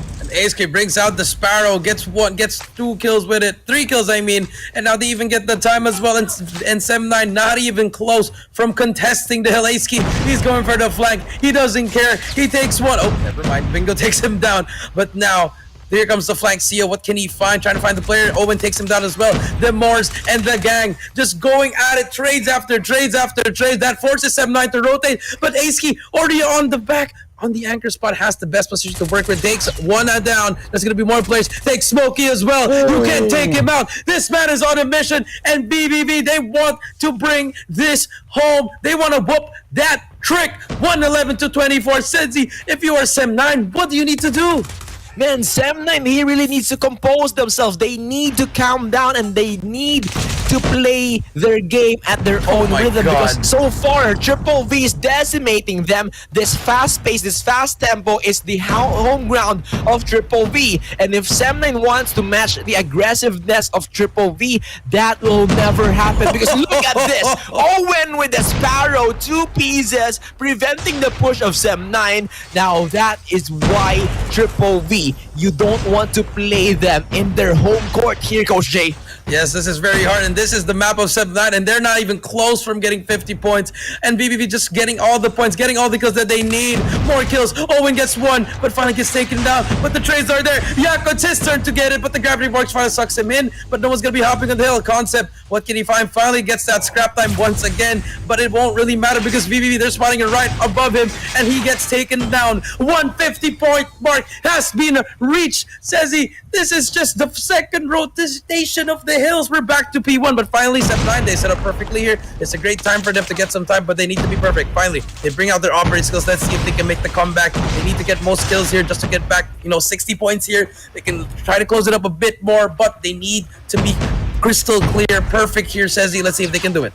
Yeah, let's see if they can translate this perfect setup for Sem9. But from the looks of it, Triple V is raiding the house. Freeze, hands up, and we will be raiding this one. FBI will be opening this door, and Triple V ready for the sweep here, fetching up Sem9 towards the jail. And man, oh man, Sem9 is locked on that 34 points. What can they do? Triple V is on a mission, and instead of Sem9 tiring Triple V Esports, Sem9 is tired from the looks of it. Yeah, we just don't see it. They can't win anything.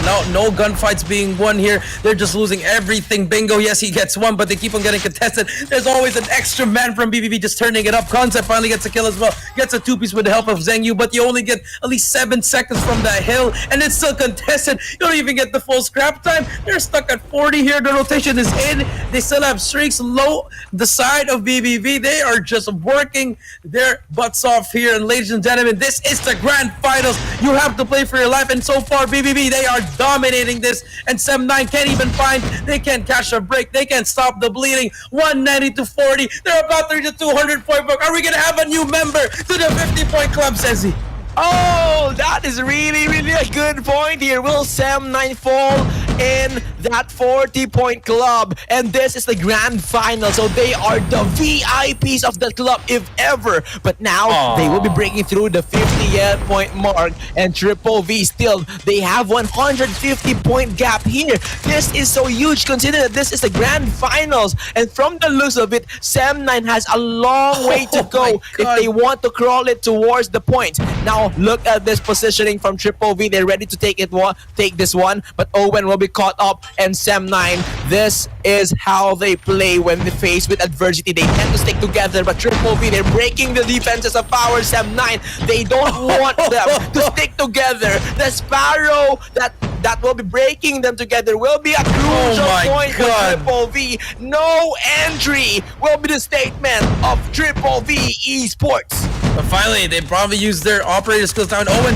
and Concept gets a triple kill, and Ace takes down one as well. But it doesn't matter. Kenchi is there. He takes down 2. Can he take down the third one? Yako is there for the trade. Gets the third play. Last play left is going to be Zengyu. He gets taken down as well. And I think we're seeing the beginning of the end. Dimors on the front line tries to turn on Smokey, but it doesn't matter. Kenchi with his operator skills well brings it out. 232 to 62. A new member to the 100-point club. That is their name. That is Sem9 and BBB. They're just running away with this hard point. Says he, this is all over. That's all she wrote. Send it to a game number 2. This is it. 245, 246, 47, 250. That is game number 1. Sem9, welcome to the 100-point club. And they will be granted a gold card VIP Premium membership. Premium membership with the free bus, with free airport coming in from Triple V, sending them home. Really a grand, that is a home run coming from Triple V. Comparing it to the first hard point, it was night and day. Like man, I don't know what happened right there. But one thing's for sure, the morale of Sem9 has been broken, and Triple V is not yet tired. My God, that's only game number 1. Yeah, That's only game number 1, says he. Number 1. And you don't even expect this from a team like Sem9. This is their map. They were in the Pro League before. They've been through so many. They faced against the Omegas, Blacklist. Oh my, I am lost for words. Analyst Warden, get in here. Eli, Get near. Overall, I'm here, and just like Triple V, I'm gonna come in here and just conquer this whole thing out. No, I'm kidding, but overall, Triple V, complete shocker here, man. I don't exactly know how this one went down, but one thing for sure, Sem9, you are putting off to a very big mistake here. You don't play the same cards, you don't play the same deck, especially if you have lost it out 3-0. And the familiarities of Triple V, this one right here is just completely dominating compared to the first one around. It's not even down to the wires at all. And as you said, if Triple V, if Sem9 gets that silver membership club in terms of the milestone, Triple V, they got the premium, they got the platinum one here, they got 250 here, and just so complete into Other Shock here, Jericho and Sazi. So moving over to Firing Range, Search and Destroy, I can completely see this one just go to the hands of Triple V once more, especially by the pacing of this game, not until Sem9 could finally prove themselves worthy. So overall, I don't know what to say, man. But overall, Sem9, you're on your tippy toes. You gotta compose yourself back into the game, because if not, you're gonna be losing the grasp out from the title for GYC Season 2. Jericho, I know for a fact that Triple V is gonna be smiling here, and so are you. How do you feel about this one, man? I mean, crazy. That is just a complete collapse in the grand finals, as I've seen. But hey, not yet over. 1-0. It's only the first game. If somehow Sem9 pulls this off, that is crazy. If they can pull, that is the greatest collapse, at the same time the greatest comeback we're going to see in the grand finals. But easier said than done. You guys both know that. A lot of these fans know that. But in this S&D, I mean, you just got to forget about that. You forget about the grand finals in the first series. You forget about game number 1. Get that composure. TCT. Trust, communication, teamwork. Triple C, calm, cool, collected. You guys know that. We all know that. They need to get it. They've been in this situation before. Let's see if they can bounce back, Warden. Well, let's head over to Search and Destroy. Firing Range we go. Triple V. It's just going back to the memory lane here, guys. And overall, I'm really expecting Sem9 to put up a response, because if not, Triple V will really bite back now. Take Casters, take it away. Let's go, Sezzy. Oh.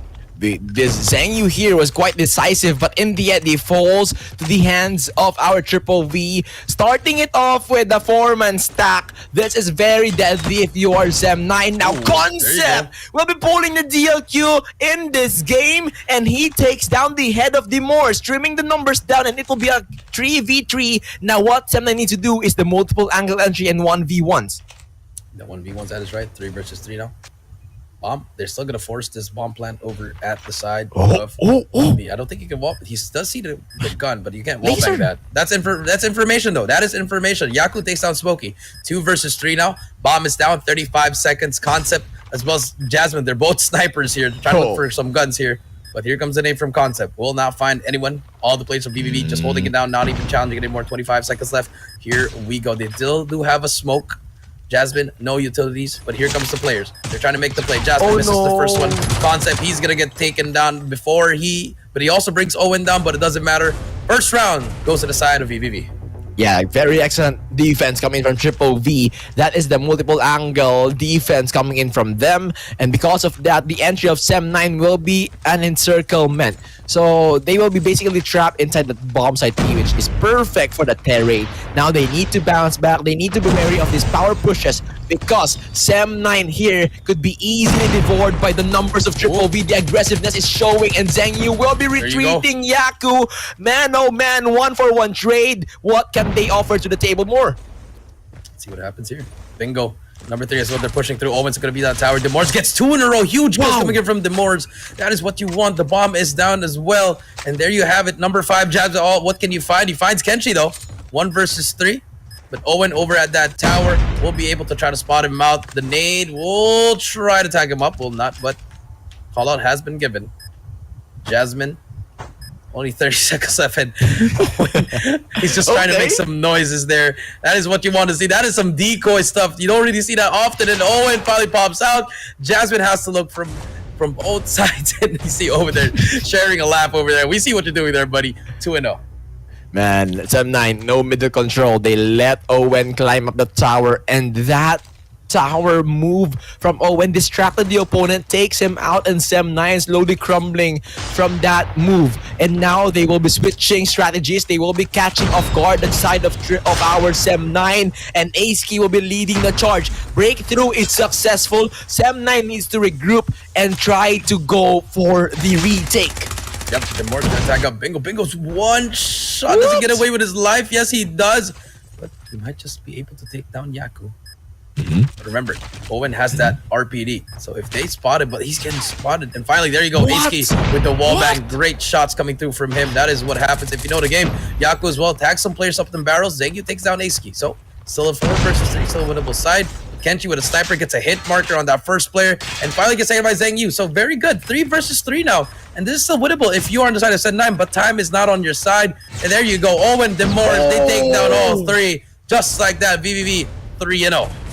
From 3v3, Owen, they will be getting the kills against Sem9. The RPD is really looking so strong in the hands of Owen, the great defender who is stationed at the top of the wall that Triple V built against Sem9. Now Sem9 has no choice but just to look up and dream about climbing that hill. But Smokey will try to breach that wall, and Concept in the house of Triple V. 1-for-1 trade, but Triple V right now is on the lead. And Yako gets the trade. 2v2 situation, but the difference will be this will be an isolated play, 1 versus 1. Yeah, both players have them. Actually, no, it might be a 2v1 here. And there you go. Zengyu takes down 1. It's all up to Yaku in a 1 versus. So I didn't like that from Demore. You know, a little bit too aggressive for my liking. They should have waited for Yaku. But Yaku has the bomb. This is very winnable if you are Yaku. Yeah. Just have to play it properly. Zengyu and Jasmine, so they have a sniper as well as a peacekeeper. Yaku, though, has the better weapon, close range. This firing is undeniably crazy. They're going to go through Steelhouse. Says he, this is huge. Let's see what Yaku can do. I think he spots that player. He knows that player's there.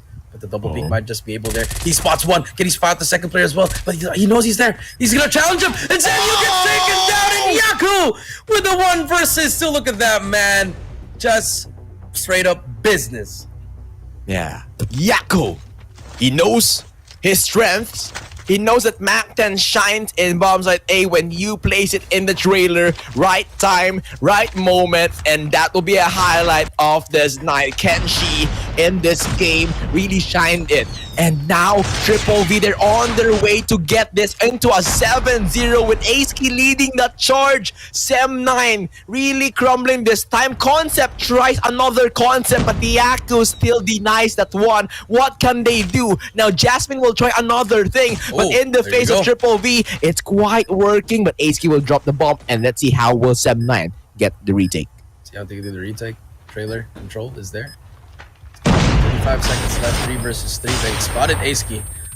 Oh, no help from Ace-Key. He's going to be stuck with all these players. He's going to spot 1, but takes down 2 before he goes down. How does he get that? Zengyu now stuck in a 1 versus 2. Zengyu whiffs those shots, but still winnable here. But he doesn't have that weapon. He's too slow here. And there you go. Owen takes him down with the RPD as well. 5-0 for VVV ESPORTS. What is happening with Sem9?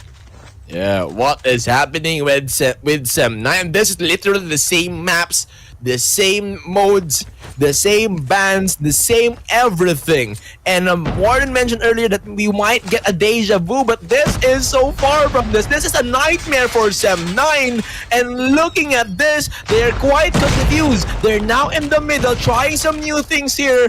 But Triple V, what will they do in this new concept presented by Sem9?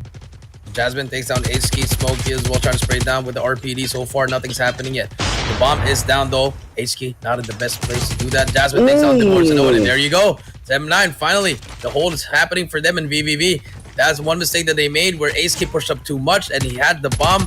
Now it's going to be a 2 versus 1. But please don't tell me if VVV pulls this off. Oh, my goodness. I don't even know what will you sell anymore.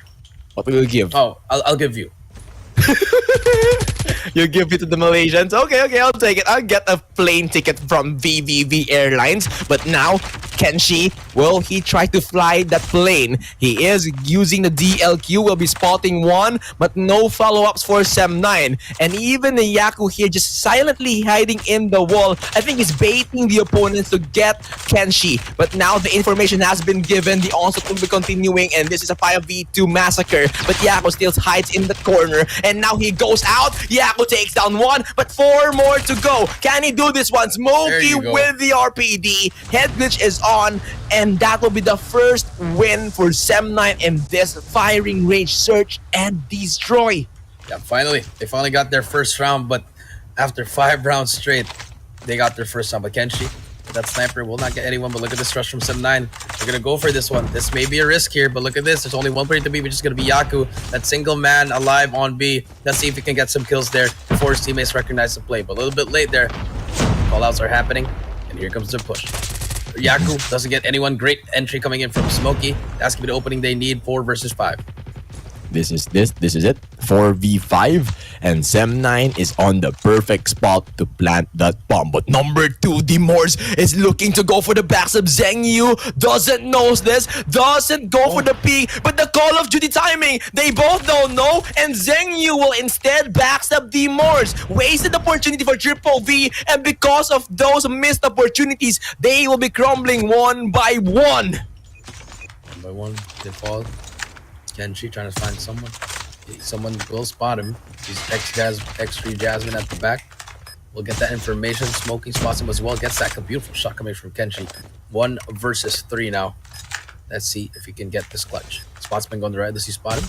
No, he does not spot him. Bingo takes him down. There you go. Slowly but surely. Sem9, 2 to 5, but still a long way to go. Long way to go. Sem9 just getting their novel pushes. Like, they are catching off guard Triple V, and I think that Triple V, if you give them time, they can actually counter these moves coming in from Sem9, because you can really surprise a team or surprise anyone twice in a row, or twice in a row, or quadruple times in a row. So later on, Sem9, if they don't present more and more strategies, or like if they will hide their aces here up their sleeves, then they can do this one. So now they need to go all out, and this is how they go all out, by stacking 4 members on the B side, and number 3, Zhengyu will be watching their flank. Zhengyu will be watching the flank. No. Grenade! The grenade happens though, but Yaku spots one. The Moors finally gets in as well. The retake's gonna happen. 4 versus 5 now. They know they're here. They're just still, they want to fight this. Sem9, they're gonna fight this. The contest comes in. Ace takes on Concept, and here comes the push from them. Zengyu's too far. He needs to help his teammates here. The Moors and the gang will take them down, and all 4 go down. It's all to Zhengyu in a 1 versus 5. Doesn't even matter. Flawless round. That is your Garena flawless round. 2 to 6 match point for VVV. Man, indecisive moves coming from Sem9. They were on the spot, but they didn't push through. And that is where they bought time for Triple V to rendezvous and get the retake. So now that momentum will continue for the side of Triple V, with Kenshi opening the frags here. Owen will not be defending this, unfortunately. Jasmine will snipe him out, and this is 2v2. Kenshi returning the scopes of his own, and man, we are back to square one. 2v2 incoming up ahead. 2v2 coming up ahead. Now, see what happens here. Oh, What happens here? 2 to 6 so far. Nothing yet. H-Ski as well as Kenshi versus Jasmine Zhengyu. So both players have snipers on their team. Steelhouse. Spot him. Zhengyu. Oh, beautiful angle from Zhengyu. All up to Kenshi. Can he clutch up at a 1 versus 2, or are they going to force a round number 10? Kenshi so far hasn't spotted anything yet. The wallbang bomb is going to go down. The bomb is already down. 35 seconds left. Kenshi, he can definitely pick up a gun, but decides not to. You know, he's deadly with any gun, but the sniper, you better hide if he's running with the sniper. 25 seconds left. Where is Kenshi going? He needs to go near the bomb. Try to get a pick there. He needs to get that information. He spots Head. his head's there. Head. Peek out. Jasmine's possible as well, but Kenshi misses that first shot, and unfortunately Jasmine has that RPD. Great round coming in from the side of Sem9, 3-6. Yeah, 3-6 here. A nice try coming from Triple V. And that was a highlight in the making. But Sem9, they will be denying that. And they will still live another day. So now they need to focus on how to prevent Triple V Esports from gaining 1 point. Because that 1 point could end the signal for these search and destroy. So they better watch out for Triple V. And they better prepare for the onslaught incoming. Yep, you're right about that. Bingo through the first line of defense. Unfortunately, goes in front of the ace, he gets taken down. And there you go. That's the first blood you need. VVV, all they need is one more round. Let's see what happens here. So far, nothing yet. Everyone's just holding it down. Zhengyu gets two huge kills. Great plays coming through from him, but Kenshi gets one as well. Now it's going to be a 2 versus 4. Yaku as well trying to find something. They're both having snipes, but they need to push through. 28 seconds left on the clock. But this should be a round for the side of for Sem9. Yeah, this should be a round for Sem9. Smokey takes down Kenji. What Yaku can do. 20 seconds and the clock is just dancing around. Sem9 will be encircling him. And that's what you get when you don't prevent the push of Sem9. Now they're getting back on the track. They're gaining that confidence back. And Zhengyu is the man to watch for Sem9. Now if Bingo will pop off in this right situation, it's like a Deus Ex Machina if ever that happens here, Coach Jay. Yep, that is true. I definitely agree with you. 64 so far. Sem9 going for a slower approach here. 3 players gonna stay at the back. 3 players are gonna push up to B, and VVV they're sticking with their 1-1-3 setup. Yaku all alone there. Can he find something? The stun. Yaku doesn't even decide to shoot him back, and that's gonna be a clear bomb site for them. But the retake is gonna happen for VVV. Now, this will be a challenge for Triple V. Sem9 has established their defense. Owen will be taken down by Jasmine with the frag grenade ace key. Will try to get inside, but this is a very risky situation. The scopes are aiming for him. The Moors will try to go from the side, but Smokey is there. Ace key late timing right now, but Kenshi will assist. But now the backstab will be on. Bingo at the right moment, at the right time. And Sem9 looking so promising. 5-6 with your score. 2 more rounds and they can snatch the first win of this matchup. Oh no. 5-6, round 11. Round 12 now. I mean, Sezzy, one more to tie it up. Let's see if they can keep it up. VVV, all they need is also 1 round to win the game. They're going to rush this. Wow. No. I like this play. I like this play from them. They're going to go for it. Yaku gets the first one. Here comes the engagement as well. Concept gets the trade. Yaku gets 2 in a row. And more players are coming through. Owen gets taken down. Does the Moors get one as well? Yaku gets taken down. The Moors gets one more. It's going to be a 2 versus 2 now. No trades whatsoever. The Moors trying to run away for his life. He spots that player. So it takes him down. Last player alive is going to be Jasmine. Stuck in a 1 versus 2 with bomb down as well. Can he clutch up? Man, aggressive Triple V. This is what we want from them. And Sem9 expected this one the least. So now Jasmine will need to make some moves here with the DLQ. Maybe he will be having a hard time because this is Kenshi that he is encountering. Snipe versus snipe. But the question will be, is this enough for Jasmine to pull it off? Is it enough? See what happens here. X3 Jasmine on your screen. Didn't decide to get the bomb here. About to reach an engagement with Moors. Does he check that corner? Does he check the corner? He does not check the corner. Unfortunately, the Moors, he cleans him up. 7-5, and now VVV 2-0. Wait, it's technically 5-0 right now, and 1 more win for Triple V. They will be cleaning up and getting the champion of the Garena Youth Challengers. But we still don't conclude this one because there's still 3 maps remaining. If and only if Sem9 can bounce it back. Now looking at how things went here, let me call our analyst here, Warden. Can you break us the game here, please? Okay, so first of all, Triple V got 5 rounds in a row there, and then in some way it was really so. overall, man, it was the momentum from Triple V coming from Hardpoint was still retaining there. Sam9 did show a little bit more fight there onto the middle into the latter stage of the event, but unfortunately for them, the damage has been done, and it was quite big for them to patch up onto. So Sam9 here coming again, it's not looking so bright for them overall. Search and destroy. We got Demorse just demoralizing the whole squad there for not the whole squad, but partially, and put up a big impact there on towards the last and final round. He got a 2-piecer on towards the mid lane and closed down the deal. Very finicky position, but it worked out quite well, eliminating Jasmine, the last and final player for side of M9, which everyone had their eyes on him. So moving over there to Standoff Control, honestly, guys, I'm going to be claiming this one out. I do believe this is going to be the end for Sem9, not unless they pull through a miracle play. And it's hard to say this one out. I really feel bad. I'm struck to my chest here because, I don't want to take a team out of the equation too early on. But we saw how Standoff Control played out once. We saw how Summit Hardpoint played out. Firing Range, same case here. It all went down to the wire for the first time around. But with Triple V playing the same case, playing the same deck, they are much more familiar now. And what more to add up on to as the first time around on Standoff Control, they won it out 3-0. If they had more rounds, I would be expecting the team overall Triple V to get more rounds. So I do believe that Triple V could pull through another donut here, especially in Control. What do you say, Jericho? I mean, I know. Okay. Hey, before we go there, I just want to say, after the VVV versus C8 Apathy match, I called it on stream. I called it off stream. We were talking as cast. I said, VVV 6-0. Yep, definitely. One And more game.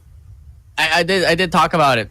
And someone said it's gonna be 6-0. I was like, no way, Sem9 is not gonna pull through and put up a scar up against Triple V at all. But it is surely happening here, guys. Sem9, can you pull through a reverse sweep here, or will Triple V just win it out 6-0 on towards the grand finals? Control, Standoff. Here we go. Triple V, Sem9, bat to go at it. Casters, take it away. Here we go, says he. Is this the final game here? Will we crown a champion, or will Sem9 force a game number 4? Starting things off with the boys of Sem9 and Low King, and from this, I keep saying Low Kings. The Mords, please change it back for VVV for a while now. But now 27-27, says he. Things are looking pretty nice here. But if you are Sem9, what's your mindset going to this game number 3? They need to calm down. Once again, Triple V is very aggressive. So they should be slowing the pace down in order for Triple V to adjust to them and play in their playing field. But so far, Triple V, they keep on controlling the game. The pace of the game is still theirs. And Sem9 is looking for opportunities, looking to break the pace. But so far, Triple V is very solid in that timing. Yeah, very solid in that timing. Now let's see what happens here. 24-19. Your screen will take down one. Nope, Concept takes him down, so that's a good kill for them. 19. Well, that's going to be 22-19 now. 3 life advantage for the side of you. You make that 2. They try to contest it as well. Here comes Sem9, trying to capture it as well, but he gets slid on by Yaku, but Bingo is there for the pinch. Smokey as well. He's about to get taken down by Ace-Key.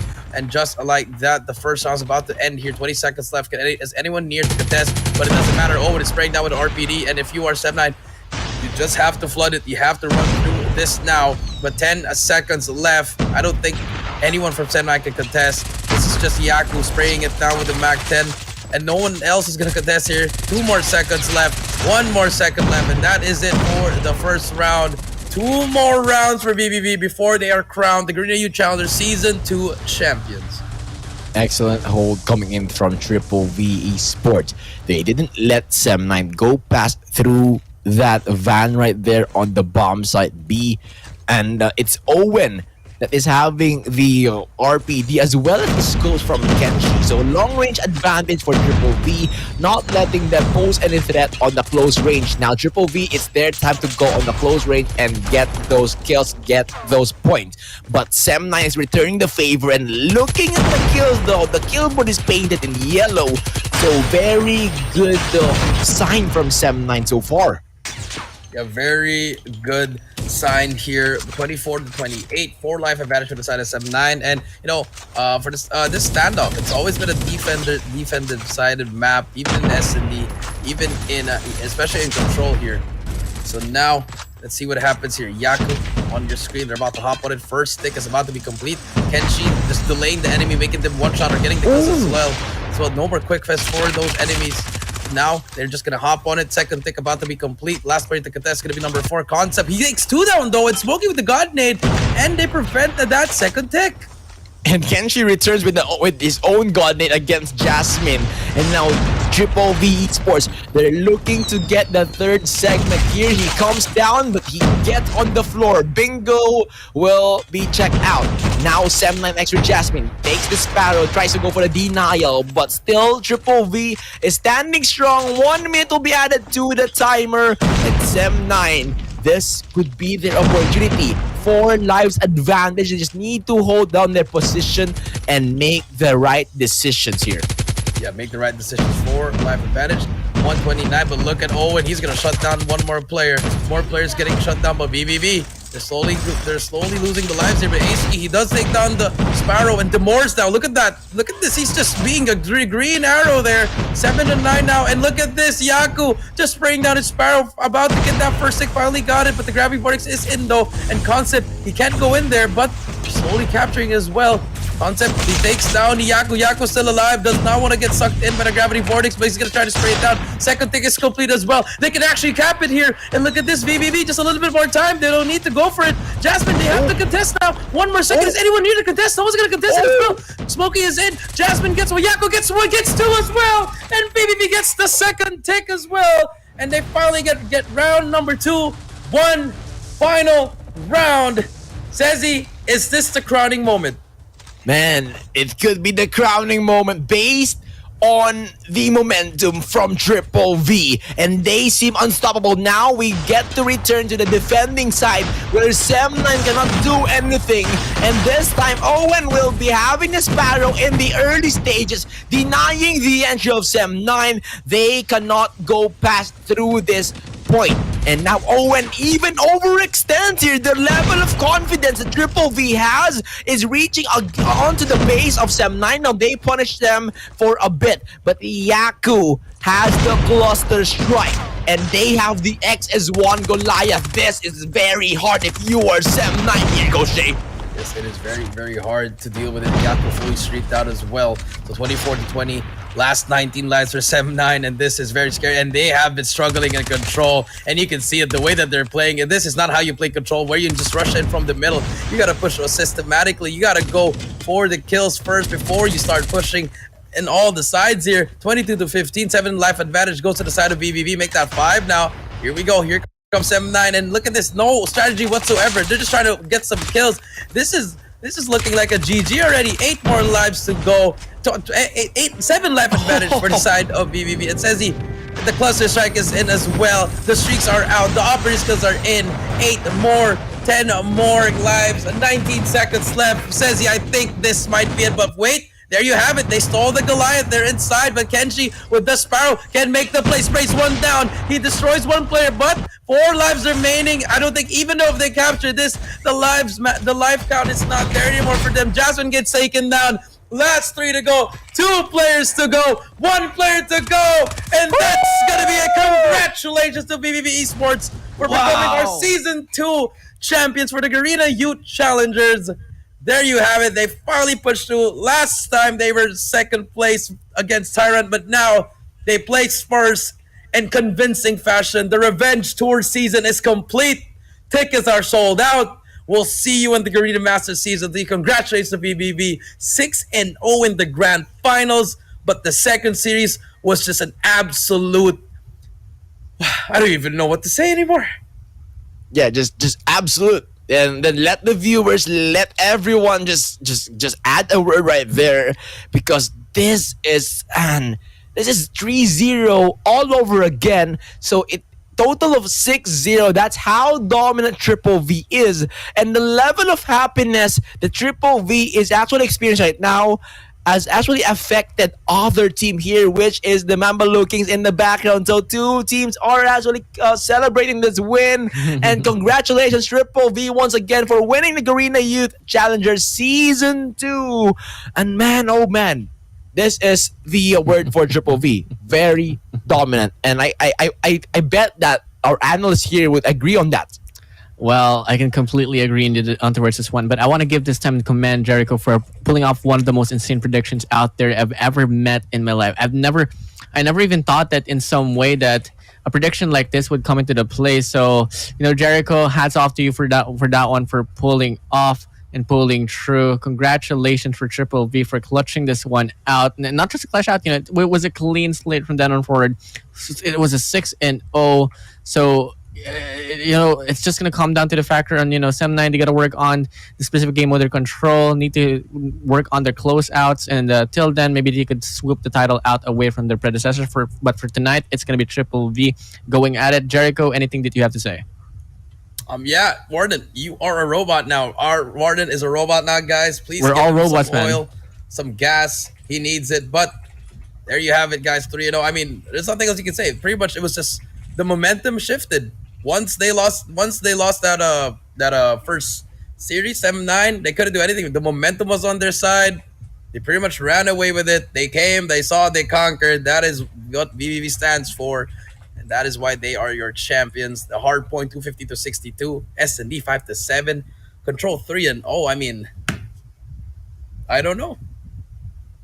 Exactly. Don't know. You don't know. You don't know. So we're just looking at the set here and the arsenals and like overall the takeaways here for this maps and modes. It's similar to, and it's quite the same here in terms of how it went down for the first matchup. So there's not much that we can talk about aside from the fact that Triple V just knew exactly what they had to do, especially as they have the experience now in some Hardpoint Firing Range, Search and Destroy, Standoff Control.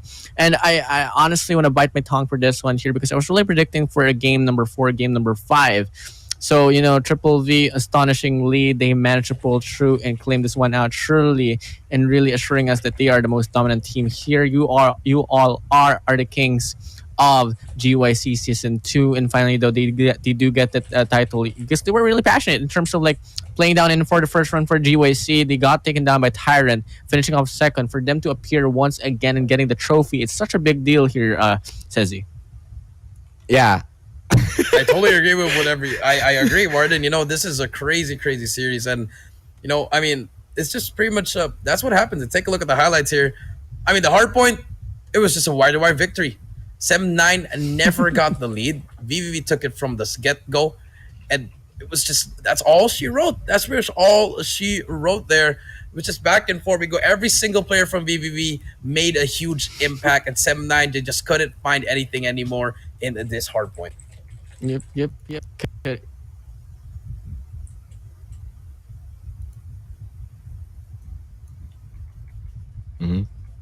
Exactly.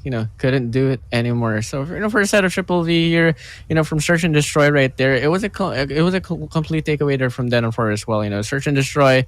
I don't even want to talk about it as much as, in some way, I just like. Overall, the first half of the game, it was really led for Triple V. Sem9 did show for a little bit more fight here on towards the latter stage, but then again, it didn't really matter. 5-7, not so convincing. As soon as we move over to Control, it's just the same results here. So Sem9, next time around, use a different set of maps out away from Triple V because these team here, the team Triple V overall, they come, they see, and they conquer.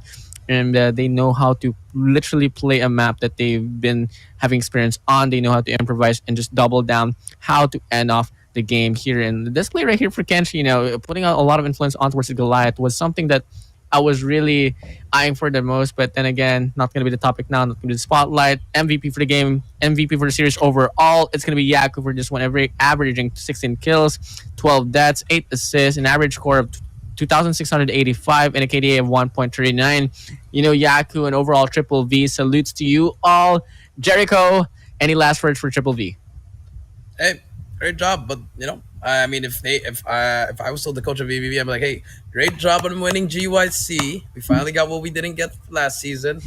Now it's time to get back to the Arena Master Seasons. So I feel like the road to GM3 starts for them. So hopefully I do see that. And also, I want to say congratulations to 7-9. I feel like a lot of people has overlooked them. They played really well. Unfortunately, the grand finals, it happens to the best of us. The collapse, it happens there. You had such a great run from the upper bracket, but the grand finals, it happens to the best of us. It has happened to me already.